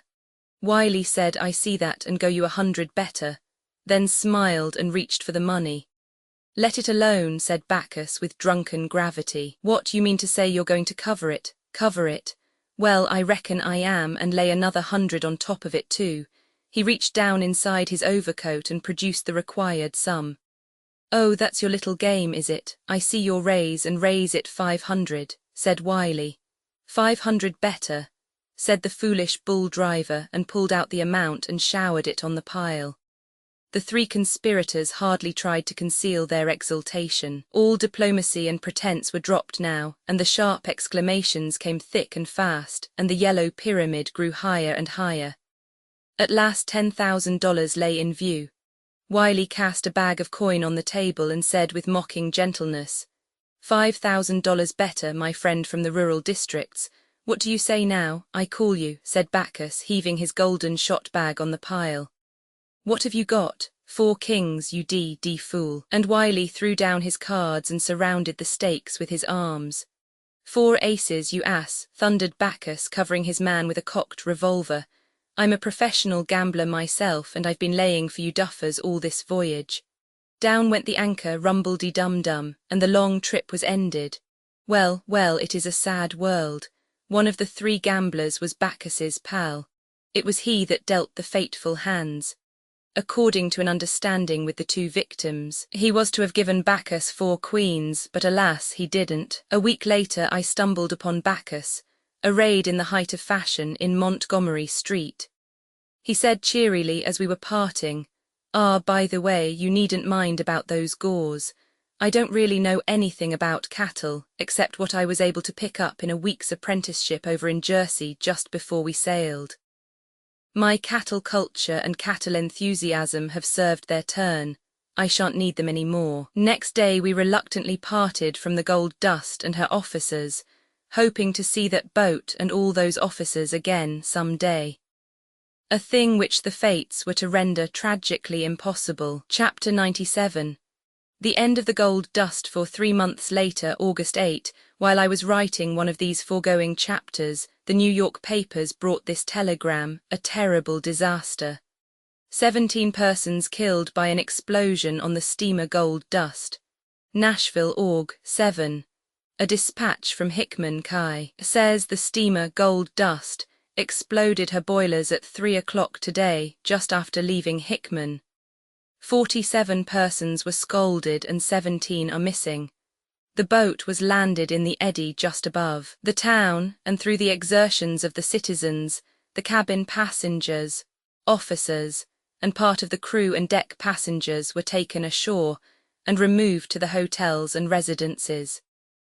24 of the injured were lying in Holcomb's dry goods store at one time, where they received every attention before being removed to more comfortable places. A list of the names followed, whereby it appeared that of the 17 dead, one was the barkeeper, and among the 47 wounded were the captain, chief mate, second mate, and second and third clerks. Also Mr. Lem S. Gray, pilot, and several members of the crew. In answer to a private telegram, we learned that none of these was severely hurt, except Mr. Gray.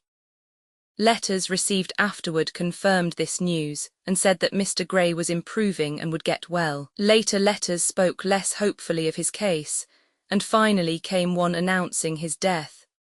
A good man, a most companionable and manly man, and worthy of a kindlier fate. Chapter 98.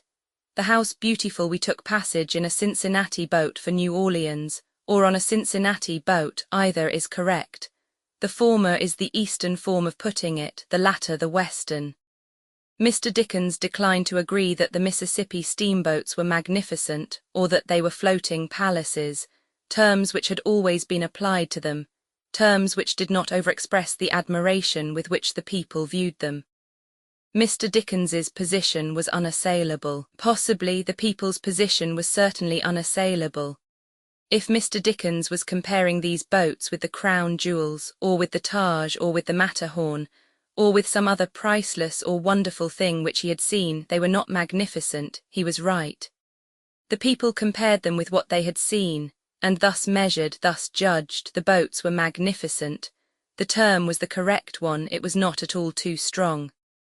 The people were as right as was Mr. Dickens. The steamboats were finer than anything on shore. Compared with superior dwelling houses and first-class hotels in the valley, they were indubitably magnificent, they were palaces. To a few people living in New Orleans and St. Louis, they were not magnificent, perhaps not palaces. But to the great majority of those populations, and to the entire populations spread over both banks between Baton Rouge and St. Louis, they were palaces. They tallied with the citizen's dream of what magnificence was, and satisfied it. Every town and village along that vast stretch of double river frontage had a best dwelling, finest dwelling, mansion, the home of its wealthiest and most conspicuous citizen. It is easy to describe it.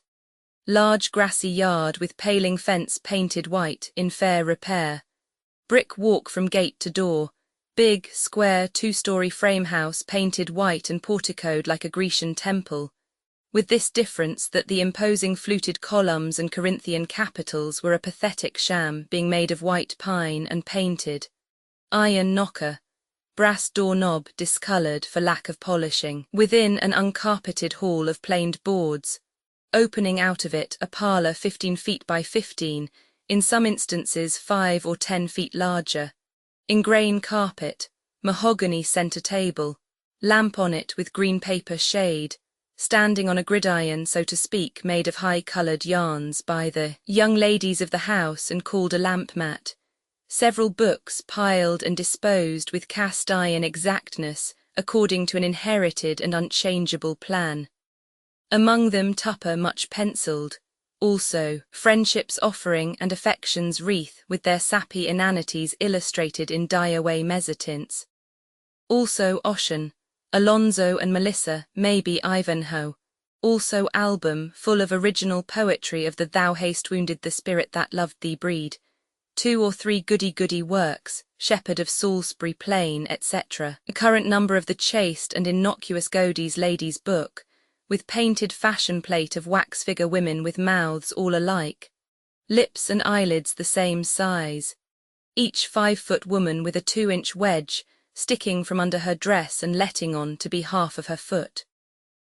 Polished airtight stove, new and deadly invention, with pipe passing through a board which closes up the discarded good old fireplace. On each end of the wooden mantel over the fireplace, a large basket of peaches and other fruits, natural size, all done in plaster, rudely or in wax, and painted to resemble the originals, which they don't.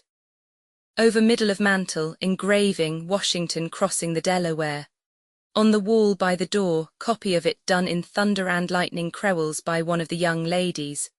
Work of art which would have made Washington hesitate about crossing, if he could have foreseen what advantage was going to be taken of it. Piano, kettle in disguise, with music bound and unbound, piled on it and on a stand nearby.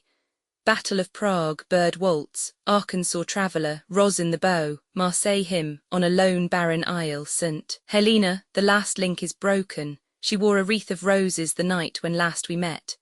Go, forget me, why should sorrow o'er that brow a shadow fling?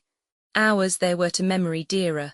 Long, long ago, days of absence, a life on the ocean wave, a home on the rolling deep, bird at sea, and spread open on the rack where the plaintive singer has left it, rohol on, silver muhoon, guide the traveller his way, etc. Tilted pensively against the piano, a guitar capable of playing the Spanish fandango by itself if you give it a start. Frantic work of art on the wall, pious motto, done on the premises, sometimes in coloured yarns, sometimes in faded grasses. Progenitor of the God, bless our home of modern commerce. Framed in black mouldings on the wall, other works of arts conceived and committed on the premises by the young ladies, being grim black and white crayons, landscapes mostly, lake, solitary sailboat, petrified clouds, pre-geological trees on shore, anthracite precipice. Name of criminal conspicuous in the corner. Lithograph Napoleon, crossing the Alps. Lithograph the grave at St. Helena, steel plates, Trumbull's Battle of Bunker Hill and the sally from Gibraltar. Copper plates, Moses smiting the rock and return of the prodigal son. In big gilt frame, slander of the family in oil, Papa holding a book, Constitution of the United States. Guitar leaning against Mama, blue ribbons fluttering from its neck. The young ladies as children in slippers and scalloped pantalettes, one embracing toy horse, the other beguiling kitten with ball of yarn, and both simpering up at Mama who simpers back. These persons all fresh, raw and red, apparently skinned. Opposite in gilt frame, Grandpa and Grandma at 30 and 22, stiff, old-fashioned, high-collared, puff-sleeved, glaring pallidly out from a background of solid Egyptian night. Under a glass French clock dome, large bouquet of stiff flowers done in corpsey white wax.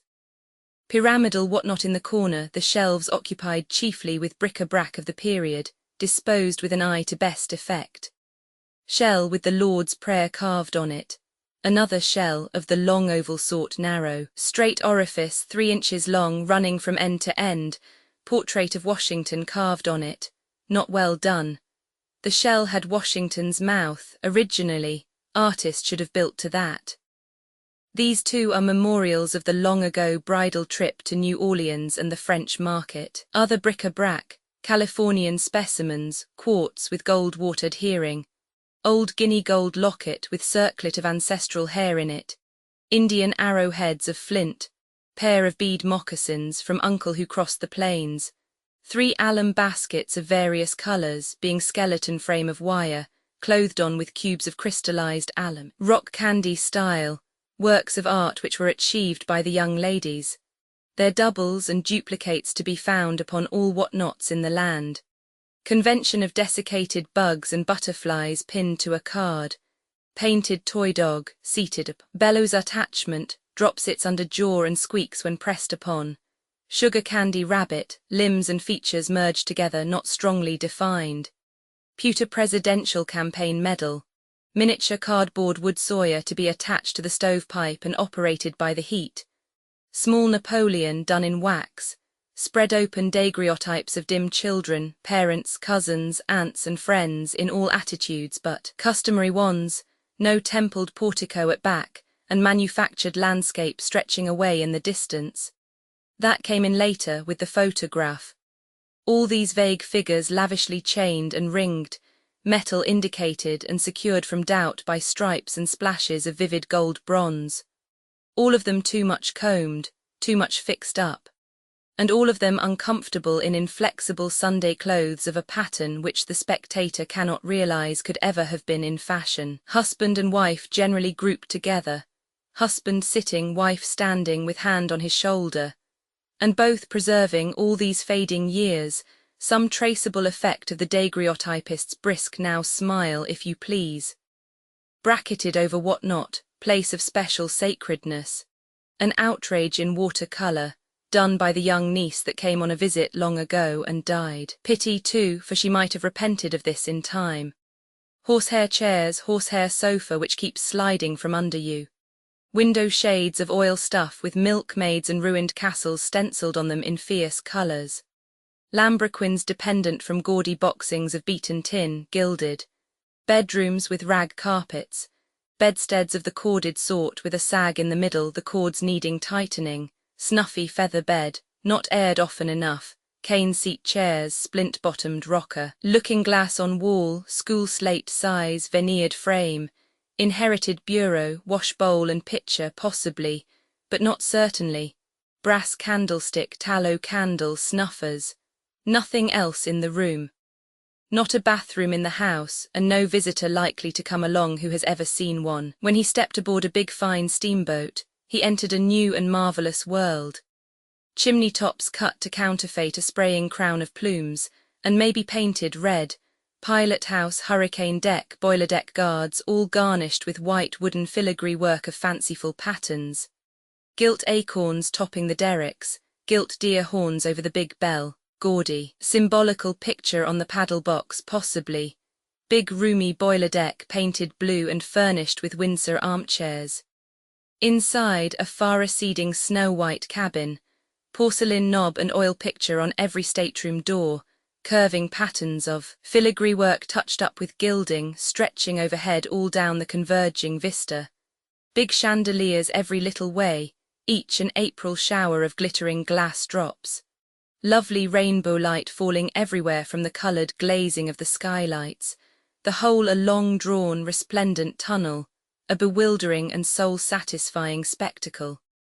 In the ladies' cabin a pink and white Wilton carpet, as soft as mush, and glorified with a ravishing pattern of gigantic flowers. That was the residence of the principal citizen, all the way from the suburbs of New Orleans to the edge of St. Louis.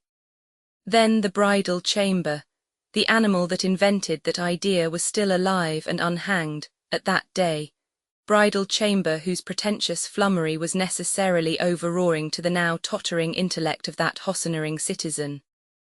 Every stateroom had its couple of cosy, clean bunks, and perhaps a looking-glass and a snug closet, and sometimes there was even a washbowl and pitcher, and part of a towel which could be told from mosquito netting by an expert, though generally these things were absent, and the shirt-sleeved passengers cleansed themselves at a long row of stationary bowls in the barber shop, where were also public towels, public combs, and public soap. Take the steamboat which I have just described, and you have her in her highest and finest, and most pleasing and comfortable and satisfactory estate. Now cake her over with a layer of ancient and obdurate dirt, and you have the Cincinnati steamer a while ago referred to. Not all over, only inside, for she was ably officered in all departments except the stewards. But wash that boat and repaint her, and she would be about the counterpart of the most complimented boat of the old flush times. For the steamboat architecture of the West has undergone no change. Neither has steamboat furniture and ornamentation undergone any. Chapter 99. Manufactures and miscreants. Where the river in the Vicksburg region used to be corkscrewed, It is now comparatively straight, made so by cut-off. A former distance of 70 miles is reduced to 35. It is a change which threw Vicksburg's neighbor, Delta, Louisiana, out into the country and ended its career as a river town. Its whole river frontage is now occupied by a vast sandbar, thickly covered with young trees, a growth which will magnify itself into a dense forest by and completely hide the exiled town. In due time we passed Grand Gulf and Rodney, of war fame, and reached Natchez, the last of the beautiful hill cities, for Baton Rouge yet to come is not on a hill, but only on high ground. Famous Natchez under the hill has not changed notably in 20 years. In outward aspect, judging by the descriptions of the ancient procession of foreign tourists, it has not changed in 60, for it is still small, straggling and shabby. It had a desperate reputation morally in the old keel boating and early steamboating times. Plenty of drinking, carousing, fisticuffing and killing there, among the riffraff of the river in those days. But Natchez on top of the hill is attractive, has always been attractive. Even Mrs. Trollope, 1827, had to confess its charms.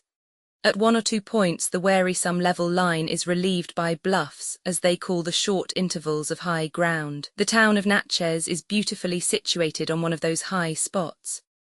The contrast that its bright green hill forms with the dismal line of black forest that stretches on every side, the abundant growth of the pawpaw, palmetto and orange, the copious variety of sweet-scented flowers that flourish there, all make it appear like an oasis in the desert. Natchez is the furthest point to the north at which oranges ripen in the open air, or endure the winter without shelter. With the exception of this sweet spot, I thought all the little towns and villages we passed wretched-looking in the extreme. Natchez, like her near and far river neighbours, has railways now and is adding to them, pushing them hither and thither into all rich outlying regions that are naturally tributary to her. And like Vicksburg and New Orleans, she has her ice factory. She makes 30 tons of ice a day. In Vicksburg and Natchez, in my time, ice was jewellery. None but the rich could wear it. But anybody and everybody can have it now. I visited one of the ice factories in New Orleans to see what the polar regions might look like when lugged into the edge of the tropics. But there was nothing striking in the aspect of the place. It was merely a spacious house, with some innocent steam machinery in one end of it and some big porcelain pipes running here and there. No, not porcelain, they merely seemed to be. They were iron, but the ammonia which was being breathed through them had coated them to the thickness of your hand with solid milk-white ice. It ought to have melted, for one did not require winter clothing in that atmosphere, but it did not melt. The inside of the pipe was too cold. Sunk into the floor were numberless tin boxes, a foot square and 2 feet long and open at the top end. These were full of clear water, and around each box salt and other proper stuff was packed. Also, the ammonia gases were applied to the water in some way which will always remain a secret to me, because I was not able to understand the process. While the water in the boxes gradually froze, men gave it a stir or two with a stick occasionally, to liberate the air bubbles. I think other men were continually lifting out boxes whose contents had become hard frozen. They gave the box a single dip into a vat of boiling water to melt the block of ice free from its tin coffin, then they shot the block out upon a platform car, and it was ready for market. These big blocks were hard, solid, and crystal clear. In certain of them, big bouquets of fresh and brilliant tropical flowers had been frozen in. In others, beautiful silken-clad French dolls, and other pretty objects. These blocks were to be set on end in a platter in the centre of dinner tables, to cool the tropical air, and also to be ornamental, for the flowers and things imprisoned in them could be seen as through plate glass.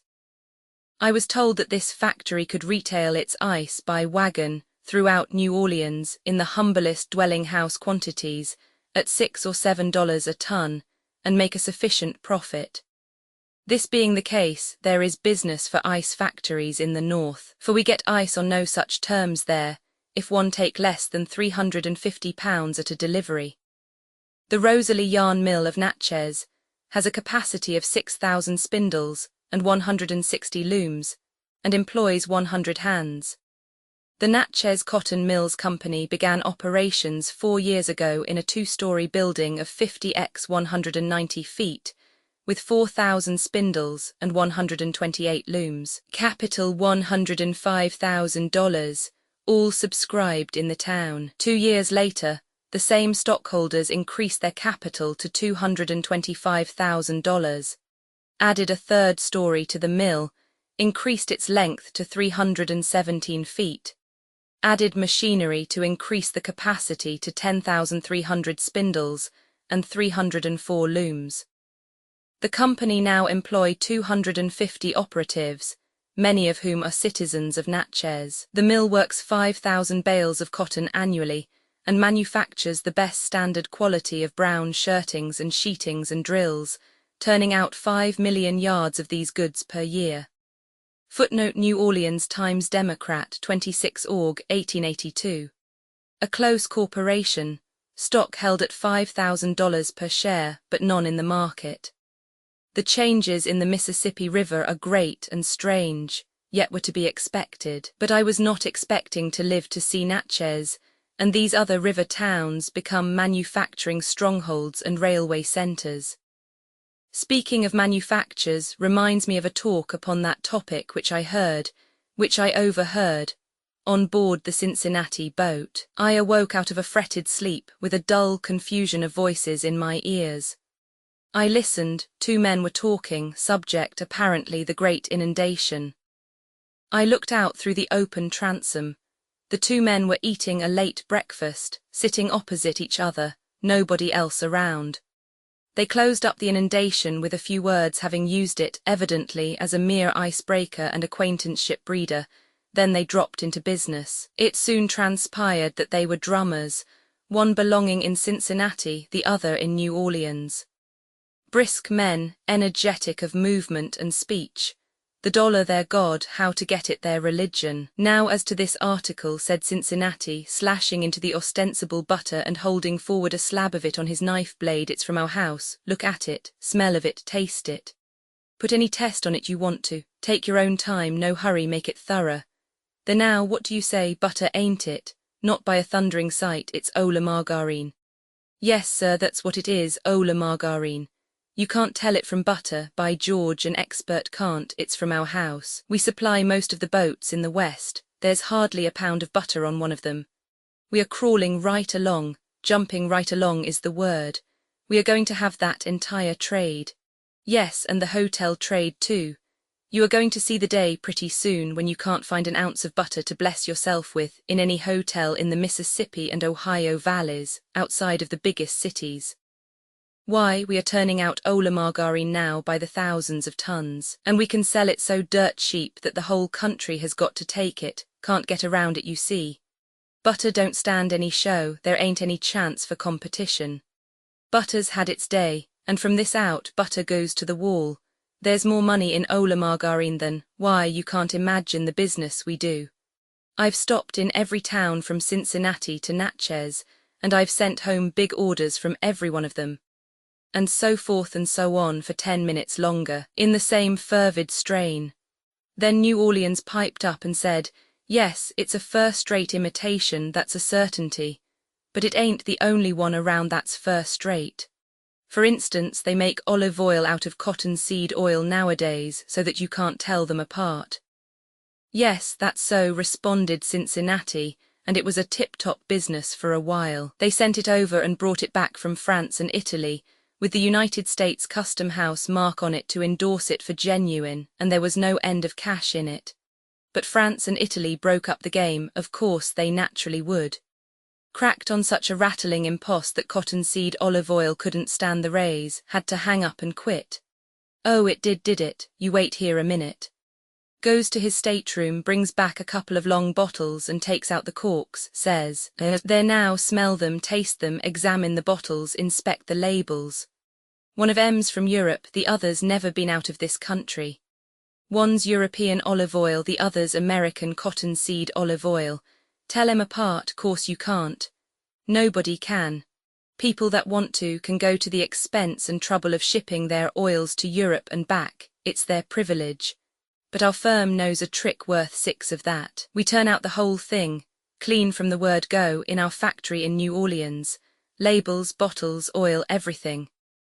Well, no, not labels, been buying them abroad, get them dirt cheap there.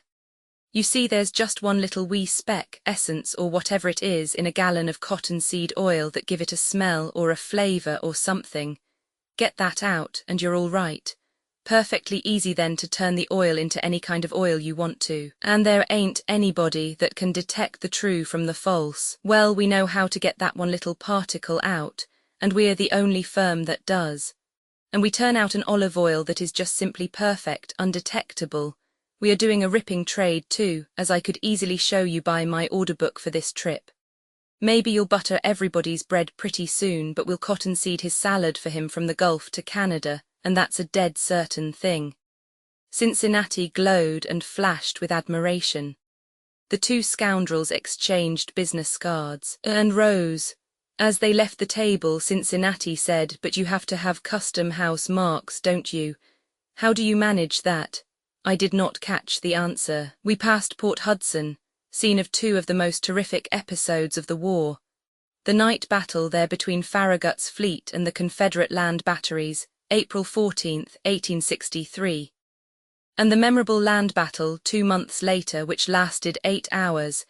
8 hours of exceptionally fierce and stubborn fighting. And ended, finally, in the repulse of the Union forces with great slaughter. Chapter 100. Castles and culture. Baton Rouge was clothed in flowers like a bride, no, much more so, like a greenhouse. For we were in the absolute South now, no modifications, no compromises, no halfway measures. The magnolia trees in the Capitol grounds were lovely and fragrant, with their dense, rich foliage and huge snowball blossoms. The scent of the flower is very sweet, but you want distance on it because it is so powerful. They are not good bedroom blossoms, they might suffocate one in his sleep. We were certainly in the South at last, for here the sugar region begins and the plantations, vast green levels with sugar mill and Negro quarters clustered together in the middle distance, were in view. And there was a tropical sun overhead and a tropical swelter in the air. And at this point also begins the pilot's paradise, a wide river hence to New Orleans, abundance of water from shore to shore and no bars, snags, sawyers or wrecks in his road. Sir Walter Scott is probably responsible for the Capitol building, for it is not conceivable that this little sham castle would ever have been built if he had not run the people mad, a couple of generations ago, with his medieval romances. The South has not yet recovered from the debilitating influence of his books. Admiration of his fantastic heroes and their grotesque chivalry doings and romantic juvenilities still survives here, in an atmosphere in which is already perceptible the wholesome and practical 19th century smell of cotton factories and locomotives, and traces of its inflated language and other windy humbuggeries survive along with it. It is pathetic enough that a whitewashed castle, with turrets and things, materials all ungenuine within and without, pretending to be what they are not, should ever have been built in this otherwise honourable place. But it is much more pathetic to see this architectural falsehood undergoing restoration and perpetuation in our day, when it would have been so easy to let dynamite finish what a charitable fire began, and then devote this restoration money to the building of something genuine. Baton Rouge has no patent on imitation castles, however, and no monopoly of them. Here is a picture from the advertisement of the Female Institute of Columbia, Tennessee. The following remark is from the same advertisement. The Institute building has long been famed as a model of striking and beautiful architecture.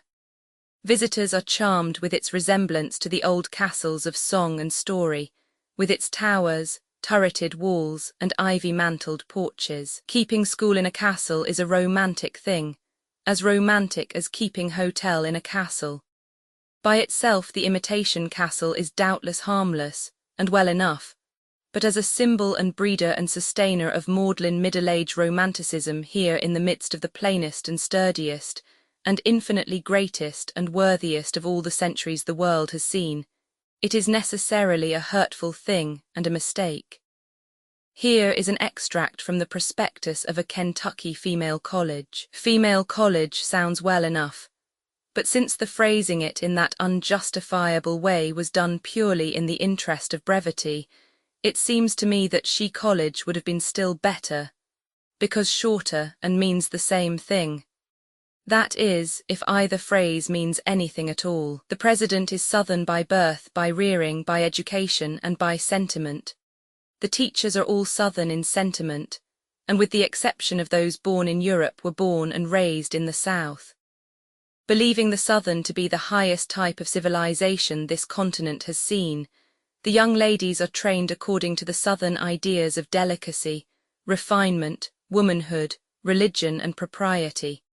Hence we offer a first-class female college for the South and solicit Southern patronage. Footnote illustrations of it thoughtlessly omitted by the advertiser. Knoxville, 10, October 19. This morning, a few minutes after 10 o'clock, General Joseph A. Mabry, Thomas O'Connor, and Joseph A. Mabry, Jr., were killed in a shooting affray. The difficulty began yesterday afternoon by General Mabry attacking Major O'Connor and threatening to kill him. This was at the fair grounds, and O'Connor told Mabry that it was not the place to settle their difficulties. Mabry then told O'Connor he should not live. It seems that Mabry was armed and O'Connor was not. The cause of the difficulty was an old feud about the transfer of some property from Mabry to O'Connor. Later in the afternoon, Mabry sent word to O'Connor that he would kill him on sight.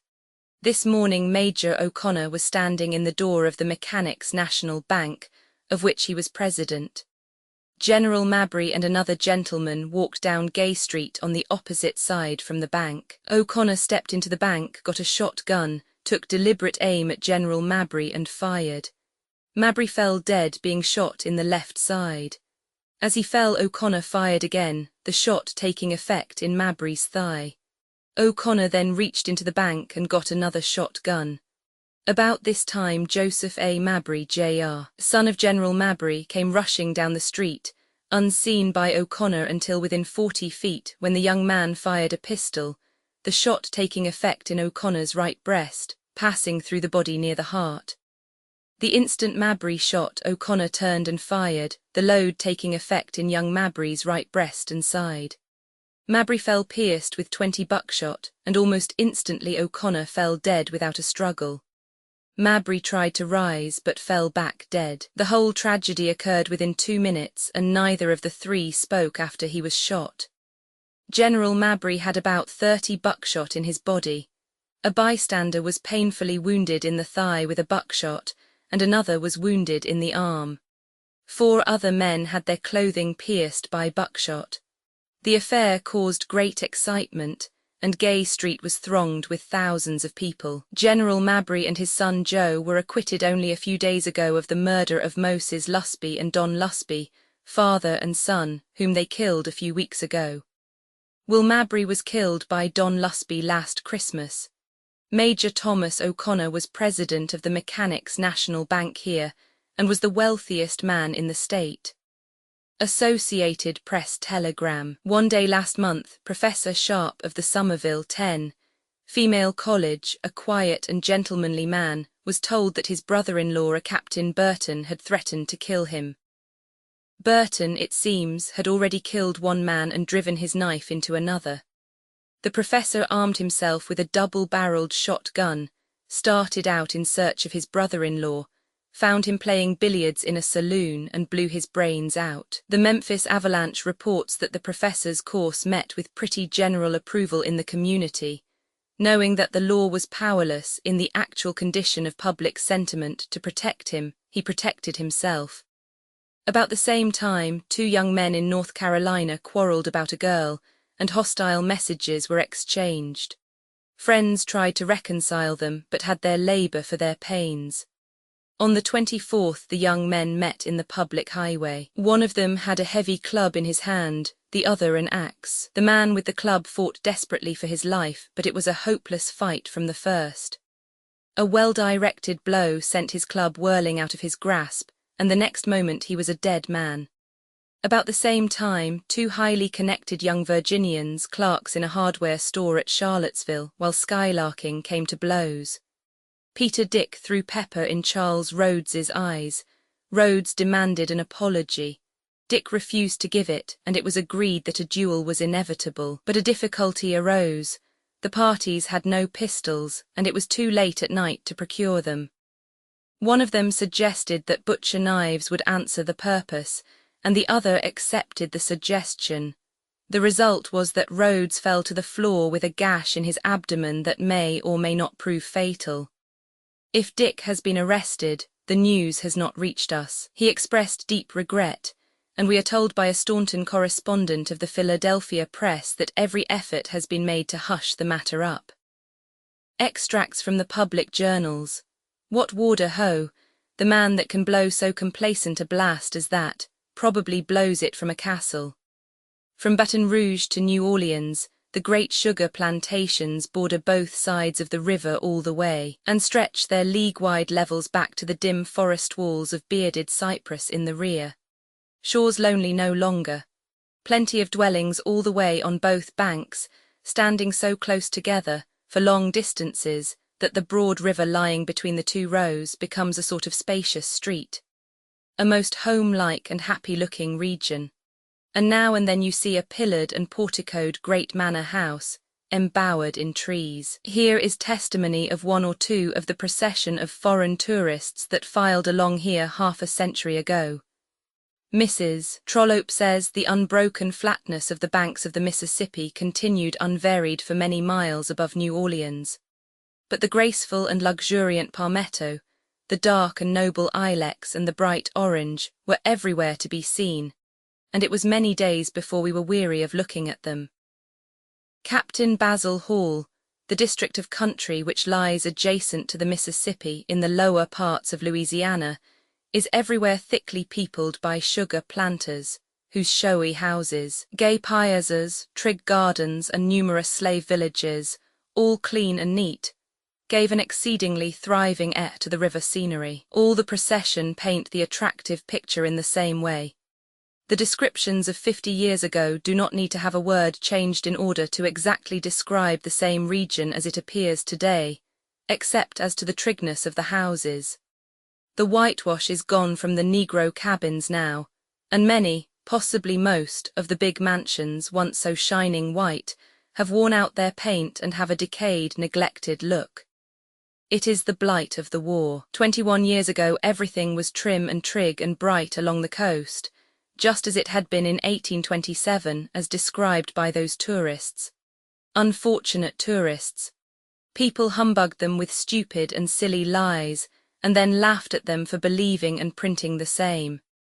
They told Mrs. Trollope that the alligators, or crocodiles as she calls them, were terrible creatures, and backed up the statement with a blood-curdling account of how one of these slandered reptiles crept into a squatter cabin one night and ate up a woman and 5 children. The woman by herself would have satisfied any ordinarily impossible alligator.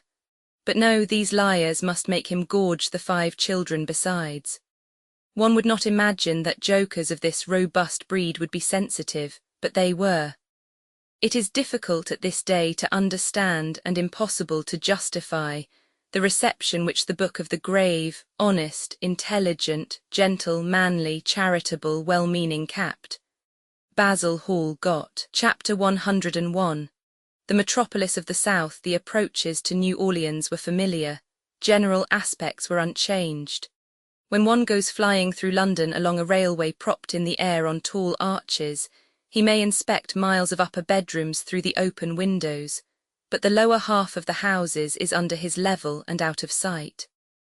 Similarly, in High River Stage in the New Orleans region, the water is up to the top of the enclosing levee rim. The flat country behind it lies low, representing the bottom of a dish, and as the boat swims along, high on the flood, one looks down upon the houses and into the upper windows. There is nothing but that frail breastwork of earth between the people and destruction. The old brick salt warehouses clustered at the upper end of the city looked as they had always looked. Warehouses which had had a kind of Aladdin's lamp experience, however, since I had seen them. For when the war broke out, the proprietor went to bed one night leaving them packed with thousands of sacks of vulgar salt, worth a couple of dollars a sack, and got up in the morning and found his mountain of salt turned into a mountain of gold, so to speak. So suddenly and to so dizzy a height had the war news sent up the price of the article. The vast reach of plank wharves remained unchanged, and there were as many ships as ever, but the long array of steamboats had vanished. Not altogether, of course, but not much of it was left. The city itself had not changed to the eye. It had greatly increased in spread and population, but the look of the town was not altered. The dust, waste paper-littered, was still deep in the streets. The deep, trough-like gutters alongside the curbstones were still half full of reposeful water with a dusty surface. The sidewalks were still, in the sugar and bacon region, encumbered by casks and barrels and hogsheads. The great blocks of austerely plain commercial houses were as dusty-looking as ever. Canal Street was finer, and more attractive and stirring than formerly, with its drifting crowds of people, its several processions of hurrying streetcars, and toward evening, its broad second-story verandas crowded with gentlemen and ladies clothed according to the latest mode. Not that there is any architecture in Canal Street. To speak in broad, general terms, there is no architecture in New Orleans except in the cemeteries. It seems a strange thing to say of a wealthy, far-seeing and energetic city of 250,000 inhabitants, but it is true. There is a huge granite U.S. Custom House, costly enough, genuine enough, but as a decoration it is inferior to a gasometer. It looks like a state prison, but it was built before the war. Architecture in America may be said to have been born since the war. New Orleans, I believe, has had the good luck, and in a sense the bad luck, to have had no great fire in late years. It must be so. If the opposite had been the case, I think one would be able to tell the burnt district by the radical improvement in its architecture over the old forms. One can do this in Boston and Chicago. The burnt district of Boston was commonplace before the fire, but now there is no commercial district in any city in the world that can surpass it, or perhaps even rival it, in beauty, elegance, and tastefulness. However, New Orleans has begun, just this moment, as one may say. When completed, the new Cotton Exchange will be a stately and beautiful building, massive, substantial, full of architectural graces, no shams or false pretenses or uglinesses about it anywhere. To the city it will be worth many times its cost, for it will breed its species. What has been lacking hitherto was a model to build toward, something to educate eye and taste, a suggester, so to speak. The city is well outfitted with progressive men, thinking, sagacious, long-headed men. The contrast between the spirit of the city and the city's architecture is like the contrast between waking and sleep. Apparently there is a boom in everything but that one dead feature. The water in the gutters used to be stagnant and slimy and a potent disease breeder, but the gutters are flushed now, 2 or 3 times a day, by powerful machinery. In many of the gutters the water never stands still, but has a steady current. Other sanitary improvements have been made, and with such effect that New Orleans claims to be, during the long intervals between the occasional yellow fever assaults, one of the healthiest cities in the Union. There's plenty of ice now for everybody manufactured in the town. It is a driving place commercially, and has a great river, ocean, and railway business. At the date of our visit, it was the best lighted city in the Union, electrically speaking. The New Orleans electric lights were more numerous than those of New York, and very much better. One had this modified noonday not only in Canal and some neighbouring chief streets, but all along a stretch of 5 miles of river frontage. There are good clubs in the city now, several of them but recently organised, and inviting modern-style pleasure resorts at West End and Spanish Fort. The telephone is everywhere. One of the most notable advances is in journalism. The newspapers, as I remember them, were not a striking feature. Now they are. Money is spent upon them with a free hand. They get the news, let it cost what it may. The editorial work is not hack grinding but literature. As an example of New Orleans' journalistic achievement, it may be mentioned that the Times-Democrat of August 26, 1882, contained a report of the year's business of the towns of the Mississippi Valley, from New Orleans all the way to St. Paul, 2,000 miles.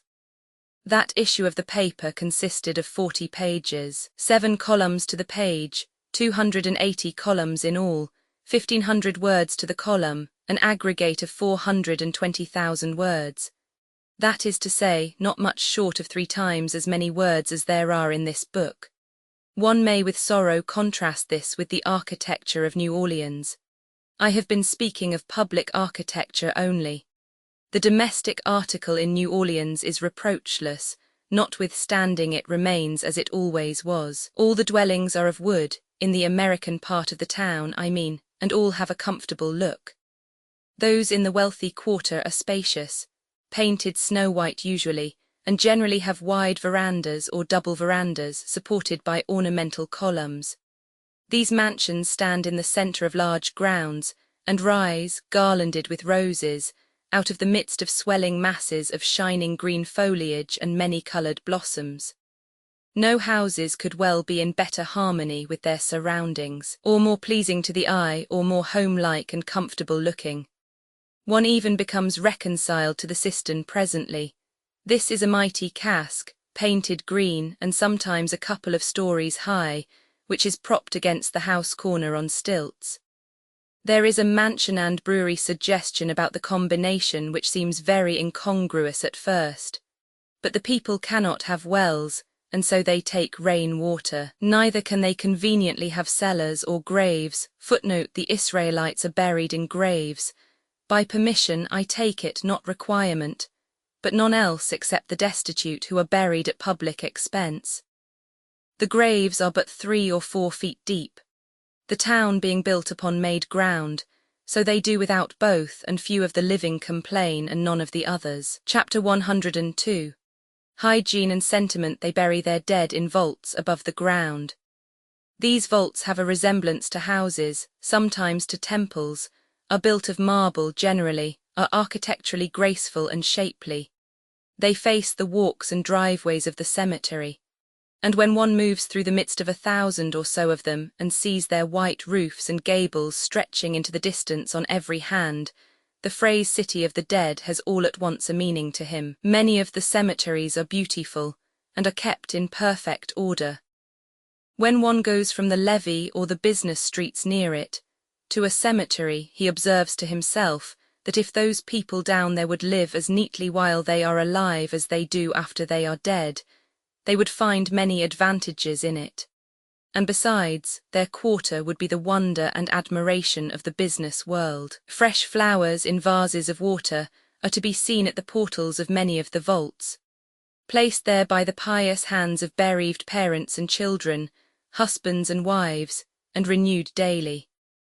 A milder form of sorrow finds its inexpensive and lasting remembrancer in the coarse and ugly but indestructible immortelle, which is a wreath or cross or some such emblem, made of rosettes of black linen, with sometimes a yellow rosette at the conjunction of the cross's bars, kind of sorrowful breastpin, so to say. The immortelle requires no attention. You just hang it up and there you are, just leave it alone, it will take care of your grief for you and keep it in mind better than you can. Stands weather first-rate and lasts like boiler iron. On sunny days, pretty little chameleons, gracefulest of legged reptiles, creep along the marble fronts of the vaults and catch flies. Their changes of colour, as to variety, are not up to the creature's reputation. They change colour when a person comes along and hangs up an immortelle, but that is nothing. Any right-feeling reptile would do that. I will gradually drop this subject of graveyards. I have been trying all I could to get down to the sentimental part of it, but I cannot accomplish it. I think there is no genuinely sentimental part to it. It is all grotesque, ghastly, horrible. Graveyards may have been justifiable in the bygone ages, when nobody knew that for every dead body put into the ground, to glut the earth and the plant roots, and the air with disease germs, 5 or 50, or maybe 100 persons must die before their proper time. But they are hardly justifiable now, when even the children know that a dead saint enters upon a century-long career of assassination the moment the earth closes over his corpse. It is a grim sort of a thought. The relics of St. Anne, up in Canada, have now, after 1900 years, gone to curing the sick by the dozen, but it is merest matter of course that these same relics, within a generation after St. Anne's death and burial, made several thousand people sick. Therefore these miracle performances are simply compensation, nothing more. St. Anne is somewhat slow pay for a saint, it is true, but better a debt paid after 1900 years, and outlawed by the statute of limitations, than not paid at all. And most of the knights of the halo do not pay at all. Where you find one that pays, like St. Anne, you find 150 that take the benefit of the statute. And none of them pay any more than the principal of what they owe, they pay none of the interest either simple or compound. A saint can never quite return the principal, however, for his dead body kills people, whereas his relics heal only, they never restore the dead to life.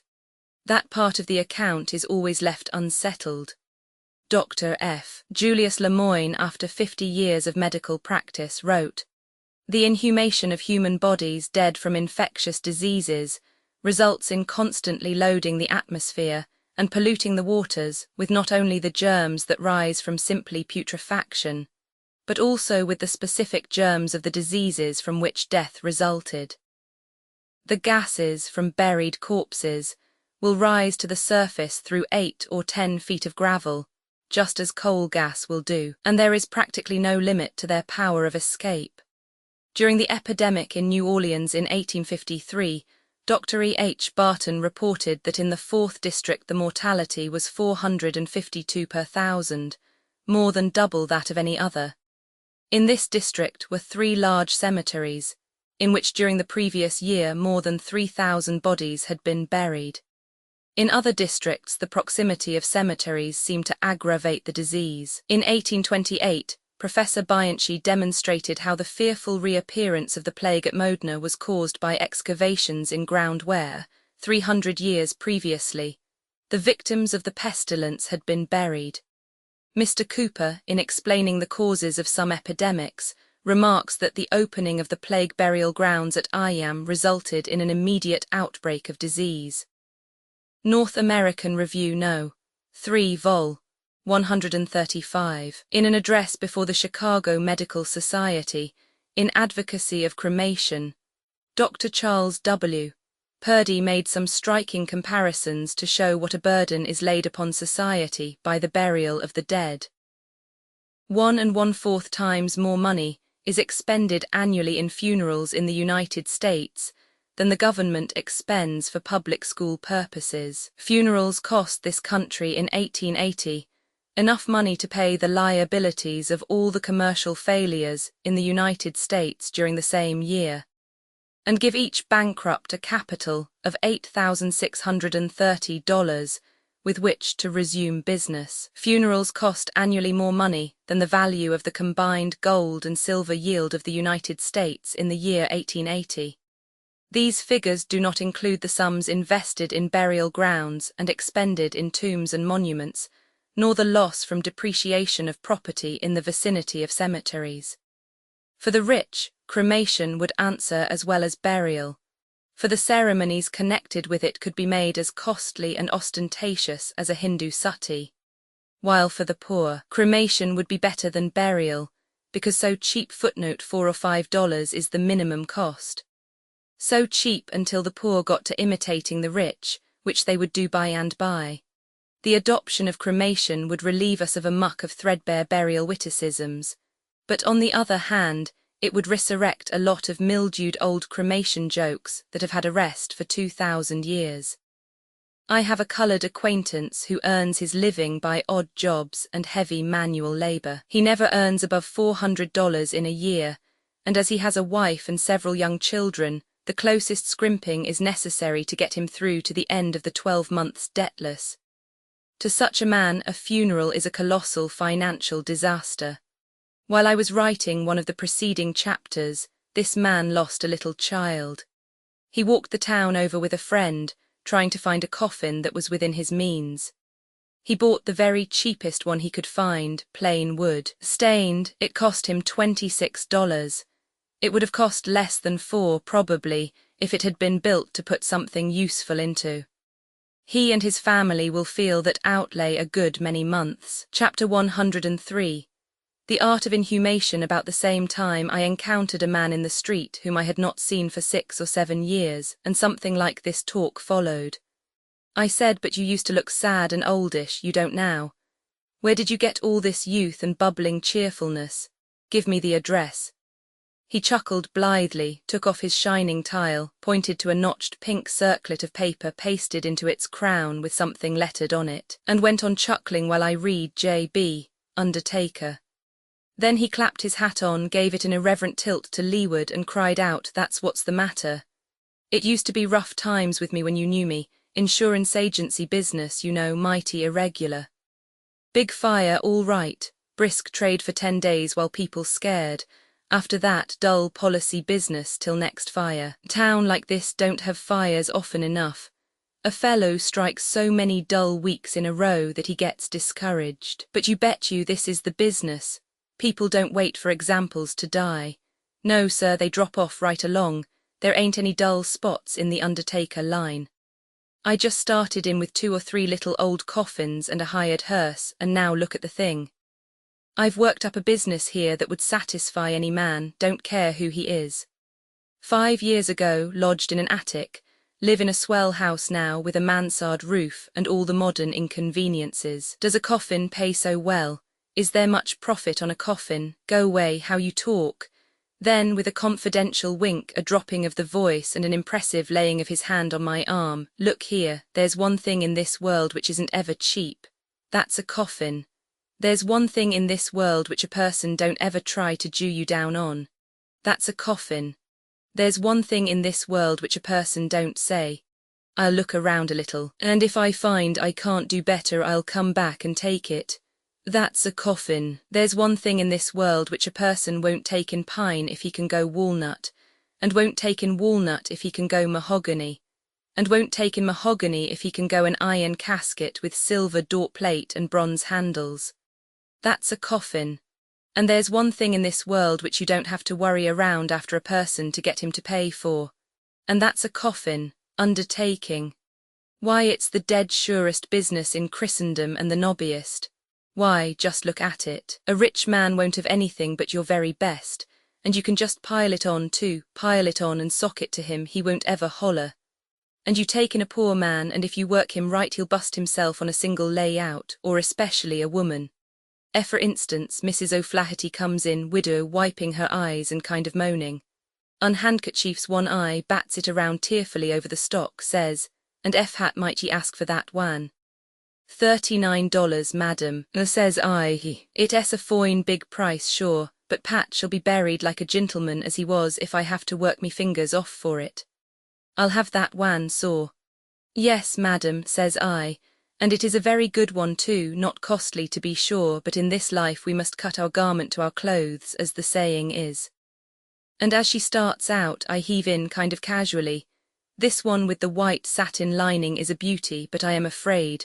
Well, $65 is a rather, but no matter, I felt obliged to say to Mrs. O'Shaughnessy. D'ye mane to soy that Bridget O'Shaughnessy bought the mate to that jewel box to ship that drunken divil to purgatory in? Yes, madam. Then Pat shall go to heaven in the twin to it, if it takes the last rap the O'Flahertys can raise, and mind you, stick on some extras too, and I'll give ye another $1. And as I lay in with the livery stables, of course I don't forget to mention that Mrs. O'Shaughnessy hired $54 worth of hacks and flung as much style into Dennis's funeral as if he had been a duke or an assassin. And of course she sails in and goes the O'Shaughnessy about 4 hacks and an omnibus better. That used to be, but that's all played now. That is, in this particular town. The Irish got to piling up hacks so on their funerals, that a funeral left them ragged and hungry for 2 years afterward. So the priest pitched in and broke it all up. He don't allow them to have but 2 hacks now, and sometimes only 1. Well, said I, if you are so light-hearted and jolly in ordinary times, what must you be in an epidemic? He shook his head. No, you're off there, we don't like to see an epidemic don't pay. Well, of course I don't mean that exactly, but it don't pay in proportion to the regular thing. Don't it occur to you why? No, think, I can't imagine. What is it? It's just two things. Well, what are they? One's embalming, and what's the other? Ice. How is that? Well, in ordinary times a person dies and we lay him up in ice, 1 day, 2 days, maybe 3, to wait for friends to come. Takes a lot of it, melts fast. We charge jewelry rates for that ice and walk prices for attendance. Well, don't you know when there's an epidemic they rush 'em to the cemetery the minute the breath's out. No market for ice in an epidemic. Same with embalming. You take a family that's able to embalm, and you've got a soft thing. You can mention 16 different ways to do it, though there ain't only 1 or 2 ways when you come down to the bottom facts of it, and they'll take the highest priced way every time. It's human nature in grief. It don't reason, you see, time being it don't care a damn. All it wants is physical immortality for deceased, and they're willing to pay for it. All you've got to do is to just be calm and stack it up, they'll stand the racket. Why, man, you can take a defunct that you couldn't give away, and get your embalming traps around you and go to work. And in a couple of hours he is worth a cool 600, that's what he's worth. There ain't anything equal to it but trading rats for diamonds in time of famine. Well, don't you see, when there's an epidemic, people don't wait to embalm. No, indeed they don't, and it hurts the business like hell th, as we say. Hurts it like hell th, health, see. Our little joke in the trade. Well, I must be going. Give me a call whenever you need any, I mean when you're going by sometime.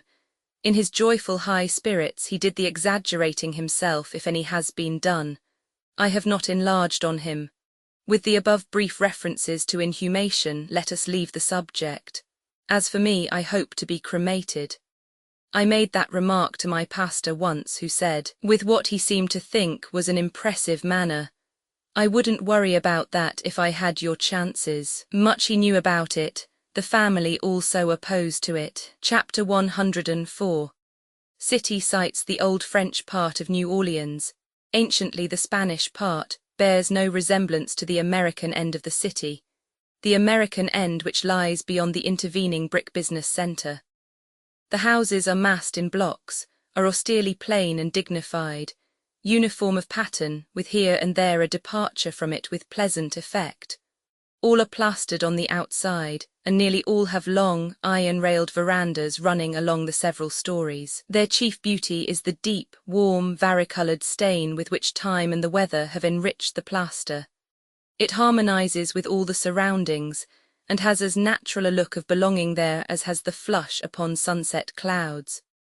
This charming decoration cannot be successfully imitated, neither is it to be found elsewhere in America. The iron railings are a specialty also. The pattern is often exceedingly light and dainty, and airy and graceful, with a large cipher or monogram in the center, a delicate cobweb of baffling, intricate forms wrought in steel. The ancient railings are handmade, and are now comparatively rare and proportionately valuable. They are become bric-a-brac. The party had the privilege of idling through this ancient quarter of New Orleans with the South's finest literary genius, the author of the Grandissimes. In him the South has found a masterly delineator of its interior life and its history. In truth, I find by experience that the untrained eye and vacant mind can inspect it, and learn of it and judge of it more clearly and profitably in his books than by personal contact with it. With Mr. Cable along to see for you, and describe and explain and illuminate, a jog through that old quarter is a vivid pleasure, and you have a vivid sense as of unseen or dimly seen things, vivid and yet fitful and darkling. You glimpse salient features, but lose the fine shades or catch them imperfectly through the vision of the imagination. A case, as it were, of ignorant near-sighted stranger traversing the rim of wide vague horizons of Alps with an inspired and enlightened long-sighted native. We visited the old St. Louis Hotel, now occupied by municipal offices. There is nothing strikingly remarkable about it, but one can say of it as of the Academy of Music in New York, that if a broom or a shovel has ever been used in it, there is no circumstantial evidence to back up the fact. It is curious that cabbages and hay and things do not grow in the Academy of Music, but no doubt it is on account of the interruption of the light by the benches, and the impossibility of hoeing the crop except in the aisles. The fact that the ushers grow their buttonhole bouquets on the premises shows what might be done if they had the right kind of an agricultural head to the establishment. We visited also the venerable cathedral and the pretty square in front of it, the one dim with religious light, the other brilliant with the worldly sort, and lovely with orange trees and blossomy shrubs. Then we drove in the hot sun through the wilderness of houses, and out on to the wide dead level beyond, where the villas are, and the water wheels to drain the town, and the commons populous with cows and children, passing by an old cemetery where we were told lie the ashes of an early pirate. But we took him on trust and did not visit him. He was a pirate with a tremendous and sanguinary history, and as long as he preserved unspotted in retirement the dignity of his name and the grandeur of his ancient calling, homage and reverence were his from high and low. But when at last he descended into politics and became a paltry alderman, the public shook him, and turned aside and wept. When he died they set up a monument over him, and little by little he has come into respect again. But it is respect for the pirate, not the alderman. Today the loyal and generous remember only what he was and charitably forget what he became. Thence we drove a few miles across a swamp, along a raised shell road with a canal on one hand and a dense wood on the other, and here and there in the distance a ragged and angular-limbed and moss-bearded cypress, top standing out, clear-cut against the sky, and as quaint of form as the apple trees in Japanese pictures. Such was our course and the surroundings of it. There was an occasional alligator swimming comfortably along in the canal, and an occasional picturesque coloured person on the bank, flinging his statue-rigid reflection upon the still water and watching for a bite. And by we reached the West End, a collection of hotels of the usual light summer resort pattern with broad verandas all around, and the waves of the wide and blue lake Pontchartrain lapping the thresholds. We had dinner on a ground veranda over the water, the chief dish the renowned fish called the pompano, delicious as the less criminal forms of sin. Thousands of people come by rail and carriage to West End and to Spanish Fort every evening, and dine, listen to the bands, take strolls in the open air under the electric lights, go sailing on the lake and entertain themselves in various and sundry other ways. We had opportunities on other days and in other places to test the pompano, notably at an editorial dinner at one of the clubs in the city. He was in his last possible perfection there and justified his fame. In his suite was a tall pyramid of scarlet crayfish, large ones, as large as one's thumb, delicate, palatable, appetizing, also devilled whitebait, also shrimps of choice quality, and a platter of small soft-shell crabs of a most superior breed. The other dishes were what one might get at Delmonico's or Buckingham Palace. Those I have spoken of can be had in similar perfection in New Orleans only, I suppose. In the West and South they have a new institution, the Broom Brigade. It is composed of young ladies who dress in a uniform costume and go through the infantry drill with broom in place of musket. It is a very pretty sight on private view. When they perform on the stage of a theatre in the blaze of coloured fires, it must be a fine and fascinating spectacle. I saw them go through their complex manual with grace, spirit, and admirable precision. I saw them do everything which a human being can possibly do with a broom except sweep. I did not see them sweep, but I know they could learn. What they have already learned proves that. And if they ever should learn and should go on the warpath down Tchupatulas or some of those other streets around there, those thoroughfares would bear a greatly improved aspect in a very few minutes. But the girls themselves wouldn't, so nothing would be really gained after all. The drill was in the Washington Artillery Building. In this building we saw many interesting relics of the war. Also a fine oil painting representing Stonewall Jackson's last interview with General Lee. Both men are on horseback. Jackson has just ridden up and is accosting Lee. The picture is very valuable, on account of the portraits which are authentic, but like many another historical picture, it means nothing without its label. And one label will fit it as well as another. First interview between Lee and Jackson. Last interview between Lee and Jackson. Jackson introducing himself to Lee. Jackson accepting Lee's invitation to dinner. Jackson declining Lee's invitation to dinner with thanks. Jackson apologizing for a heavy defeat. Jackson reporting a great victory. Jackson asking Lee for a match. It tells one story and a sufficient one, for it says quite plainly and satisfactorily, here are Lee and Jackson together. The artist would have made it tell that this is Lee and Jackson's last interview if he could have done it, but he couldn't, for there wasn't any way to do it. A good legible label is usually worth, for information, a ton of significant attitude and expression in a historical picture. In Rome, people with fine sympathetic natures stand up and weep in front of the celebrated Beatrice Cenci the day before her execution. It shows what a label can do. If they did not know the picture, they would inspect it unmoved, and say, young girl with hay fever, young girl with her head in a bag. I found the half-forgotten southern intonations and elisions as pleasing to my ear as they had formerly been. A southerner talks music. At least it is music to me, but then I was born in the South. The educated southerner has no use for an R except at the beginning of a word.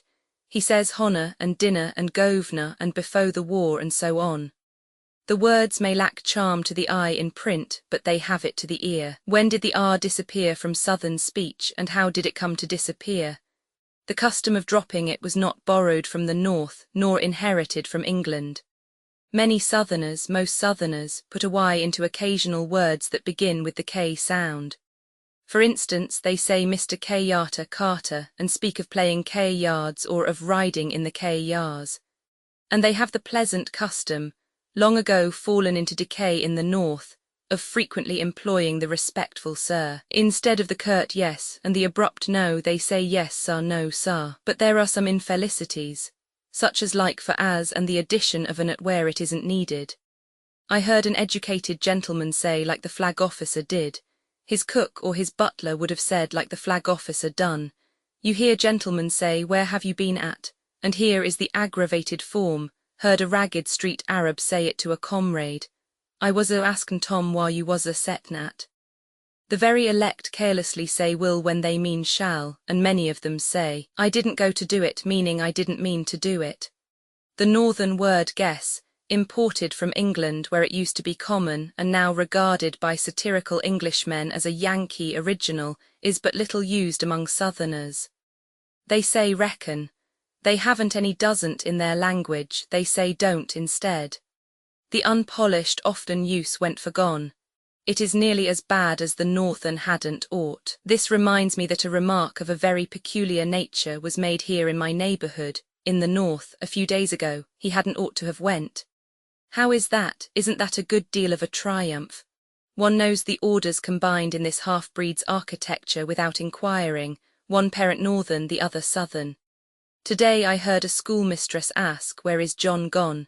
This form is so common, so nearly universal in fact, that if she had used whither instead of where, I think it would have sounded like an affectation. We picked up one excellent word, a word worth travelling to New Orleans to get, a nice, limber, expressive, handy word, lagniappe. They pronounce it lani yap. It is Spanish, so they said.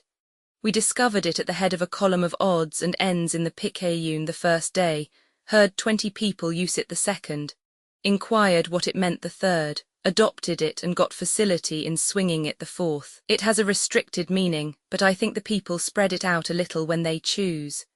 It is the equivalent of the 13th roll in a baker's dozen. It is something thrown in gratis for good measure. The custom originated in the Spanish quarter of the city. When a child or a servant buys something in a shop, or even the mayor or the governor, for aught I know, he finishes the operation by saying, give me something for lagniappe. The shopman always responds, gives the child a bit of licorice root, gives the servant a cheap cigar or a spool of thread, gives the governor. I don't know what he gives the governor, support likely. When you are invited to drink, and this does occur now and then in New Orleans, and you say, "What again?" "No, I've had enough," the other party says, "but just this one time more. This is for Lagniappe." When the beau perceives that he is stacking his compliments a trifle too high, and sees by the young lady's countenance that the edifice would have been better with the top compliment left off, he puts his "I beg pardon, no harm intended" into the briefer form of "Oh, that's for Lagniappe." If the waiter in the restaurant stumbles and spills a gill of coffee down the back of your neck, he says "for Lagniappe, sir," and gets you another cup without extra charge. Life on the Mississippi Complete, by Mark Twain, Chapter 105. Southern sports in the North. One hears the war mentioned in social conversation once a month, sometimes as often as once a week, but as a distinct subject for talk, it has long ago been relieved of duty. There are sufficient reasons for this. Given a dinner company of 6 gentlemen today, it can easily happen that 4 of them, and possibly 5, were not in the field at all. So the chances are 4 to 2 or 5 to 1 that the war will at no time during the evening become the topic of conversation, and the chances are still greater that if it become the topic it will remain so but a little while. If you add 6 ladies to the company, you have added 6 people who saw so little of the dread realities of the war that they ran out of talk concerning them years ago, and now would soon weary of the war topic if you brought it up. The case is very different in the South. There, every man you meet was in the war, and every lady you meet saw the war. The war is the great chief topic of conversation. The interest in it is vivid and constant, the interest in other topics is fleeting. Mention of the war will wake up a dull company and set their tongues going when nearly any other topic would fail. In the South the war is what A.D. is elsewhere, they date from it. All day long you hear things placed as having happened since the war, or dine the war, or before the war, or right after the war, or 'bout 2 years or 5 years or 10 years before the war or after the war. It shows how intimately every individual was visited in his own person by that tremendous episode. It gives the inexperienced stranger a better idea of what a vast and comprehensive calamity invasion is than he can ever get by reading books at the fireside. At a club one evening, a gentleman turned to me and said, in an aside, "You notice, of course, that we are nearly always talking about the war. It isn't because we haven't anything else to talk about, but because nothing else has so strong an interest for us. And there is another reason. In the war, each of us in his own person seems to have sampled all the different varieties of human experience. As a consequence, you can't mention an outside matter of any sort, but it will certainly remind some listener of something that happened during the war, and out he comes with it. Of course that brings the talk back to the war. You may try all you want to keep other subjects before the house, and we may all join in and help, but there can be but one result. The most random topic would load every man up with war reminiscences, and shut him up too. And talk would be likely to stop presently, because you can't talk pale inconsequentialities when you've got a crimson fact or fancy in your head that you are burning to fetch out. The poet was sitting some little distance away, and presently he began to speak about the moon. The gentleman who had been talking to me remarked in an aside, "There, the moon is far enough from the seat of war, but you will see that it will suggest something to somebody about the war. In 10 minutes from now the moon as a topic will be shelved." The poet was saying he had noticed something which was a surprise to him, had had the impression that down here toward the equator the moonlight was much stronger and brighter than up north, had had the impression that when he visited New Orleans many years ago the moon, interruption from the other end of the room. "Let me explain that, reminds me of an anecdote. Everything is changed since the war, for better or for worse, but you'll find people down here born grumblers who see no change except the change for the worse. There was an old Negro woman of this sort. A young New Yorker said in her presence, 'What a wonderful moon you have down here.' She sighed and said, 'Ah, bless yo' heart, honey, you ought to seen dat moon before de war.' The new topic was dead already, but the poet resurrected it and gave it a new start. A brief dispute followed as to whether the difference between northern and southern moonlight really existed, or was only imagined. Moonlight talk drifted easily into talk about artificial methods of dispelling darkness. Then somebody remembered that when Farragut advanced upon Port Hudson on a dark night, and did not wish to assist the aim of the Confederate gunners, he carried no battle lanterns, but painted the decks of his ships white, and thus created a dim but valuable light, which enabled his own men to grope their way around with considerable facility. At this point the war got the floor again, the 10 minutes not quite up yet. I was not sorry, for war talk by men who have been in a war is always interesting, whereas moon talk by a poet who has not been in the moon is likely to be dull. We went to a cockpit in New Orleans on a Saturday afternoon. I had never seen a cockfight before. There were men and boys there of all ages and all colors, and of many languages and nationalities. But I noticed one quite conspicuous and surprising absence, the traditional brutal faces. There were no brutal faces. With no cockfighting going on, you could have played The Gathering on a stranger for a prayer meeting, and after it began for a revival, provided you blindfolded your stranger, for the shouting was something prodigious. A Negro and a white man were in the ring, everybody else outside. The cocks were brought in sacks, and when time was called they were taken out by the 2 bottle holders, stroked, caressed, poked toward each other, and finally liberated. The big black cock plunged instantly at the little grey one and struck him on the head with his spur. The grey responded with spirit. Then the babel of many-tongued shoutings broke out and ceased not thenceforth. When the cocks had been fighting some little time, I was expecting them momently to drop dead, for both were blind, red with blood, and so exhausted that they frequently fell down. Yet they would not give up, neither would they die. The Negro and the white man would pick them up every few seconds, wipe them off, blow cold water on them in a fine spray, and take their heads in their mouths and hold them there a moment, to warm back the perishing life perhaps, I do not know. Then, being set down again, the dying creatures would totter gropingly about with dragging wings, find each other, strike a guesswork blow or two, and fall exhausted once more. I did not see the end of the battle. I forced myself to endure it as long as I could, but it was too pitiful a sight. So I made frank confession to that effect, and we retired. We heard afterward that the black cock died in the ring and fighting to the last. Evidently there is abundant fascination about this sport for such as have had a degree of familiarity with it. I never saw people enjoy anything more than this gathering enjoyed this fight. The case was the same with old grey heads and with boys of 10. They lost themselves in frenzies of delight. The cocking main is an inhuman sort of entertainment, there is no question about that. Still, it seems a much more respectable and far less cruel sport than fox hunting, for the cocks like it. They experience as well as confer enjoyment, which is not the fox's case. We assisted, in the French sense, at a mule race one day. I believe I enjoyed this contest more than any other mule there.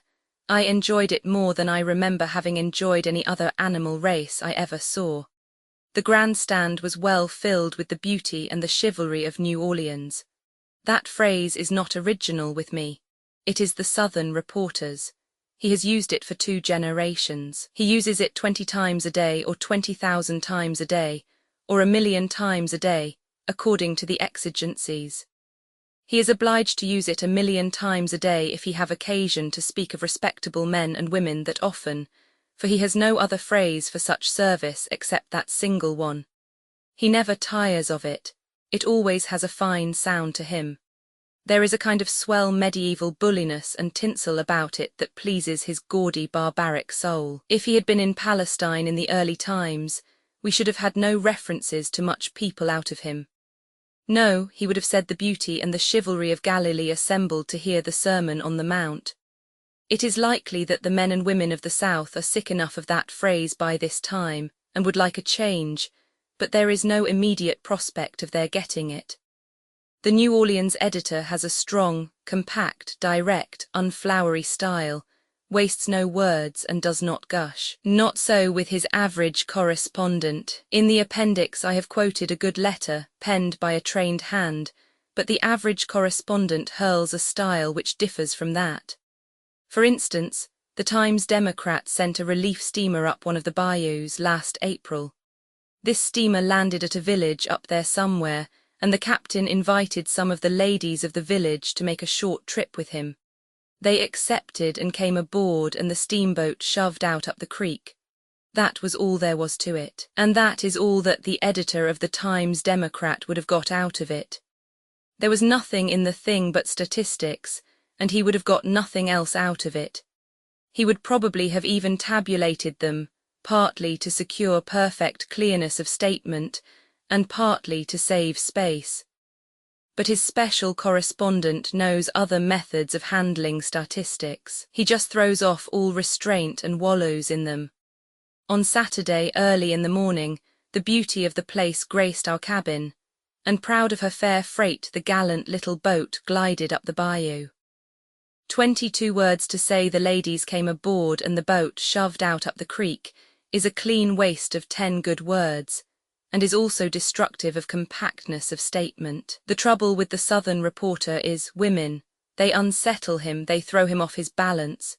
He is plain and sensible and satisfactory until a woman heaves in sight.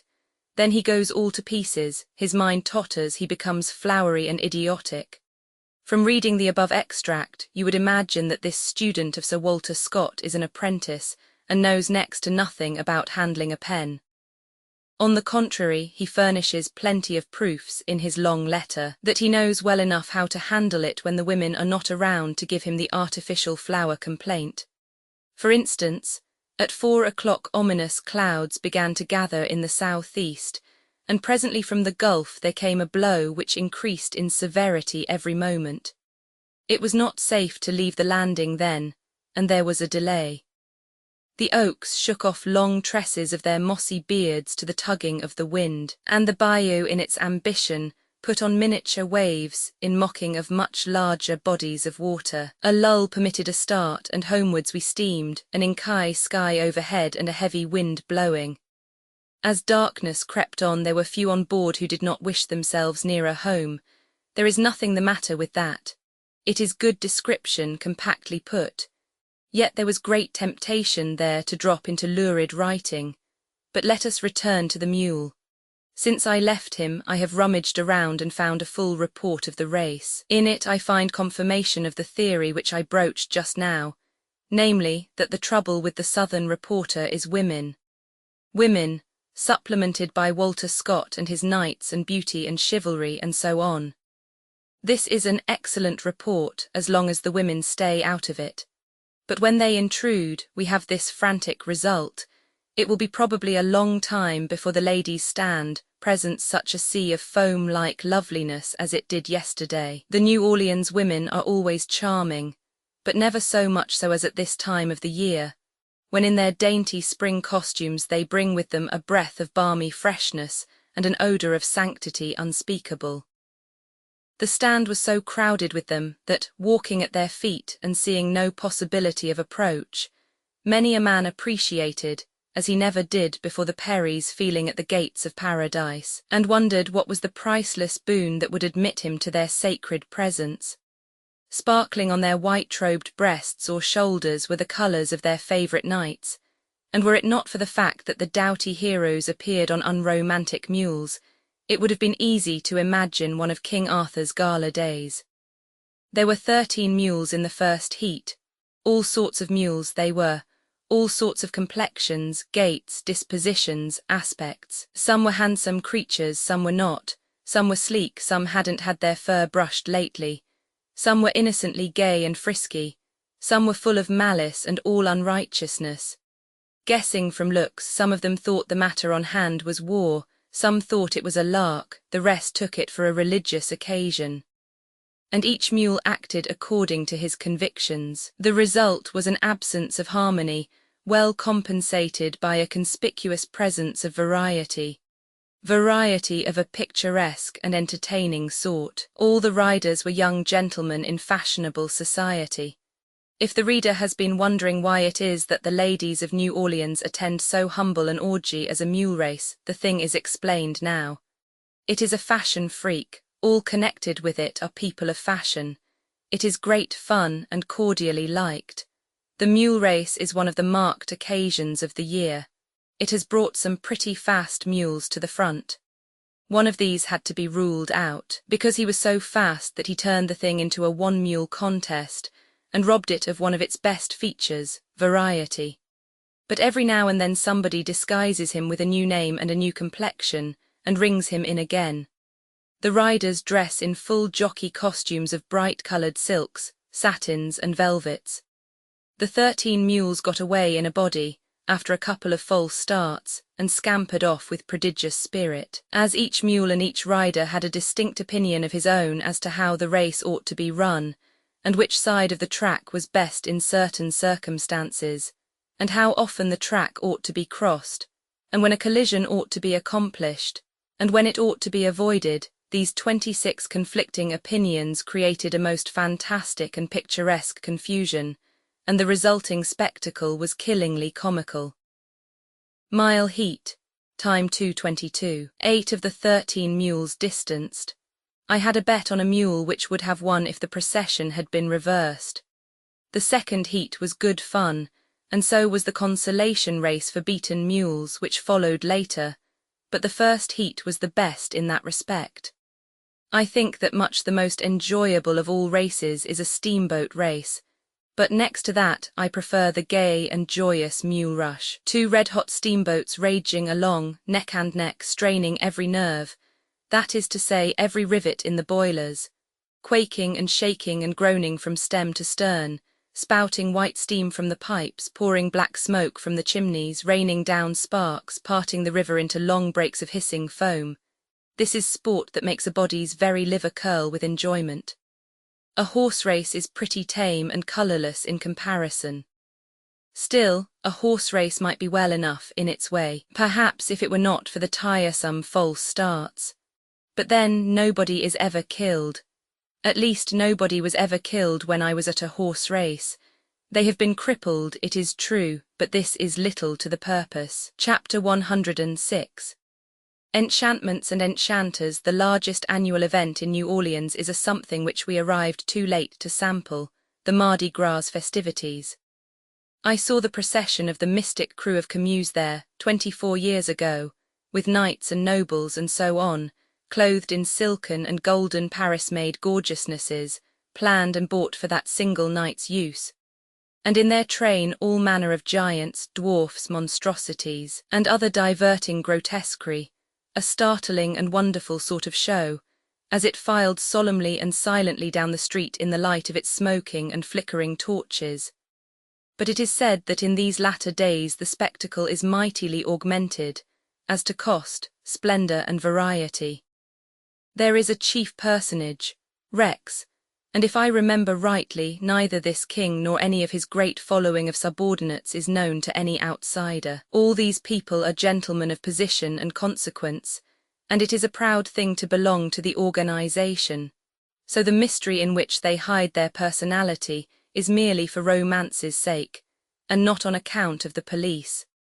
Mardi Gras is of course a relic of the French and Spanish occupation, but I judge that the religious feature has been pretty well knocked out of it now.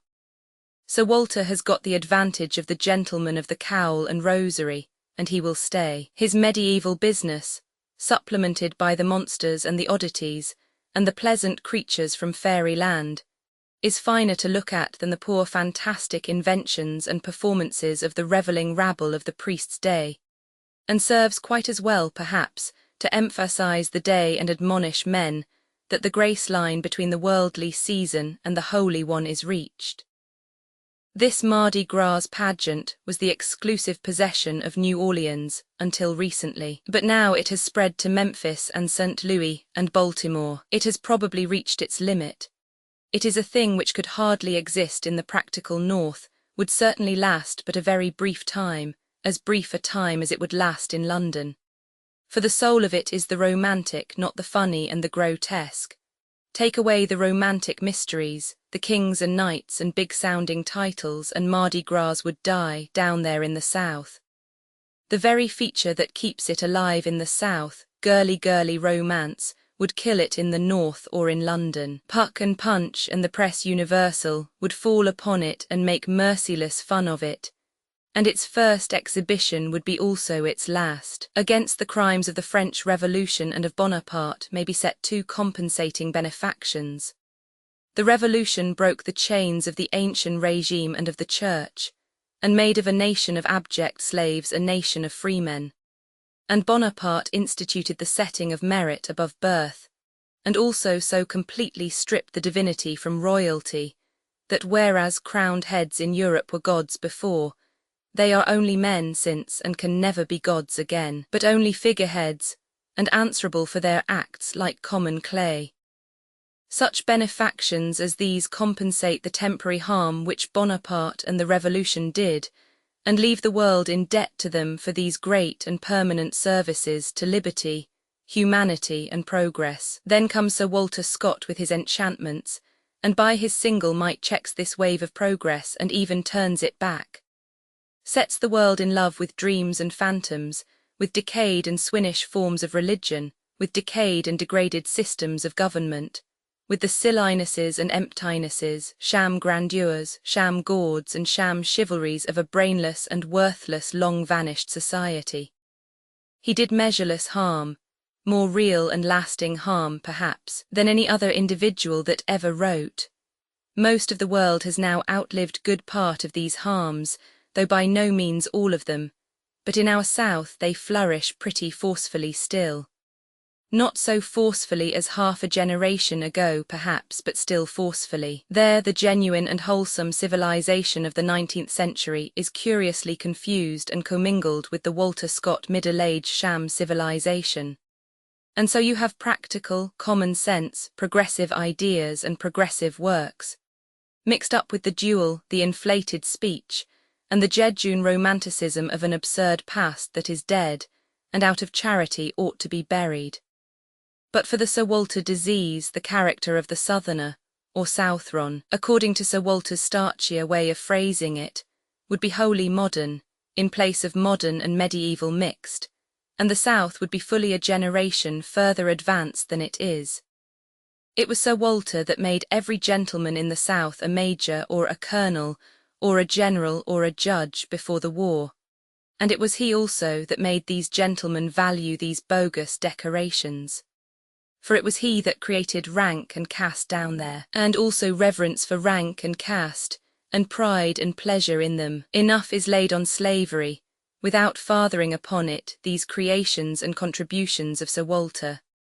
Sir Walter had so large a hand in making Southern character, as it existed before the war, that he is in great measure responsible for the war. It seems a little harsh toward a dead man to say that we never should have had any war but for Sir Walter, and yet something of a plausible argument might, perhaps, be made in support of that wild proposition. The Southerner of the American Revolution owned slaves, so did the Southerner of the Civil War, but the former resembles the latter as an Englishman resembles a Frenchman. The change of character can be traced rather more easily to Sir Walter's influence than to that of any other thing or person. One may observe by one or two signs how deeply that influence penetrated and how strongly it holds. If one take up a northern or southern literary periodical of 40 or 50 years ago, he will find it filled with wordy, windy, flowery eloquence, romanticism, sentimentality, all imitated from Sir Walter and sufficiently badly done, two innocent travesties of his style and methods, in fact. This sort of literature being the fashion in both sections of the country, there was opportunity for the fairest competition, and as a consequence, the South was able to show as many well-known literary names, proportioned to population, as the North could. But a change has come, and there is no opportunity now for a fair competition between North and South.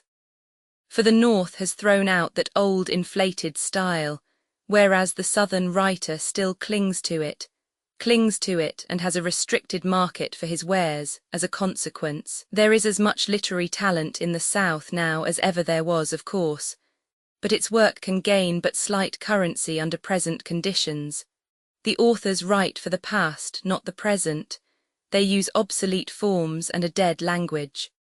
But when a Southerner of genius writes modern English, his book goes upon crutches no longer, but upon wings, and they carry it swiftly all about America and England, and through the great English reprint publishing houses of Germany, as witness the experience of Mr. Cable and Uncle Remus, two of the very few Southern authors who do not write in the Southern style.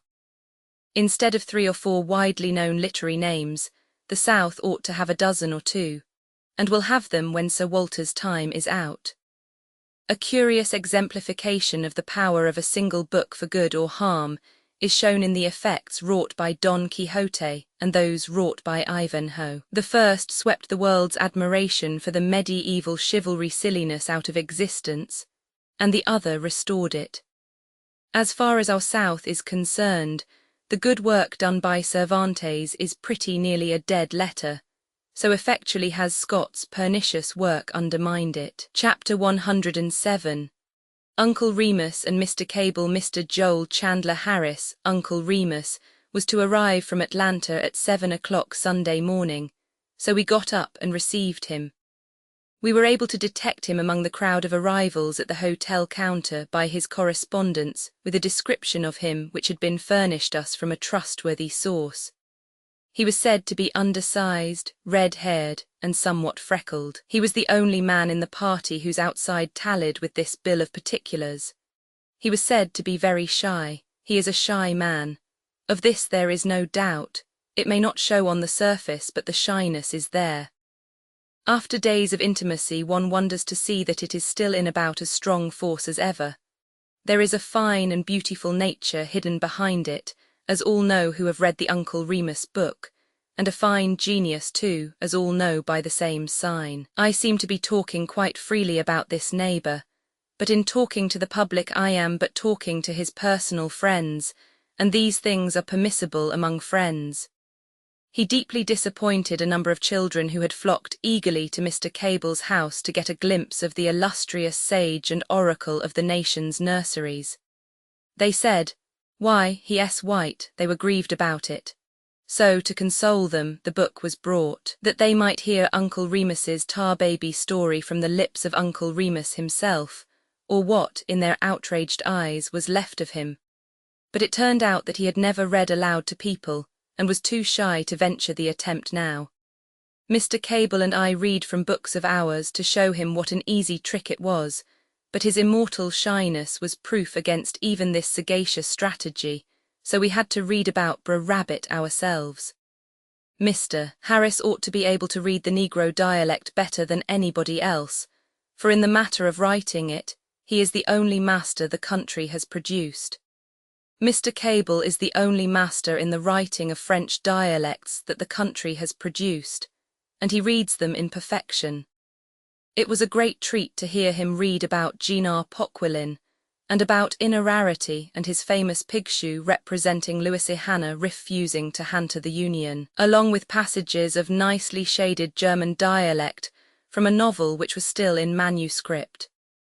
It came out in conversation that in 2 different instances Mr. Cable got into grotesque trouble by using, in his books, next to impossible French names which nevertheless happened to be borne by living and sensitive citizens of New Orleans. His names were either inventions or were borrowed from the ancient and obsolete past, I do not now remember which, but at any rate living bearers of them turned up, and were a good deal hurt at having attention directed to themselves and their affairs in so excessively public a manner.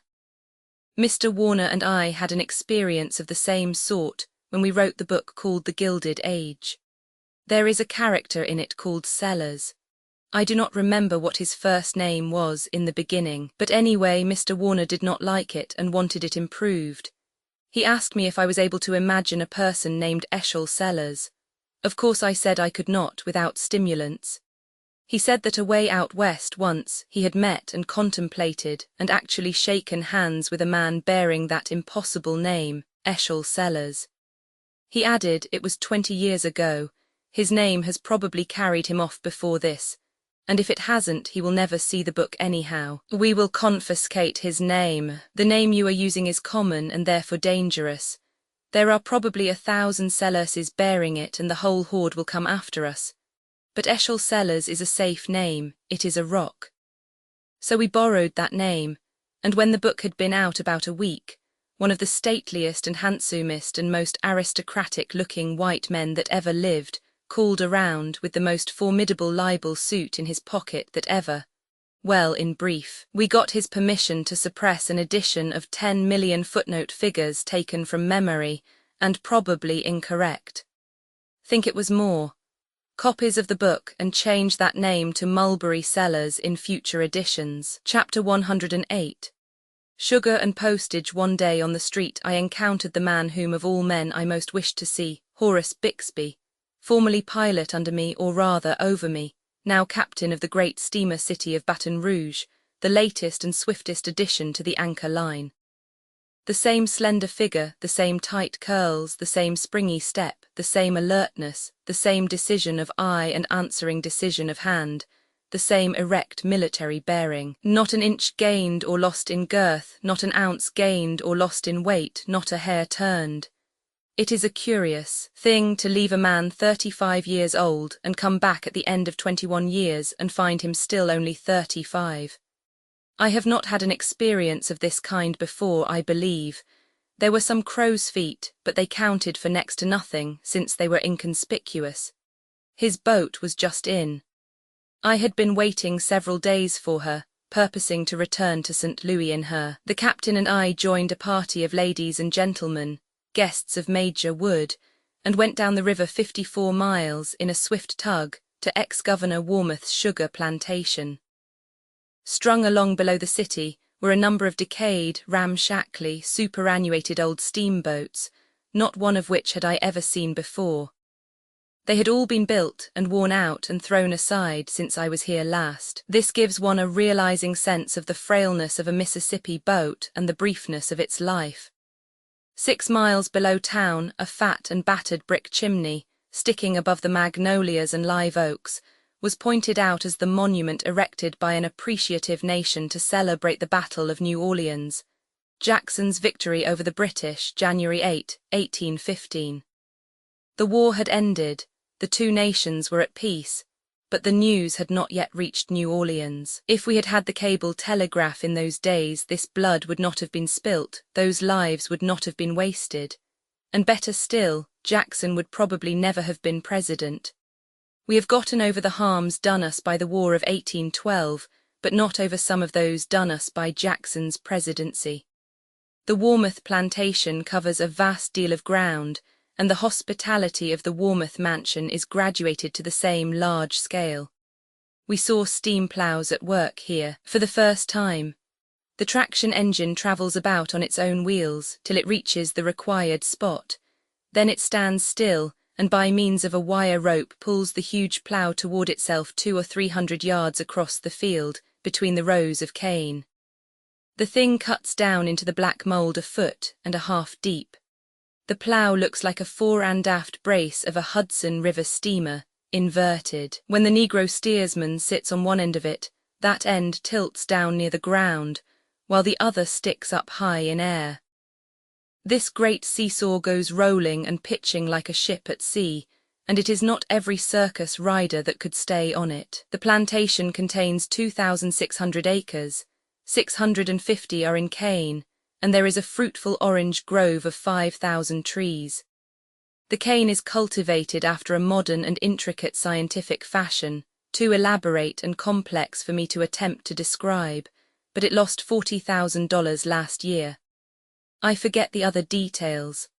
However, this year's crop will reach 10 or 1,200 tons of sugar, consequently last year's loss will not matter. These troublesome and expensive scientific methods achieve a yield of 1.5 tons and from that to 2 tons to the acre, which is 3 or 4 times what the yield of an acre was in my time. The drainage ditches were everywhere alive with little crabs, fiddlers. One saw them scampering sidewise in every direction whenever they heard a disturbing noise. Expensive pests, these crabs, for they bore into the levees and ruined them. The great sugar house was a wilderness of tubs and tanks, and vats and filters, pumps, pipes, and machinery. The process of making sugar is exceedingly interesting. First, you heave your cane into the centrifugals and grind out the juice. Then run it through the evaporating pan to extract the fiber, then through the bone filter to remove the alcohol, then through the clarifying tanks to discharge the molasses, then through the granulating pipe to condense it, then through the vacuum pan to extract the vacuum. It is now ready for market. I have jotted these particulars down from memory. The thing looks simple and easy. Do not deceive yourself. To make sugar is really one of the most difficult things in the world, and to make it right is next to impossible.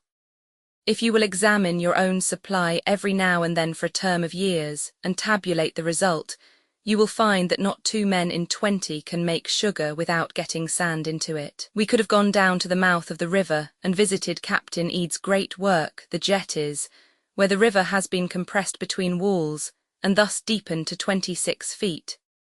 But it was voted useless to go, since at this stage of the water everything would be covered up and invisible. We could have visited that ancient and singular Bourg, pilot town, which stands on stilts in the water, so they say, where nearly all communication is by skiff and canoe, even to the attending of weddings and funerals, and where the littlest boys and girls are as handy with the oar as unamphibious children are with the velocipede. We could have done a number of other things, but on account of limited time, we went back home. The sail up the breezy and sparkling river was a charming experience, and would have been satisfyingly sentimental and romantic but for the interruptions of the tug's pet parrot, whose tireless comments upon the scenery and the guests were always this worldly, and often profane. He had also a superabundance of the discordant, ear-splitting metallic laugh common to his breed, a machine-made laugh, a Frankenstein laugh with the soul left out of it. He applied it to every sentimental remark, and to every pathetic song. He cackled it out with hideous energy after home again from a foreign shore, and said he wouldn't give a damn for a tug-load of such rot. Romance and sentiment cannot long survive this sort of discouragement, so the singing and talking presently ceased, which so delighted the parrot that he cursed himself hoarse for joy. Then the male members of the party moved to the forecastle, to smoke and gossip. There were several old steamboat men along, and I learned from them a great deal of what had been happening to my former river friends during my long absence. I learned that a pilot whom I used to steer for is become a spiritualist, and for more than 15 years has been receiving a letter every week from a deceased relative, through a New York spiritualist medium named Manchester, postage graduated by distance, from the local post office in Paradise to New York, $5, from New York to St. Louis 3 cents. I remember Mr. Manchester very well. I called on him once, 10 years ago, with a couple of friends, one of whom wished to inquire after a deceased uncle. This uncle had lost his life in a peculiarly violent and unusual way, 6 years before. A cyclone blew him some 3 miles and knocked a tree down with him, which was 4 feet through at the butt and 65 feet high. He did not survive this triumph. At the séance just referred to, my friend questioned his late uncle through Mr. Manchester, and the late uncle wrote down his replies, using Mr. Manchester's hand and pencil for that purpose. The following is a fair example of the questions asked, and also of the sloppy twaddle in the way of answers, furnished by Manchester under the pretence that it came from the spectre. If this man is not the paltriest fraud that lives, I owe him an apology. Question: Where are you? Answer: in the spirit world. Q. Are you happy? A. Very happy, perfectly happy. Q. How do you amuse yourself? A. Conversation with friends and other spirits. Q. What else? A. Nothing else is necessary. Q. What do you talk about? A. About how happy we are, and about friends left behind in the earth and how to influence them for their good. Q. When your friends in the earth all get to the spirit land, what shall you have to talk about then? It's nothing but about how happy you all are. No reply. It is explained that spirits will not answer frivolous questions. Q. How is it that spirits that are content to spend an eternity in frivolous employments and accept it as happiness are so fastidious about frivolous questions upon the subject? No reply. Q. Would you like to come back? A. No. Q. Would you say that under oath? A. Yes. Q. What do you eat there? A. We do not eat. Q. What do you drink? A. We do not drink. Q. What do you smoke? A. We do not smoke. Q. What do you read? A. We do not read. Q. Do all the good people go to your place? A. Yes. Q. You know my present way of life. Can you suggest any additions to it in the way of crime that will reasonably ensure my going to some other place? A. No reply. Q. When did you die? A. I did not die, I passed away. Q. Very well then, when did you pass away? How long have you been in the spirit land? A. We have no measurements of time here. Q. Though you may be indifferent and uncertain as to dates and times in your present condition and environment, this has nothing to do with your former condition. You had dates then. One of these is what I ask for. You departed on a certain day in a certain year. Is not this true? A. Yes. Q. Then name the day of the month. Much fumbling with pencil on the part of the medium, accompanied by violent spasmodic jerkings of his head and body for some little time. Finally, explanation to the effect that spirits often forget dates, such things being without importance to them. Q. Then this one has actually forgotten the date of its translation to the spirit land. This was granted to be the case. Q. This is very curious. Well then, what year was it? More fumbling, jerking, idiotic spasms on the part of the medium. Finally, explanation to the effect that the spirit has forgotten the year. Q. This is indeed stupendous. Let me put one last question to you before we part to meet no more. For even if I fail to avoid your asylum, a meeting there will go for nothing as a meeting, since by that time you will easily have forgotten me and my name. Did you die a natural death, or were you cut off by a catastrophe? A. After long hesitation and many throes and spasms. Natural death. This ended the interview. My friend told the medium that when his relative was in this poor world, he was endowed with an extraordinary intellect and an absolutely defectless memory, and it seemed a great pity that he had not been allowed to keep some shred of these for his amusement in the realms of everlasting contentment, and for the amazement and admiration of the rest of the population there. This man had plenty of clients, has plenty yet. He receives letters from spirits located in every part of the spirit world, and delivers them all over this country through the United States mail. These letters are filled with advice from spirits who don't know as much as a tadpole, and this advice is religiously followed by the receivers.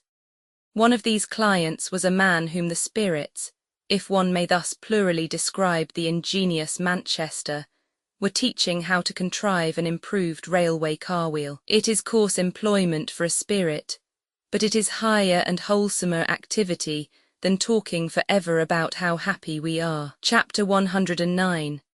Episodes in pilot life. In the course of the tugboat gossip, it came out that out of every 5 of my former friends who had quitted the river, 4 had chosen farming as an occupation. Of course this was not because they were peculiarly gifted agriculturally, and thus more likely to succeed as farmers than in other industries. The reason for their choice must be traced to some other source. Doubtless they chose farming because that life is private and secluded from eruptions of undesirable strangers, like the pilot house hermitage. And doubtless they also chose it because on 1,000 nights of black storm and danger they had noted the twinkling lights of solitary farmhouses as the boat swung by, and pictured to themselves the serenity and security and coziness of such refuges at such times, and so had by and by come to dream of that retired and peaceful life as the one desirable thing to long for, anticipate, earn, and at last enjoy. But I did not learn that any of these pilot farmers had astonished anybody with their successes. Their farms do not support them, they support their farms. The pilot farmer disappears from the river annually, about the breaking of spring, and is seen no more till next frost. Then he appears again in damaged homespun, combs the hayseed out of his hair, and takes a pilot house berth for the winter. In this way he pays the debts which his farming has achieved during the agricultural season. So his river bondage is but half broken. He is still the river's slave the hardest half of the year. One of these men bought a farm but did not retire to it. He knew a trick worth 2 of that. He did not propose to pauperize his farm by applying his personal ignorance to working it. No, he put the farm into the hands of an agricultural expert to be worked on shares.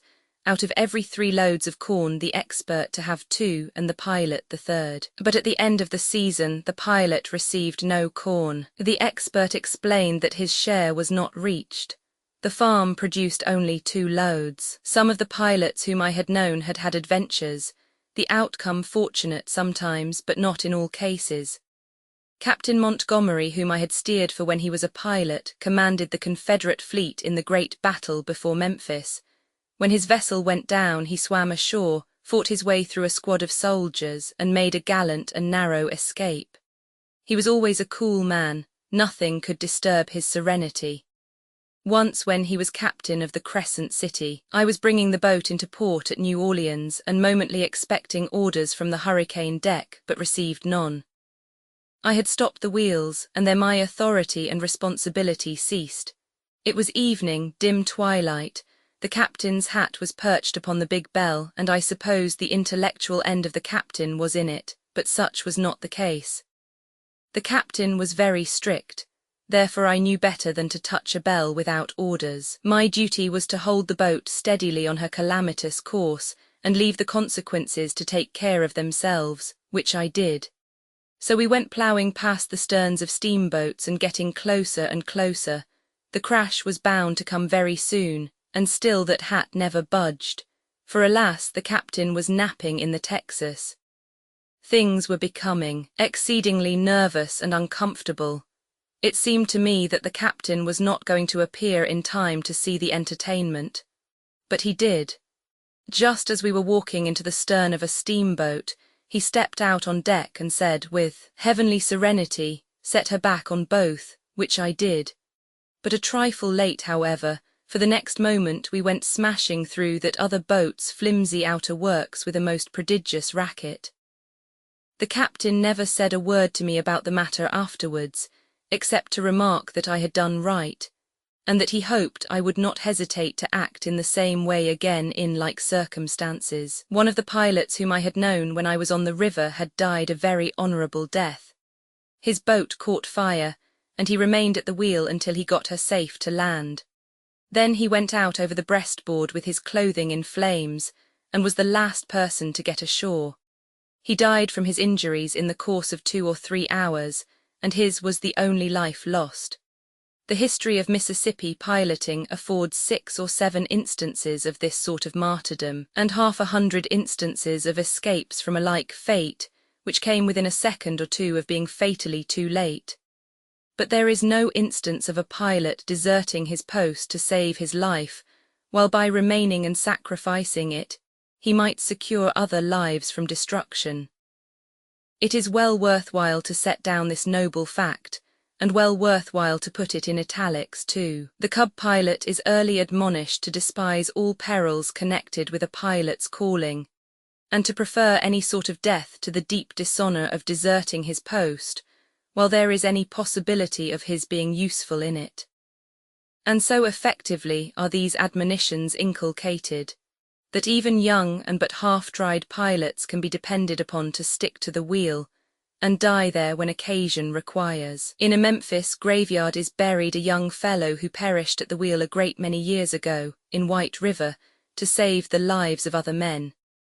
He said to the captain that if the fire would give him time to reach a sandbar, some distance away, all could be saved, but that to land against the bluff bank of the river would be to ensure the loss of many lives. He reached the bar and grounded the boat in shallow water, but by that time the flames had closed around him, and in escaping through them he was fatally burned. He had been urged to fly sooner, but had replied as became a pilot to reply, "I will not go. If I go, nobody will be saved. If I stay, no one will be lost but me. I will stay." There were 200 persons on board, and no life was lost but the pilot's. There used to be a monument to this young fellow in that Memphis graveyard. While we tarried in Memphis on our down trip, I started out to look for it, but our time was so brief that I was obliged to turn back before my object was accomplished. The tugboat gossip informed me that Dick Kennett was dead, blown up near Memphis and killed, that several others whom I had known had fallen in the war, 1 or 2 of them shot down at the wheel. that another and very particular friend, whom I had steered many trips for, had stepped out of his house in New Orleans one night years ago to collect some money in a remote part of the city, and had never been seen again. Was murdered and thrown into the river, it was thought. That Ben Thornburg was dead long ago. Also his wild cub whom I used to quarrel with, all through every daylight watch. A heedless, reckless creature he was, and always in hot water, always in mischief. An Arkansas passenger brought an enormous bear aboard one day and chained him to a lifeboat on the hurricane deck. Thornburg's cub could not rest till he had gone there and unchained the bear to see what he would do. He was promptly gratified. The bear chased him around and around the deck, for miles and miles, with 200 eager faces grinning through the railings for audience, and finally snatched off the lad's coat tail and went into the Texas to chew it. The off-watch turned out with alacrity and left the bear in sole possession. He presently grew lonesome and started out for recreation. He ranged the whole boat, visited every part of it, with an advance guard of fleeing people in front of him and a voiceless vacancy behind him, and when his owner captured him at last, those two were the only visible beings anywhere. Everybody else was in hiding and the boat was a solitude. I was told that one of my pilot friends fell dead at the wheel from heart disease in 1869. The captain was on the roof at the time. He saw the boat breaking for the shore, shouted and got no answer, ran up, and found the pilot lying dead on the floor.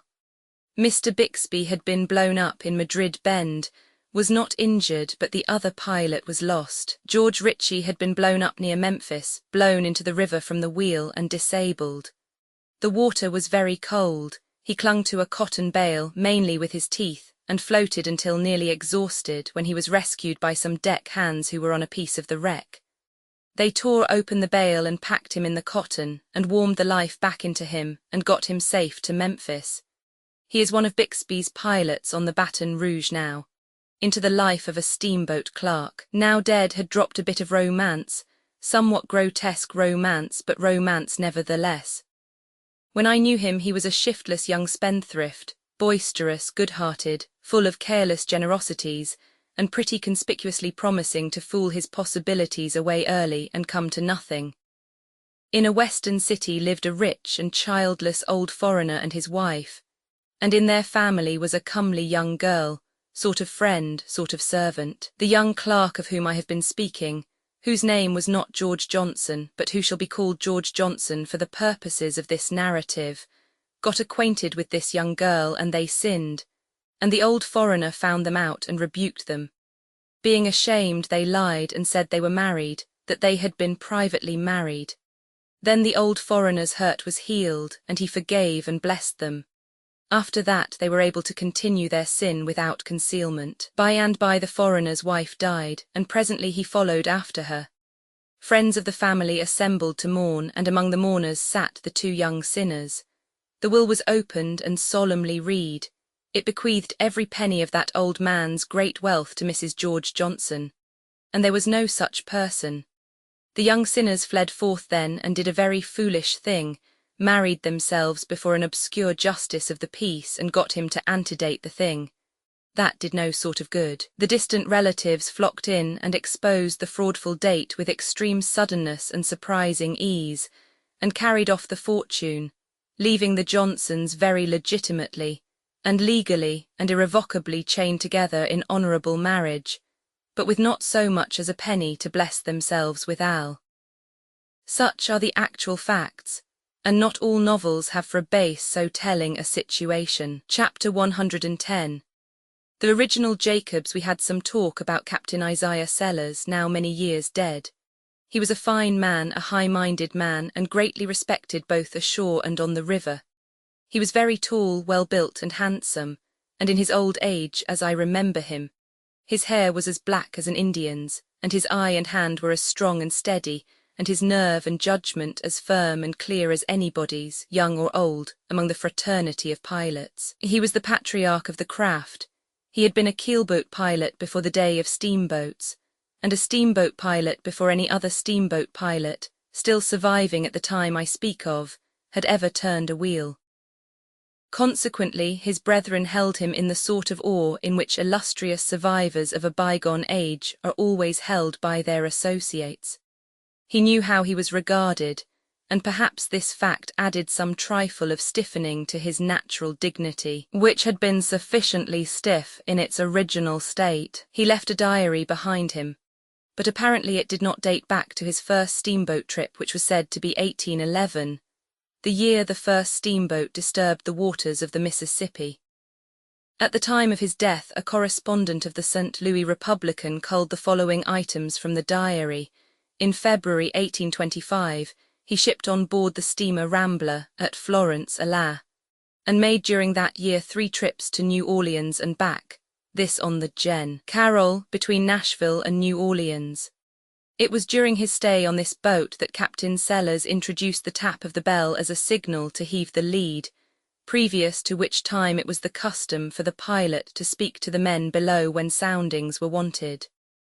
The proximity of the forecastle to the pilot house, no doubt, rendered this an easy matter, but how different on one of our palaces of the present day. In 1827 we find him on board the President, a boat of 285 tons burden, and plying between Smithland and New Orleans.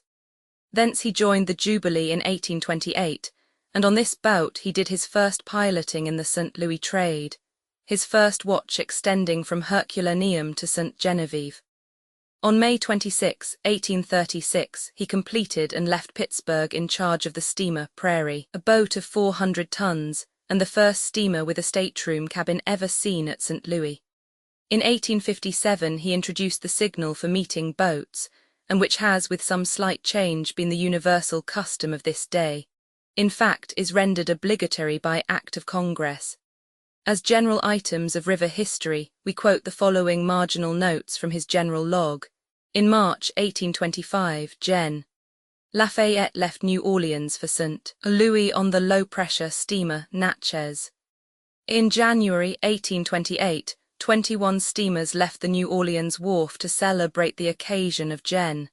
Jackson's visit to that city. In 1830, the North American made the run from New Orleans to Memphis in 6 days, best time on record to that date. It has since been made in 2 days and 10 hours. In 1831, the Red River Cutoff formed. In 1832, steamer Hudson made the run from White River to Helena, a distance of 75 miles, in 12 hours. This was the source of much talk and speculation among parties directly interested. In 1839, Great Horseshoe Cutoff formed. Up to the present time, a term of 35 years, we ascertain by reference to the diary, he has made 460 round trips to New Orleans, which gives a distance of 1,104,000 miles, or an average of 86 miles a day. Whenever Captain Sellers approached a body of gossiping pilots, a chill fell there and talking ceased.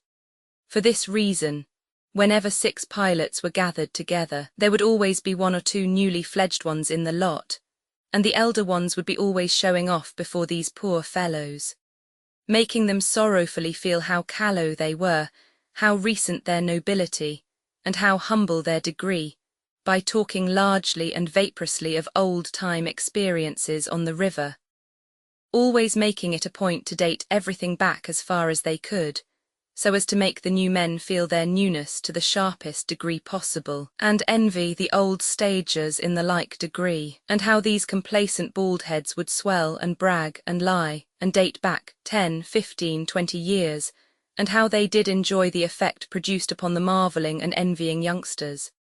And perhaps just at this happy stage of the proceedings, the stately figure of Captain Isaiah Sellers, that real and only genuine son of antiquity, would drift solemnly into the midst.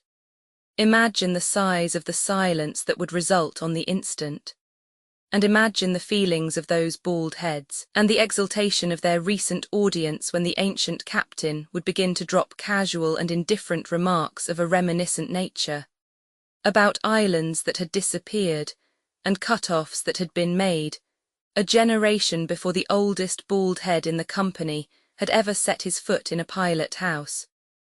Many and many a time did this ancient mariner appear on the scene in the above fashion, and spread disaster and humiliation around him. If one might believe the pilots, he always dated his islands back to the misty dawn of river history, and he never used the same island twice, and never did he employ an island that still existed, or give one a name which anybody present was old enough to have heard of before. If you might believe the pilots, he was always conscientiously particular about little details. Never spoke of the state of Mississippi, for instance. No, he would say, when the state of Mississippi was where Arkansas now is, and would never speak of Louisiana or Missouri in a general way, and leave an incorrect impression on your mind.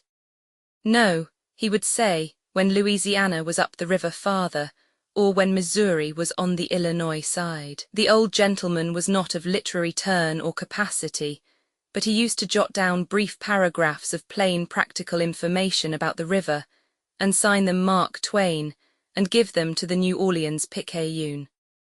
They related to the stage and condition of the river, and were accurate and valuable, and thus far they contained no poison. But in speaking of the stage of the river today at a given point, the captain was pretty apt to drop in a little remark about this being the first time he had seen the water so high or so low at that particular point for 49 years. And now and then he would mention island so and so, and follow it in parentheses, with some such observation as disappeared in 1807, if I remember rightly. In these antique interjections lay poison and bitterness for the other old pilots, and they used to chaff the Mark Twain paragraphs with unsparing mockery. It so chanced that one of these paragraphs, footnote the original MS, of it in the captain's own hand has been sent to me from New Orleans. It reads as follows: Vicksburg, May 4, 1859. My opinion for the benefit of the citizens of New Orleans. The water is higher this far up than it has been since 8. My opinion is that the water will be feet deep in Canal Street before the 1st of next June. Mrs. Turner's plantation at the head of Big Black Island is all under water, and it has not been since 1815. Sellers became the text for my first newspaper article. I burlesqued it broadly, very broadly, stringing my fantastics out to the extent of 800 or 1,000 words. I was a cub at the time. I showed my performance to some pilots, and they eagerly rushed it into print in the New Orleans True Delta. It was a great pity, for it did nobody any worthy service, and it sent a pang deep into a good man's heart. There was no malice in my rubbish, but it laughed at the captain. It laughed at a man to whom such a thing was new, and strange and dreadful. I did not know then, though I do now, that there is no suffering comparable with that which a private person feels when he is for the first time pilloried in print. Captain Sellers did me the honour to profoundly detest me from that day forth. When I say he did me the honour, I am not using empty words. It was a very real honour to be in the thoughts of so great a man as Captain Sellers, and I had wit enough to appreciate it and be proud of it. It was distinction to be loved by such a man, but it was a much greater distinction to be hated by him because he loved scores of people. But he didn't sit up nights to hate anybody but me. He never printed another paragraph while he lived, and he never again signed Mark Twain to anything. At the time that the Telegraph brought the news of his death, I was on the Pacific coast. I was a fresh new journalist, and needed a nom de guerre. So I confiscated the Ancient Mariner's discarded one, and have done my best to make it remain what it was in his hands. A sign and symbol and warrant that whatever is found in its company may be gambled on as being the petrified truth. How I have succeeded, it would not be modest in me to say. The captain had an honourable pride in his profession and an abiding love for it. He ordered his monument before he died, and kept it near him until he did die. It stands over his grave now in Bellefontaine Cemetery, St. Louis. It is his image, in marble, standing on duty at the pilot wheel, and worthy to stand and confront criticism, for it represents a man who in life would have stayed there till he burned to a cinder, if duty required it. The finest thing we saw on our whole Mississippi trip, we saw as we approached New Orleans in the steam tug. This was the curving frontage of the Crescent City, lit up with the white glare of 5 miles of electric lights. It was a wonderful sight, and very beautiful. Chapter 111. Reminiscences. We left for St. Louis in the city of Baton Rouge, on a delightfully hot day, but with the main purpose of my visit but lamely accomplished. I had hoped to hunt up and talk with 100 steamboat men, but got so pleasantly involved in the social life of the town that I got nothing more than mere 5-minute talks with a couple of dozen of the craft. I was on the bench of the pilot house when we backed out and straightened up for the start, the boat pausing for a good ready in the old-fashioned way, and the black smoke piling out of the chimneys equally in the old-fashioned way. Then we began to gather momentum, and presently were fairly under way and booming along.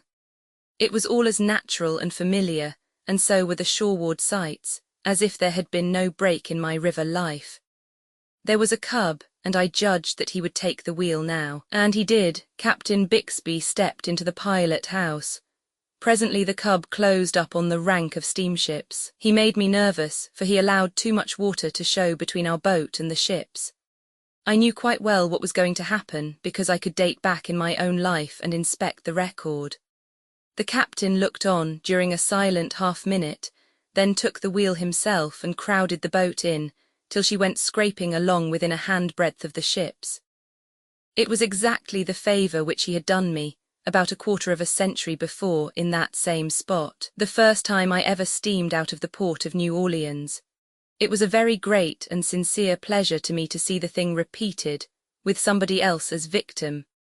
We made Natchez, 300 miles in 22 hours and a half, much the swiftest passage I have ever made over that piece of water. The next morning I came on with the 4 o'clock watch, and saw Ritchie successfully run 6 crossings in a fog, using for his guidance the marked chart devised and patented by Bixby and himself. This sufficiently evidenced the great value of the chart. By and by, when the fog began to clear off, I noticed that the reflection of a tree in the smooth water of an overflowed bank, 600 yards away, was stronger and blacker than the ghostly tree itself. The faint spectral trees, dimly glimpsed through the shredding fog, were very pretty things to see. We had a heavy thunderstorm at Natchez, another at Vicksburg, and still another about 50 miles below Memphis. They had an old-fashioned energy which had long been unfamiliar to me. This third storm was accompanied by a raging wind. We tied up to the bank when we saw the tempest coming, and everybody left the pilot house but me. The wind bent the young trees down, exposing the pale underside of the leaves, and gust after gust followed in quick succession, thrashing the branches violently up and down, and to this side and that, and creating swift waves of alternating green and white, according to the side of the leaf that was exposed. And these waves raced after each other, as do their kind over a wind-tossed field of oats. No colour that was visible anywhere was quite natural. All tints were charged with a leaden tinge from the solid cloud bank overhead. The river was leaden, all distances the same, and even the far-reaching ranks of combing whitecaps were dully shaded by the dark, rich atmosphere through which their swarming legions marched. The thunder peals were constant and deafening. Explosion followed explosion with but inconsequential intervals between, and the reports grew steadily sharper and higher keyed, and more trying to the ear. The lightning was as diligent as the thunder, and produced effects which enchanted the eye and sent electric ecstasies of mixed delight and apprehension shivering along every nerve in the body in unintermittent procession. The rain poured down in amazing volume. The ear-splitting thunder peals broke nearer and nearer. The wind increased in fury, and began to wrench off boughs and tree-tops and send them sailing away through space. The pilot house fell to rocking and straining and cracking and surging, and I went down in the hold to see what time it was. People boast a good deal about alpine thunderstorms, but the storms which I have had the luck to see in the Alps were not the equals of some which I have seen in the Mississippi Valley. I may not have seen the Alps do their best, of course, and if they can beat the Mississippi, I don't wish to. On this up trip I saw a little towhead, Infant Island, 1/2 mile long, which had been formed during the past 19 years. Since there was so much time to spare that 19 years of it could be devoted to the construction of a mere towhead, where was the use, originally, in rushing this whole globe through in 6 days? It is likely that if more time had been taken, in the first place, the world would have been made right, and this ceaseless improving and repairing would not be necessary now. But if you hurry a world or a house, you are nearly sure to find out by and by that you have left out a towhead, or a broom closet, or some other little convenience, here and there, which has got to be supplied, no matter how much expense and vexation it may cost. We had a succession of black nights, going up the river, and it was observable that whenever we landed, and suddenly inundated the trees with the intense sunburst of the electric light, a certain curious effect was always produced. Hundreds of birds flocked instantly out from the masses of shining green foliage, and went careering hither and thither through the white rays, and often a songbird tuned up and fell to singing. We judged that they mistook this superb artificial day for the genuine article. We had a delightful trip in that thoroughly well-ordered steamer, and regretted that it was accomplished so speedily. By means of diligence and activity, we managed to hunt out nearly all the old friends. One was missing, however. He went to his reward, whatever it was, 2 years ago. But I found out all about him. His case helped me to realize how lasting can be the effect of a very trifling occurrence. When he was an apprentice blacksmith in our village, and I a schoolboy, a couple of young Englishmen came to the town and sojourned a while. And one day they got themselves up in cheap royal finery, and did the Richard Roman III sword fight with maniac energy and prodigious powwow, in the presence of the village boys. This blacksmith cub was there, and the histrionic poison entered his bones. This vast, lumbering, ignorant, dull-witted lout was stage-struck, and irrecoverably. He disappeared, and presently turned up in St. Louis. I ran across him there by and by. He was standing musing on a street corner with his left hand on his hip, the thumb of his right supporting his chin, face bowed and frowning, slouch hat pulled down over his forehead, imagining himself to be Othello or some such character, and imagining that the passing crowd marked his tragic bearing and were awestruck. I joined him and tried to get him down out of the clouds, but did not succeed. However, he casually informed me presently that he was a member of the Walnut Street Theatre Company, and he tried to say it with indifference, but the indifference was thin, and a mighty exultation showed through it. He said he was cast for a part in Julius Caesar for that night, and if I should come I would see him. If I should come, I said I wouldn't miss it if I were dead. I went away stupefied with astonishment, and saying to myself how strange it is. We always thought this fellow a fool, yet the moment he comes to a great city, where intelligence and appreciation abound, the talent concealed in this shabby napkin is at once discovered and promptly welcomed and honoured. But I came away from the theatre that night disappointed and offended, for I had had no glimpse of my hero and his name was not in the bills. I met him on the street the next morning, and before I could speak he asked, "Did you see me?" "No, you weren't there." He looked surprised and disappointed. He said, "Yes, I was. Indeed I was. I was a Roman soldier." "Which one?" "Why, didn't you see them Roman soldiers that stood back there in a rank and sometimes marched in procession around the stage?" "Do you mean the Roman army?"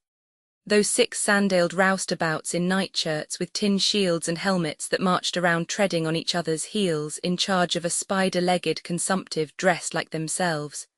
That's it. I was one of them Roman soldiers. I was the next to the last one. Half a year ago I used to always be the last one, but I've been promoted. Well, they told me that that poor fellow remained a Roman soldier to the last, a matter of 34 years. Sometimes they cast him for a speaking part, but not an elaborate one. He could be trusted to go and say, "My lord, the carriage waits," but if they ventured to add a sentence or two to this, his memory felt the strain, and he was likely to misfire. Yet, poor devil, he had been patiently studying the part of Hamlet for more than 30 years, and he lived and died in the belief that some day he would be invited to play it.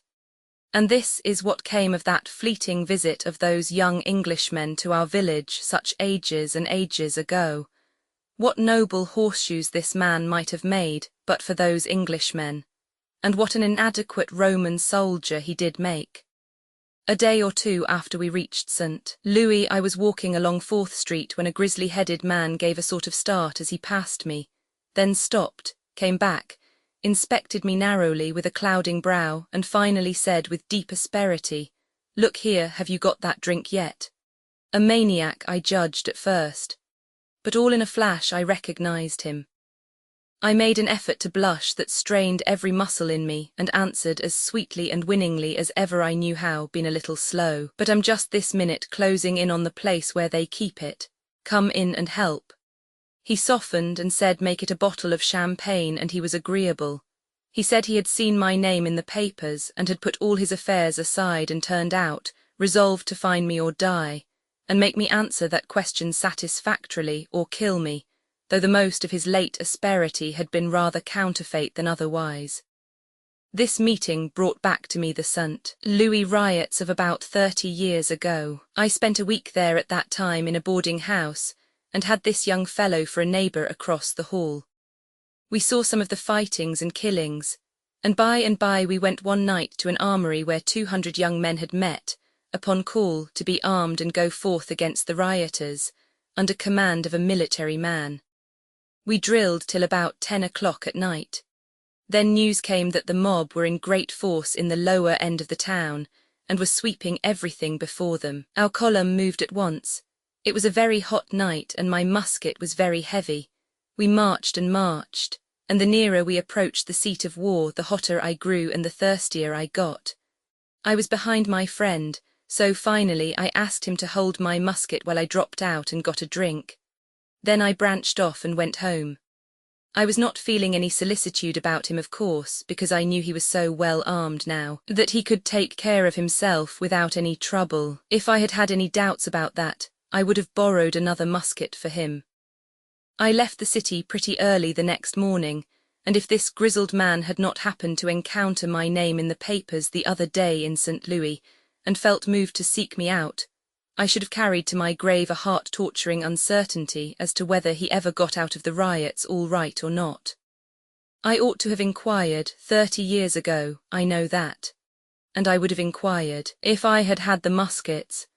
But in the circumstances, he seemed better fixed to conduct the investigations than I was. One Monday, near the time of our visit to St. Louis, the Globe Democrat came out with a couple of pages of Sunday statistics, whereby it appeared that 119,448 St. Louis people attended the morning and evening church services the day before, and 23,102 children attended Sunday school. Thus 142,550 persons, out of the city's total of 400,000 population, respected the day religious-wise. I found these statistics in a condensed form in a telegram of the Associated Press, and preserved them. They made it apparent that St. Louis was in a higher state of grace than she could have claimed to be in my time. But now that I canvass the figures narrowly, I suspect that the telegraph mutilated them. It cannot be that there are more than 150,000 Catholics in the town. The other 250,000 must be classified as Protestants. Out of these 250,000, according to this questionable telegram, only 26,362 attended church and Sunday school, while out of the 150,000 Catholics, 116,188 went to church and Sunday school. Chapter 112. A burning brand. All at once the thought came into my mind, I have not sought out Mr. Brown. Upon that text I desire to depart from the direct line of my subject and make a little excursion. I wish to reveal a secret which I have carried with me 9 years, and which has become burdensome. Upon a certain occasion 9 years ago I had said with strong feeling, if ever I see St. Louis again, I will seek out Mr. Brown, the great grain merchant, and ask of him the privilege of shaking him by the hand. The occasion and the circumstances were as follows. A friend of mine, a clergyman, came one evening and said, "I have a most remarkable letter here, which I want to read to you, if I can do it without breaking down." I must preface it with some explanations, however. The letter is written by an ex-thief and ex-vagabond of the lowest origin and basest rearing, a man all stained with crime and steeped in ignorance, but, thank God, with a mine of pure gold hidden away in him, as you shall see. His letter is written to a burglar named Williams, who is serving a 9-year term in a certain state prison for burglary.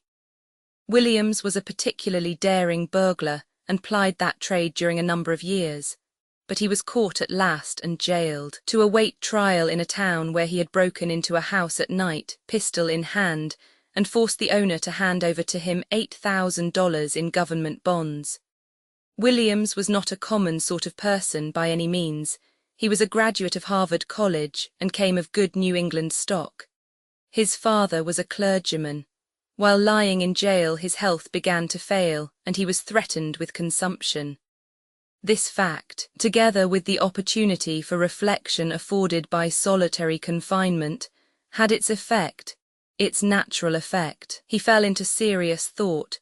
His early training asserted itself with power, and wrought with strong influence upon his mind and heart. He put his old life behind him and became an earnest Christian. Some ladies in the town heard of this, visited him, and by their encouraging words supported him in his good resolutions and strengthened him to continue in his new life. The trial ended in his conviction and sentence to the state prison for the term of 9 years. As I have before said, in the prison he became acquainted with the poor wretch referred to in the beginning of my talk, Jack Hunt, the writer of the letter which I am going to read. You will see that the acquaintanceship bore fruit for Hunt. When Hunt's time was out, he wandered to St. Louis, and from that place he wrote his letter to Williams. The letter got no further than the office of the prison warden, of course. Prisoners are not often allowed to receive letters from outside. The prison authorities read this letter but did not destroy it. They had not the heart to do it. They read it to several persons, and eventually it fell into the hands of those ladies of whom I spoke a while ago. The other day I came across an old friend of mine, a clergyman, who had seen this letter and was full of it. The mere remembrance of it so moved him that he could not talk of it without his voice breaking. He promised to get a copy of it for me, and here it is, an exact copy with all the imperfections of the original preserved. It has many slang expressions in it, thieves' argot, but their meaning has been interlined in parentheses by the prison authorities. St. Louis, June 9, 1872. Mr. W., friend Charlie, if I may call you so. I know you are surprised to get a letter from me, but I hope you won't be mad at my writing to you. I want to tell you my thanks for the way you talked to me when I was in prison. It has led me to try and be a better man. I guess you thought I did not care for what you said, and at the first go off I didn't, but I knowed you was a man who had done big work with good men and want no succor, nor want gacing, and all the boys nod it.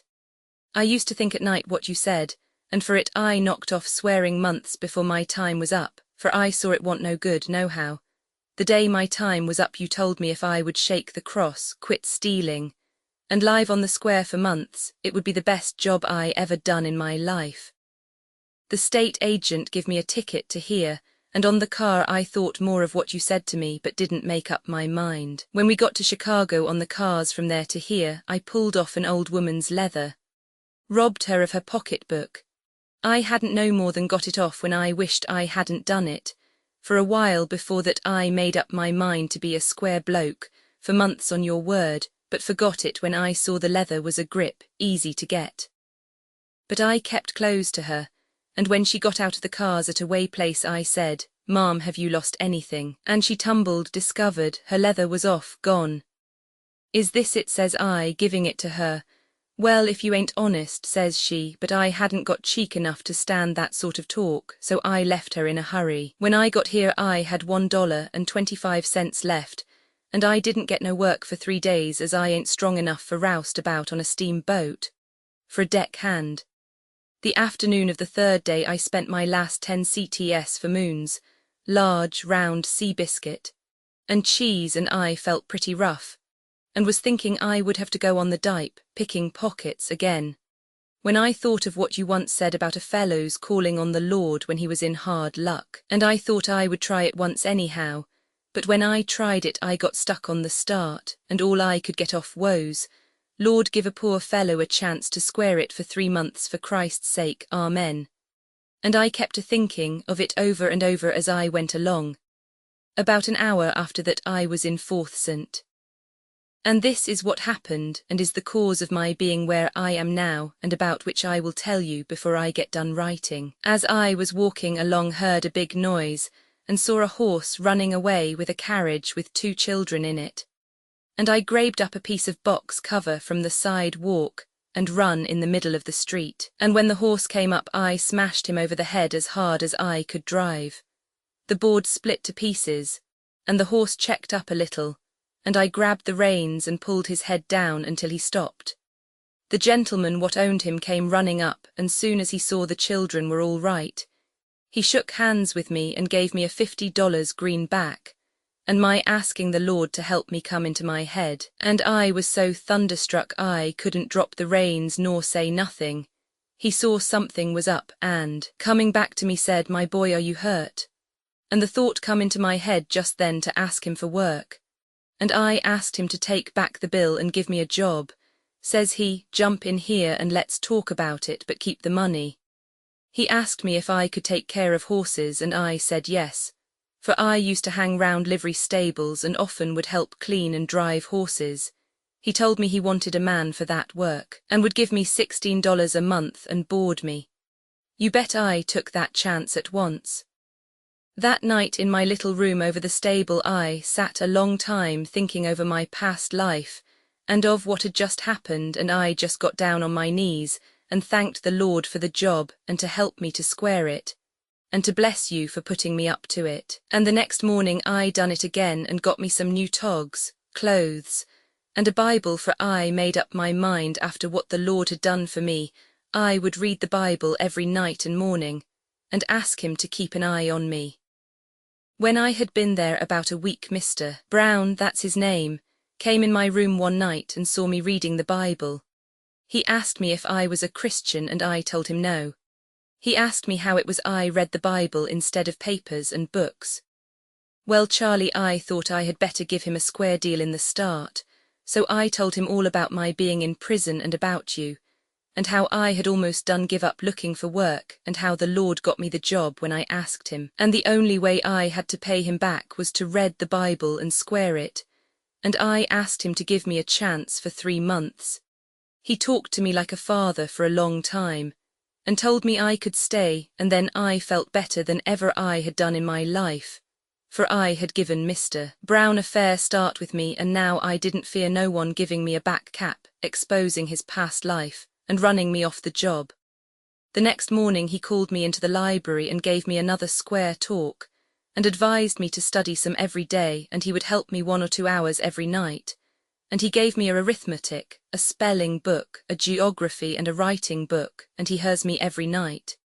He lets me come into the house to prayers every morning, and got me put in a Bible class in the Sunday school, which I likes very much, for it helps me to understand my Bible better. Now, Charlie, the 3 months on the square are up 2 months ago, and as you said, it is the best job I ever did in my life, and I commenced another of the same sort right away, only it is to God helping me to last a lifetime, Charlie.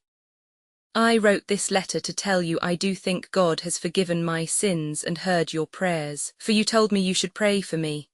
I know I love to read his word and tell him all my troubles, and he helps me, I know, for I have plenty of chances to steal, but I don't feel to as I once did, and now I take more pleasure in going to church than to the theatre, and that wasn't so once. Our minister and others often talk with me, and a month ago they wanted me to join the church. But I said no, not now. I may be mistaken in my feelings. I will wait a while. But now I feel that God has called me, and on the first Sunday in July I will join the church.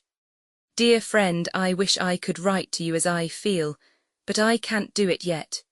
You know I learned to read and write, while prisons and I ain't got well enough along to write as I would talk. I know I ain't spelled all the words right in this and lots of other mistakes, but you will excuse it, I know. For you know I was brought up in a poor house until I run away, and that I never knew who my father and mother was, and I don't know my right name. And I hope you won't be mad at me, but I have as much right to one name as another, and I have taken your name. For you want use it when you get out, I know, and you are the man I think most of in the world. So I hope you won't be mad. I am doing well. I put $10 a month in bank with $25 of the $50. If you ever want any or all of it, let me know, and it is yours. I wish you would let me send you some now. I send you with this a receipt for a year of Little's living age. I didn't know what you would like, and I told Mr. Brown, and he said he thought you would like it. I wish I was near you so I could send you refreshments on holidays. It would spoil this weather from here, but I will send you a box next Thanksgiving anyway. Next week Mr. Brown takes me into his store as light porter and will advance me as soon as I know a little more. He keeps a big granary store wholesale. I forgot to tell you of my mission school Sunday school class. The school is in the Sunday afternoon. I went out 2 Sunday afternoons and picked up 7 kids, little boys, and got them to come in. 2 of them knew as much as I did, and I had them put in a class where they could learn something. I don't know much myself, but as these kids can't read, I get on nicely with them.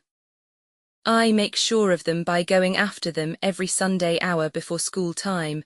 I also got 4 girls to come. Tell Mac and Harry about me. If they will come out here when their time is up, I will get them jobs at once. I hope you will excuse this long letter and all mistakes. I wish I could see you, for I can't write as I would talk. I hope the warm weather is doing your lungs good.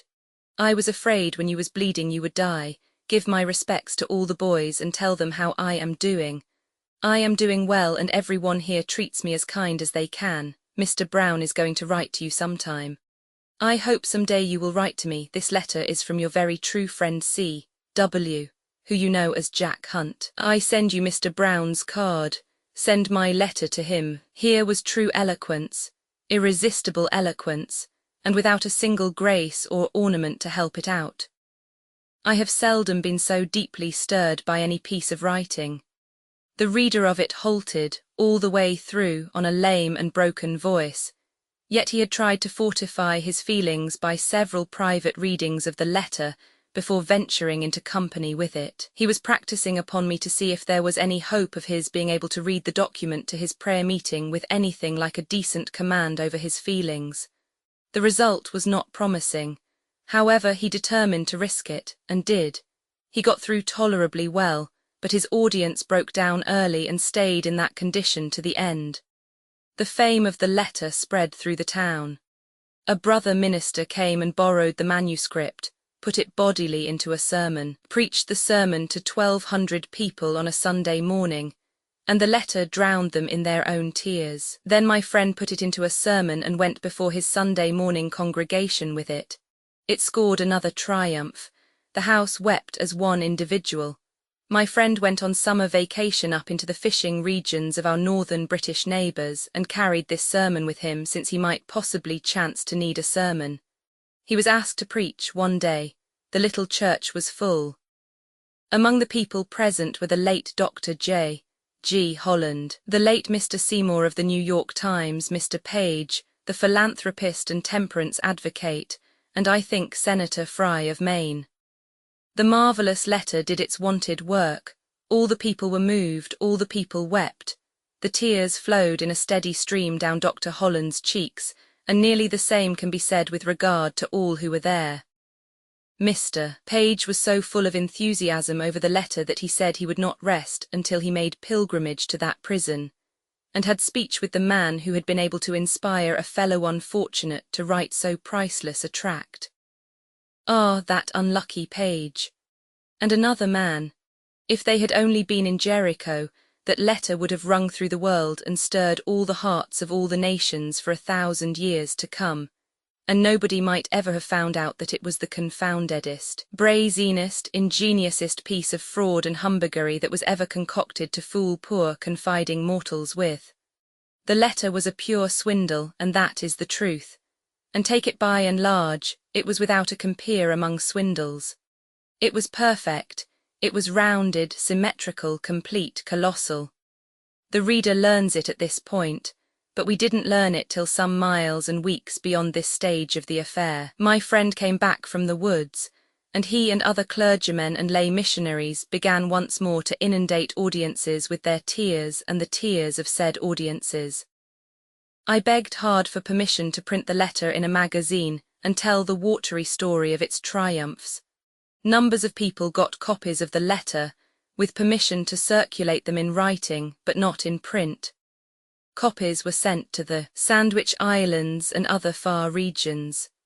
Charles Dudley Warner was at church one day when the worn letter was read and wept over. At the church door afterward, he dropped a peculiarly cold iceberg down the clergyman's back with the question, "Do you know that letter to be genuine?" It was the first suspicion that had ever been voiced, but it had that sickening effect which first uttered suspicions against one's idol always have. Some talk followed. Why, what should make you suspect that it isn't genuine? Nothing that I know of, except that it is too neat and compact and fluent and nicely put together for an ignorant person and unpractised hand. I think it was done by an educated man. The literary artist had detected the literary machinery. If you will look at the letter now, you will detect it yourself. It is observable in every line. Straightway the clergyman went off with this seed of suspicion sprouting in him, and wrote to a minister residing in that town where Williams had been jailed and converted, asked for light, and also asked if a person in the literary line, meaning me, might be allowed to print the letter and tell its history. He presently received this answer, Rev. My dear friend, in regard to that convict's letter there can be no doubt as to its genuineness. Williams, to whom it was written, lay in our jail and professed to have been converted, and Rev. Mr. the chaplain had great faith in the genuineness of the change, as much as one can have in any such case. The letter was sent to one of our ladies, who is a Sunday school teacher, sent either by Williams himself or the chaplain of the state's prison, probably. She has been greatly annoyed in having so much publicity, lest it might seem a breach of confidence or be an injury to Williams.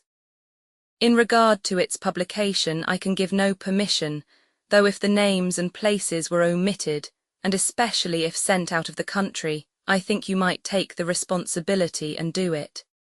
It is a wonderful letter, which no Christian genius, much less one unsanctified, could ever have written, as showing the work of grace in a human heart, and in a very degraded and wicked one.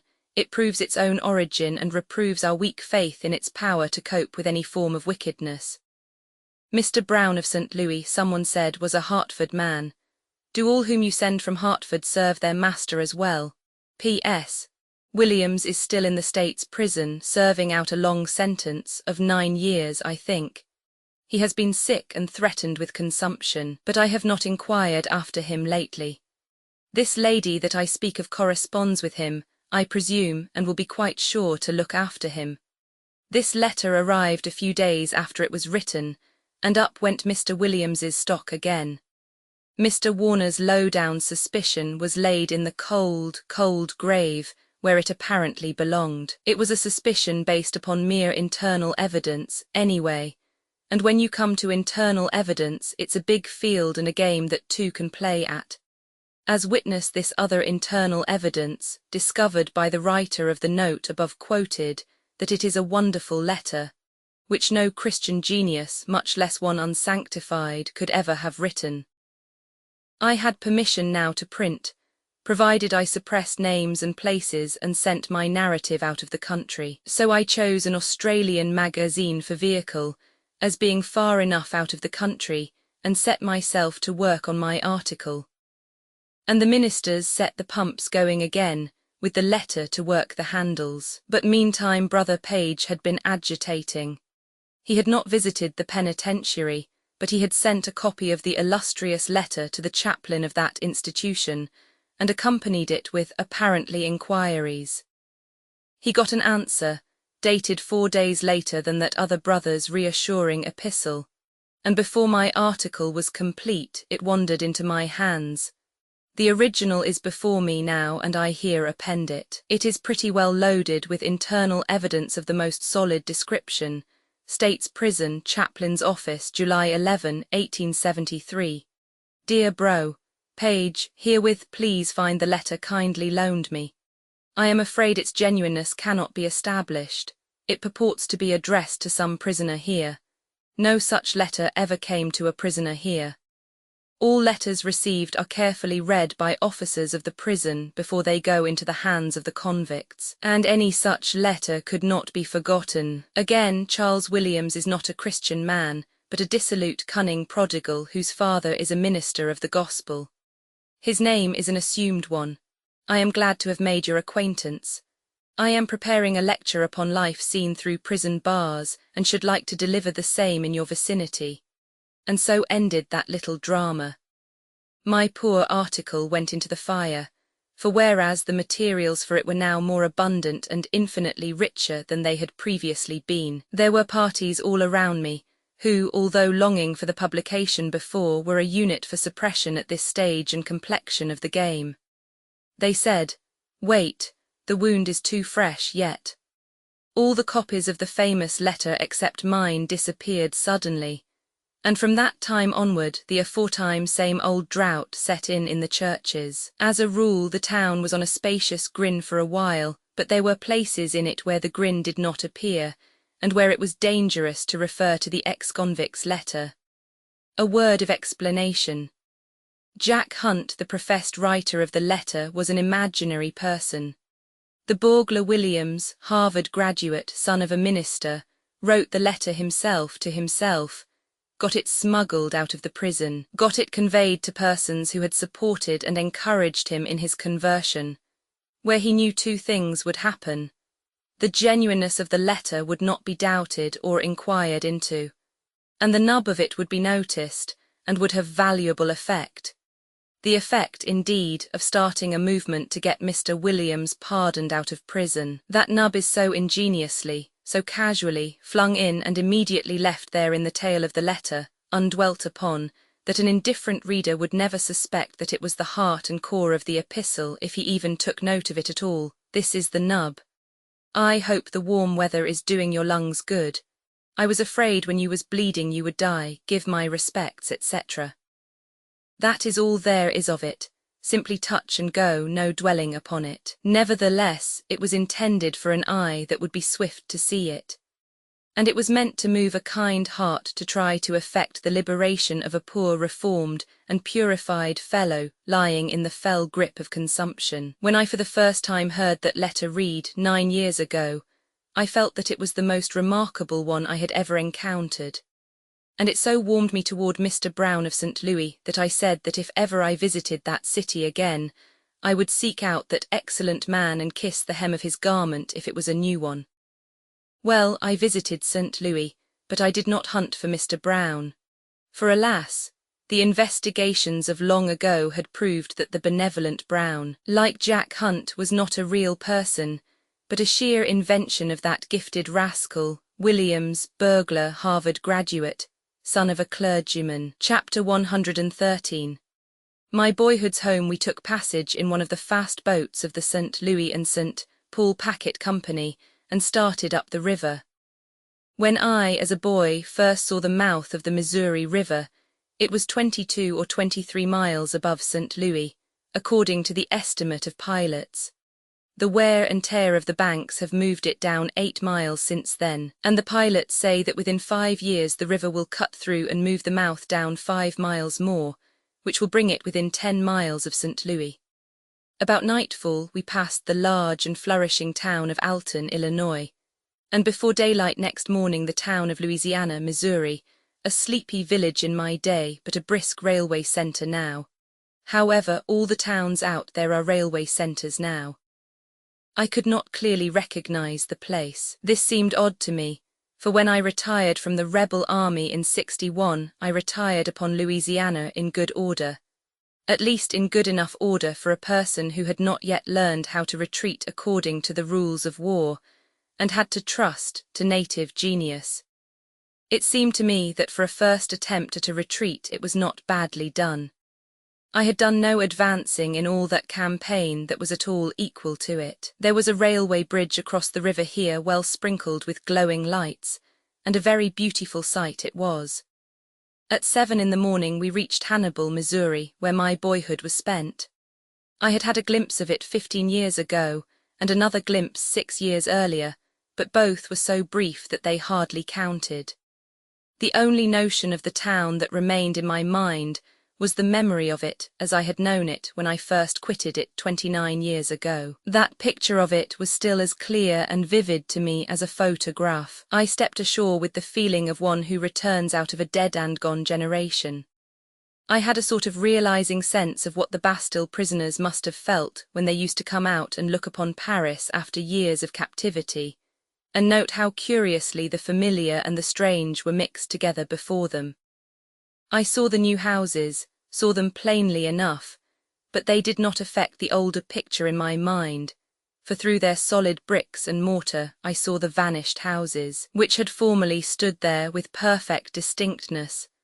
It was Sunday morning and everybody was abed. Yet, so I passed through the vacant streets, still seeing the town as it was and not as it is, and recognizing and metaphorically shaking hands with 100 familiar objects which no longer exist, and finally climbed Holiday's Hill to get a comprehensive view.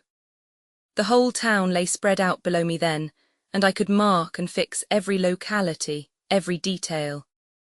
Naturally, I was a good deal moved. I said many of the people I once knew in this tranquil refuge of my childhood are now in heaven. Some, I trust, are in the other place. The things about me and before me made me feel like a boy again, convinced me that I was a boy again, and that I had simply been dreaming an unusually long dream. But my reflections spoiled all that. For they forced me to say, I see 50 old houses down yonder, into each of which I could enter and find either a man or a woman who was a baby or unborn, when I noticed those houses last, or a grandmother who was a plump young bride at that time. From this vantage ground the extensive view up and down the river, and wide over the wooded expanses of Illinois, is very beautiful, one of the most beautiful on the Mississippi, I think, which is a hazardous remark to make, for the 800 miles of river between St. Louis and St. Paul afford an unbroken succession of lovely pictures. It may be that my affection for the one in question biases my judgment in its favor. I cannot say as to that. No matter, it was satisfyingly beautiful to me, and it had this advantage over all the other friends whom I was about to greet again. It had suffered no change. It was as young and fresh and comely and gracious as ever it had been, whereas the faces of the others would be old and scarred with the campaigns of life, and marked with their griefs and defeats, and would give me no upliftings of spirit. An old gentleman out on an early morning walk came along, and we discussed the weather, and then drifted into other matters. I could not remember his face. He said he had been living here 28 years, so he had come after my time and I had never seen him before. I asked him various questions, first about a mate of mine in Sunday school, what became of him. He graduated with honor in an Eastern college, wandered off into the world somewhere, succeeded at nothing, passed out of knowledge and memory years ago, and is supposed to have gone to the dogs. He was bright and promised well when he was a boy. Yes, but the thing that happened is what became of it all. I asked after another lad, altogether the brightest in our village school when I was a boy. He too was graduated with honors from an Eastern college, but life whipped him in every battle straight along, and he died in one of the territories years ago a defeated man. I asked after another of the bright boys. He is a success, always has been, always will be, I think. I inquired after a young fellow who came to the town to study for one of the professions when I was a boy. He went at something else before he got through, went from medicine to law or from law to medicine, then to some other new thing, went away for a year, came back with a young wife, fell to drinking, then to gambling behind the door, finally took his wife and 2 young children to her father's and went off to Mexico, went from bad to worse and finally died there, without a cent to buy a shroud and without a friend to attend the funeral.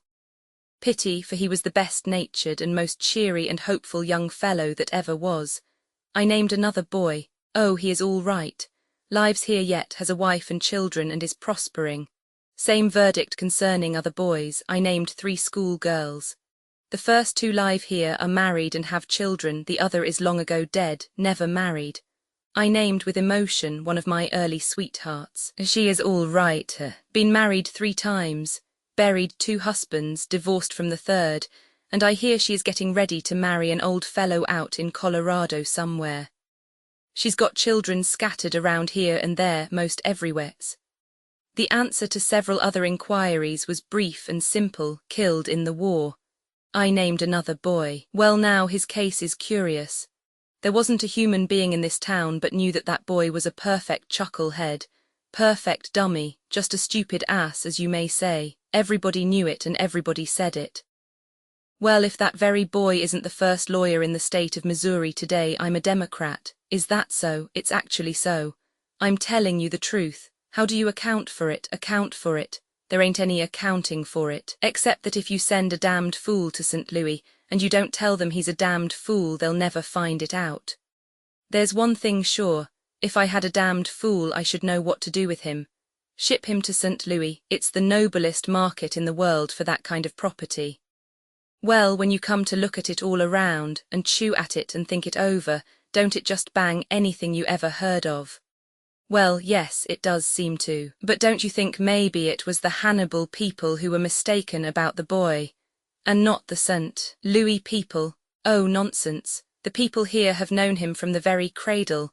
They knew him 100 times better than the St. Louis idiots could have known him. No, if you have got any damned fools that you want to realize on, take my advice, send them to St. Louis. I mentioned a great number of people whom I had formerly known. Some were dead, some were gone away, some had prospered, some had come to naught, but as regarded a dozen or so of the lot, the answer was comforting: prosperous, live here yet, town littered with their children. I asked about Miss. Died in the insane asylum 3 or 4 years ago, never was out of it from the time she went in, and was always suffering too, never got a shred of her mind back. If he spoke the truth, here was a heavy tragedy indeed. 36 years in a madhouse that some young fools might have some fun. I was a small boy at the time, and I saw those giddy young ladies come tiptoeing into the room where Miss sat reading at midnight by a lamp. The girl at the head of the file wore a shroud and a dough face. She crept behind the victim, touched her on the shoulder, and she looked up and screamed and then fell into convulsions. She did not recover from the fright but went mad. In these days it seems incredible that people believed in ghosts so short a time ago. But they did. After asking after such other folk as I could call to mind, I finally inquired about myself. Oh, he succeeded well enough. Another case of damned fool.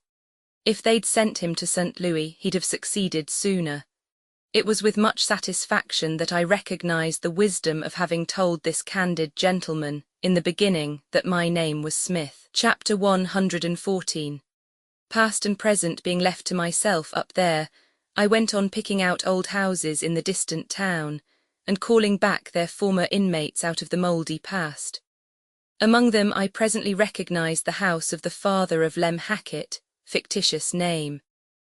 It carried me back more than a generation in a moment, and landed me in the midst of a time when the happenings of life were not the natural and logical results of great general laws, but of special orders, and were freighted with very precise and distinct purposes, partly punitive in intent, partly admonitory, and usually local in application. When I was a small boy, Lem Hackett was drowned on a Sunday.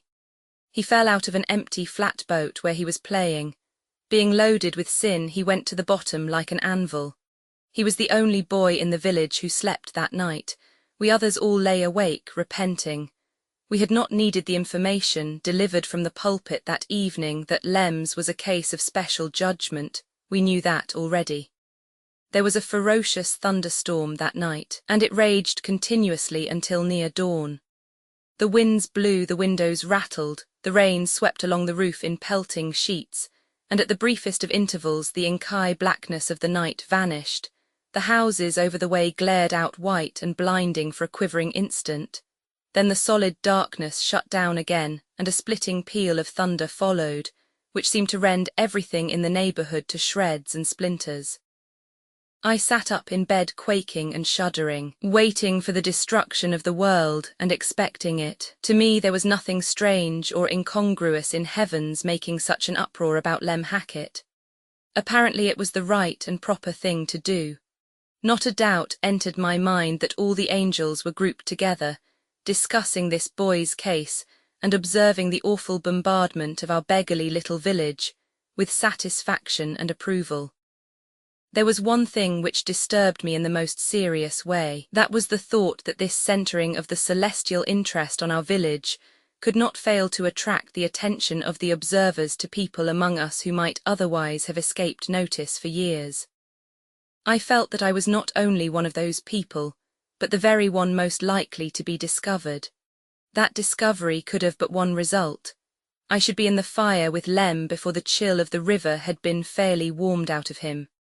I knew that this would be only just and fair. I was increasing the chances against myself all the time, by feeling a secret bitterness against Lem for having attracted this fatal attention to me, but I could not help it.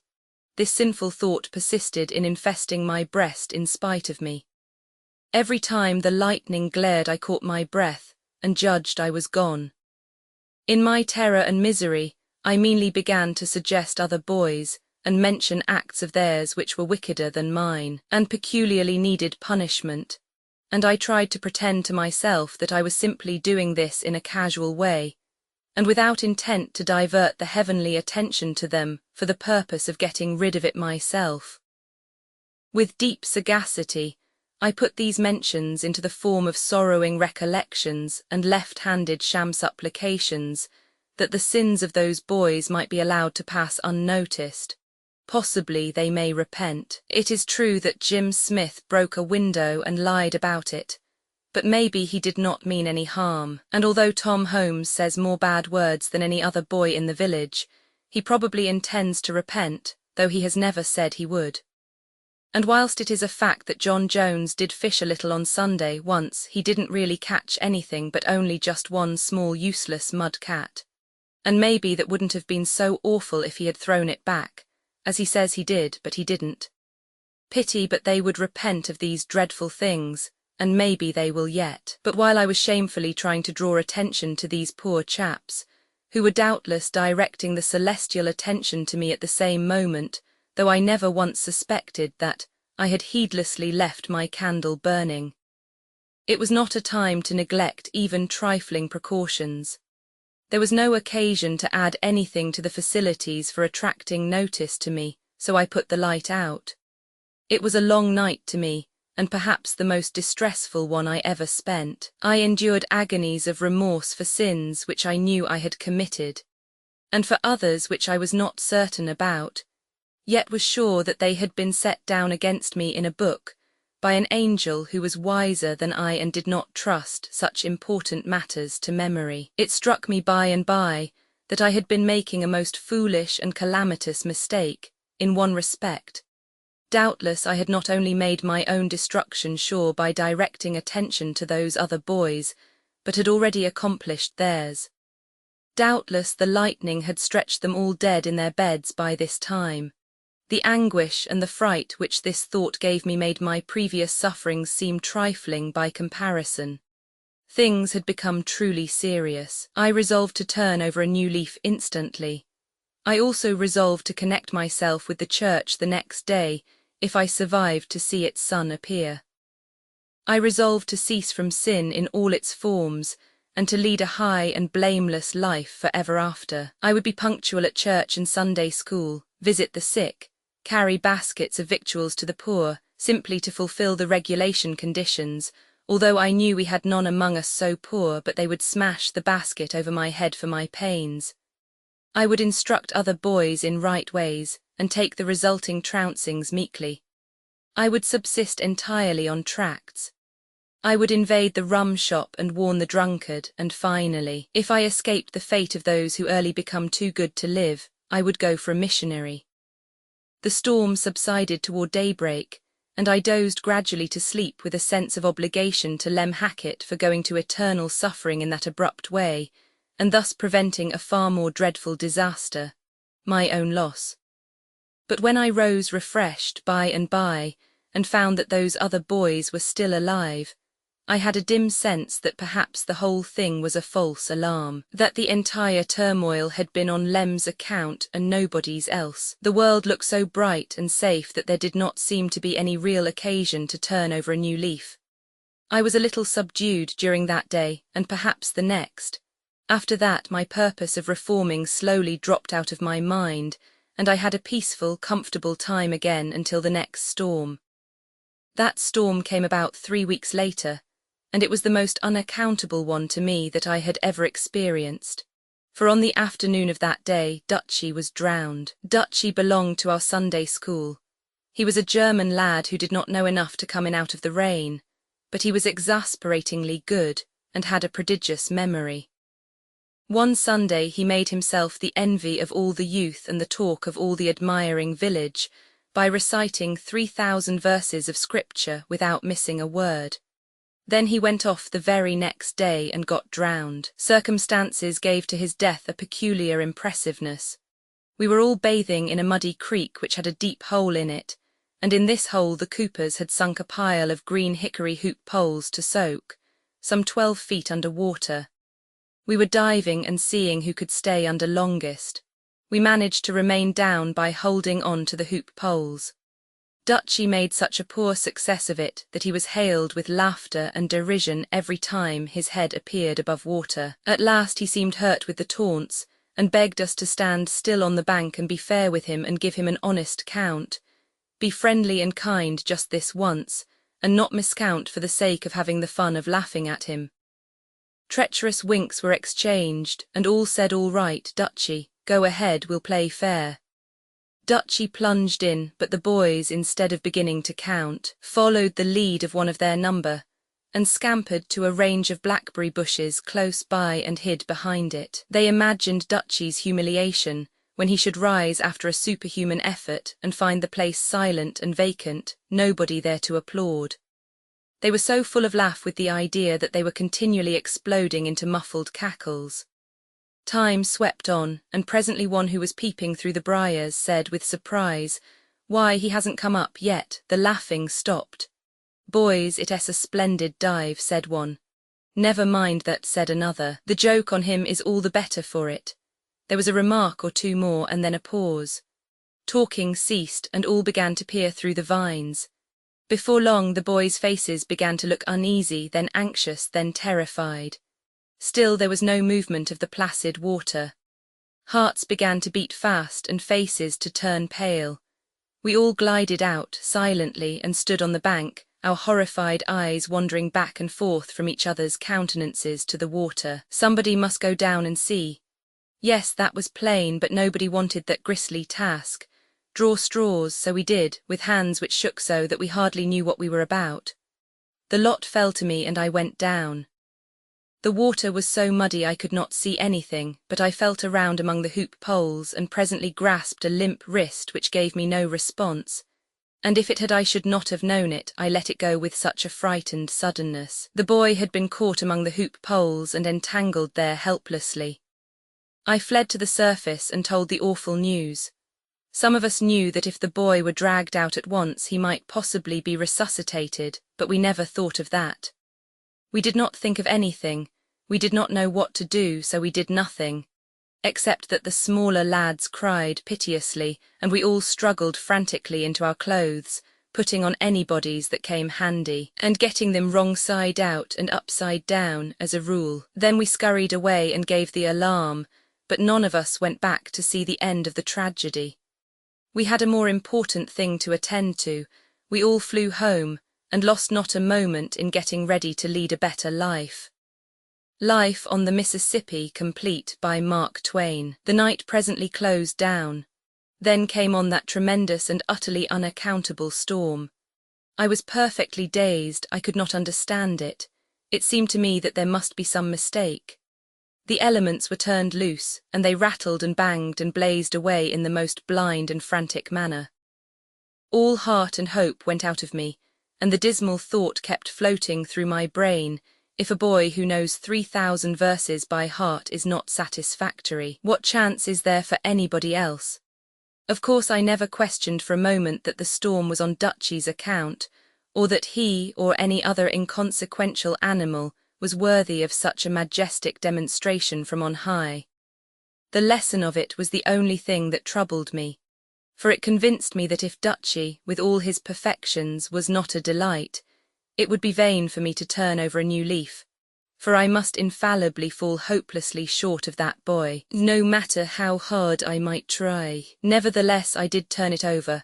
A highly educated fear compelled me to do that, but succeeding days of cheerfulness and sunshine came bothering around, and within a month I had so drifted backward that again I was as lost and comfortable as ever. Breakfast time approached while I mused these musings and called these ancient happenings back to mind, so I got me back into the present and went down the hill. On my way through town to the hotel, I saw the house which was my home when I was a boy. At present rates, the people who now occupy it are of no more value than I am, but in my time they would have been worth not less than $500 apiece. They are coloured folk. After breakfast, I went out alone again, intending to hunt up some of the Sunday schools, and see how this generation of pupils might compare with their progenitors who had sat with me in those places, and had probably taken me as a model, though I do not remember as to that now. By the public square there had been in my day a shabby little brick church called the Old Ship of Zion, which I had attended as a Sunday school scholar, and I found the locality easily enough, but not the old church. It was gone, and a trig and rather hilarious new edifice was in its place. The pupils were better dressed and better looking than were those of my time. Consequently, they did not resemble their ancestors, and consequently there was nothing familiar to me in their faces. Still, I contemplated them with a deep interest and a yearning wistfulness, and if I had been a girl I would have cried. For they were the offspring, and represented and occupied the places of boys and girls, some of whom I had loved to love, and some of whom I had loved to hate, but all of whom were dear to me for the one reason or the other, so many years gone by, and Lord, where be they now? I was mightily stirred, and would have been grateful to be allowed to remain unmolested and look my fill. But a bald-summited superintendent, who had been a tow-headed Sunday school mate of mine on that spot in the early ages, recognized me, and I talked a flutter of wild nonsense to those children to hide the thoughts which were in me, and which could not have been spoken without a betrayal of feeling that would have been recognized as out of character with me. Making speeches without preparation is no gift of mine, and I was resolved to shirk any new opportunity, but in the next and larger Sunday school I found myself in the rear of the assemblage, so I was very willing to go on the platform a moment for the sake of getting a good look at the scholars. On the spur of the moment I could not recall any of the old idiotic talks which visitors used to insult me with when I was a pupil there, and I was sorry for this, since it would have given me time and excuse to dawdle there, and take a long and satisfying look at what I feel at liberty to say was an array of fresh young comeliness not matchable in another Sunday school of the same size. As I talked merely to get a chance to inspect, and as I strung out the random rubbish solely to prolong the inspection, I judged it but decent to confess these low motives, and I did so. If the model boy was in either of these Sunday schools, I did not see him. The model boy of my time, we never had but the one was perfect, perfect in manners, perfect in dress, perfect in conduct, perfect in filial piety, perfect in exterior godliness, but at bottom he was a prig, and as for the contents of his skull, they could have changed place with the contents of a pie, and nobody would have been the worse off for it but the pie. This fellow's reproachlessness was a standing reproach to every lad in the village. He was the admiration of all the mothers, and the detestation of all their sons. I was told what became of him, but as it was a disappointment to me, I will not enter into details. He succeeded in life. Chapter 115. A vendetta and other things. During my 3 days' stay in the town, I woke up every morning with the impression that I was a boy, for in my dreams the faces were all young again, and looked as they had looked in the old times. But I went to bed 100 years old every night, for meantime I had been seeing those faces as they are now. Of course I suffered some surprises along at first, before I had become adjusted to the changed state of things. I met young ladies who did not seem to have changed at all, but they turned out to be the daughters of the young ladies I had in mind, sometimes their granddaughters. When you are told that a stranger of 50 is a grandmother, there is nothing surprising about it. But if, on the contrary, she is a person whom you knew as a little girl, it seems impossible. You say to yourself, how can a little girl be a grandmother? It takes some little time to accept and realize the fact that while you have been growing old, your friends have not been standing still in that matter. I noticed that the greatest changes observable were with the women, not the men. I saw men whom 30 years had changed but slightly, but their wives had grown old. These were good women. It is very wearing to be good. There was a saddler whom I wished to see, but he was gone. Dead these many years, they said, once or twice a day. The saddler used to go tearing down the street, putting on his coat as he went. And then everybody knew a steamboat was coming. Everybody knew also that John Staveley was not expecting anybody by the boat, or any freight either. And Staveley must have known that everybody knew this, still it made no difference to him. He liked to seem to himself to be expecting 100,000 tons of saddles by this boat, and so he went on all his life, enjoying being faithfully on hand to receive and receipt for those saddles, in case by any miracle they should come. A malicious Quincy paper used always to refer to this town in derision as Staveley's Landing. Staveley was one of my earliest admirations. I envied him his rush of imaginary business, and the display he was able to make of it before strangers as he went flying down the street struggling with his fluttering coat. But there was a carpenter who was my chiefest hero. He was a mighty liar, but I did not know that. I believed everything he said. He was a romantic sentimental, a melodramatic fraud, and his bearing impressed me with awe. I vividly remember the first time he took me into his confidence. He was planing a board, and every now and then he would pause and heave a deep sigh, and occasionally mutter broken sentences, confused and not intelligible. But out of their midst an ejaculation sometimes escaped which made me shiver and did me good. One was, "O God, it is his blood." I sat on the tool chest and humbly and shudderingly admired him, for I judged he was full of crime. At last he said in a low voice, "My little friend, can you keep a secret?" I eagerly said I could. A dark and dreadful one. I satisfied him on that point. Then I will tell you some passages in my history, for oh, I must relieve my burdened soul or I shall die. He cautioned me once more to be as silent as the grave. Then he told me he was a red-handed murderer. He put down his plane, held his hands out before him, contemplated them sadly, and said, "Look, with these hands I have taken the lives of 30 human beings." The effect which this had upon me was an inspiration to him, and he turned himself loose upon his subject with interest and energy.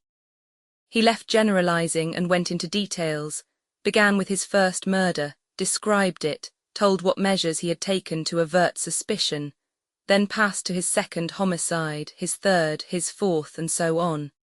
He had always done his murders with a Bowie knife, and he made all my hairs rise by suddenly snatching it out and showing it to me. At the end of this first séance I went home with 6 of his fearful secrets among my freightage, and found them a great help to my dreams which had been sluggish for a while back. I sought him again and again on my Saturday holidays. In fact, I spent the summer with him, all of it which was valuable to me. His fascinations never diminished, for he threw something fresh and stirring in the way of horror into each successive murder. He always gave names, dates, places, everything. This by and by enabled me to note 2 things: that he had killed his victims in every quarter of the globe, and that these victims were always named Lynch. The destruction of the Lynches went serenely on, Saturday after Saturday, until the original 30 had multiplied to 60, and more to be heard from yet. Then my curiosity got the better of my timidity, and I asked how it happened that these justly punished persons all bore the same name. My hero said he had never divulged that dark secret to any living being, but felt that he could trust me, and therefore he would lay bare before me the story of his sad and blighted life. He had loved one too fair for earth, and she had reciprocated with all the sweet affection of her pure and noble nature. But he had a rival, a base hireling named Archibald Lynch, who said the girl should be his, or he would dye his hands in her heart's best blood. The carpenter, innocent and happy in love's young dream, gave no weight to the threat, but led his golden-haired darling to the altar, and there the two were made one. There also, just as the minister's hands were stretched in blessing over their heads, the fell deed was done, with a knife, and the bride fell a corpse at her husband's feet. And what did the husband do? He plucked forth that knife, and kneeling by the body of his lost one, swore to consecrate his life to the extermination of all the human scum that bear the hated name of Lynch. That was it. He had been hunting down the Lynches and slaughtering them from that day to this 20 years. He had always used that same consecrated knife. With it he had murdered his long array of Lynches, and with it he had left upon the forehead of each victim a peculiar mark, a cross deeply incised. Said he, the cross of the mysterious avenger is known in Europe, in America, in China, in Siam, in the tropics, in the polar seas, in the deserts of Asia, in all the earth. Wherever in the uttermost parts of the globe a Lynch has penetrated, there has the mysterious cross been seen, and those who have seen it have shuddered and said, "It is his mark, he has been here." You have heard of the mysterious avenger. Look upon him, for before you stands no less a person. But beware, breathe not a word to any soul, be silent and wait. Some morning this town will flock aghast to view a gory corpse, on its brow will be seen the awful sign, and men will tremble and whisper, "He has been here, it is the mysterious avenger's mark." You will come here, but I shall have vanished, you will see me no more. This ass had been reading the Gibbernain essay, no doubt, and had had his poor romantic head turned by it. But as I had not yet seen the book then, I took his inventions for truth, and did not suspect that he was a plagiarist. However, we had a Lynch living in the town, and the more I reflected upon his impending doom, the more I could not sleep. It seemed my plain duty to save him, and a still plainer and more important duty to get some sleep for myself. So at last I ventured to go to Mr. Lynch and tell him what was about to happen to him, under strict secrecy. I advised him to fly and certainly expected him to do it. But he laughed at me, and he did not stop there. He led me down to the carpenter's shop, gave the carpenter a jeering and scornful lecture upon his silly pretensions, slapped his face, made him get down on his knees and beg, then went off and left me to contemplate the cheap and pitiful ruin of what, in my eyes, had so lately been a majestic and incomparable hero. The carpenter blustered, flourished his knife, and doomed this Lynch in his usual volcanic style, the size of his fateful words undiminished, but it was all wasted upon me. He was a hero to me no longer, but only a poor, foolish, exposed humbug. I was ashamed of him and ashamed of myself. I took no further interest in him and never went to his shop any more. He was a heavy loss to me, for he was the greatest hero I had ever known. The fellow must have had some talent, for some of his imaginary murders were so vividly and dramatically described that I remember all their details yet. The people of Hannibal are not more changed than is the town. It is no longer a village. It is a city, with a mayor and a council and waterworks and probably a debt. It has 15,000 people, is a thriving and energetic place, and is paved like the rest of the West and South, where a well-paved street and a good sidewalk are things so seldom seen, that one doubts them when he does see them. The customary half-dozen railway centre in Hannibal now, and there is a new depot which cost $100,000. In my time the town had no specialty and no commercial grandeur. The daily packet usually landed a passenger and bought a catfish, and took away another passenger,